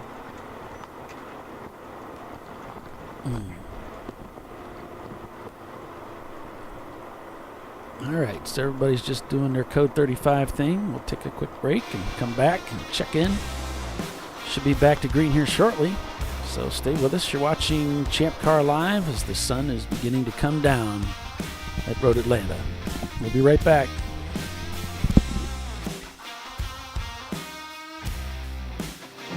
An important decision is afoot. This man is about to buy tires on TireRack.com. Tire Rack is the leading online retailer of tires in North America and a repository of advice and expert reviews. And it's done! All that's left is to arrange for safe, easy installation at one of our independent recommended installers. Well, I guess he did that too. TireRack.com, the way tire buying should be.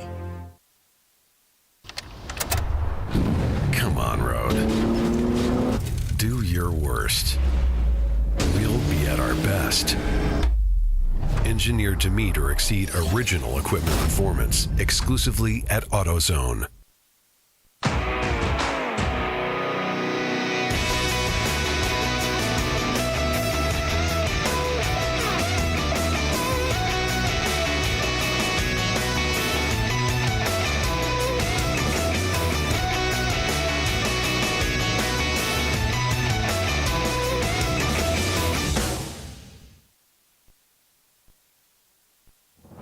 Lifeline's continuous commitment to research and development ensures that we supply the most innovative and cutting-edge products available. Used by the majority of the world's motorsport championship-winning drivers, teams, and constructors, Lifeline has a stringent and proven history of success. Lifeline's continuous commitment to research and development ensures that we supply the most innovative and cutting-edge products available. Lifeline's Zero 360 systems are the result of over 7 years of intensive research and development using 3M's Novik 1230 environmentally safe gas extinguishant. Lifeline uses only the finest quality components. For more information regarding our fire safety equipment and fire safety systems, please contact us at info@lifeline-fire.com. RVA Graphics and Wraps is a full-service design, signage, digital graphics, and wraps company located in Richmond, Virginia. With over 20 years of experience, RVA Graphics and Wraps offers premium signage options for your business. We are dedicated to offering our clients best-in-class service in all aspects of graphic design and application. For more information, visit us on the web at rvagfx.com.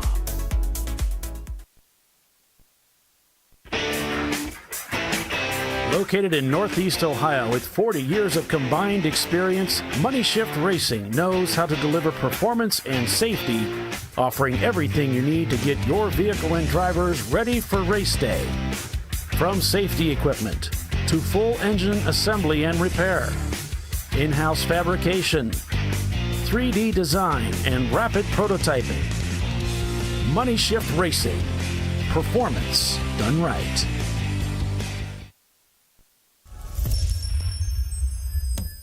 Frozen rotors from Diversified Cryogenics deliver increased performance and a higher level of safety while significantly reducing braking system costs. So to tell you a little bit about the durability of this product. So we have seen an incredible extension of the life of our brake rotors using frozen rotors.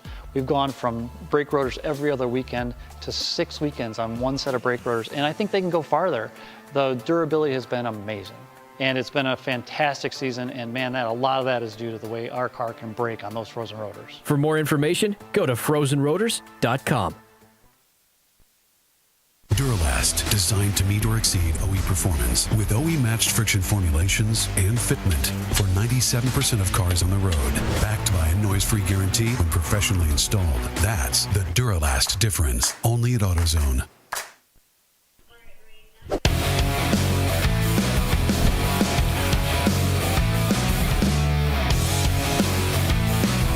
All right, welcome back to ChampCar.Live, presented by AutoZone. Atlanta Speedworks, heading out here as the day is beginning to wear on here.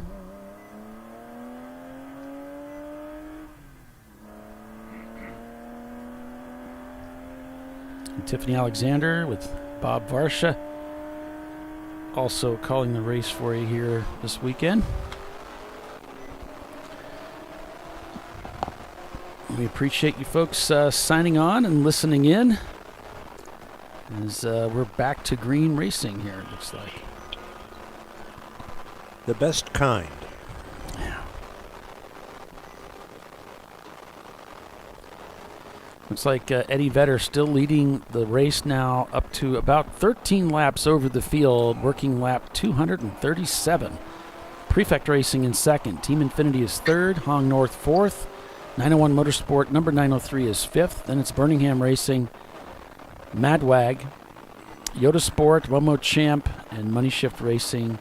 Looks like that's your top 10. So Money Shift really doing a good job of moving that B-Class car further up in the field. They are leading B-Class as your A-Class leader, Madwag Motorsports, your C-Class leader, Prefect Racing, D-Class, Eddie Vedder, EC being led by Team Bruce Innovations.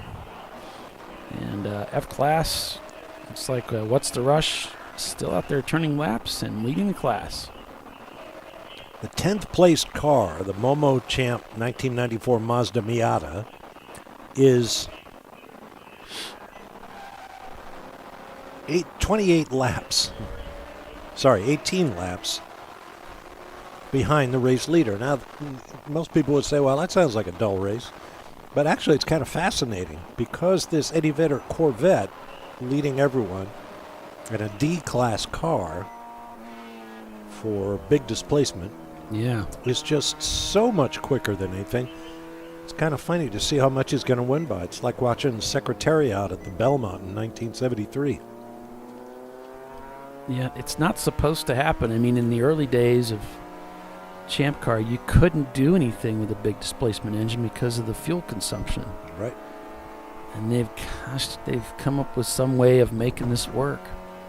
So they're not the first ones to do it. But I remember we were at a racetrack, I think it was in Utah, and the Mustang came out there and won that race, and we were like, wow, that's pretty amazing. And I don't know, the tide kind of shifted there. It looks like Running Bull's coming in. Yeah, they are indeed coming into the pits.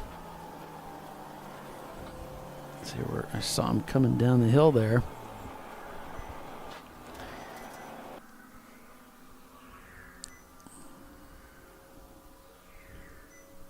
So in the 542 of Denton Cardin Racing, Steve Denton is back in the car for them.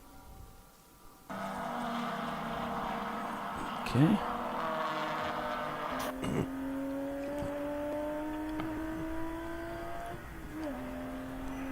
So yeah, thanks folks for signing in with us. If you do have an account, if you wouldn't mind hitting that like button, that would be superb.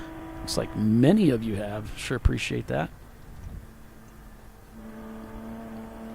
And if you'd like to be able to comment on our chat and you're not able to right now, you need to subscribe to the channel and then be subscribed for like a day?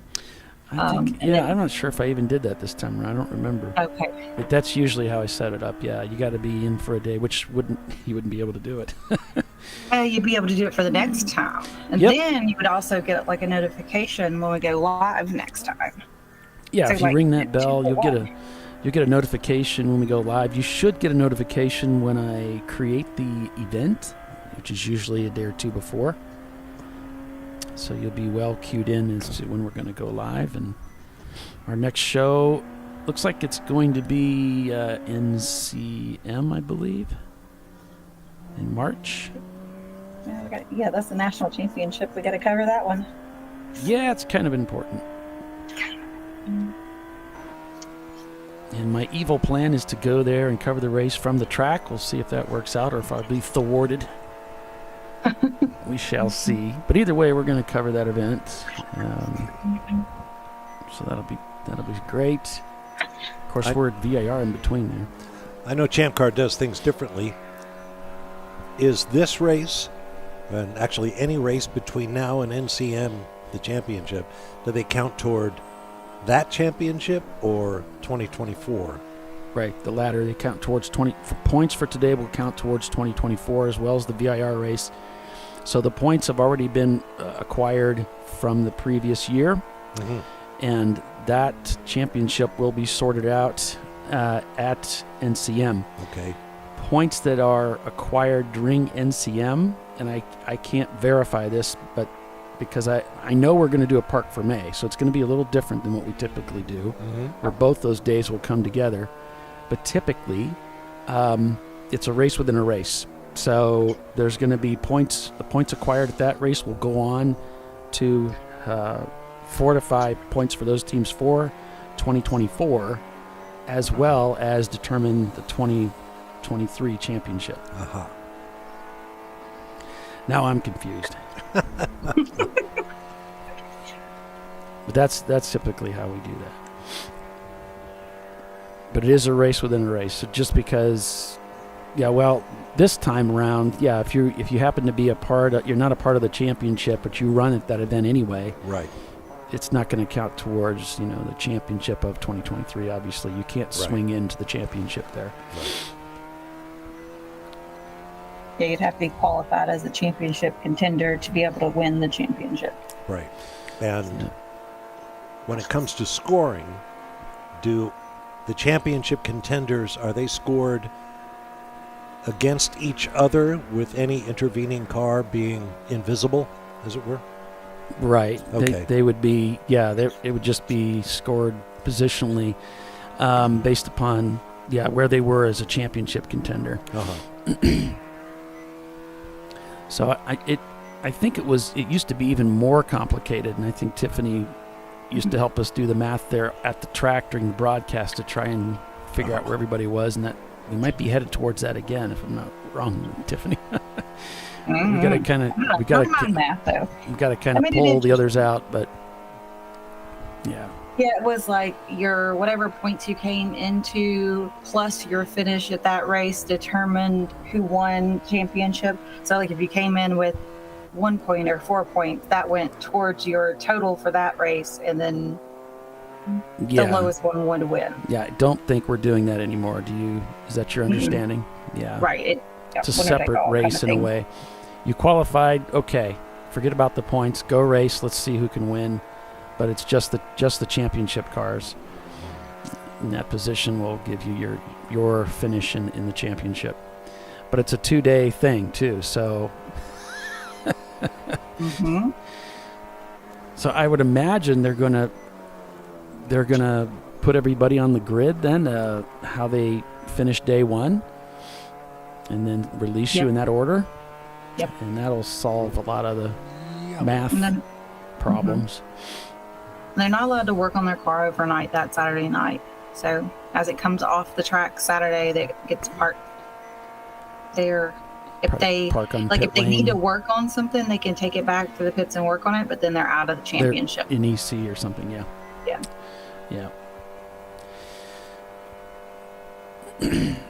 It'd just be running the Sunday race kind of thing.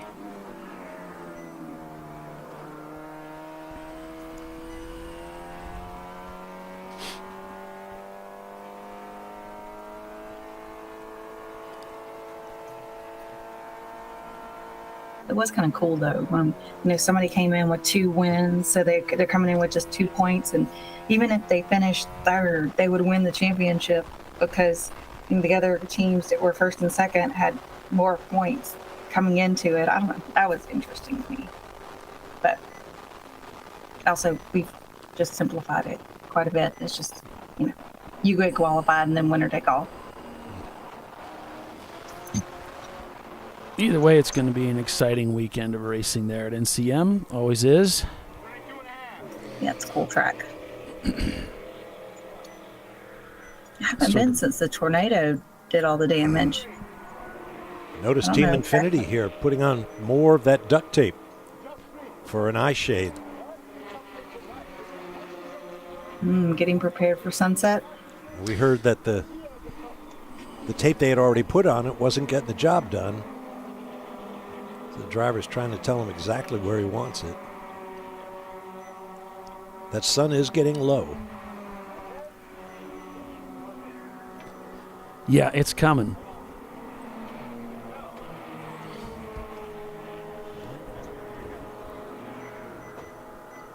And Birmingham's up to 5th place.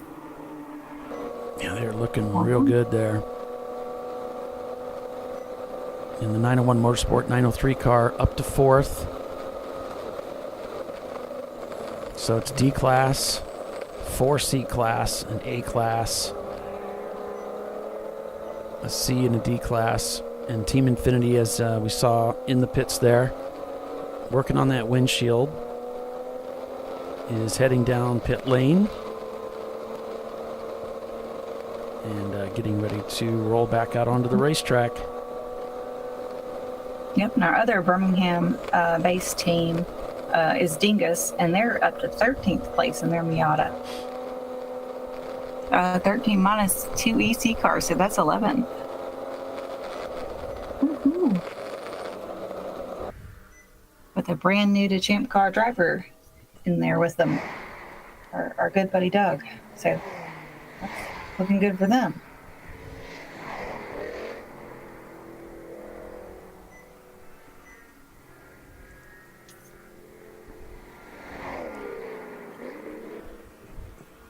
Running Bulls has pulled it in.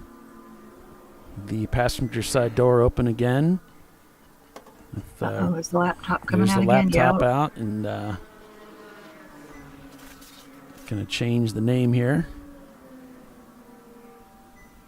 Looks like Andrew side's winning the car.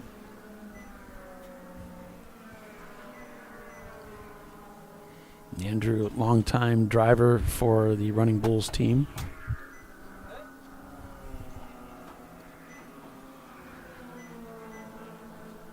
And his wife is actually the race director today.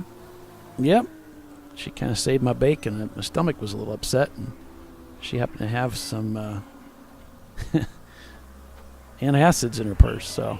Perfect.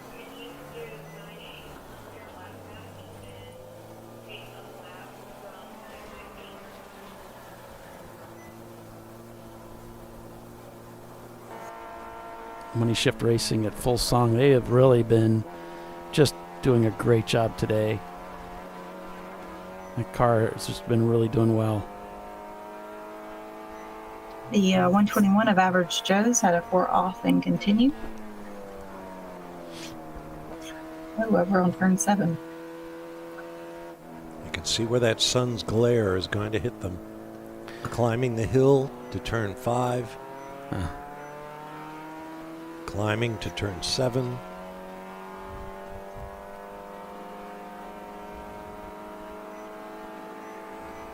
Sets up the Miata trying to come down the inside, but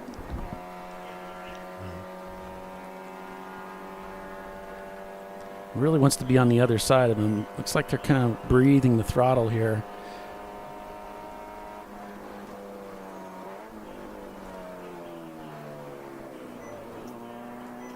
He's not close enough. Let's see if he's eyeing a different place to pass, but Can you get him in 12? No. Mm-hmm. Get a good run off the corner, and you can get him in 1. It doesn't look like that's happening either. Yeah, has a real good exit speed coming out of 12 there. He's in the car now. He's very wide going into 1.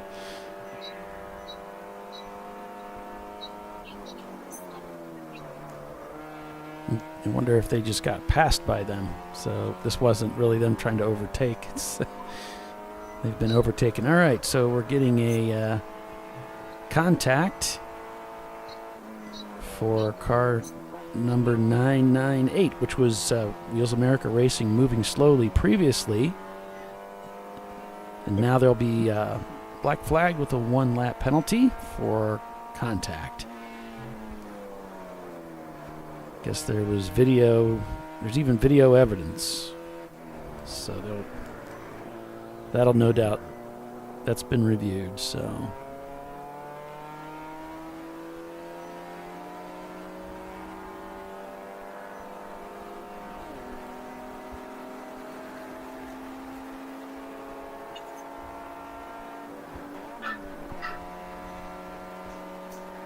Is that your yipper back there? So. You got an ankle biter getting you? I have 2 ankle biters, but my husband has changed his ringtone, like his notification alert on his phone, to the dog barking, which sounds just like one of my little ankle biters, which always catches me off guard. I'm always like, where's Daisy? Oh, that's the stupid phone.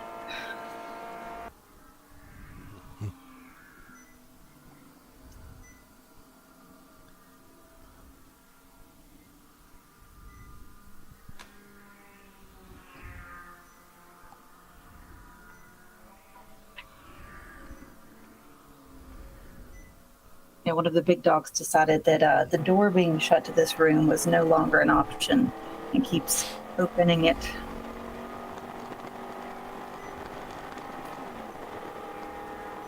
I think it's their house or something. I don't know. The only one they've known.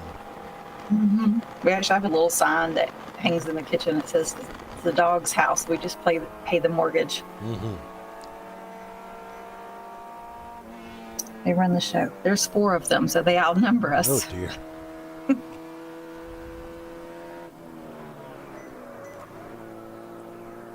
Two itty bitties and then 2 big dogs.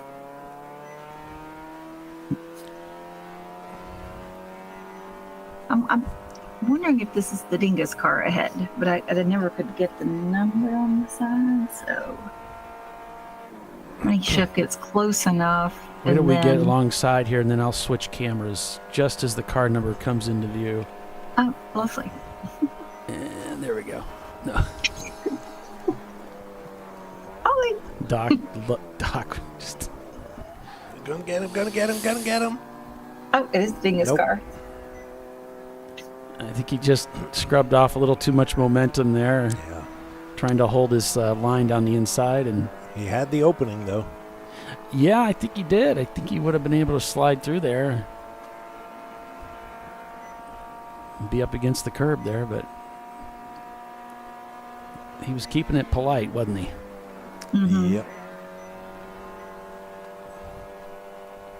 We'll come back and revisit that as Atlanta Speedworks is working their way past a couple cars. 903 might have been one of them.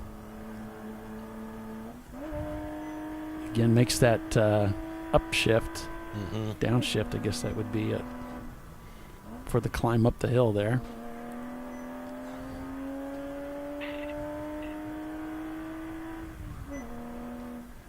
So Money Shift was actually ahead of Dingus by Here we go. a lap. He got a good run on him out of 5, but Dingus would be on the inside coming into 6. Let's see if he gives him room for that. No, looks like he took the corner away from him. And he's got traffic up ahead. Let's see if this slows him down. He's trying to get on the gas That's early. a different car.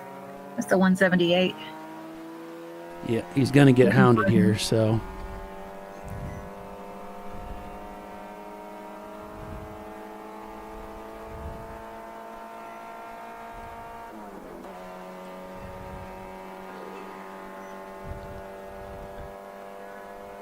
Wow, boy. Getting beaten on the top end.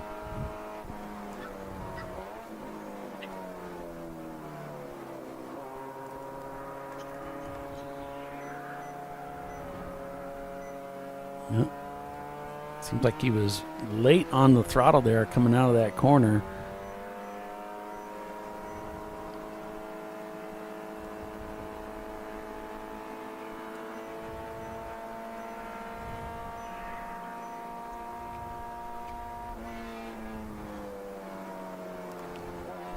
Slowing down a great deal before he gets to the corner. And then he's getting back on the throttle at the turn-in. You know, it's a front-wheel drive car. Probably handles a little differently than what I'm used to going through there.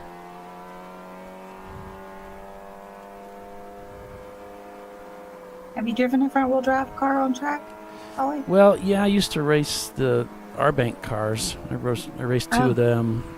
And then I also raced a Honda in a, it was like a Civic that I raced in autocross. Gotcha. But I didn't really feel like I needed to change much as far as braking and getting on the power.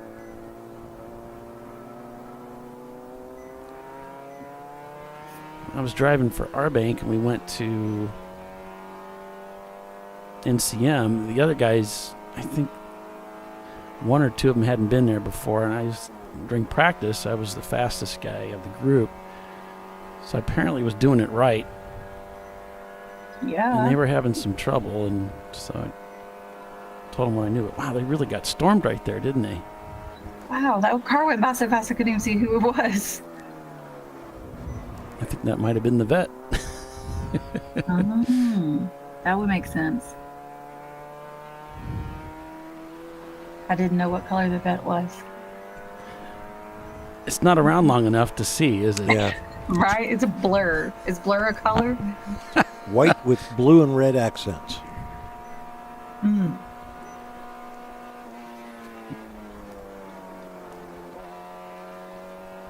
Well, NCM is a tricky racetrack. It's pretty technical, you know. It's sort of like this track. It's technical. It's got some tricky corners to it. 10 is a really interesting corner. It's is that Deception? Deception's beyond it. 10. Oh, okay. Yeah, 10 is the left-hander that's slow. Okay, we got another car coming into the pits there, but I'm not sure who that was. Going to full course caution here, folks.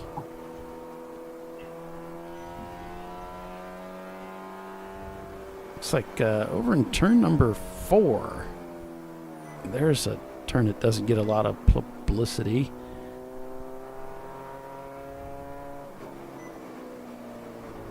Car number 156 is the accused. That's Vought Specialties. Well, we haven't even mentioned them today. The Mazda Miata. Yeah, looks like they've just stopped the car on the racetrack is the reports, and it might be because there's a wheel that fell off the car.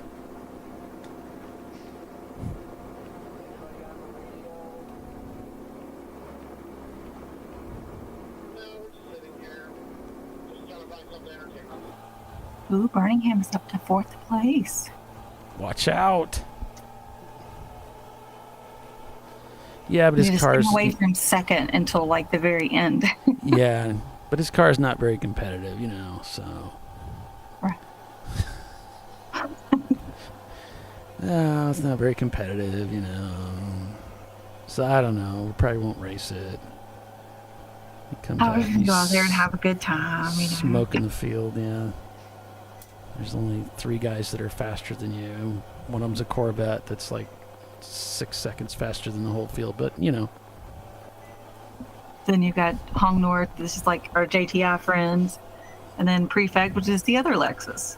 So the Corvette has kind of an 80s vibe to it, with like a raspberry and a light green, aqua, and then white, mostly white.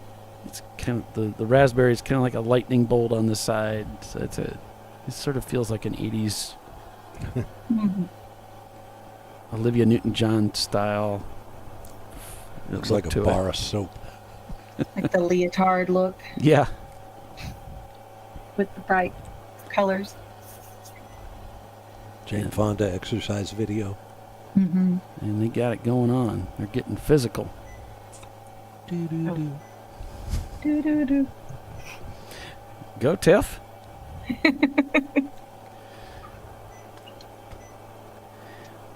All right, so we do have some emergency vehicles down here at the base of 5.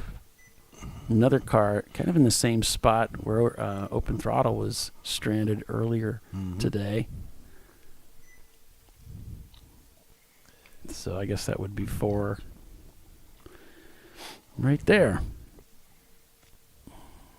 So the accused, we had a wheel fall off the car. So it's going to take him a minute to get that car picked up. Good as time as any to take a break for commercial. We'll be back in a moment, so stay with us. You're watching Champ Car Live, presented by AutoZone. Eddie Vedder is your leader. We'll be right back. An important decision is afoot. This man is about to buy tires on TireRack.com. Tire Rack is the leading online retailer of tires in North America and a repository of advice and expert reviews. And it's done! All that's left is to arrange for safe, easy installation at one of our independent recommended installers. Well, I guess he did that too. TireRack.com, the way tire buying should be. Come on, Road. Do your worst. We'll be at our best. Engineered to meet or exceed original equipment performance, exclusively at AutoZone.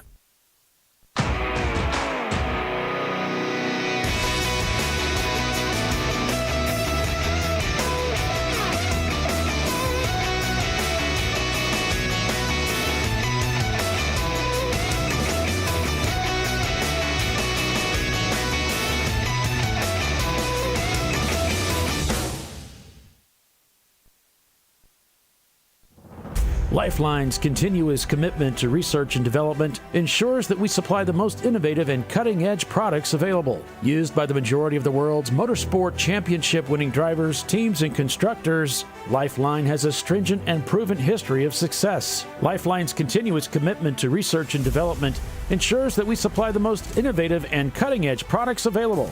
Lifeline's 0360 systems are the result of over 7 years of intensive research and development using 3M's Novik 1230 environmentally safe gas extinguishant. Lifeline uses only the finest quality components. For more information regarding our fire safety equipment and fire safety systems, please contact us at info@lifeline-fire.com. RVA Graphics and Wraps is a full-service design, signage, digital graphics, and wraps company located in Richmond, Virginia. With over 20 years of experience, RVA Graphics and Wraps offers premium signage options for your business. We are dedicated to offering our clients best-in-class service in all aspects of graphic design and application. For more information, visit us on the web at rvagfx.com.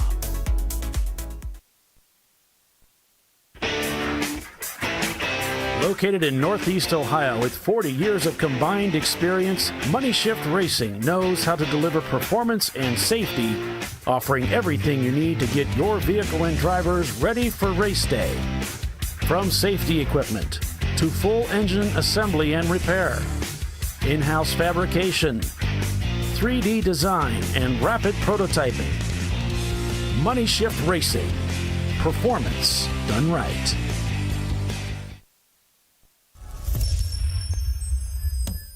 Frozen rotors from Diversified Cryogenics deliver increased performance and a higher level of safety while significantly reducing braking system costs. So to tell you a little bit about the durability of this product. So we have seen an incredible extension of the life of our brake rotors using frozen rotors. We've gone from brake rotors every other weekend to 6 weekends on one set of brake rotors, and I think they can go farther. The durability has been amazing. And it's been a fantastic season, and man, a lot of that is due to the way our car can brake on those frozen rotors. For more information, go to frozenrotors.com. Duralast, designed to meet or exceed OE performance with OE-matched friction formulations and fitment for 97% of cars on the road. Backed by a noise-free guarantee when professionally installed. That's the Duralast difference, only at AutoZone.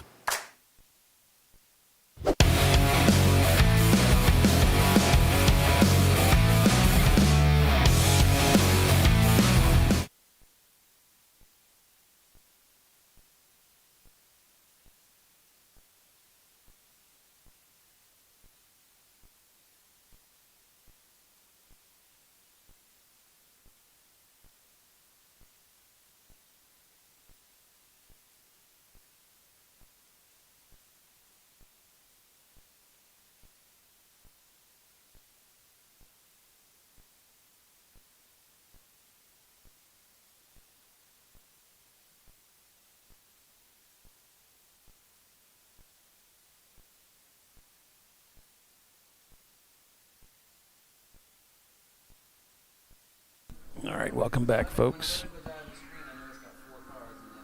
And we are back to green here at Road Atlanta. So we got done with that caution. Wheel fell off the car. Could be broken hub, could be wheel studs, lug nuts, that kind of stuff. All of the things.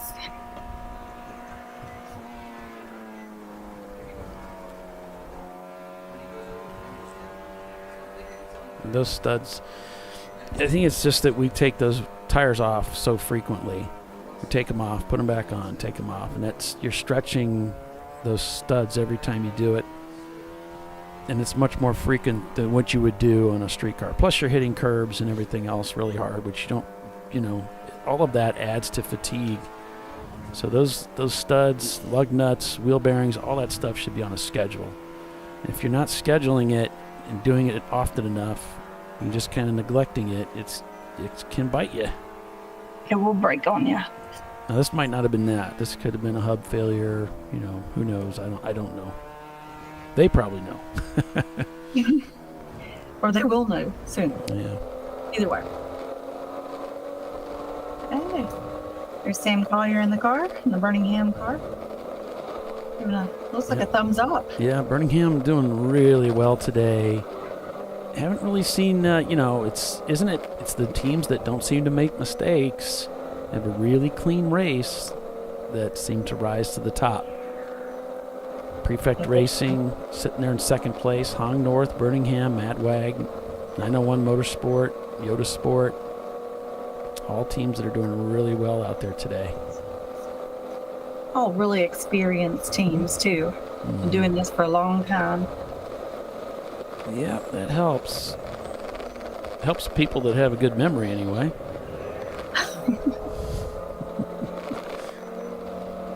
Thoughts come to my mind. It's like, It's in my notes. I guess I knew that. Well, at some point in time.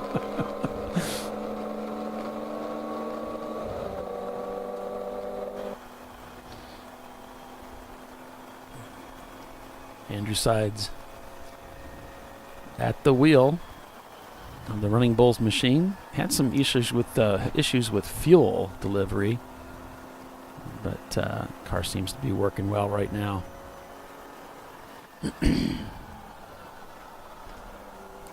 Why were we at yellow? We had a car stopped on the racetrack because the wheel fell off. So then they picked up the car and they moved it, and that was the end of that.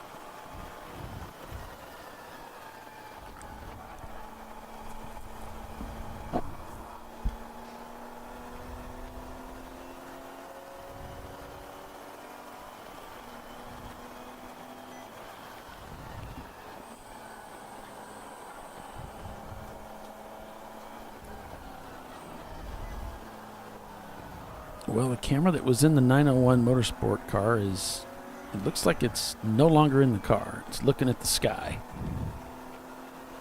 So that must be a sign that they took the camera out of the car. Now, if they'd put it in the 903 car, that would be special. That would be spectacular.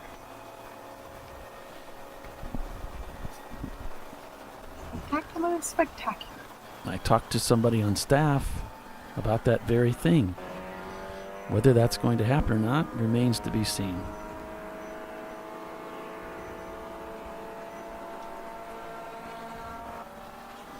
Ask them. Running Bulls.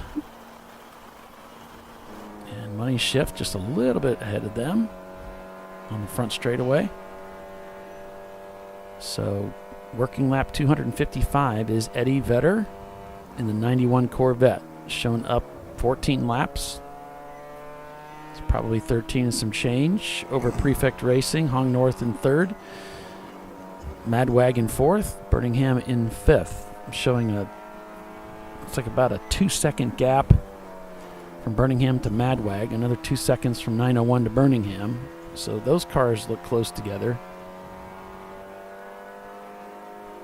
Then behind them, it's Yoda Sport back about a lap. And then it's Momo Champ, Team Infinity, Money Shift Racing. There's a couple EC cars that have worked their way into the mix here now in that top 12. Money Shift Racing in 12th actually is in 10th place.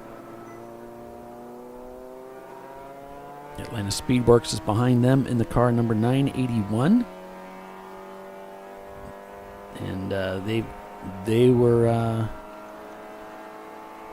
originally accused of side-to-side contact. That penalty was reversed.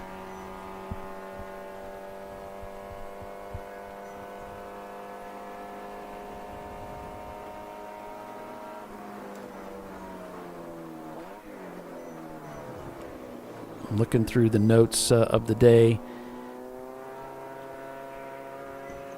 to see if there was any other infractions on that car. Nope. I don't see anything. They were noted driving slowly at one point, but that's all.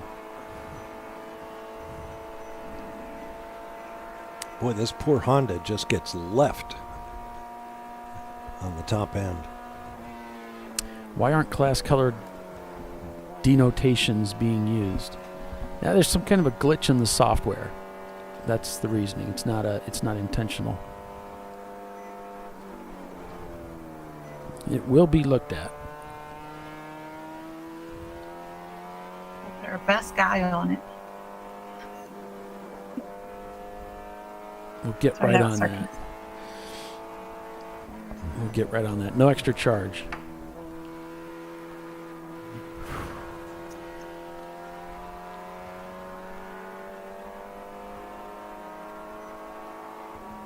And 230 lifts off the throttle there.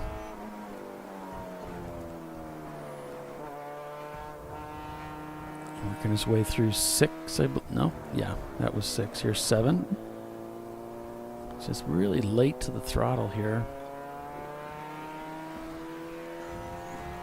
That's just my opinion, but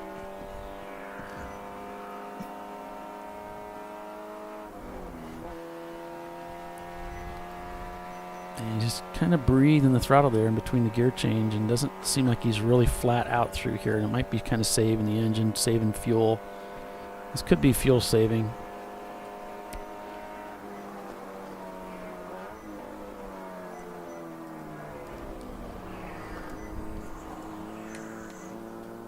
Letting some cars by here.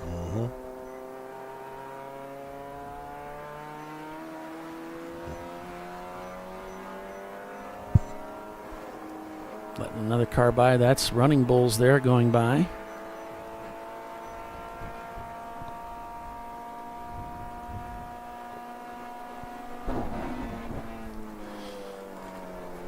The 903 car going by.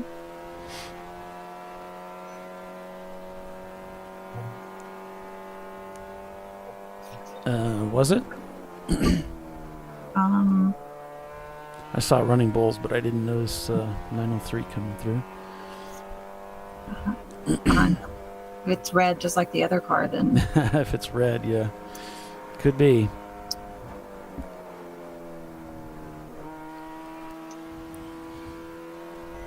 So it does look like he's a little, a little bit more relaxed pace than some of the other lap times. So maybe he's trying to take it a little easier. Ooh.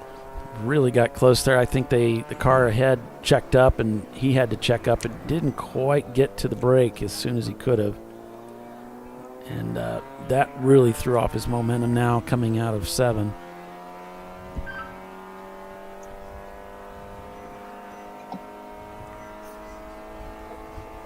Yeah, it's definitely going to cost him on this back straightaway. Ooh, he's actually having trouble getting it in gear. There, Yeah. he makes the gear change. I think he went for 5th and got 3rd. Either that or it didn't drop in. Not sure. So we've got the 888 Rat Hole Racing. They got it 4 off and continue. Somewhere around turn 4. Let's see how Infinity is doing. Can't see much with all that sun pouring in the windshield there. So you can see their makeshift sun visor. They've put some tape up on the windscreen there. I'm surprised more cars aren't doing that or something similar. A little bit of glare there.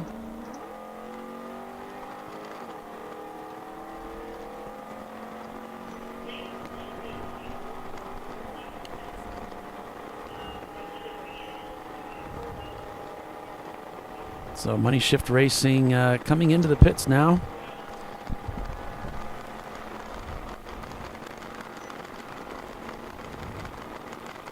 They're saying that 605 is dropping fuel. That's Section 8 Racing.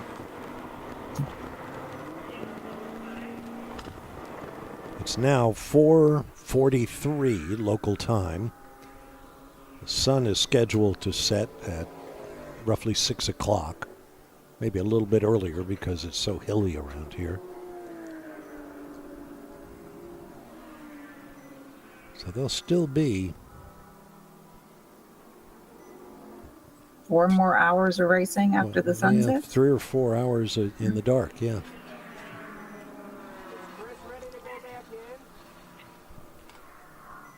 Is Chris ready to go back in? I don't even know. He ran out to go get stuff to work on the brakes. in there. Okay, so they've got some concerns check the on line this. that goes from the intake manifold to the booster. Make sure there's nothing melted or torn. He's talking about booster connection. They could have a problem with the brakes.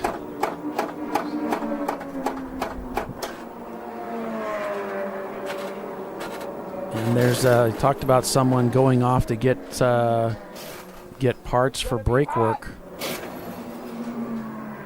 So the money shift guys, looks like there's some brake issues on the Honda that they're going to be working on. And one of the things they were worried about is boost, which would be related to the brake booster. Well, that would explain why everybody broke for 6 and he got so close to everybody. Yeah, he's having trouble getting the power into the braking system to really activate those brake pads the way he needs to. Right. No, there's been like multiple corners where I've had no brakes. None. So maybe not He's late to saying- the brakes, more. So the he's brakes were late saying to there. respond. He said there have been multiple corners where he has had no brakes. Eek.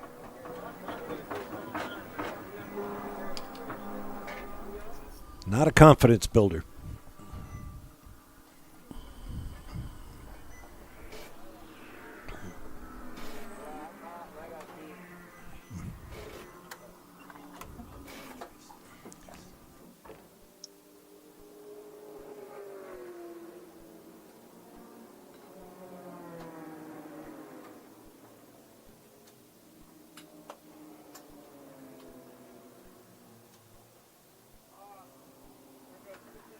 You definitely don't want to be coming down into 10A with no brakes.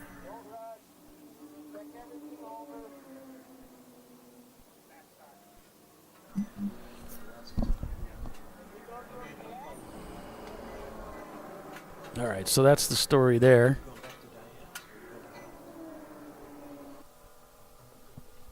Let's see, the car's working through the S's there as we'll go back on board with Running Bulls, see how they're doing. So this is that attrition thing we were talking about. You know, the cars, they can generally make it an 8-hour race, 7-hour race, but then we start going past that. And that's when some of these cars start running into trouble. So we've got a guest up in the booth here with us. Why don't you introduce yourself, sir? I'm Tracy Hayes. You can blame Bob Varsha for my presence here. That's right. This is all on him. Tracy's an old friend, and he has driven in this race. How many years ago was that? 3, 4? Oh, gosh, don't make me do math.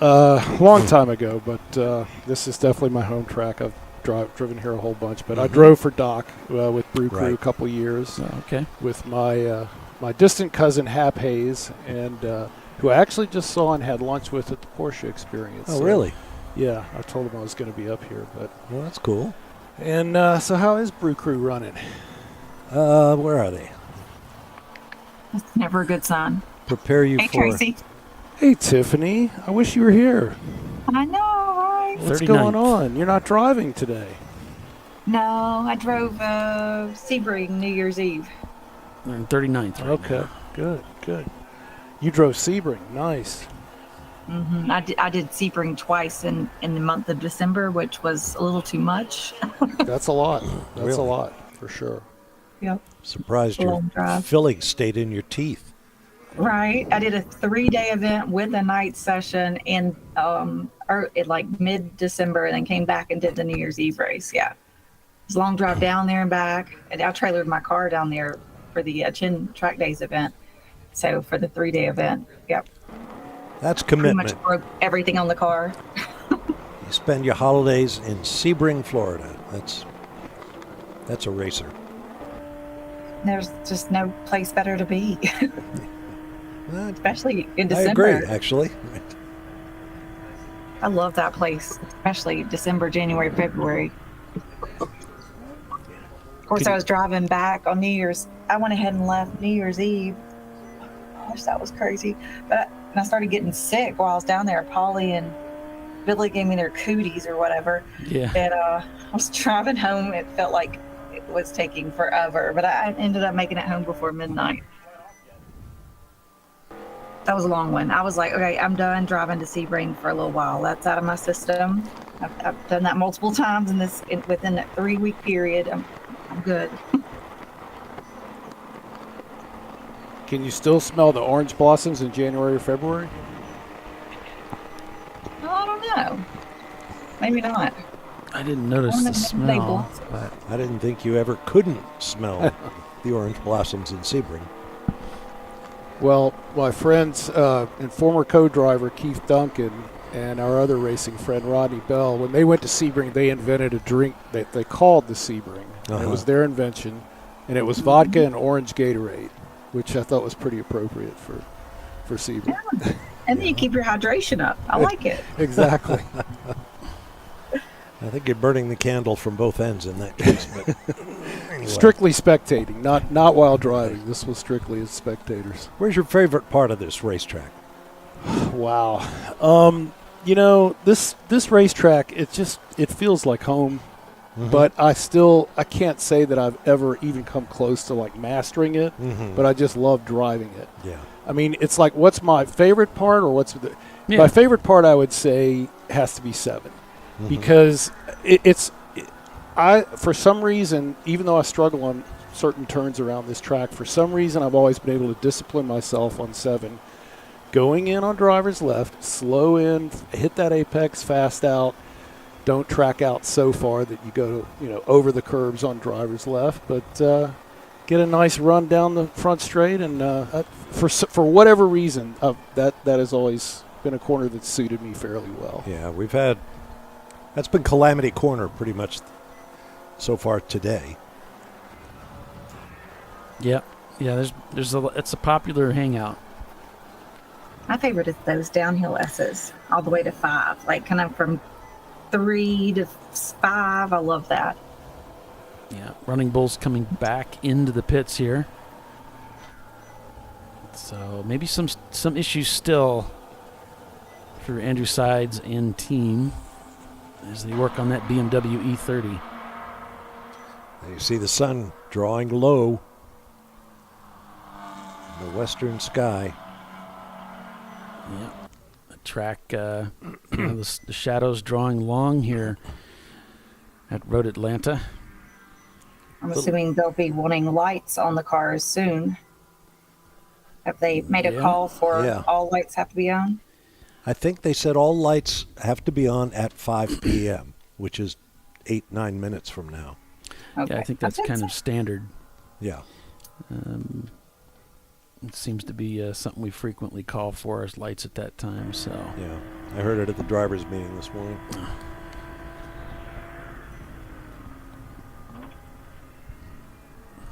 So hopefully everybody made sure their lights work at the last pit stop.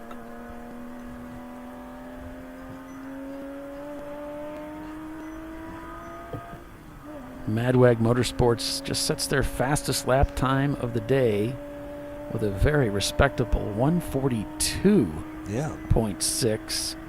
Really standing out in the top 5 there. They're the only ones anywhere close to what Eddie Vedder's been able to do with that lap time. It's a very clean lap right there. Well, that says something about that car prep to be almost 9 hours into this race and they set their fastest lap.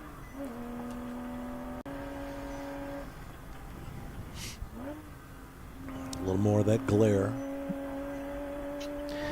Now, once we get to about the 12-hour mark in the broadcast, the DVR will cut, so I will publish the final couple of hours of racing later back to our channel, so you won't have a problem reviewing the final 2 hours of the race.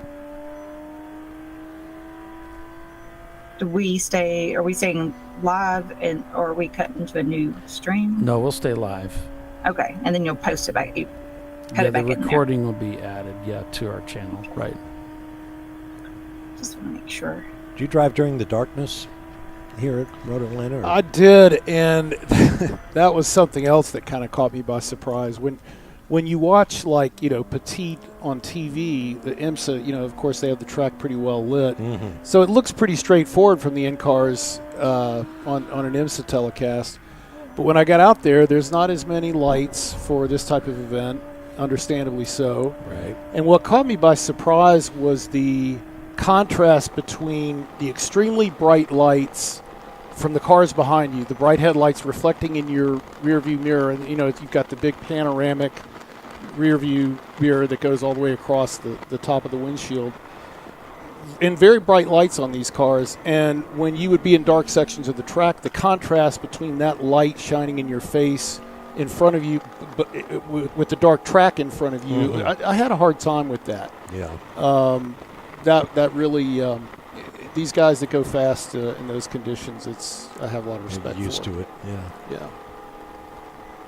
We had one guy on our team, particularly Jason Smith. He loved driving at night, and he was so fast at night. He was really impressive.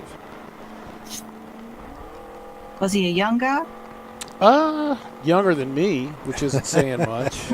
Are you asking, young eyes. Does he think he's immortal, like most young people? He had a couple of kids. Nice. He had a couple of nice kids, and so he was a dad, and he wasn't a crazy guy, but he was just one of those naturally fast guys. Yeah. Gotcha.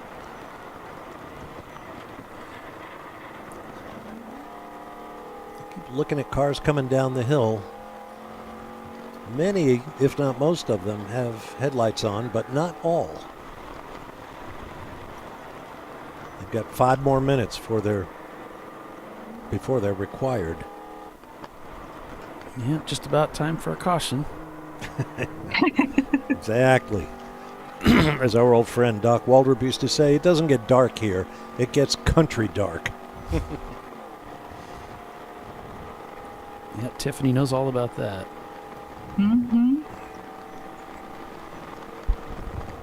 Doc had a lot of good old sayings, He that's did. for sure. I think he stole that one from me. So, Tracy, if you were a new race car driver or a relatively new race car driver and you come to Road Atlanta, what are some tips or some cautions or that you would want to pass along to that driver? Well, if you've never been on the track before at all, there's a ton of great videos out there on YouTube to learn the line around the track. And then obviously if you've got the chance to drive any kind of simulator or video game or something like that to see the line.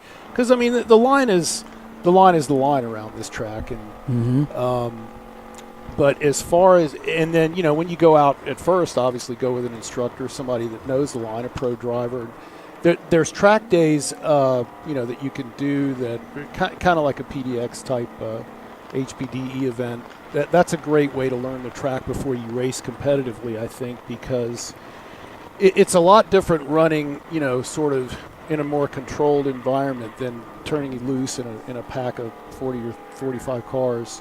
Very different environment. So learn the line first. And, for me, it was always just kiss the curbs. Don't go too far on the curbs. You see some of these pro drivers exiting 5, and they go way over that curb on the right, on driver's right.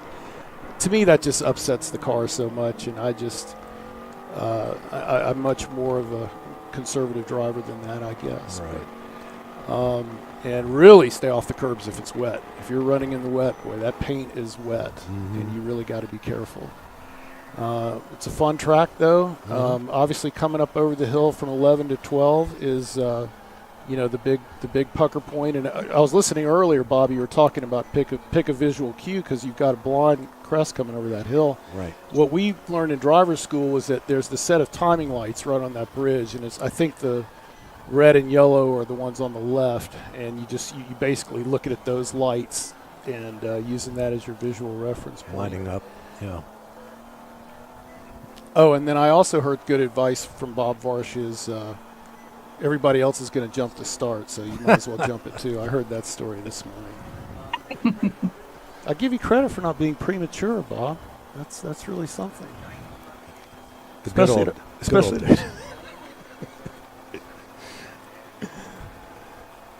That was probably the media race that Doug DeLoach was in, too, I bet. Yeah, Doug was in that. Joe Washington was in it. Had a horrible crash. Oh, did he? Yeah, he was coming up behind me, and I thought, wow, he's coming fast. And I think he realized at the last second he was coming too fast. He jerked the car to the right, went off just as we were climbing toward 5, and he got into the tire wall, and that flipped him. It was. Oh, wow. It was, really? It was a pretty big wreck, yeah. He escaped unscathed? Yeah. He looked kind of wide-eyed when he got out of the car, but he was fine. Joe's a good guy. Yeah. The owner of the track at that time was a guy named Charlie Sheeran. And I think that wreck convinced him he probably ought not to do any more media celebrity races. Yeah, I'd say radio-controlled airplanes are substantially safer than... Joe has fun with that kind of thing.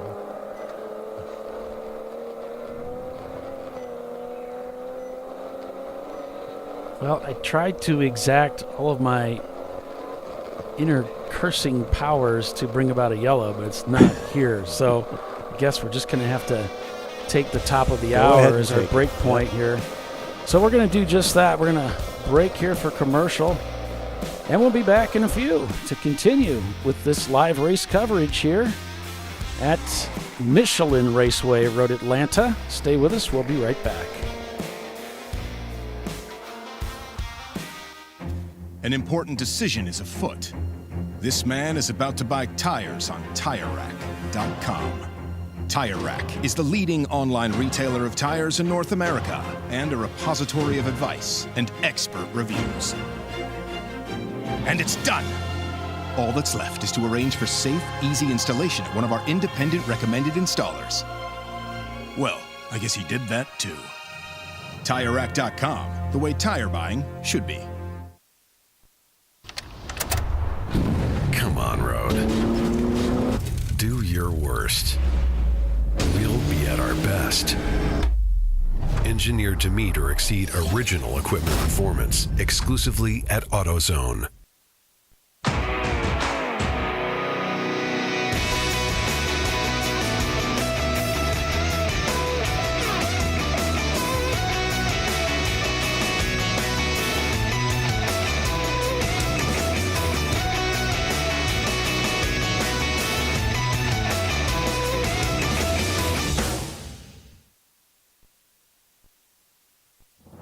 Lifeline's continuous commitment to research and development ensures that we supply the most innovative and cutting-edge products available. Used by the majority of the world's motorsport championship-winning drivers, teams, and constructors, Lifeline has a stringent and proven history of success. Lifeline's continuous commitment to research and development ensures that we supply the most innovative and cutting-edge products available.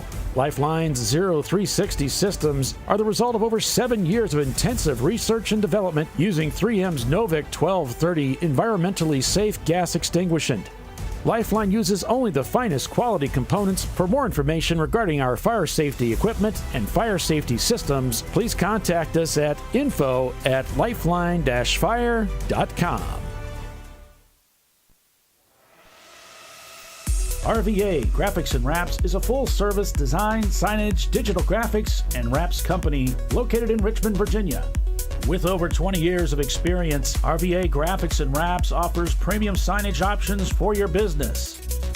We are dedicated to offering our clients best-in-class service in all aspects of graphic design and application. For more information, visit us on the web at rvagfx.com.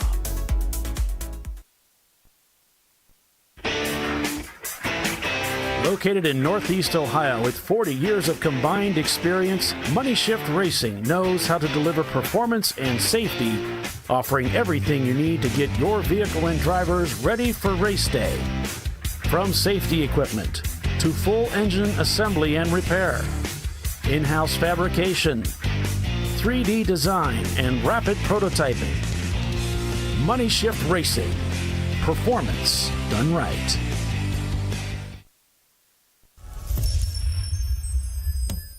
Frozen rotors from Diversified Cryogenics deliver increased performance and a higher level of safety while significantly reducing braking system costs. So to tell you a little bit about the durability of this product, So we have seen an incredible extension of the life of our brake rotors using frozen rotors. We've gone from brake rotors every other weekend to 6 weekends on one set of brake rotors, and I think they can go farther. The durability has been amazing, and it's been a fantastic season, and man, a lot of that is due to the way our car can brake on those frozen rotors. For more information, go to frozenrotors.com. Duralast, designed to meet or exceed OE performance with OE-matched friction formulations and fitment for 97% of cars on the road. Backed by a noise-free guarantee when professionally installed. That's the Duralast difference. Only at AutoZone.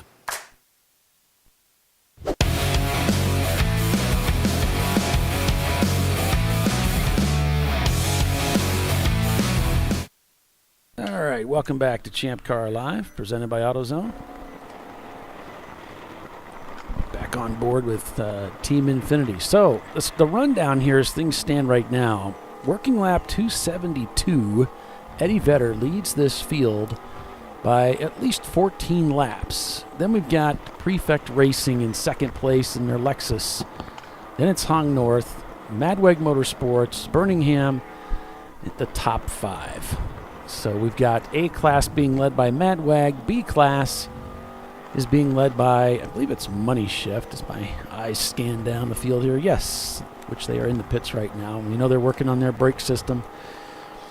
C class by Prefect Racing, D class by Eddie Vedder, EC by Team Bruce, and F class being led by What's the Rush. Also shown having crossed the pit loop, so not sure if they're actually out on track at this time. Checking on Money Shift. They are still in the pits working on the left front right now. So they may need to do a brake change on that machine before they can get back out on the track. This is interesting. The driver in car 19, Team Infinity, has a very arms outstretched driving style, seating position. And so he has to keep loosening his arms up when he has a moment's rest. And he's shuffle steering, which they teach in driver schools. Most everybody we've watched just kind of, you don't need a whole lot of steering input for most of the corners around this track, but he keeps shuffling his hand, which is fine. Yeah, you know, that's one of the things that we run into in Champ Car is the seating position, everything is a compromise often. Sure. We don't always have adjustable seats, and so there's a compromise there. And for me, I'm never too far away from the steering wheel. I'm always too close, and there's a lot of folding involved when I get into a race car, especially the Miatas. So that's why I really like the BMWs better for me. Yeah, well, it's just a matter of personal preference. A lot of NASCAR drivers sit very close to the wheel and use a very big steering wheel so they can muscle it around more easily. So if Eddie Vedder wins, Plasma GT says we're going to need to hear a team rendition of Alive at the Impound interview. We'll do Pearl Jam, all right.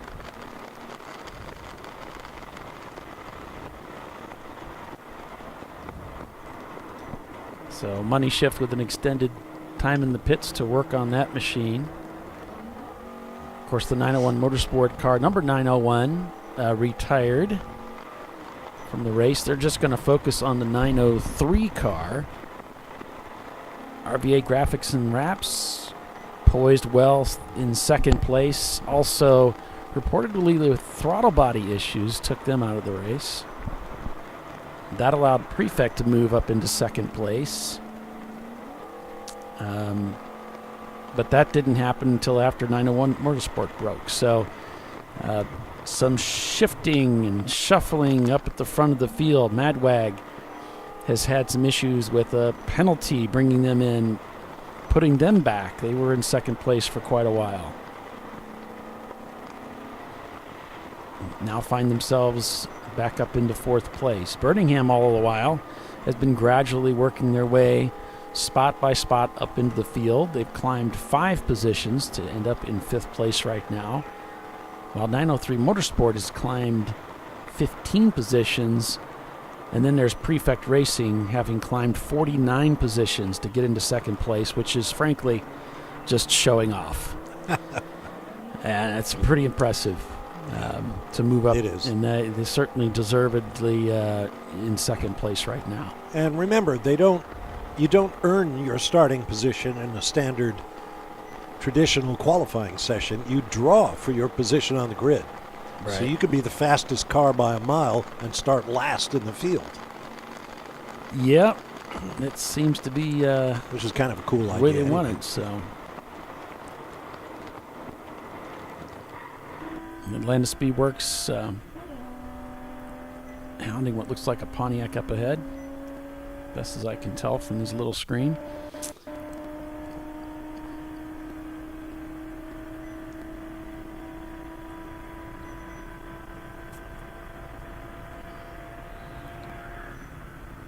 So, again, it's Tracy, right, with us here. Let me get you turned back on. Some of your most favorite memories from racing here, if you raced in the rain, or maybe it's just a really good battle that you had here. Well, so not only racing, but I would have to include corner working in that, because I corner worked for a long time as well with SCCA, and just so many good memories doing that. I'm going to hit our studio camera here, so just be aware. Oh, okay. There you go. But go ahead. There we are. Hello. Hey, Tiffany. She must be off. Hey, sorry, I had my microphone muted. Hey.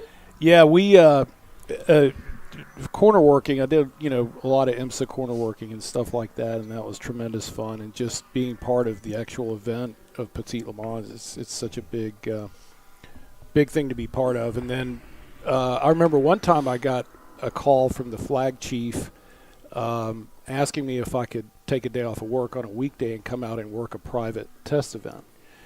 And he wouldn't tell me who it was for or what it was about, but he said, "Can you do it?" I said, "Okay, I'll do it." So I came out, and it was PLN himself, Mr. Paul Newman, and it was him and a couple other guys, and they had the track to themselves. And I think he was definitely over 75 at the time. Wow. And he was in that, I guess it was the 300ZX or whatever the Nissan was he was driving at the time. Mm-hmm. And he was just fast, just unbelievably fast. And, so afterwards he was down here in the paddock and went down, and it was well known among everybody that you don't talk to him about Hollywood or movies. Right. But he's, he'll talk about racing or hang out with race car guys. And went down, and it was he was just kind of cutting up. He had really put a lot of laps in that day, and but nice guy, cutting up with his crew. And one of the crew guys was attaching a tow strap underneath the car, and the tow strap something broke. The tow strap snapped, and Paul took the guy and took him under his arm and gave him a noogie and said, "You broke the GD car, man! You broke the GD car." They were all laughing, but memories on the track, I would have to say, racing with Brew Crew. What was fun was really being part of the team, and not only, and this is one of the things I really liked about Champ Car was, you're not only driving, but you also get to play other roles on a team. Whether you're fueling in a pit stop or being the guy helping with the driver change, and so you really see kind of all facets of it. And so I guess now that I think about it, I've done a lot of different roles out here. I've spent a lot of time and a fair amount of money out here over the years. Yeah, you can do that. Do you have a favorite corner you like to observe? So, yeah, because that's an interesting question, because working a corner is much different than driving a corner out here. But one of the most exciting corners was over in the 3-4S's complex, because there was always a lot of action there. And if you're blue flagging, it's challenging when you can't see the cars approaching. There's a couple of places that are pretty difficult to be a blue flagger. You've got to be pretty quick. But I really nothing beats the back straight as far as just being able to see cars ahead of time and plenty of time to give somebody the blue flag. And talking about turn 7 earlier, one of my favorite things to do over there, if you haven't done it, is in the corner station in turn 7. There's a memorial to Hazel Harrell, who was the SCCA worker, who had an accident over there. And Hazel was quite a character. Everybody knew her, and so there's a nice little memorial over there. If you happen to be over there, tell the corner worker guys you want to say hello to Hazel. Yeah, it's a fraternity, no doubt about it. So do you have any races lined up? You're going to race again, or? I need to. I just retired from my job. Oh, congratulations. Thank you. So ostensibly I would have more time, but I'm probably going to devote some time to flight training, further that along a little bit.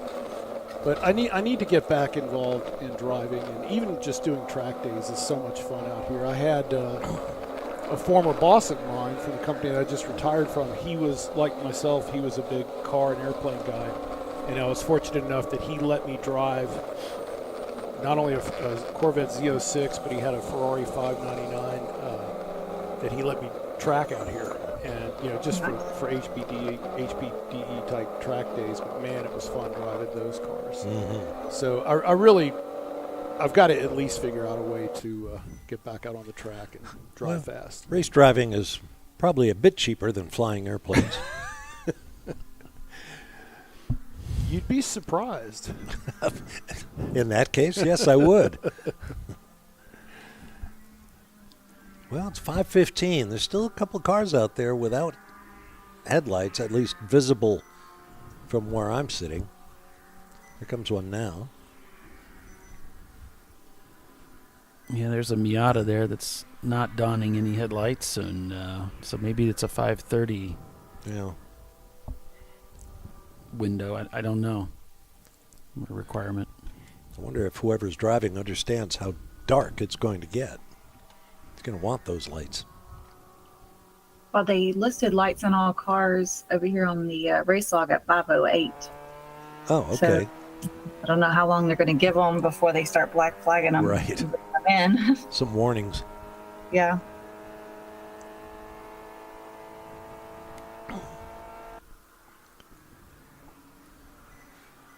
There's the Dingus car. Miata. Great light there on the That's S's beautiful, right now. Yeah. This track is so great for photographers, and of course Doc was, an IMSA photographer for many years, and you get some great lighting, great colors, the elevation changes around here. It's really a picturesque track. Yeah. And there's still leaves on the trees in October when Petit Le Mans runs all day. Bob, this might be the first year that you did this race that it didn't snow. I saw in some of the YouTube chat somebody saying it doesn't snow in Georgia. It sure does. Just get Bob to do a race. That's right. You get me out there. There's those 2 years back to back. That's right. Yeah. It's like NASCAR and rain. You want to break a drought, schedule a race. I just saw NASCAR has postponed their big LA Coliseum exhibition, which was supposed to be tomorrow, and they're going to run it tonight because of weather, because of that impending, what do they call it? The bomb cyclone. The river, yeah, right. Atmospheric river. Atmospheric river. Thank you. You're welcome. Team Bruce Innovations showing not turning laps up there. 9th place overall, leading EC. And they do hold the FTD of the event with that 136.605. This car's coming down almost side by side now, coming through 12. So still a lot of good hard racing going on out there. Can take a look at that camera, but there's some glare coming in on our window here as the sun is going to come right down and land in our laps. We should put it on the roof.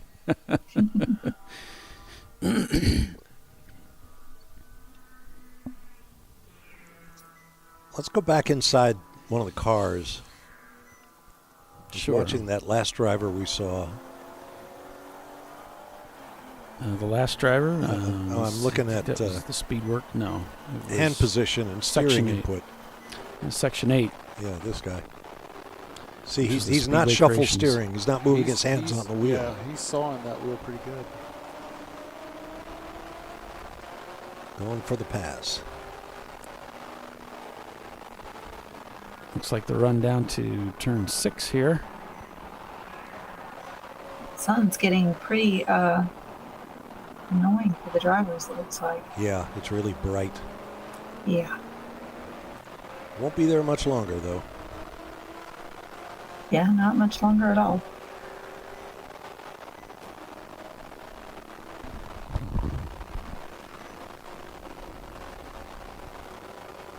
Working lap 280 is our leader in that Corvette. Eddie Vedder with Prefect Racing in second, Madwag Motorsports third, Birmingham in fourth, 901 Motorsport fifth, Hong North sixth, Momo Champ 7. Then it's Team Infinity, Yoda Sport, and Atlanta Speedworks, the car number 981, rounding out the top 10, showing Rat Hole and Three Racing both in the pits, as well as Track Car Rental. Everybody else up ahead is out on the racetrack. This is the Pontiac Ford Mustang Firebird. An extinct species. I think it's the only car in the field from a brand that's no longer produced. The Pontiac Ford is a very special brand. Right.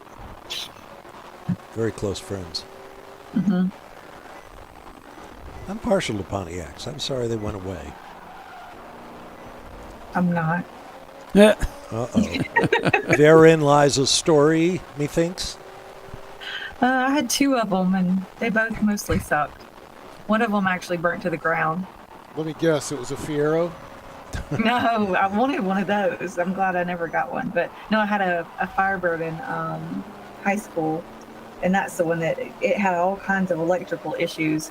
It ate alternators. I bet I put an alternator in that car every 6 months. Yeah. Just all kinds of electrical issues, and it finally caught an electrical fire caught on it and burned it up. And that was that. Became a real Firebird. Mm-hmm. That car, I chased problems with it the entire 2.5 years I owned it or so, until it did itself in. And then I had a Grand Am that it did all kinds of weird things too. Like you'd driving on the interstate, and then you'd go off on the off ramp, and stop at a red light or something off the off ramp, and it'd die. And then you'd call a wrecker, and about the time the wrecker shows up, about 2 hours later, it'd crank up and run again. Sounds like a heat-related issue. Yes, it does. It was annoying. The car left me stranded everywhere. I met all kinds of random people, some I didn't want to meet. Yeah, when it was too late. Yeah. We had all kinds of names for it. But one of my dad's has a GTO 67, and it's a favorite. beautiful car. The goat. Yep, that's what he calls it. It's got a loud button and everything, so Yeah. nice and shiny and red with black leather interior. Really? Mm-hmm. Yep, we got some cars coming into the pits. still. Somebody got passed in the pit. Well, not in the pit lane, but in the pit entrance. That car was pretty slow coming down the hill. Yeah. It looked like he was almost stopped. I imagine he'll get a pass on that. So sunset supposedly at 6:07 p.m. So that might be why the 5:08 requirement for lights to be on. Just gave them exactly 1 hour. Good point. So things quieting down as we kind of expected them to as the race wore on. Still turning some fast laps out there, though. I'm impressed with the pace. Yeah, pace is good. And fewer cautions now. It's just hammered down, clicking off laps. Right. We've cleaned out the cabinet, as it were. Yeah, Money Shift Racing has got that brake work taken care of, it looks like. They're back on the track, and we'll listen in and see if sounds like they're up to full speed now as they head into one here. Again, really slowing the car down for one.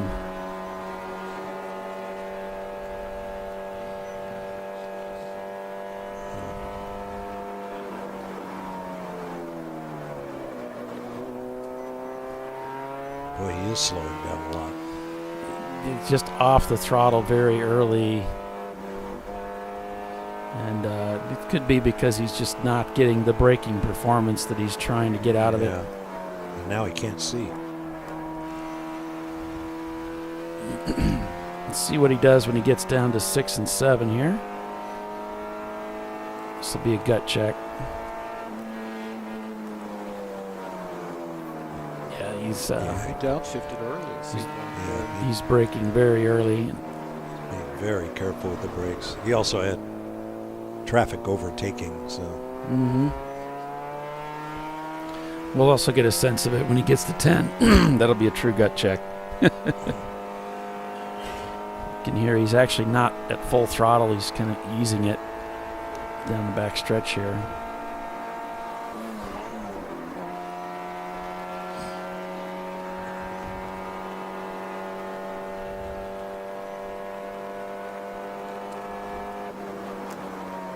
I don't think he's taking it all the way to the red line either.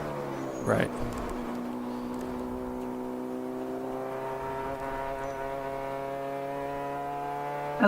So they're telling me that the Money Shift car, they had to change the the driver's front wheel bearing.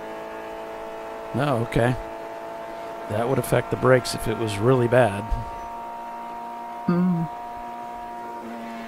But he's actually coming off the throttle really early coming into one. Too slow for that corner. So some issues there they're still working on, looks like, but he's turning laps.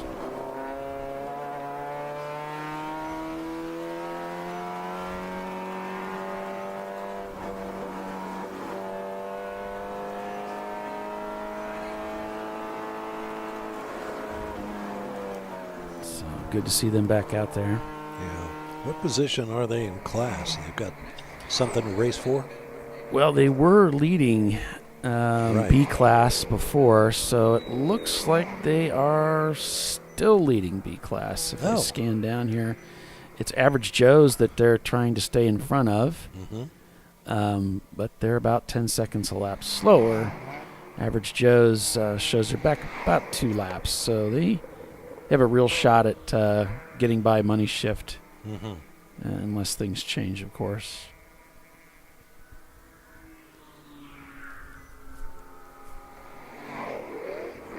Cool shot. Let's change it. Of course. Wait until we're right in the middle of a story about what it is you're looking at, and then you change it. That's what I do. You have to do that to be a member of the TV Directors Guild, I think. To be a producer, you do. Yeah. Well, you're doing all of that. Producing, That's right. directing, commentating. That's right. That's the evil triumvirate. Man of many talents. And you do it. You get this big lead in about something and then change it before you get to the actual part. Exactly. Doing Formula One with a world feed, so everybody in the world is using the same pictures, and they don't care what you're talking about. They're just cutting the video together. Oh, you learn to be very brief in your comments because they're absolutely going to change the shot while you're right in the middle of something. Well, it always. Are you talking about that? No, I'll change it. It always impressed me, Bob, when we would be listening on the scanner to like the TV director's feed from Speed Channel, how, you know, the producer would or the director would be just talking in your ear and you were able to still formulate a coherent thought and sort of, you know, that would be hard for me to do, to speak as eloquently as you do with somebody comes with in practice. my ear. Yeah. You get used to it. And I've heard some pretty colorful language and angry directors, and it's funny what you hear on that scanner feed. Right. If you, yeah, you can tell them till you're blue in the face. Watch your language, because what goes in my ear from you might well come out of my mouth. Right.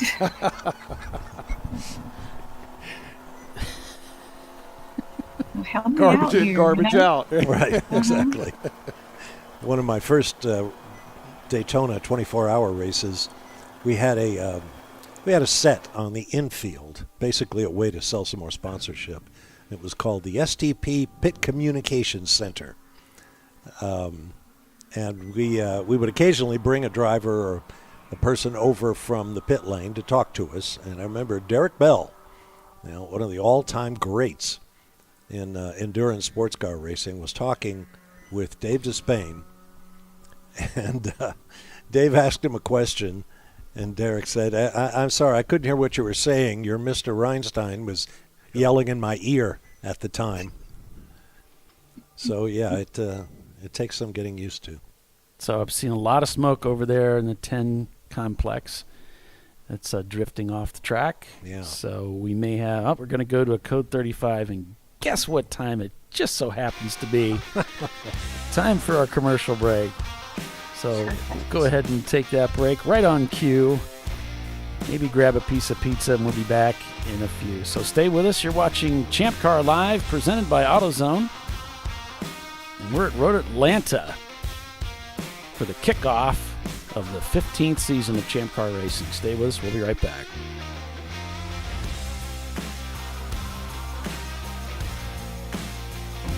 An important decision is afoot. This man is about to buy tires on TireRack.com. Tire Rack is the leading online retailer of tires in North America and a repository of advice and expert reviews. And it's done! All that's left is to arrange for safe, easy installation at one of our independent recommended installers. Well, I guess he did that too. TireRack.com, the way tire buying should be. Come on, Road. Do your worst. We'll be at our best. Engineered to meet or exceed original equipment performance, exclusively at AutoZone.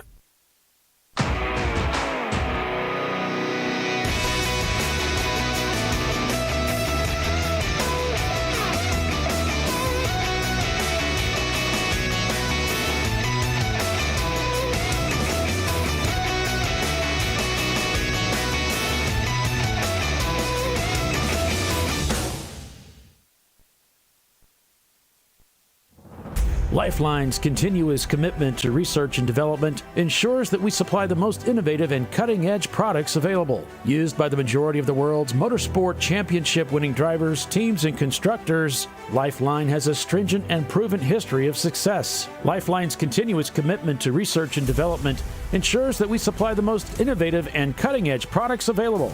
Lifeline's 0360 systems are the result of over 7 years of intensive research and development using 3M's Novik 1230 environmentally safe gas extinguishant.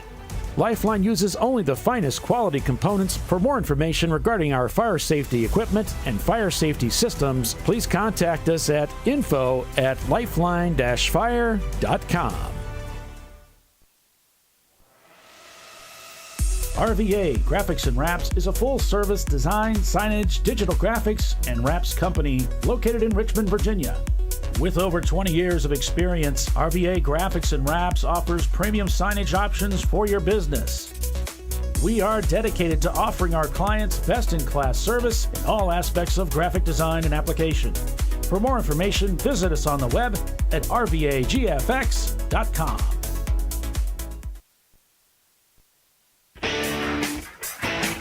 Located in Northeast Ohio with 40 years of combined experience, Money Shift Racing knows how to deliver performance and safety, offering everything you need to get your vehicle and drivers ready for race day.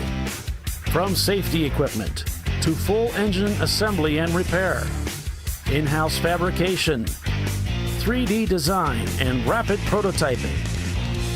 Money Shift Racing. Performance done right.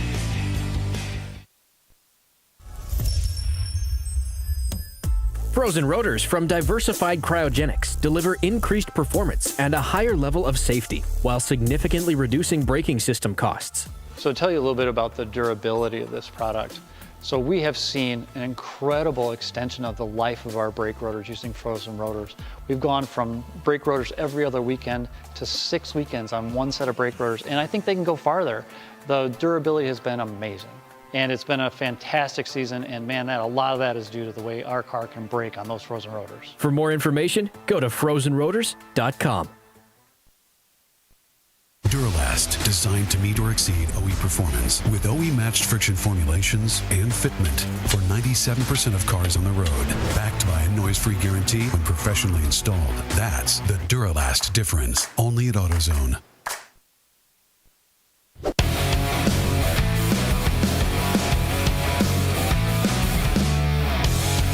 All right, welcome back to Champ Car Live. Back at Road Atlanta, still under caution here. It's been reported there was some oil down on the racetrack there. And it looks like car 19 is being queued as being part of this now. Not sure what the story is there with car 19. Of course, that's Team Infinity. If they were involved in the oil down or if this was from a car that was ahead of them. Car 865 is also part of the accused party. That's the Three Racing team. And so, yeah, not sure. But it looks like Team Infinity is, as we can see, still circulating. We do not have a camera in the Three Racing car, so don't know about them. I'm looking at the timing and scoring here. And I don't see them not turning laps. The 3 isn't popping out at me, so looking through things here. So, yeah, it appears that they're both turning laps at this time. So, Running Bulls, they've brought that machine back into the pits again. Steering wheel on the hook, so obviously they've got some concerns there with that car. They brought the car in multiple times into the pits off sequence to work on that car, which seemed to have started with fuel-related issues. Money Shift Racing back out on track, although it doesn't quite look from our perspective they're up to complete. They're fully on song, but definitely out there turning laps and moving quickly.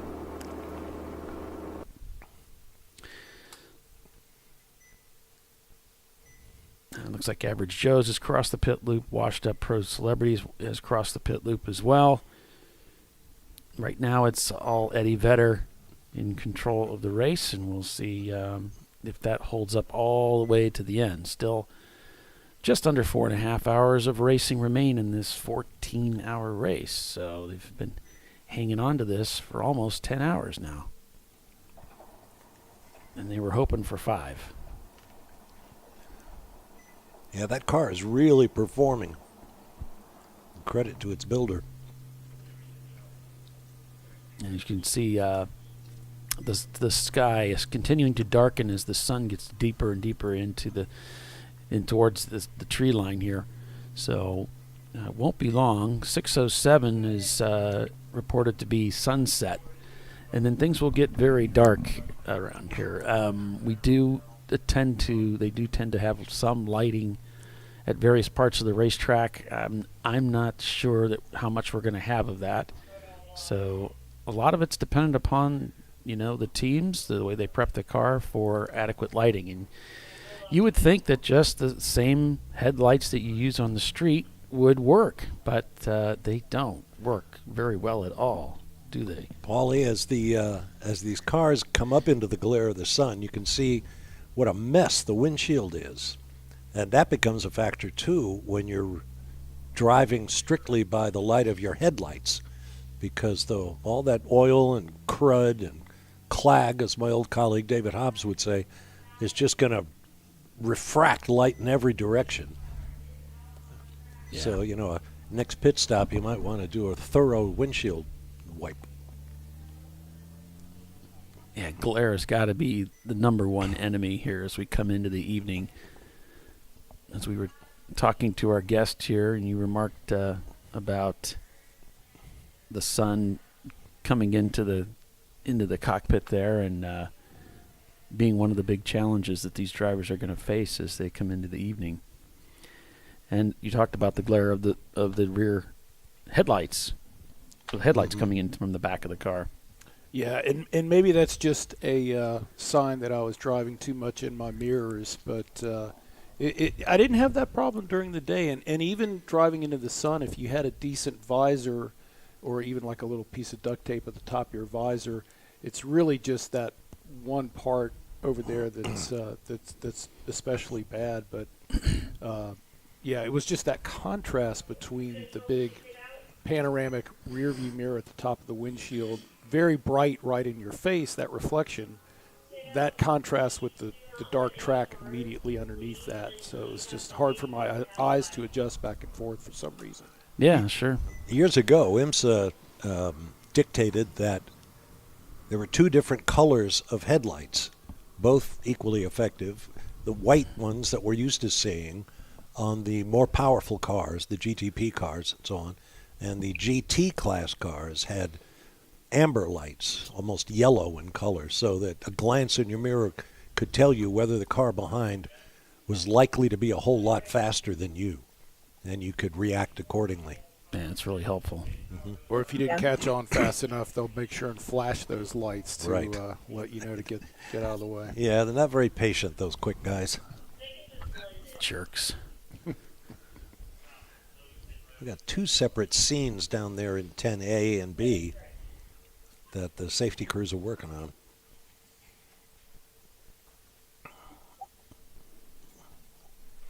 But we are back to a yellow flag, and that means there should be a green shortly, but not while those blinking lights are where they are. What they're actually doing is they're bunching up the field. And so this is the old technique of we'll put a safety car out, get the field bunched up so that track workers have a significant period of time before the field comes back around. Quiet track. Yeah. So this has been reported on the race control logs that's what they're doing here. Which Paulie has and won't share with me. Nope. So we're going to deploy the pace car for the first time in the race today. Other than we had them for the start, yeah. Yeah. Try to give them something to do with their time. We could put them on pit road, do some reporting, maybe turn some cameras on. Right.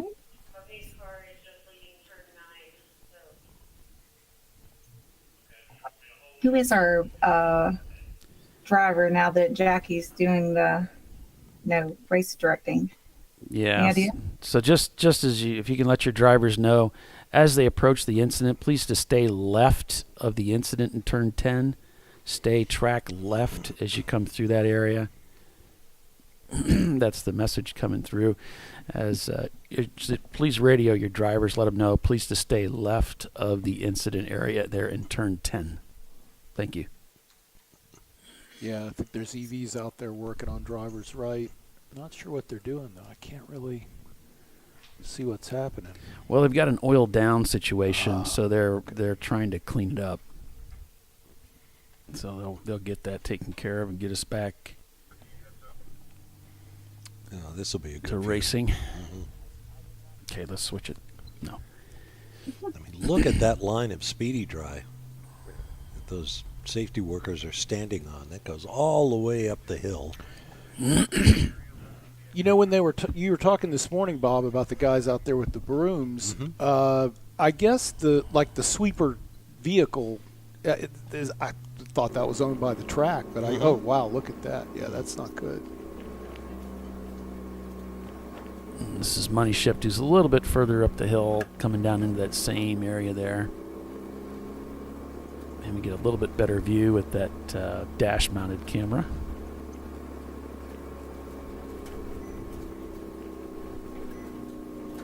Well, they do have a sweeper out there. Yeah. Okay. Well, good. So it's just they were just making those guys work hard this morning. Exactly. It was only a small spot. This is pretty long. Just what you want. As the sun's going down, your vision's about to be impaired, and you know that somewhere out there in the darkness is an oil down. Almost invisible in the night, right? Right.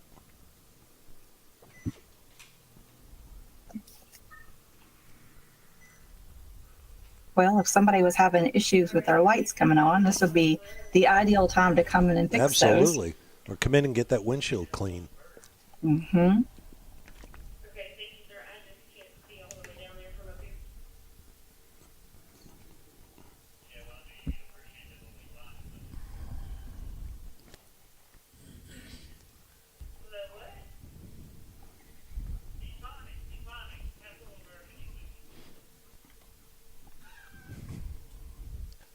So Birmingham Racing shown in the pits, as well as the 903 car of 901 Motorsport.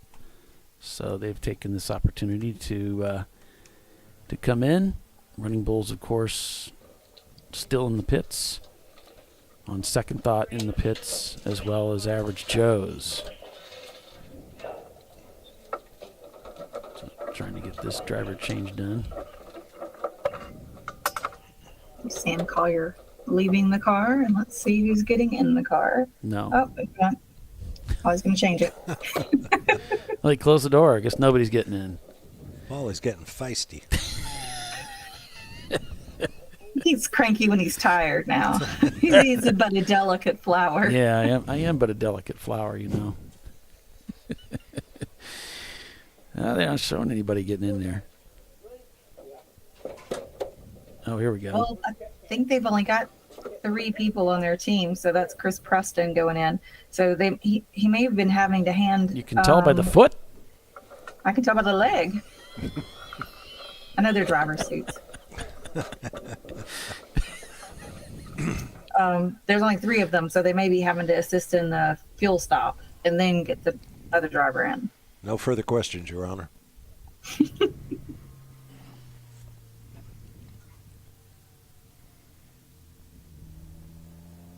I mean, they did used to call me Birmingham's wife. And I'm like, well, technically, I'm not married to all 3 of them, just one. But, you know, they're really lovely guys. Why are we coming to a stop? They really are stacking up the field here, trying to slow everybody down.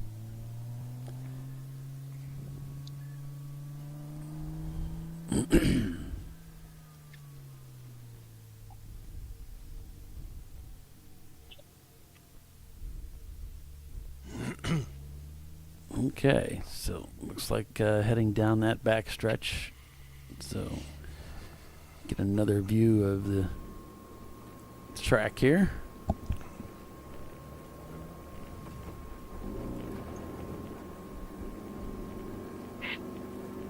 If you think this is exciting, wait till we go to green.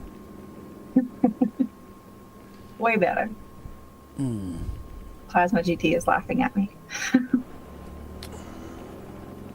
No, seriously, me and my husband don't have the same last name, so most people didn't know which one belonged to which, you know, so it was kind of a joke for a while.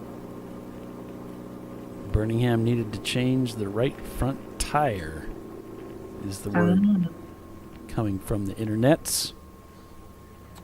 Interesting. That's not really a tire that takes a pounding around this track with all of its right turns. The left really gets abused. And how did Plasma GT know before me? That's what I want to know.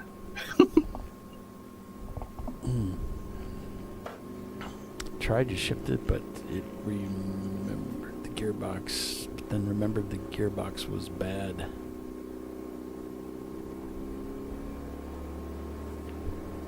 I think I'm entering into the middle of someone else's conversation here. Yeah, earlier Jamie had said something like he sounds like he's stuck in one gear.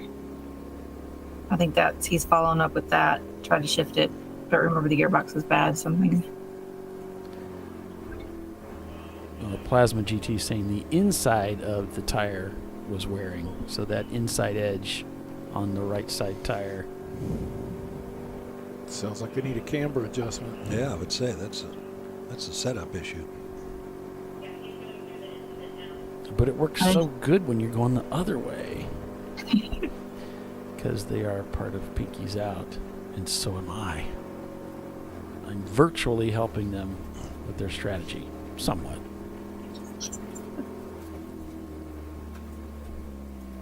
All right, so we're getting closer. Okay, so now I have to know who that person is.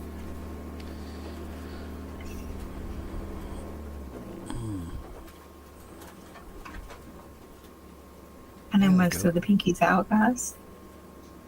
Take it out of gear and coast. Here's a lot of garbage, a lot of pickup being thrown up into the wheel wells. Yeah, it's a mess there. Wow. They must have really just opened up the oil pan. Smoke. Maybe a BMW where they have like 9 quarts of oil. And I paid for every one of them. I think it says, yeah, but the Thrive Racing, that was the BMW that put oil down, I think. So, like, yeah, those E36s, that's what we had. We had an unbelievable amount of oil in those Germans cars. and their love of oil, right? Yeah. Well, whoever it was must not have realized they were dumping oil because they didn't get off of the racing line for a while. You are correct. Well, at least they got the brush truck out there finally.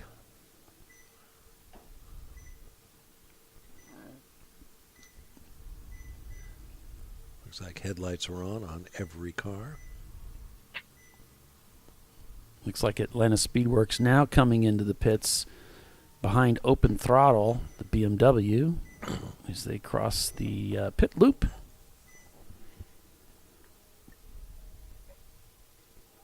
And Running Bulls, the car is in the pits. I don't see anybody working on it still.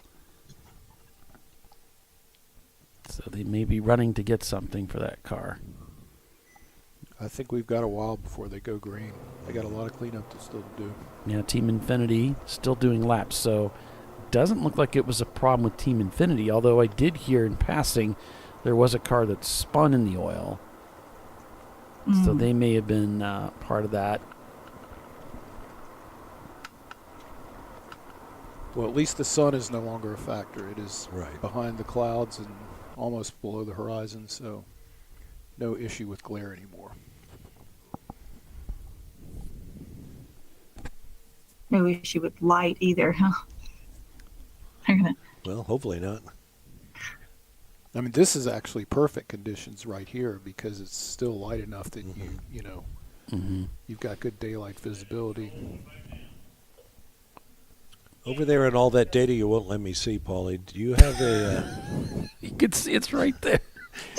Do you have a listing of how many yellow flags we've had? Or how many code 35s? I wouldn't say a listing. I can count them, too.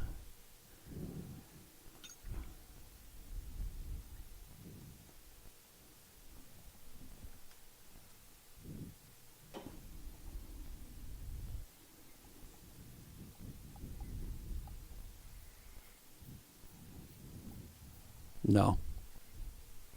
Yeah, there's 18.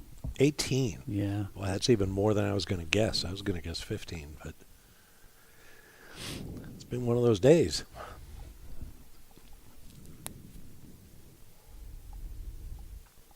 All right. But this is a great opportunity if you've got a problem with your car. I mean, you can really spend some time in the pits here and do some major work and not go too far down. Exactly. Not lose too much track position.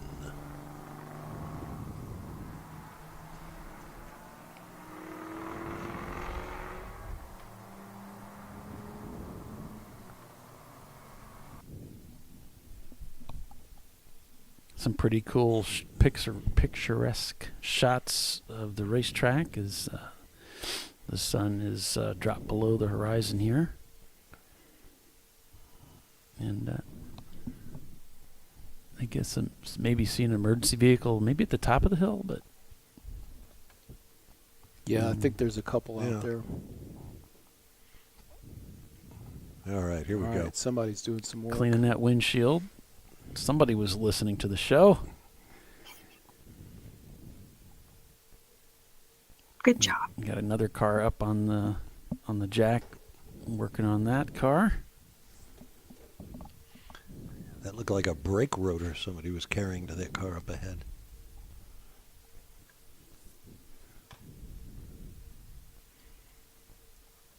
That's a BMW, so that's expensive. Yeah.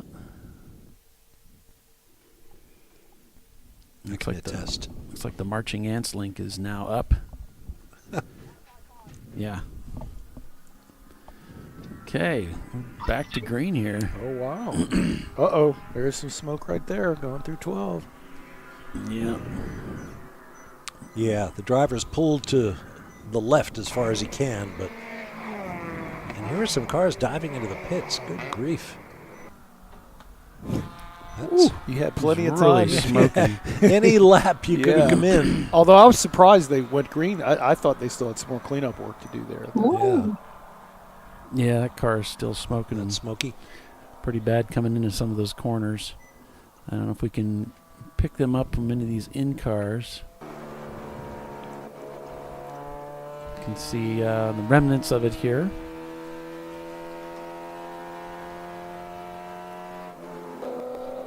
Try to get a little further up the field here with Birmingham. Maybe we'll see some of it. Traffic ahead.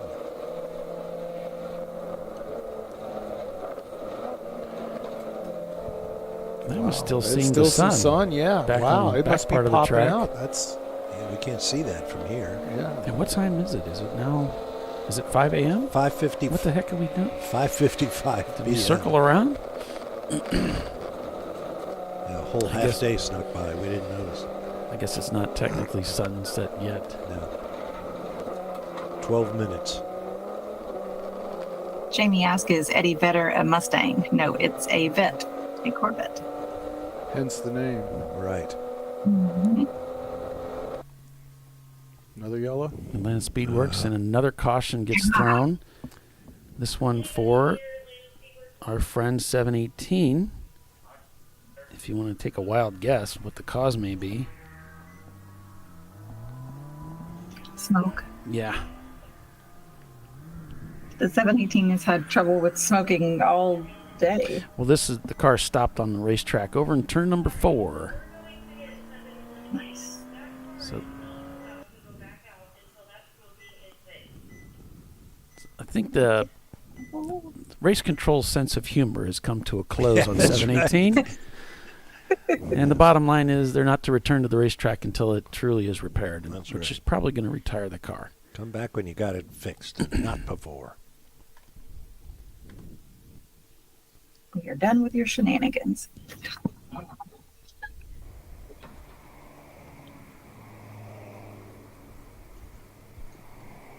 All right, so they're going to go pick up that car. So while we're having fun with that, we're going to take our commercial break to come back and enjoy some green flag racing. So stay with us. You're watching Champ Car Live, presented by AutoZone.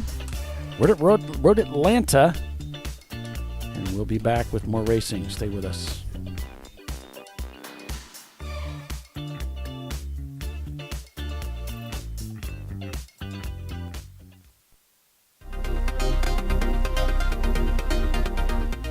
Welcome to TireRack.com, revolutionizing tire buying since 1979. With our unmatched selection of branded products, finding what fits your vehicle and is right for you and how and where you drive has never been easier.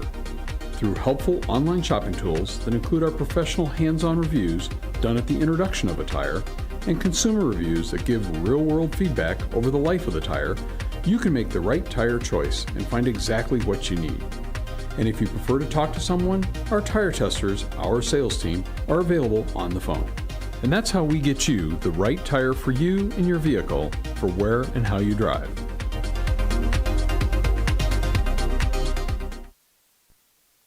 At AutoZone, you get what you need when you need it. Got a today job?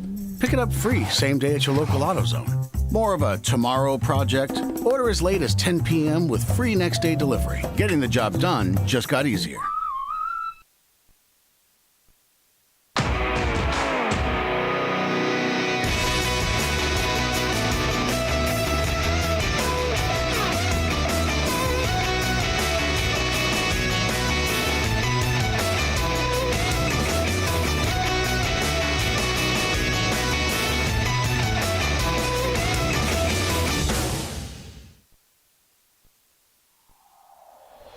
Discovery Parts is a veteran-owned racing and safety equipment company. While we're located inside Atlanta Motorsports Park in Dawsonville, Georgia, Discovery Parts can also be found at the tracks, supporting a number of Champ Car Series events. We take pride in being a reseller of the best of the industry to Champ Car teams and drivers. We know racing, love racing, and look forward to tomorrow to even more racing. Visit us at discoveryparts.com.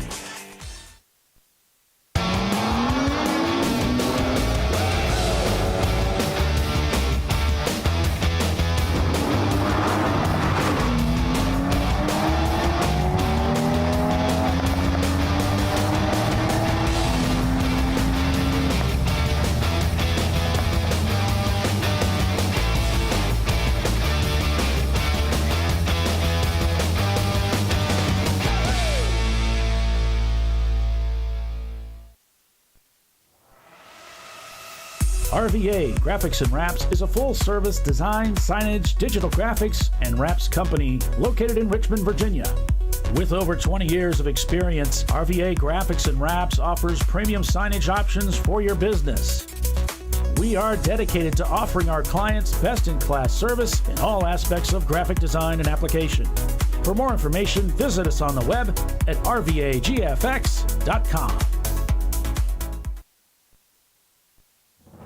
Lifeline's continuous commitment to research and development ensures that we supply the most innovative and cutting-edge products available, used by the majority of the world's motorsport championship-winning drivers, teams, and constructors. Lifeline has a stringent and proven history of success. Lifeline's continuous commitment to research and development ensures that we supply the most innovative and cutting-edge products available. Lifeline's 0360 systems are the result of over 7 years of intensive research and development using 3M's Novik 1230 environmentally safe gas extinguishant. Lifeline uses only the finest quality components. For more information regarding our fire safety equipment and fire safety systems, please contact us at info@lifeline-fire.com.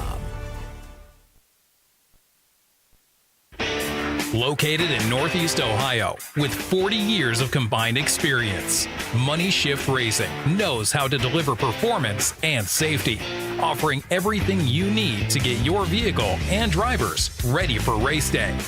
From safety equipment to full engine assembly and repair, in-house fabrication, 3D design, and rapid prototyping. Money Shift Racing. Performance done right.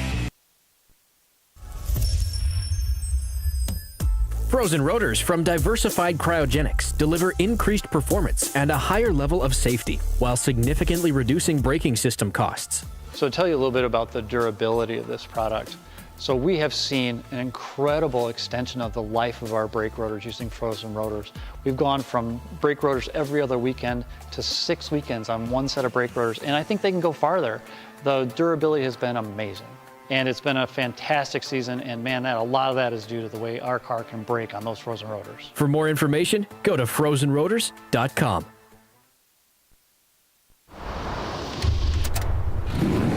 Bring on the frozen tundra, the grinding gravel, the cratered concrete, the rain-soaked streets. Come on, road. Do your worst. We'll be at our best. Reliable performance in unreliable conditions. Designed to meet or exceed original equipment performance. That's why more auto technicians choose Duralast parts. Exclusively at AutoZone.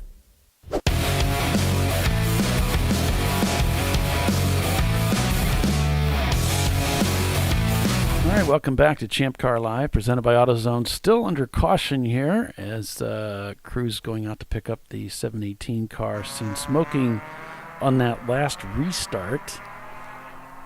So should be going back to green here for too long as they get that car picked up. So we are on pins and needles. Green, green, green. There we go.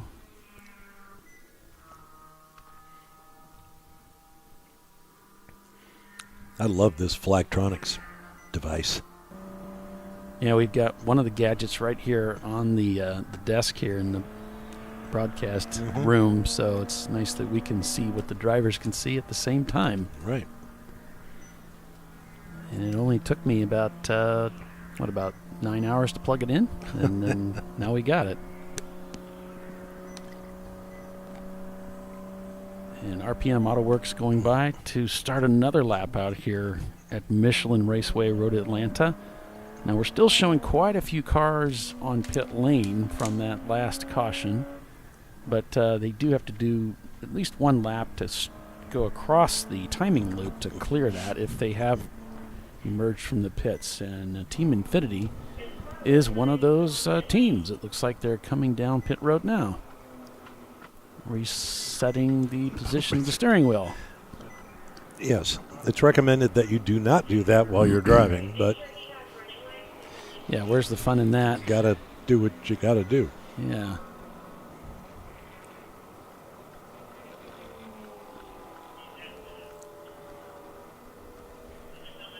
So they'll be rejoining the race here.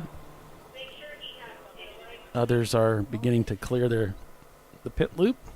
So Eddie Vedder leading the race, working lap 293 here with just under 4 hours remaining in this 14-hour contest. Prefect Racing behind them by a mere 13 laps and some change. Then it's Birmingham Racing in third, Madwag Motorsports in fourth, 901 Motorsports, and the number 903 car is in fifth place, as they have had to retire the 901 car, which we did have a Cameron at one time.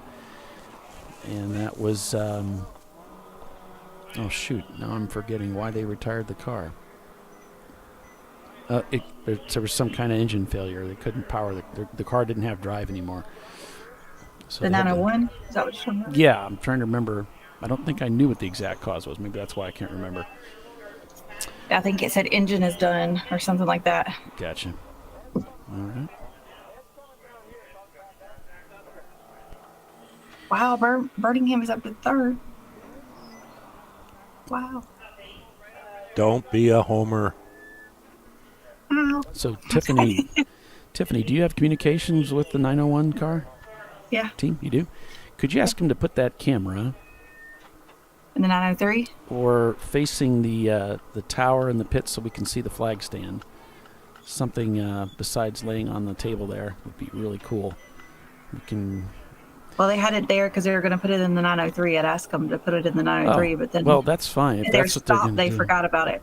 Yeah, they might not get around to it. I don't know. So I'll just tell them to point it towards the flag stand. And unless they want to put it in the car, yeah. If they remember to put it in the car, maybe we'll just remind them to put it in the car, and then it gets down to the last half hour, they keep forgetting. We'll just have them face it towards the tower. How's that? Okay. Sure. Cool. So I know you get busy, don't you? Oh yeah, especially on pit stop. And if they, you're not expecting the caution to come out, you're like, oh, we got to do it now then,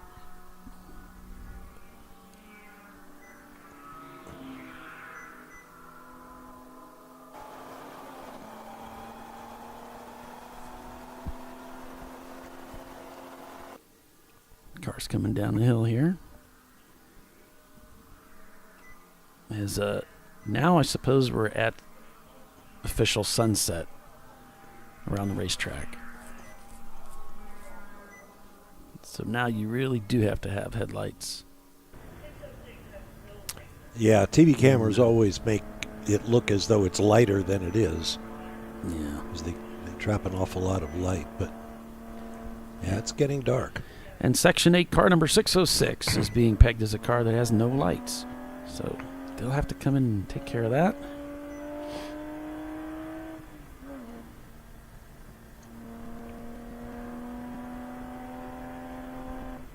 Yeah, have 2 headlights, 2 tail lights, running lights, all of the things. Or I guess brake lights. Sounds like another guy I saw on the interstate recently. Yeah? Yeah, no lights at night. I've Hello? seen that a lot lately where there's no running lights, but I think, all these cars with the automatic lights that come on, sometimes that thing gets bumped and it's on, not clicked all the way on, and so the lights in the front are on, but all the lights aren't on. It's Right. a weird setting. I'm not sure why they would even have that as an option. You could have your headlights on without all your other lights, but I've seen that a lot. Actually, I was riding with a friend and we got pulled over, and they're like, "You don't have any lights on." And she looked down and it was just one click from all the way. Right. I guess she bumped it getting in. And we had headlights, obviously. It was dark, we could see. So no idea that none of the tail lights are working. Are the dash lights working? Yep. Okay. Yep, and she clicked the button and everything, one more over, it's like a little dial, and then everything came on. Yeah. So it just wasn't all the way. But you forget to check those things when it's automatic. Yeah. All the newer cars have that. So Team Infinity still having some problems with that car. They are looking at they got the steering wheel off. They're getting underneath the dash now. Is he going to the electrical box or fuse box or something down there? So I thought they were rolling. It looks like they're near the exit of pit road, but there is some kind of an issue here because that looks like the pace car.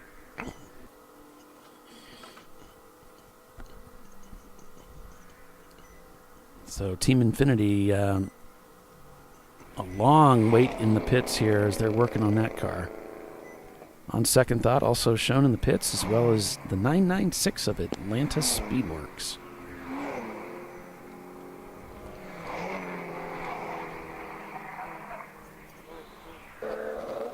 Showed Team Infinity is currently shown in 10th, but you don't get that resolved and back out. That won't last long.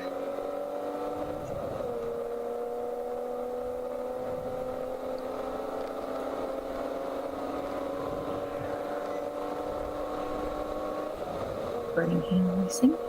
It's Chris Preston behind the wheel.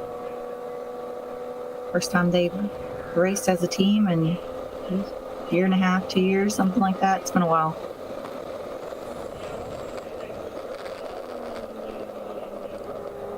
Okay, so our buddies with 901, they put the camera in I don't know where it's in a weird spot, and I'm not sure what happened there. I told them to turn it towards the tower until their pit stop. Oh, okay. And throw the flag stand. I think I know roughly where it's at. I just don't want to lose it. But when Bill goes to look for it, he'll be like, where is it? And I can see it's right next to pit entrance from the paddock here, that steep hill thing into the paddock.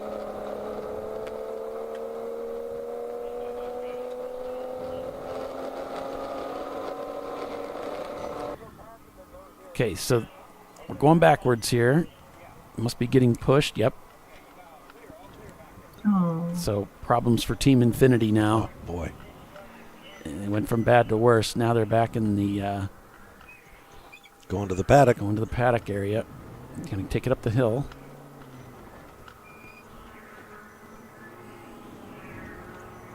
All right. So that's a shame. And that allows the 981 here of Atlanta Speedworks to sneak up in 10th place. Yeah, it's going to be helpful for Dingus, RPM AutoWorks, all those guys, because they were they're trying to get their D-class cars up. RPM that's going to help them. And if anything happens to Eddie Vedder, that's going to clear the way for RPM to get a win in D-class.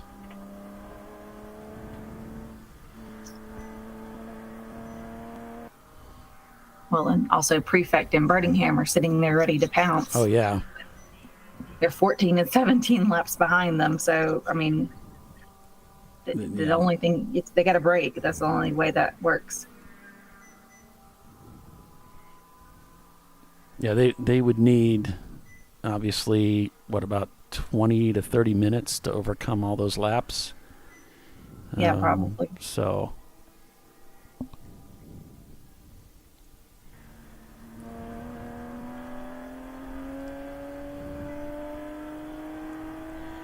Oh, come on, Bob. Oops. So if Eddie Vedder can make it to within 30 minutes of the end, they may have it in the bag regardless. Running Bulls got that car back out there,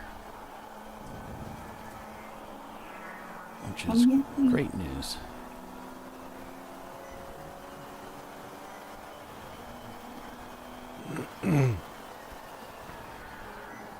They're sitting in 29th place minus the EC cars, which there are three of them, sorry. And Todd Covey on the feed thanking us for the live broadcast. He said it's made his day while he's working on his car prep for Daytona, which is always a long process, and appreciates the great commentary. It's hard to keep talking and finding subjects to discuss, I'm sure. So you're welcome, Todd. Glad it's been helpful to you today. Unofficially, if the Vetter vet were to stop right now, and I tell you, the E-Class, Team Bruce, keeps lapping at about a minute 40. It would take them a little over 23 minutes to catch the Vetter Corvette. So you're saying there's a chance? Frankly, I don't know what I'm saying. But there was speculation there that they would have some time to fix anything that might be going wrong. So you get a puncture, not a problem. You lose a cylinder, probably not a problem. You rip the roof off the thing, now you got a problem.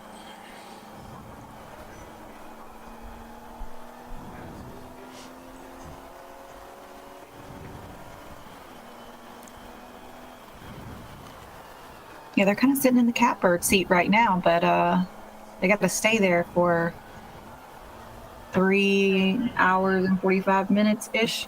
Yeah.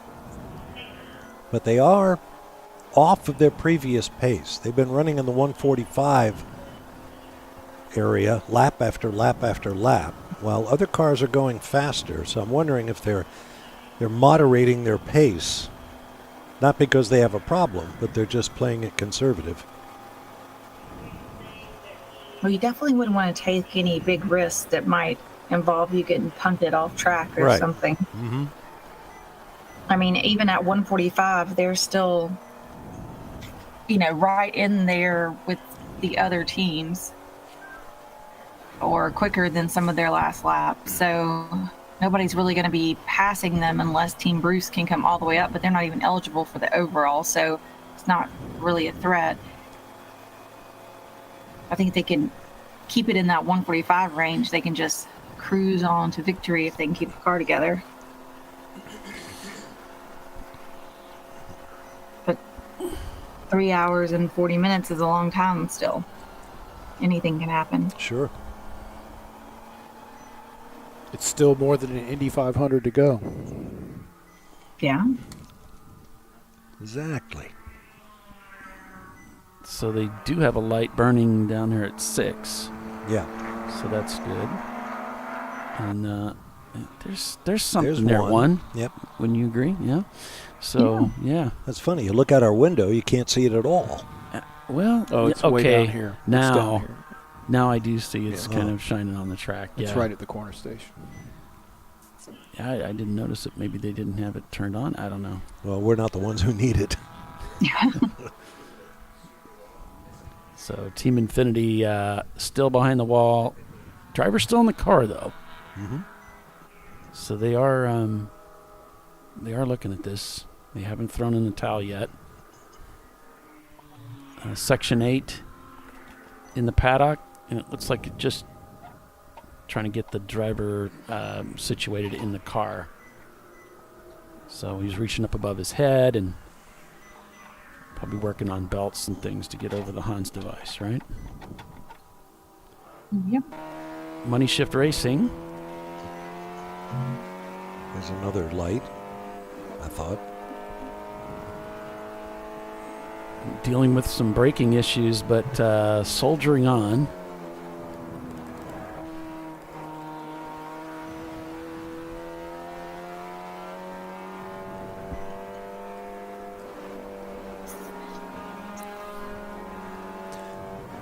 Well, one of the really miraculous developments, to my mind, in motorsports has been the headlight effectiveness. I mean, modern headlights are just spectacular. Yeah. Their intensity, their range. Oh, compared to older headlights. The incandescent lights, yeah. And the incandescent lights can't even compare. And I used to think those were bright. And the stuff they use now, man.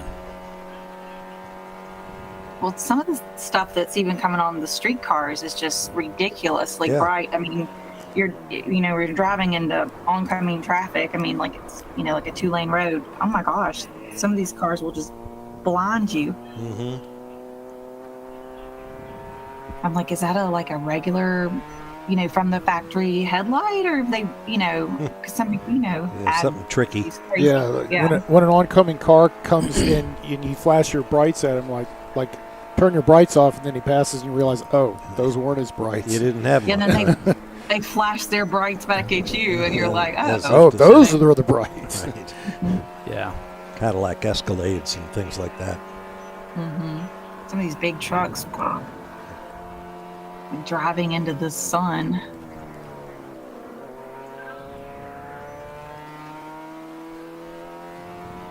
Of course, I'm also getting older, so my night vision is not as great as it used to be. I was driving out of Sebring, it takes forever to get down there, so it's always dark by the time I get there. And I'm kind of complaining in the car, I can't even see, And then I was like, man, I sound like I'm ancient. Oh, get used to that. It's not going to get any better. Yeah, we might have to kill the lights in here. Have to talk to Troy about that. Yeah. I'm cool with that.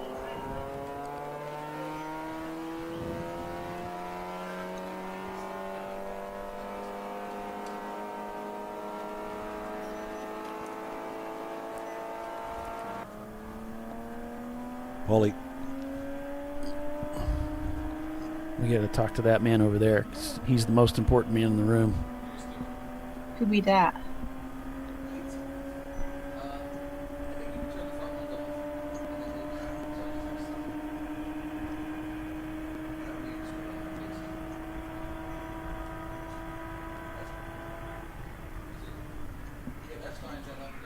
I'm just trying to beat the glare. Yeah.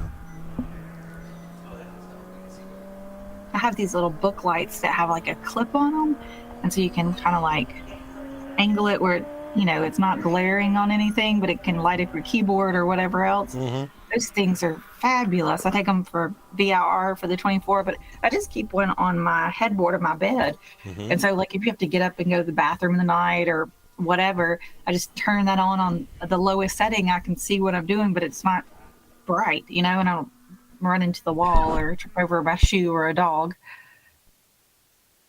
But you don't want to you don't want to get all that light in your eyes at night, and it keeps you from being able to go back to sleep. So I have it pointed up at the ceiling in the night. It works. I just carry my phone with me. Oh, that is an option. Just open your phone, get a little dim light. Mm-hmm. And you have reading material. True. I've held on to the phone I have right now probably far too long. It's probably time to replace it. It's probably at least 3 years old. But it has this feature, it's a shake to turn on the flashlight. You just shake the phone just a little bit and the flashlight comes on, and you shake it to turn it off. You don't have to open the phone or go to the flashlight app or anything. It's so convenient. Just shake it a little bit, and it's so nice. Your hands are full, you got other stuff. No putting in your thumbprint or code or nothing.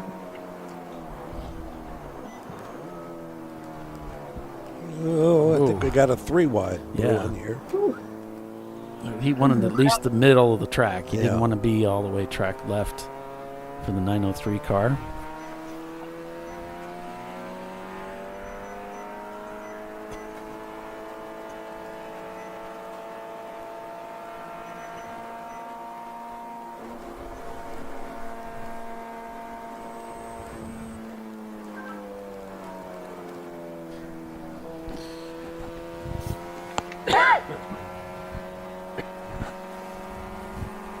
So the standings, working lap 304 now is the leader of the race.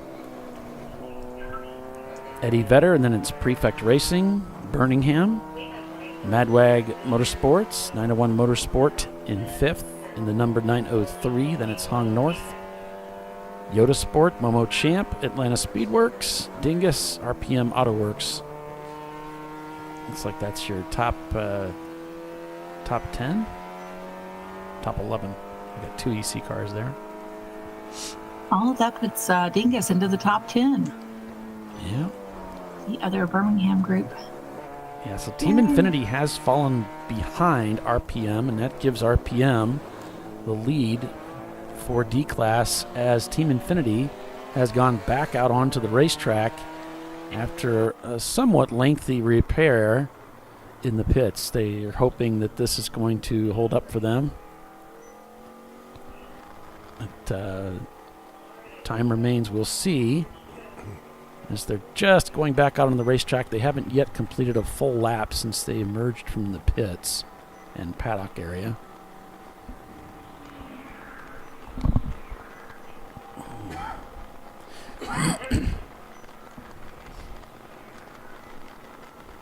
So about just a little over 3.5 hours remain in the race, and it's quite dark outside now. Mm-hmm.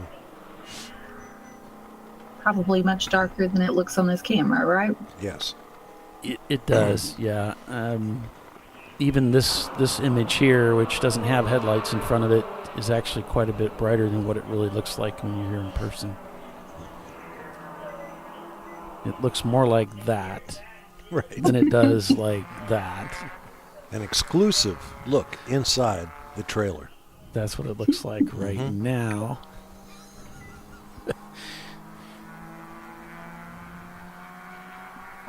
But that's okay. The car's coming down the hill here.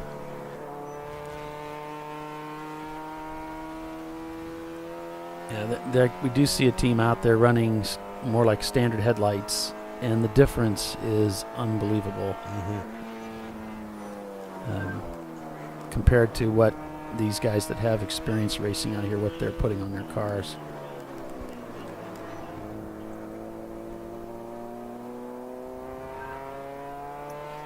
Yeah, that didn't look too bad there. Yeah, it looks fine out there. That looks really like the sky's really bright.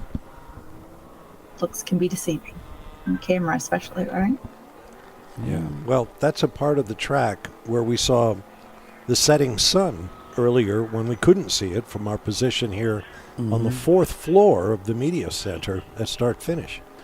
Well, this camera shot that I'm going to show you is actually from pit road looking towards the tower, and that's an outright falsehood.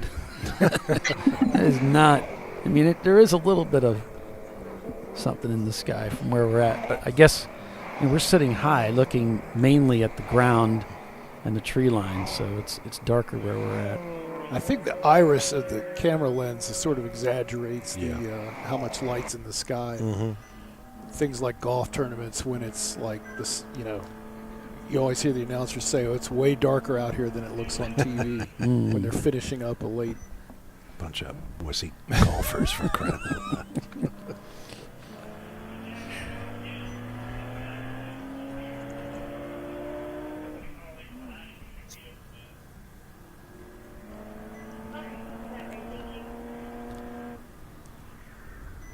Well, it's just about time for a caution, but I don't want to say anything. So I won't say. I don't want to say anything, so I won't say it. Okay.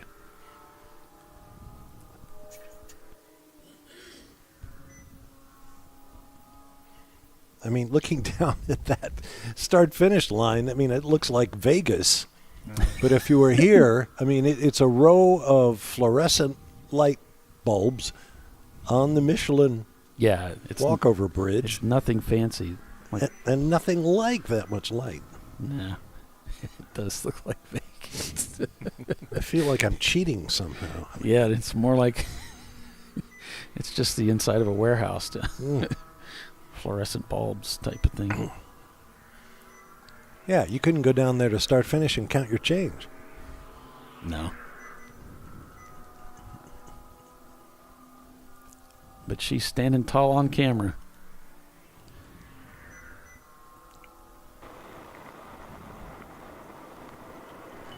All right.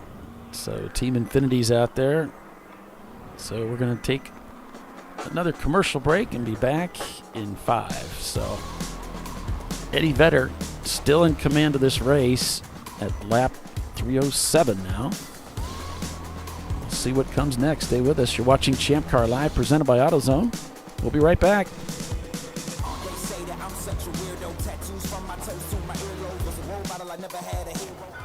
You know, I'd buy tires online, but then what? We've thought about it. We're TireRack.com. They should let you ship directly to a mechanic. Actually, we call them independent recommended installers. They should have like 1,000 mechanics. Try over 7,000 installers. Then you just make an appointment. At a time that's convenient for you. This could change tire buying forever. TireRack.com, the way tire buying should be. Come on, Road. Do your worst. We'll be at our best. Engineered to meet or exceed original equipment performance, exclusively at AutoZone. Lifeline's continuous commitment to research and development ensures that we supply the most innovative and cutting-edge products available. Used by the majority of the world's motorsport championship-winning drivers, teams, and constructors, Lifeline has a stringent and proven history of success. Lifeline's continuous commitment to research and development ensures that we supply the most innovative and cutting-edge products available. Lifeline's 0360 systems are the result of over 7 years of intensive research and development using 3M's Novik 1230 environmentally safe gas extinguishant. Lifeline uses only the finest quality components. For more information regarding our fire safety equipment and fire safety systems, please contact us at info@lifeline-fire.com.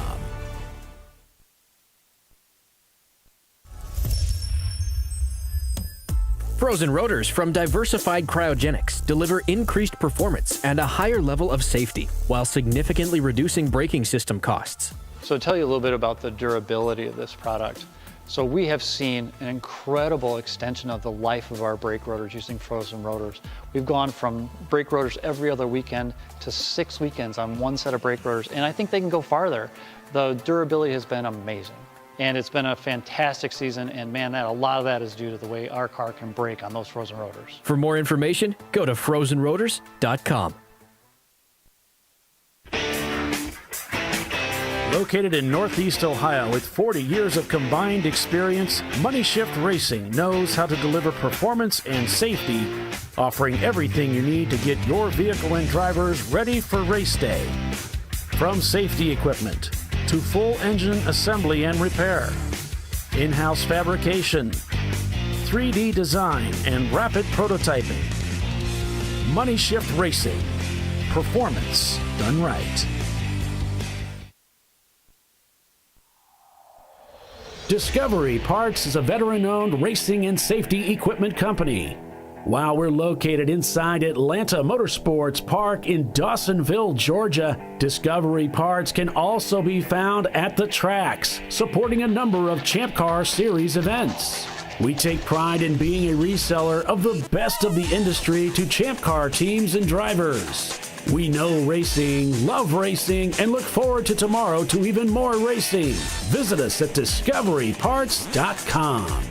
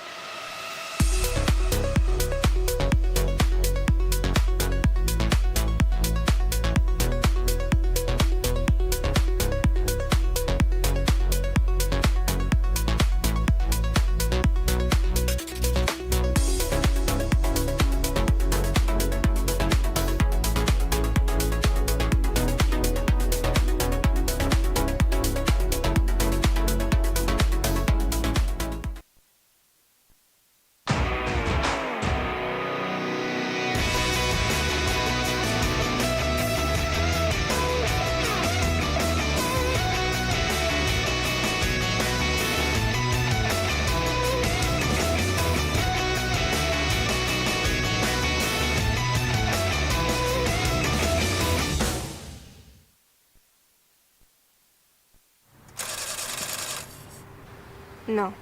Seriously?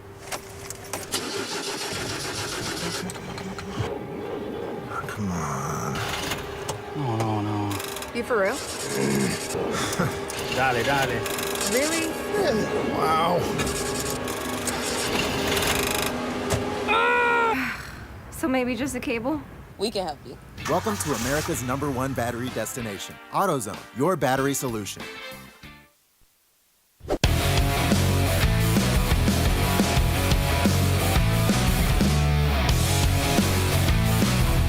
All right, welcome back to Champ Car Live, presented by AutoZone. Just, yeah.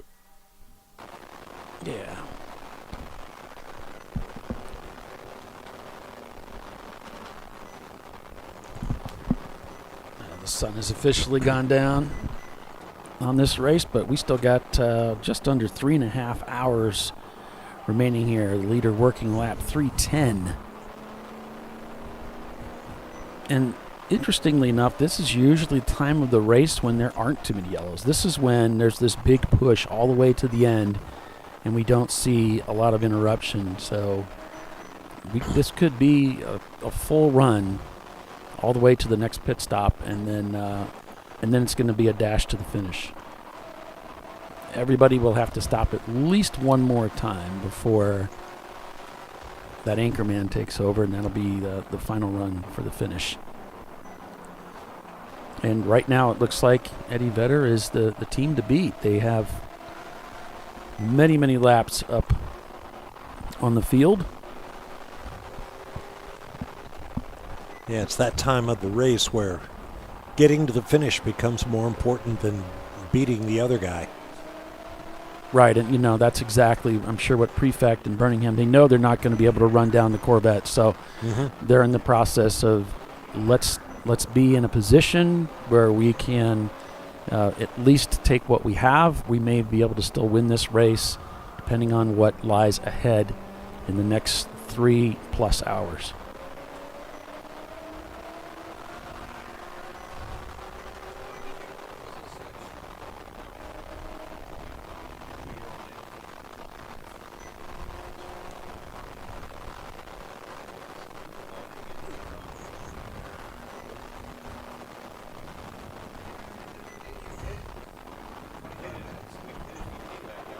You can see the run coming down, the S's now.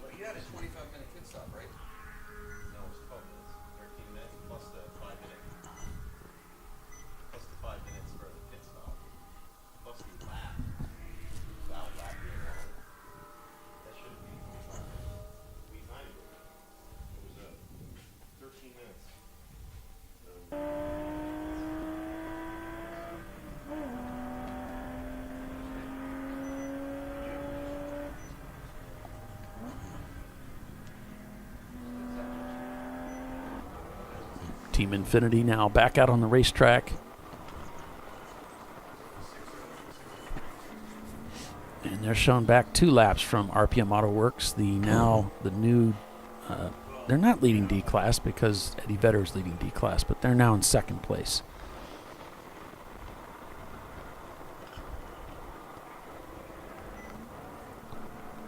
The big gap between the D-Class cars now. Money Shift Racing still leading B-Class, but Average Joe's has reeled them in pretty significantly, showing down 1 lap, but it's probably less than a lap now, as Average Joe's is running about 10 seconds a lap faster than Money Shift Racing. And there was a 9-second difference on that last lap, so we can expect this is going to continue. We can see Average Joe's getting by them soon, that Money Shift just can't keep the pace going with their mechanical woes that they're suffering. The washed-up Pro Celebrity team that's just ahead of them, shown in 17th, an A-Class car is shown in the pits.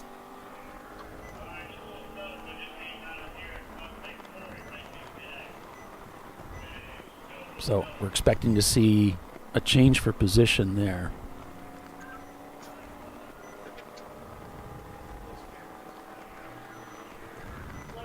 Other than that, I'm not seeing any obvious close contests in the field right now that's anywhere near the front of the field.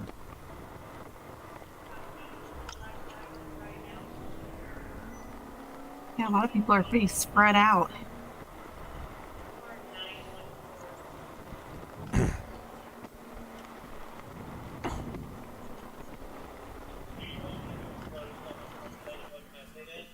You're looking at 10A and 10B as the cars come up over that hill and head up towards turn 11, the bridge.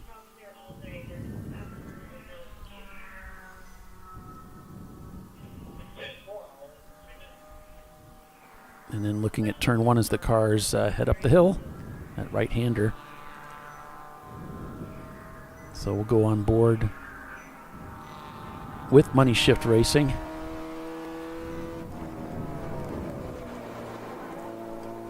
And they just turned a 154 on that last lap. Average Joe's a 142.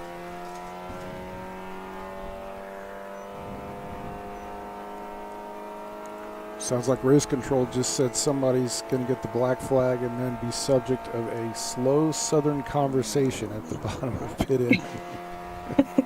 That was the term that I just heard. Slow southern conversation. Yep. In other words, nice, painful stop and go. Right. So 914, the car that will be black flagged and actually sit for 2 minutes. And that's because they blew through pit out and they were also speeding down pit lane. Oh, good Lord. That's the southern slow dog. Right. If you're gonna break a rule, get your money's worth. Right? Sit in the penalty box. Might as well get them all while you're in there. Right.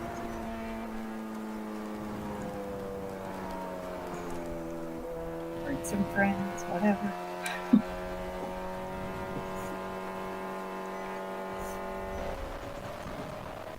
And Speedway Creations here.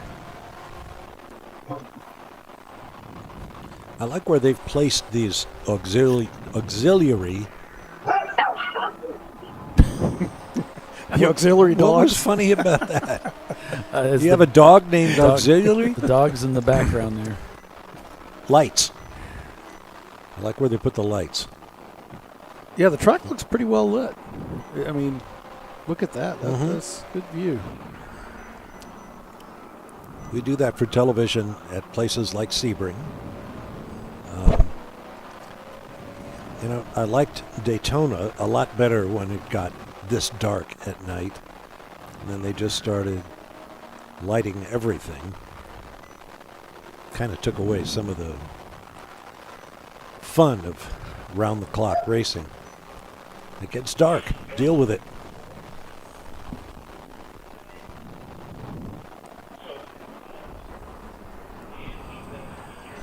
Takes away some of the mystique, right? Yeah. Of the dark. I mean, it's supposed to be a night race, the 24. I mean, part of it. My favorite is when the sun first starts to come up in the morning, you know, of the 24. There's something just magical about that. The rosy fingers of dawn. Ooh, I like that. Yeah, it's fun.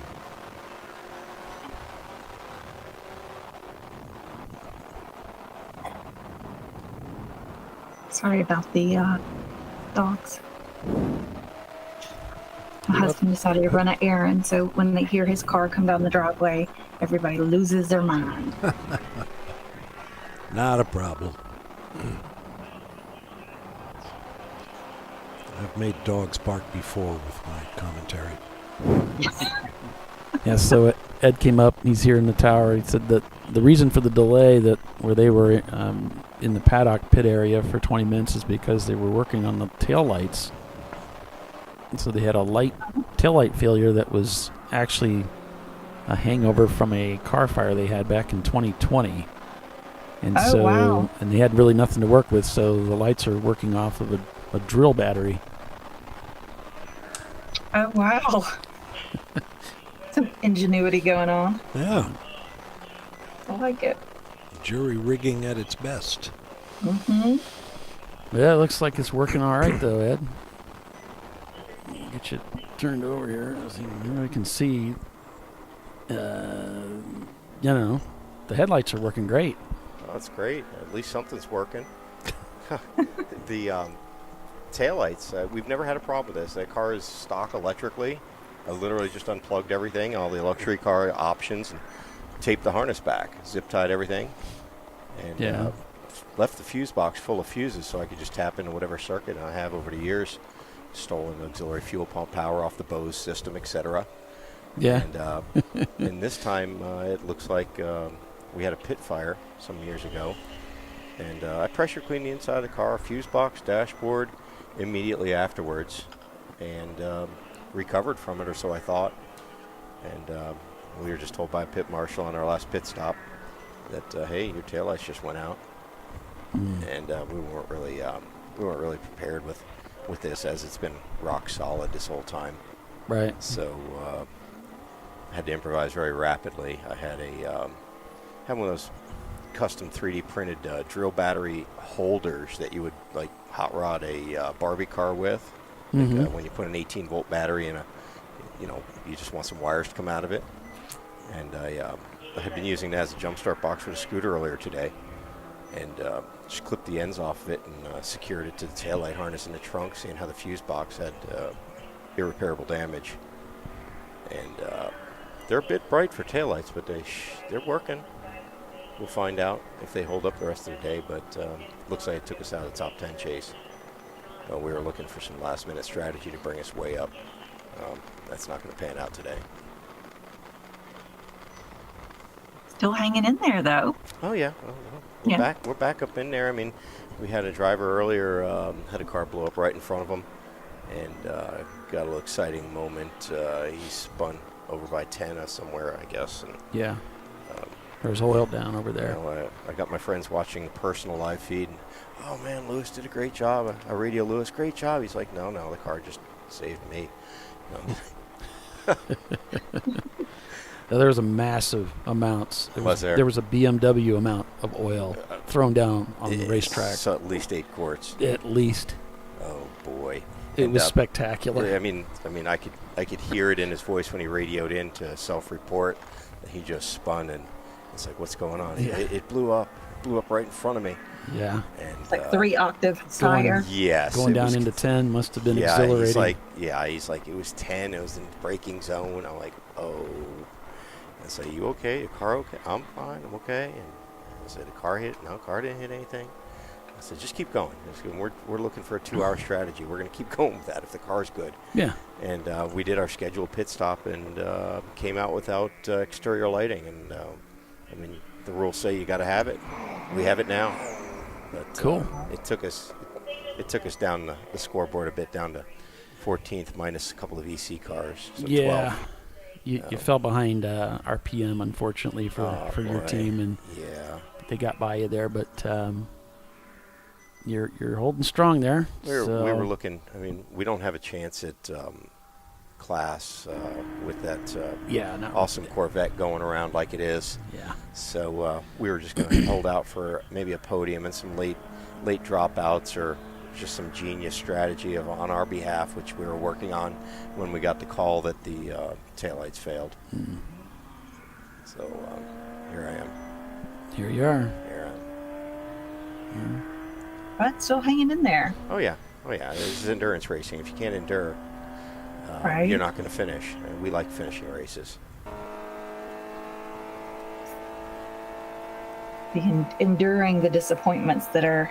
Trust me, I've got a new guy, and he's learning.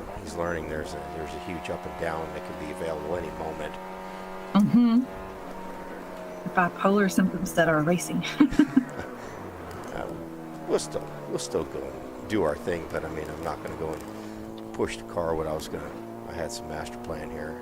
We were gonna last 2 drivers. We're gonna really push and bring it home for a better score. Doesn't look like it's going to happen right now. Save it for another day, right? Oh yeah. Finish and save it for another day. We'll be back for nighttime Daytona with a new circuit, and nighttime Sebring. I'm sorry. Okay. And we'll be back for that race, and we're going to be back for Daytona as well. So if that's the only thing wrong with the car, aside from some tires and brakes and an oil change, we're doing pretty good. Yeah, absolutely. And for those who might not know, this year we're going to run 6 p.m. to 6 a.m. at Sebring. Yeah, go check out our headlights. I just made it a little investment. We mounted those up a few days ago. I got some really cool lights, and I came up in the tower here just to look at them, and it looked like they're doing pretty good. I'll have to talk to the driver. I had to walk away for a minute after the taillight incident. We couldn't afford a minute off track, and we wound up with 20. Yeah. So Money Shift has brought it into the pits here. You know, they did receive some concern and from race control about dive bombing, passing, and of course we know that the brakes aren't all that stellar, and so it's becoming difficult for them to compete. That's not the way they typically drive. We know that.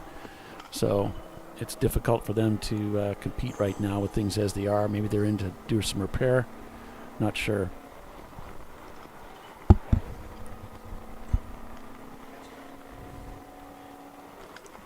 Yep. You're welcome, Sean.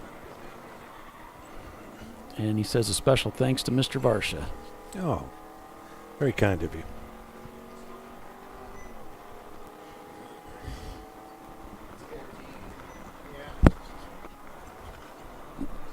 Yep. All right. Thanks for coming up, Ed. And good luck to the rest of your race. Always good to hear from Ed. Yep.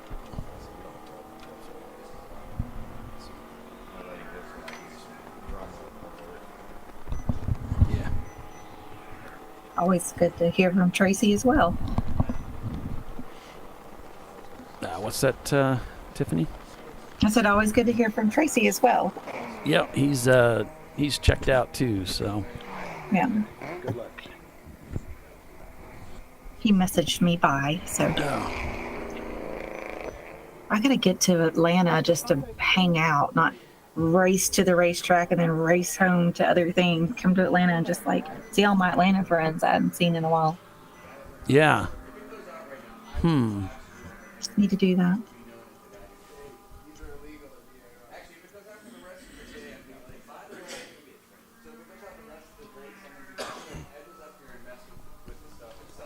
So yeah, Money Shift, not all you're seeing is us.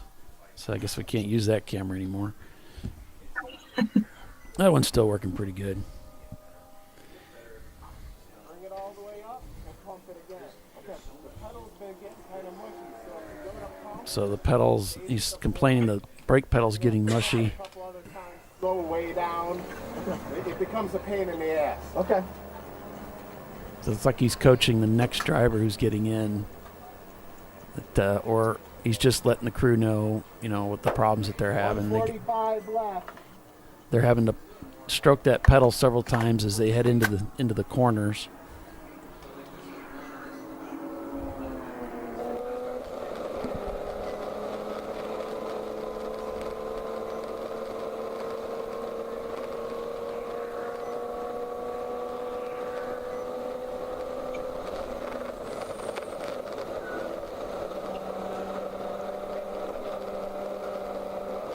So this is Chris Preston behind the wheel, the Birmingham machine. He used to actually drive on my team way back in the day. The track just looks so much different by the light of headlights. Yeah, it's like, where is it? Yeah, you don't have the visual cues of hills and trees and signage and all that sort of thing. And the fact that if you don't know kind of where to turn the car, your headlights don't turn towards that area, So you really have to know where you are, even if you can't see it, because sometimes you have to turn the car to get the headlights pointing in that direction. Then you can kind of see where you're going, which is, if you're a visual driver, it's kind of the opposite of what you're used to doing. You're used to seeing where you want to go and then putting the car there.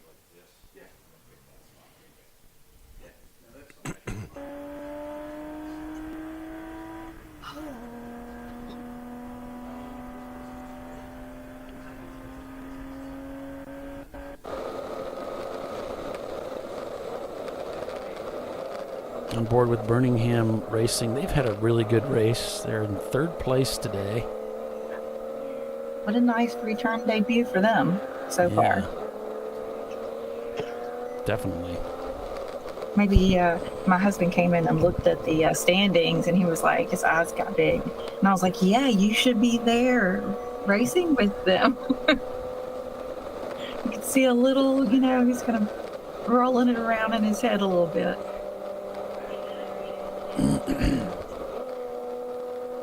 He's like, maybe I think they don't give that car maybe as much credit as it's due. Every time I hear from Roger, it's like, the car's not going to be that competitive. It's like, what are you talking about? The car is strong. It's not the fastest car out there by any stretch, but you've got a stellar group of drivers.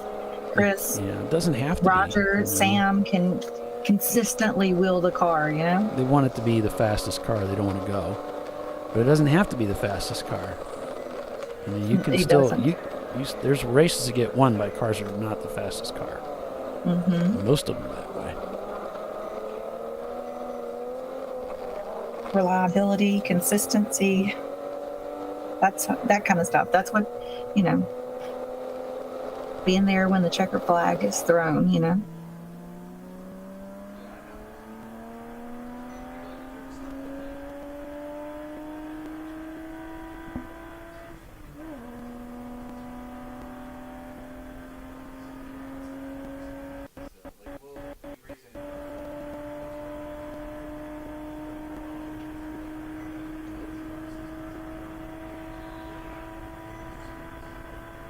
So Dennis is saying, I mentioned the Sebring night race earlier, and this will be the first one they've missed since 2017.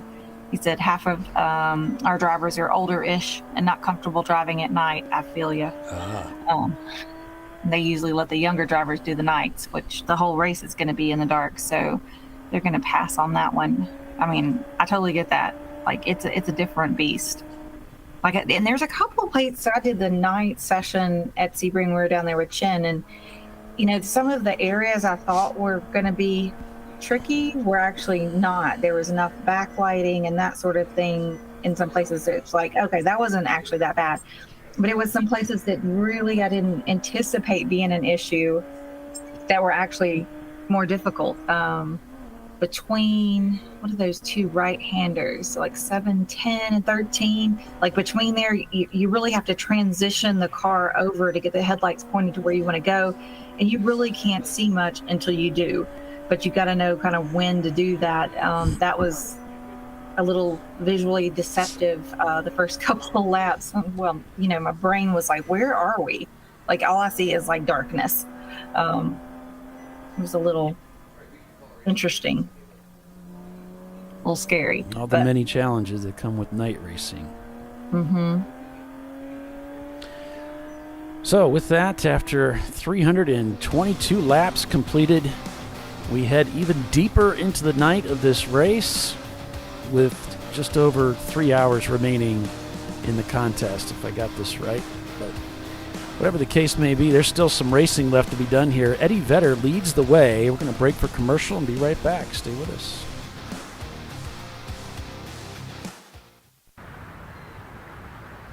I probably need new tires. You do. What if they sold tires online? We do. We're TireRack.com. They could offer lots of tires We have so many tires. and help you find the right tire. It's called the Tire Decision Guide. Oh, and they could ship them to a nearby mechanic. We shipped over 7,000 independent recommended installers. This is an amazing idea. Sorry. TireRack.com, the way tire buying should be.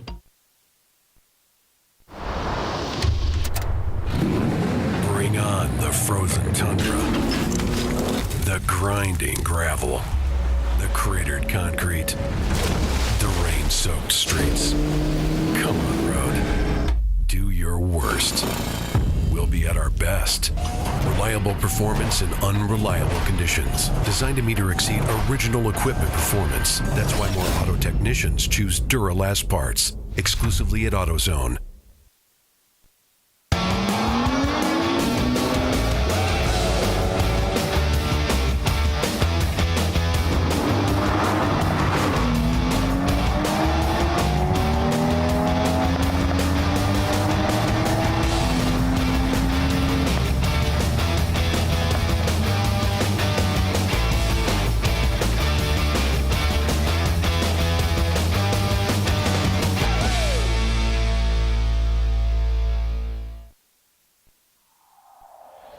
Discovery Parts is a veteran-owned racing and safety equipment company. While we're located inside Atlanta Motorsports Park in Dawsonville, Georgia, Discovery Parts can also be found at the tracks, supporting a number of Champ Car Series events. We take pride in being a reseller of the best of the industry to Champ Car teams and drivers. We know racing, love racing, and look forward to tomorrow to even more racing. Visit us at discoveryparts.com.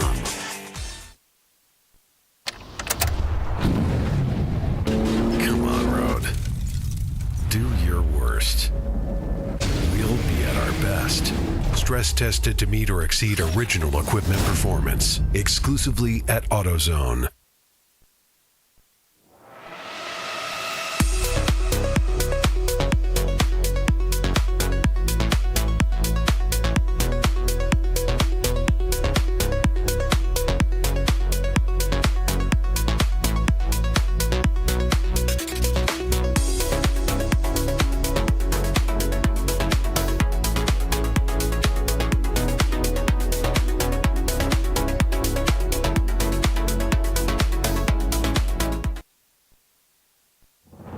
Lifeline's continuous commitment to research and development ensures that we supply the most innovative and cutting-edge products available. Used by the majority of the world's motorsport championship-winning drivers, teams, and constructors, Lifeline has a stringent and proven history of success. Lifeline's continuous commitment to research and development ensures that we supply the most innovative and cutting-edge products available.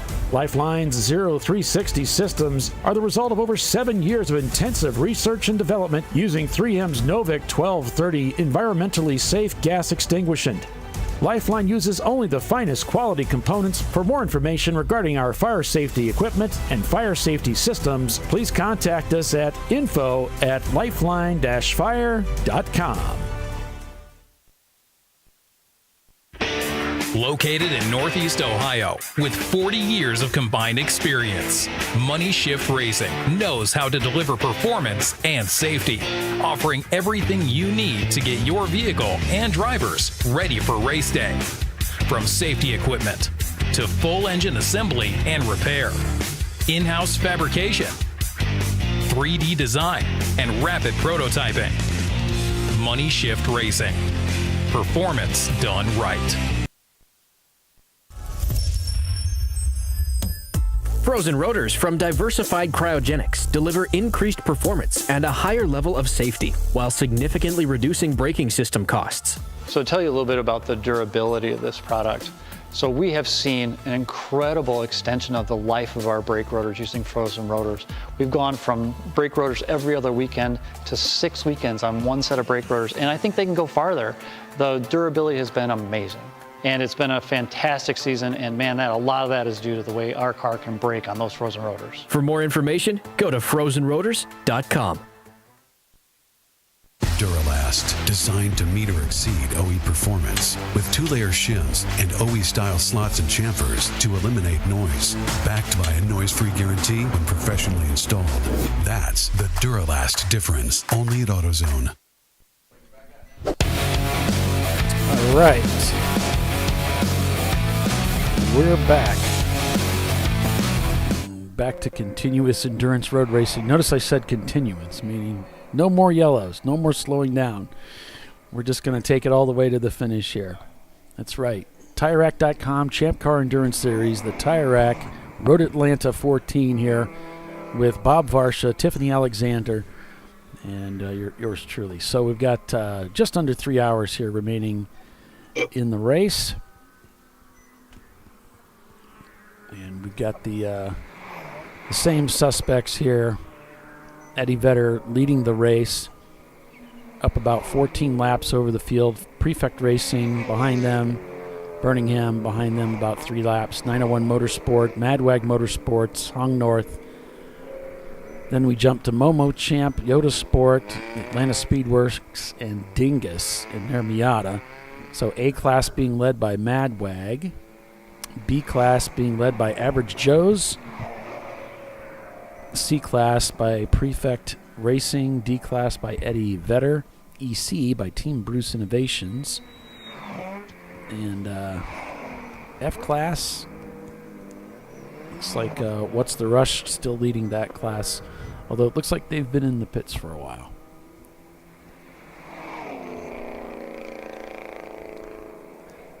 I like this shot of the front straightaway even more in the dark.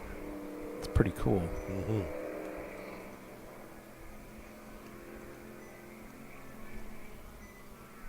Wow, that looks so different than it did just an hour ago. Mm-hmm.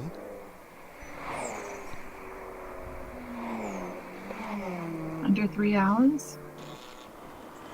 Can Eddie Vedder hold on for 3 more hours, do you think? Well, they've been pretty bulletproof thus far. I know, right? One of these ever been led start to finish by one car? I've seen Visceral do that in some races before, and what's the other Corvette, the older one? GBU.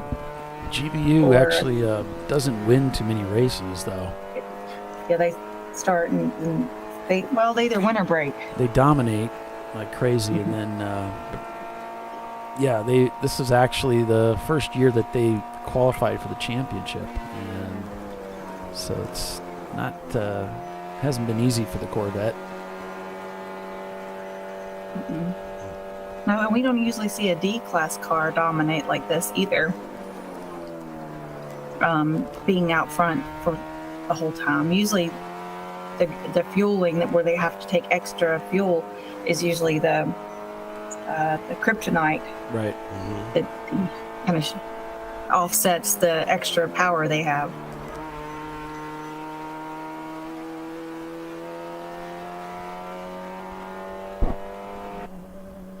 Atlanta Speedworks trying to deal with prefect racing here in the Lexus.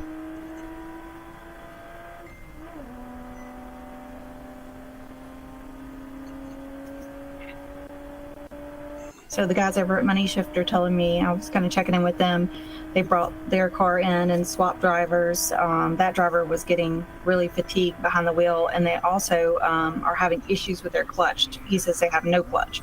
So they're having a hard time shifting in turn 7, but they do apologize for any overly aggressive driving, and that's not their way, and they don't want to, come across that way.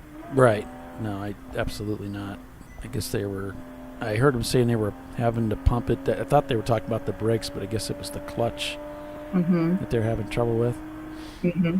And I got a message back from Troy that the Eddie Vedder car did not lead the first lap, so this is not a end-to-end thing. In fact, I think it took a little while before they got in the lead. Yeah, we had a kind of a lull there where we couldn't see who was actually leading.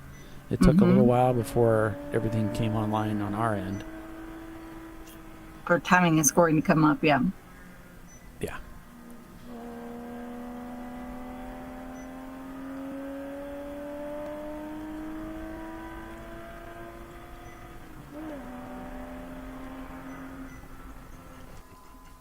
We've got the marching ants up and running now. Haven't been showing it too much because there was some political ads running on the channel too. Oh my goodness. Yeah, something going on there with the settings. We're not going to get into politics. This year is going to be thick enough with that already.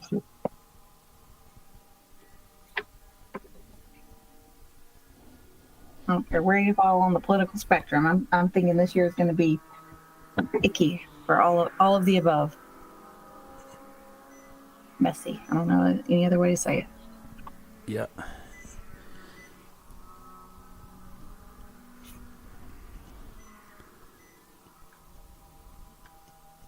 So if you want to ask Tiffany, the Frank or the gang down there, what their plan is for the 903 car, if they're going to put that camera in after all, or will do. Otherwise, I need to. I just got to keep track of that camera. The other one in the RVA car headed back to North Carolina. Okay. Well, that's okay. Yeah, they said they'd get it to Bill. Yeah. I'm going to remind them. Alrighty. Well, I already talked to him about it, and so he knew. He just let it go. Yeah, and I think they were trying to stop under that caution, so that threw a little extra, immediacy into their stop.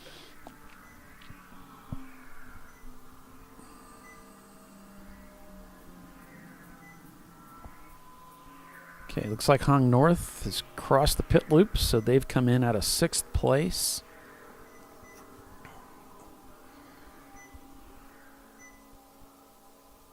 And I'm seeing lap times not really changing that much. Birmingham just turned in a 146.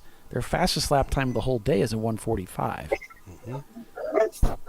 So they really haven't lost but a second and a half in lap time on that last lap in pitch blackness. Yeah, the dark isn't slowing them down, is it? No.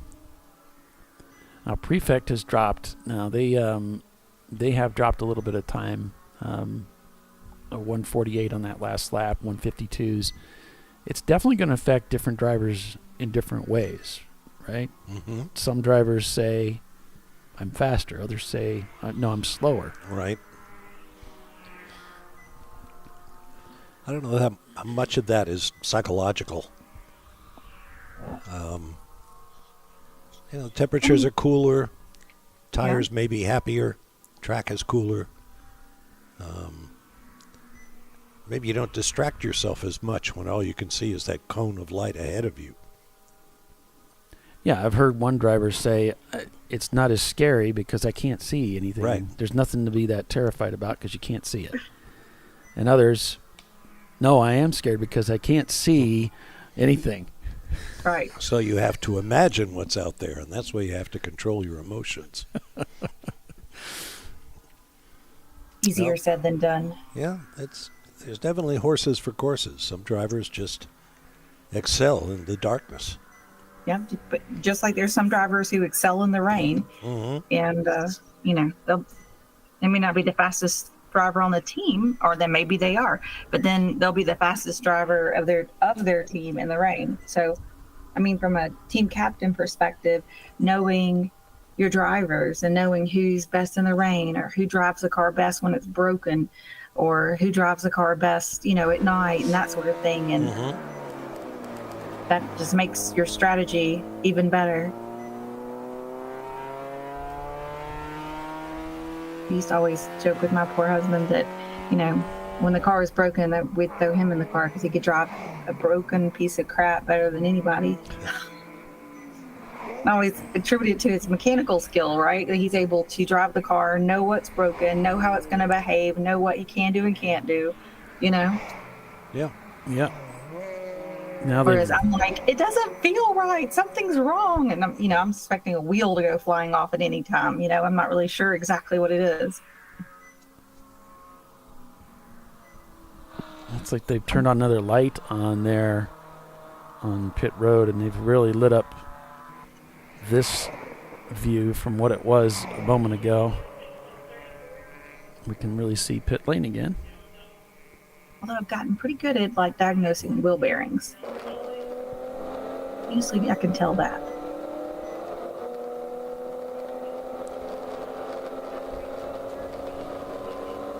There's only so long you can continue on a bad wheel bearing before it's gonna be real bad. So sounds like a challenge to me.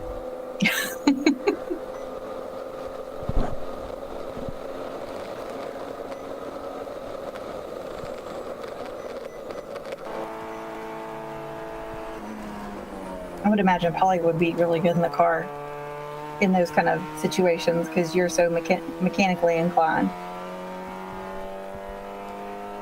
I kind of know it what's does help. going on. It does help you.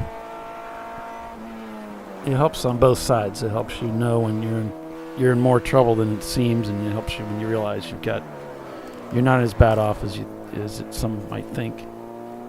Right.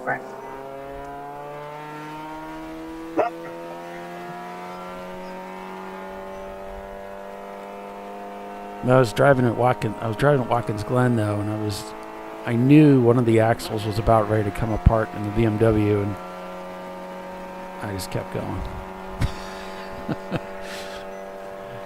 Well, if it breaks, if the bolts break off or something, it's just... Now, skill I'll just and deal with sense it when it comes to that. I'll just deal with it when it comes to that. But it didn't. But it was... When I delivered the car, the next guy drove a slow lap and brought it in and parked it. He didn't want no part of that. He's like, nope. Yeah. He was making a little bit of noise. Is little bit the underestimate of the day? I don't know. It was one of those things that was starting to get worse. So who knows? Maybe when he got out there, it got really, really bad. I don't know. I always love it when the other driver brings the car in. You're like, "How's the car?" As you know, they're belting you in, and you're doing your driver-to-driver exchange. You know, and they're like, "Oh, the car's good," blah blah blah. And you go out there and blah blah blah, blah. I mean, everything's shaking and all these weird noises, and you're like, "What the crap? This car is not good." Yeah, well, I told them, you know, it's making noise, but it's left up to their interpretation whether they believe it or whatever. So What they're going to do with that, yeah. See, the veteran Corvette it briefly had added to its lead, bringing it to 16 laps. Now it's Perfect Racing is closed up, and it's only 15-lap lead. yeah, it'll kind of it'll toggle back and forth depending on the relationship of where the cars are on track.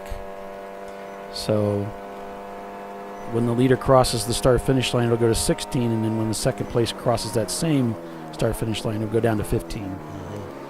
So they're always... When 901 is about 1 lap behind Birmingham, but it's probably not a full lap necessarily. It can be more, it could be less, depending on where these cars are in their relationship to each other. So we are getting something coming from race control here in the race logs. So something being updated regarding our the popular hangout this evening. It's turn 7 this day. We'll see what we get there. I'm not sure. Did we say about 542 the Denton Cardin car not having running lights? Did we mention that one? I don't think so. I don't think so either. Okay. It was typed in at 7:13. It's just a couple minutes ago. Okay. So there's that one too. Yep. So they were warned in pit lane about it. So it's brake lights, but no running lights, and so you got to have those running lights. Oh, so we have actually contact with the wall. By the Vought Specialties. Yeah, they're 94 Miata. That's so contact. Maybe just changed it to impact, and so we'll see. Everything looks green right now. And it looks like they are going to go to they have a local yellow flag over in turn 7 as a result.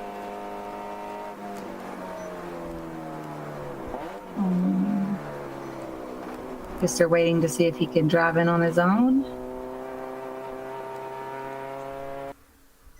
Oh, he went through the cut through with the EVs. So they may be able to retrieve him without going to a caution. He's able to pull off the track and go through the cut through. Yeah. Might have smashed up his jalopy a little bit. And anybody who's sitting back waiting on a caution right now or really needs one, that wouldn't help them. I think what's difficult is when it's raining and it's at night too. So you get both. That combination. We've had that. I remember calling a race at Sebring. We had hot rain and night. We had it at VIR too, one of the 24s. It seems like we can't get out of a 24 race at VIR without rain, but I know it's happened.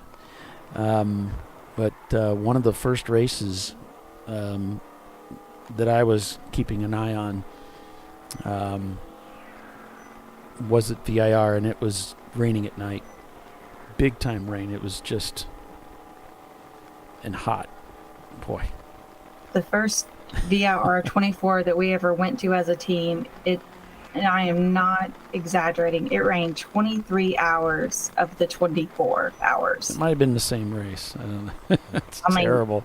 Pouring rain. Like there was a car off at every single corner. Yeah. They were everywhere. Yeah, that might be the race. This was the race. I think it was the first 24 that Tyler had gone to, Tyler Pedersen. I was kind of keeping track of it in timing and scoring. And yeah, he said actually they hadn't been aware of the headlight issue. You got to have really, really good headlights. And so they couldn't see. And so he was just following the taillights of the other cars. And I think one of the cars went off, and he just went right with them. With them? Yeah. Yeah, that'll happen. Yeah, that would have been like maybe 2013, 2014, right in there. One of those. Yeah, that's probably the same race. Yeah. That was pretty miserable. There was a river running through our pit stall. Like some people had pallets against the pit wall, so you could go over the pit wall without having to step in the river because it was so deep. Yeah. And it just kept raining. The last couple of years, it hasn't rained at all. It's been pretty dry.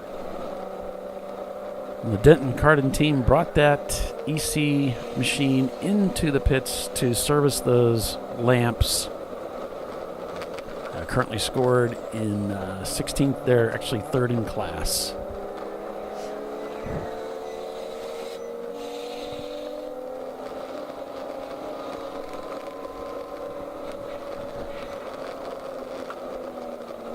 Got Chris Preston behind the wheel here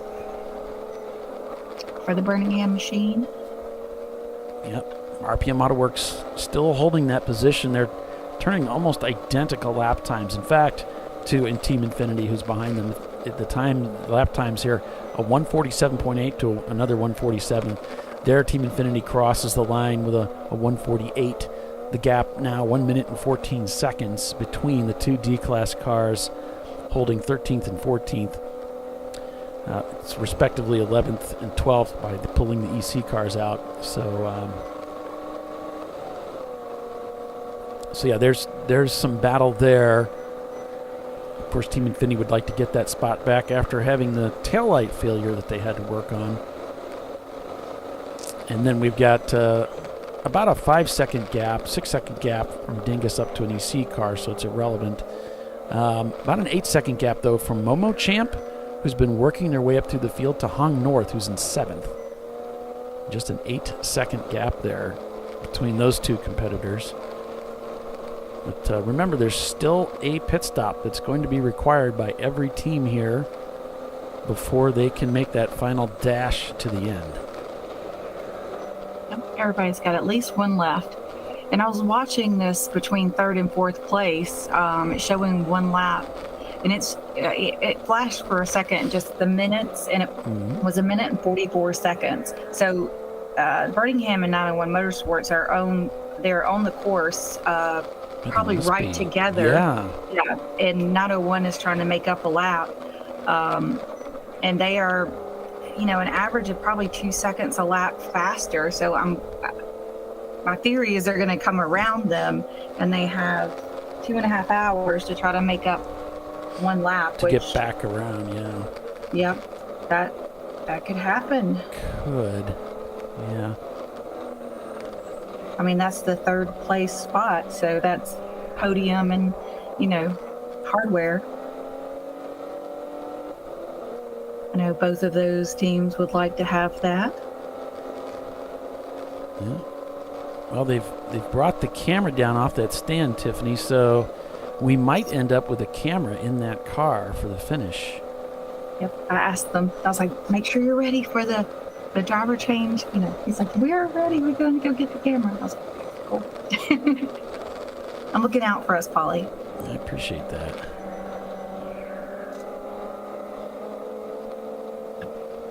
Frank and Brett are looking out for us too. So I guess they probably want the camera in the car if they get to pass Birmingham, right? That's what they want. Randy Popes is going to be getting in the Hong North machine next for the next stint.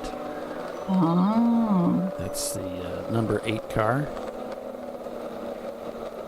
Currently in 6th position.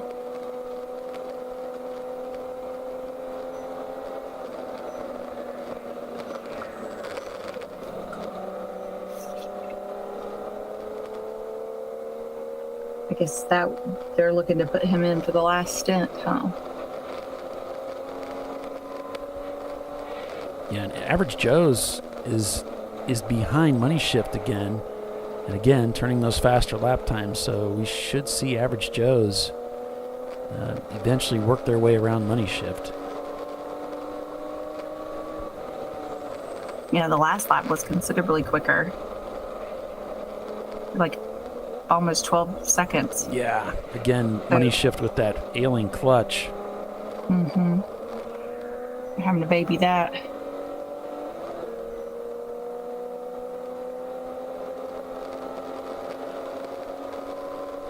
And the Average Joe's car is pretty quick. Plasma GT is saying he believes both Prefect, Birmingham 901, they have 2 stops left due to stint time, but Madwag can make it on 1. He's getting this information from Race Monitor. He's digging into stuff I didn't know was there. I think if you have, there's 2 upgrades on Race Monitor on the apps. So I'm guessing he must have both of them enabled. Nice. Yeah. Usually we can just see it on Race Hero, but like today it's not working right. To look at it, I mean, it'll show like 2 or 3 individual laps at a time. It's like a setting has changed or something. I don't know. Yeah. It's weird. It looks different than I've ever seen it look.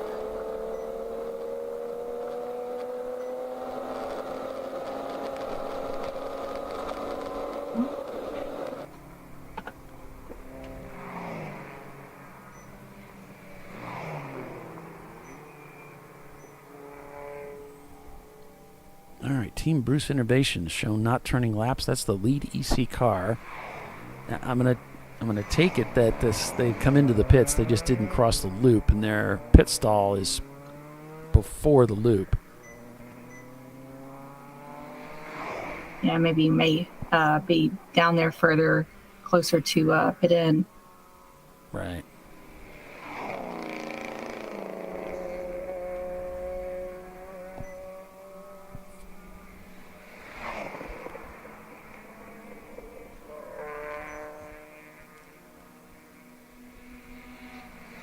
So if several of those top 5 cars have to take 2 stops and Madwag doesn't, well, let's see, they are 1 lap, 2 laps. They're about 2 laps back from, I mean, all of those are, that's within a pit stop falling, caution or not, 5 minutes, and they're doing 1 minute and 40 something seconds a lap. I mean, that's 2 laps plus if you have to take another green and somebody else doesn't, or doesn't have to take a second one. That's a big difference. Mm-hmm.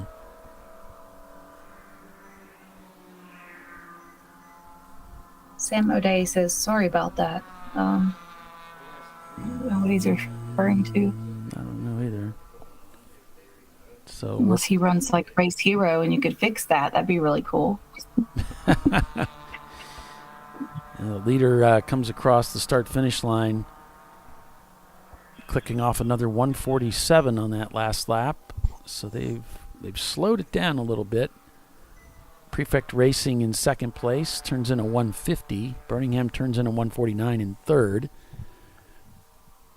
And then we have 901 Motorsport with a 147.4.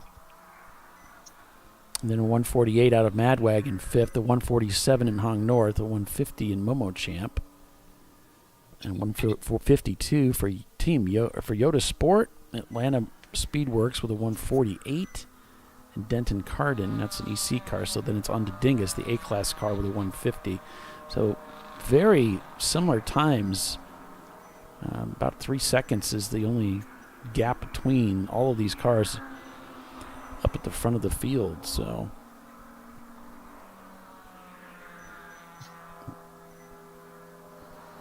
we do have some things on track we're keeping an eye on. It's the RPM AutoWorks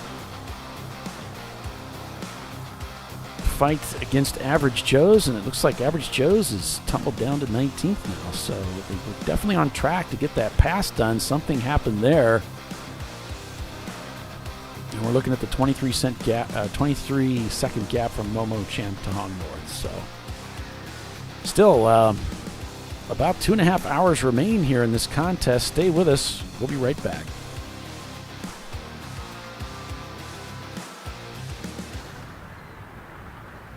I probably need new tires. You do. What if they sold tires online? We do. We're TireRack.com. They could offer lots of tires We have so many tires. and help you find the right tire. It's called the Tire Decision Guide.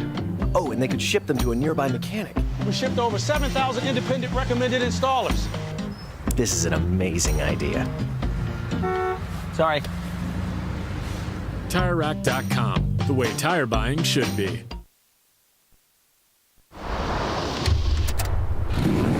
Bring on the frozen tundra, the grinding gravel, the cratered concrete, the rain-soaked streets. Come on, road. Do your worst. We'll be at our best.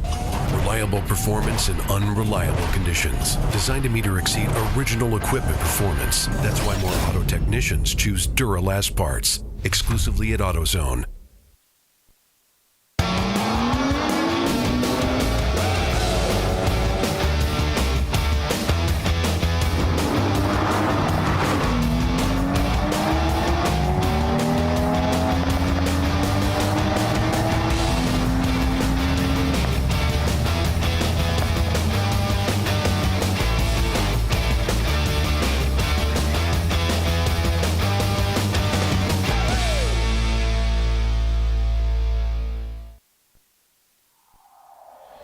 Discovery Parts is a veteran-owned racing and safety equipment company.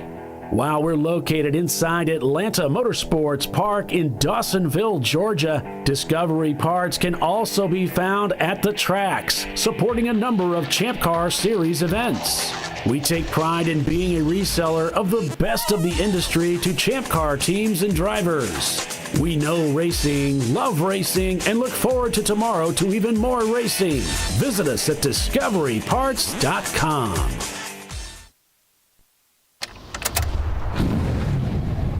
Come on, road. Do your worst. We'll be at our best. Stress tested to meet or exceed original equipment performance. Exclusively at AutoZone.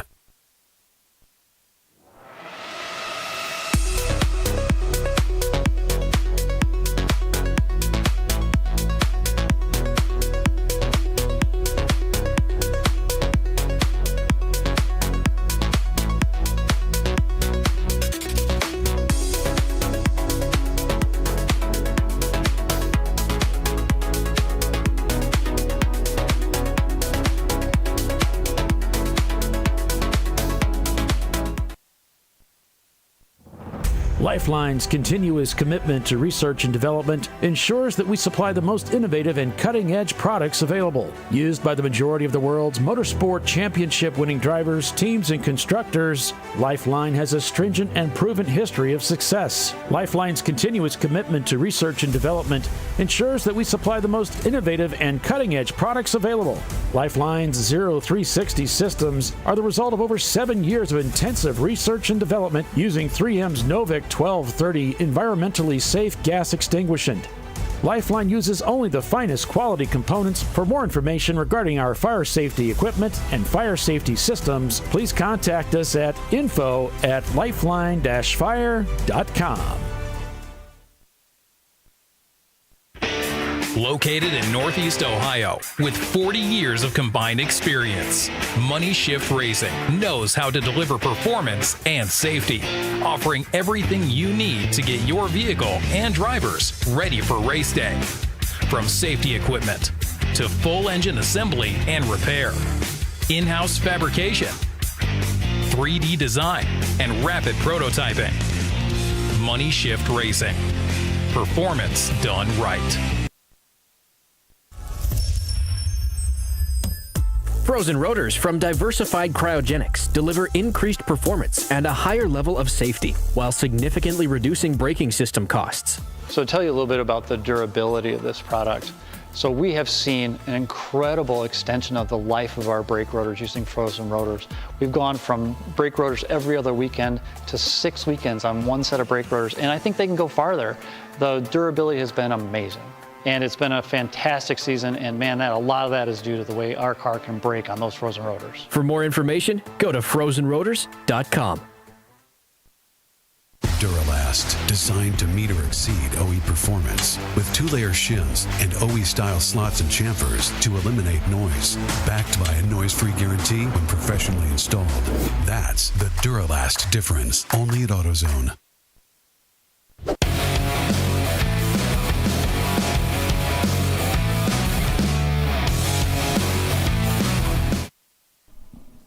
And welcome back to ChampCar.Live, presented by AutoZone. Now, just under 2.5 hours remain in this 14-hour contest for the season opener for the TireRack.com Champ Car Endurance Series, once again at Road Atlanta. And just as we were leaving for break there, we had Average Joe's shown that they had fallen down the order a little ways, and now we're showing them back together. About 12 seconds, the gap between Average Joe's and Money Shift Racing. Yeah, that battle's going to go all the way down to the wire, I think. These cars just look so much faster at night. Just a blaze of light going by. Team Infinity making another stop. Boy, their day started out so well, and then just kind of fell apart. Oh, yeah, I see they were in the pits.